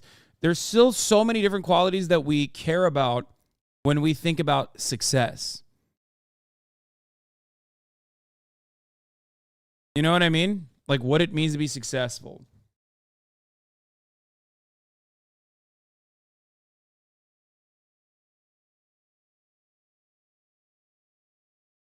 I also love how they're trying to both sizes when they clearly have a stake in the debate. Yeah, I mean, no matter what happens, categorizing people on that metric doesn't provide much value. Exactly.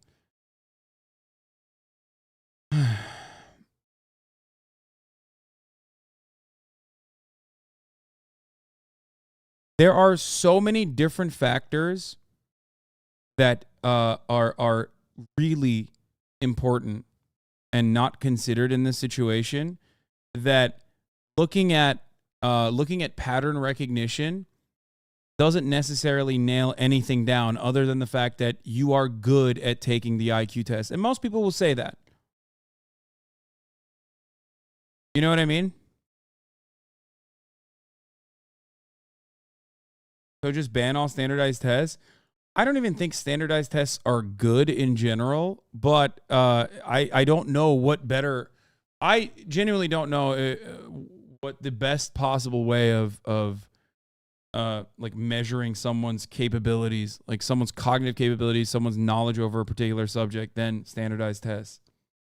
Storm on both sides happening around them, and the people in the middle just get forgotten. The people who have more moderate views on these sort of topics. So I'd recommend that people look for the more moderate views on this. I think the big mistake is thinking that IQ in some way determines someone's worth. What's much more important, in my opinion, is how you interact with and help the people around you. Which is why I think Stephen Hawking said, people who brag about their IQ are losers.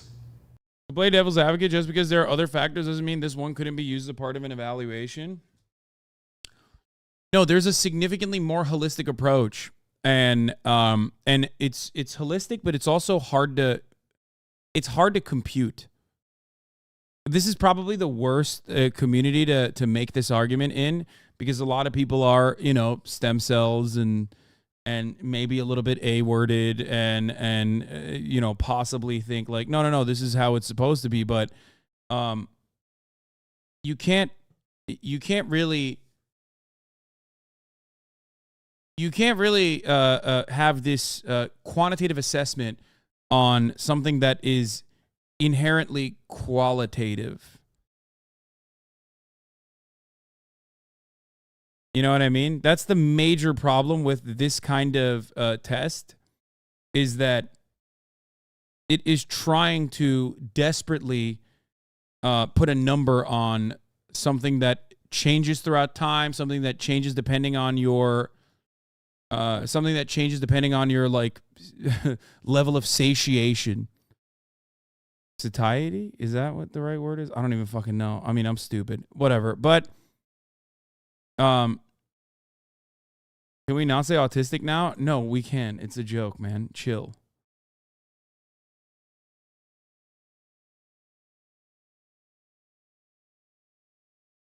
I'm an IQ conservative, Hasan. Like all other conservative ideals, I'm not rated very highly, but I'll still defend it blindly. Ironic, because a lot of conservatives would probably.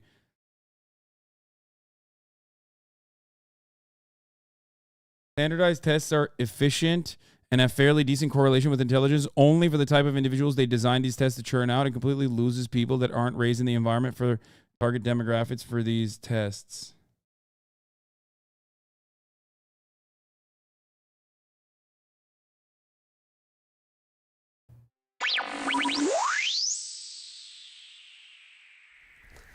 While IQ tells us something, it doesn't tell us how our lives will turn out.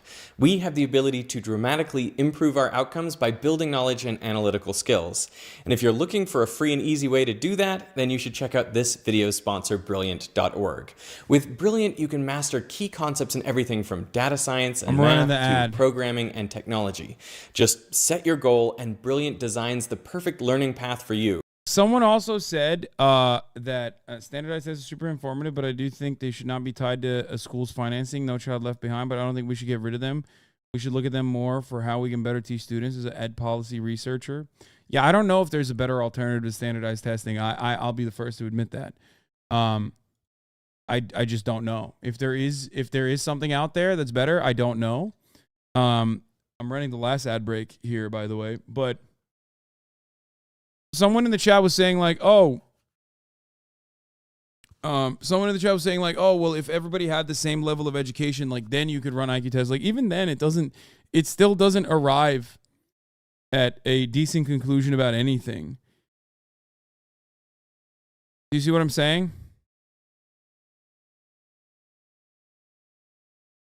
Because like the test in and of itself is exclusively good in a vacuum. It's good and it only shows you that you're good at taking that style of test. I have a friend who's a full-on professor on this, like got a PhD in organizational testing. There's a lot to consider. I'm not even talking about standardized testing. I'm talking about IQ tests now.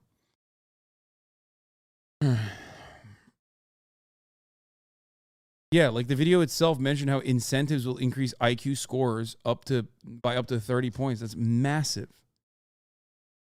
It takes you from average intelligence to like super genius. Think about that. Potentially. So I don't know. It feels crazy to say like, well, this is a pretty decent metric. Jordan Peterson loves IQ, even has a list of jobs he thinks every IQ would be good for. He doesn't list any jobs for anyone under 85 IQ, lol. Yeah.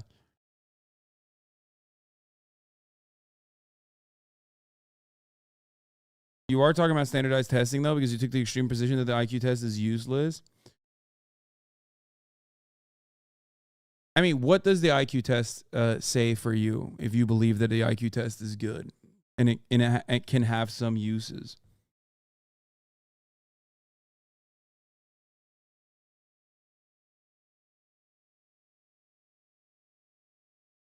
I don't think it's that extreme of a position to say that, by the way.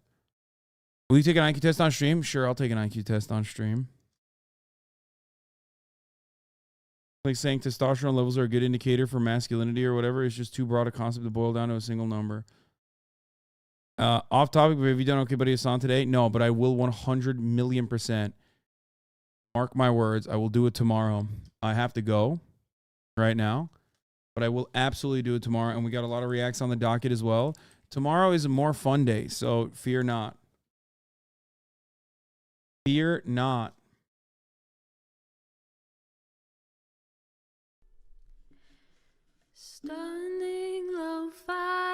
Are you going to a Swift concert? No, I'm not.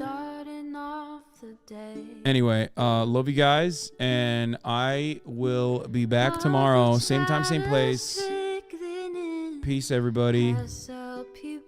All you high IQ, beautiful babies. Bye. Sunny Los Angeles, California, says Hasan.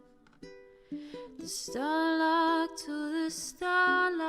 to the topic just begun. There he is again, Hasan is streaming.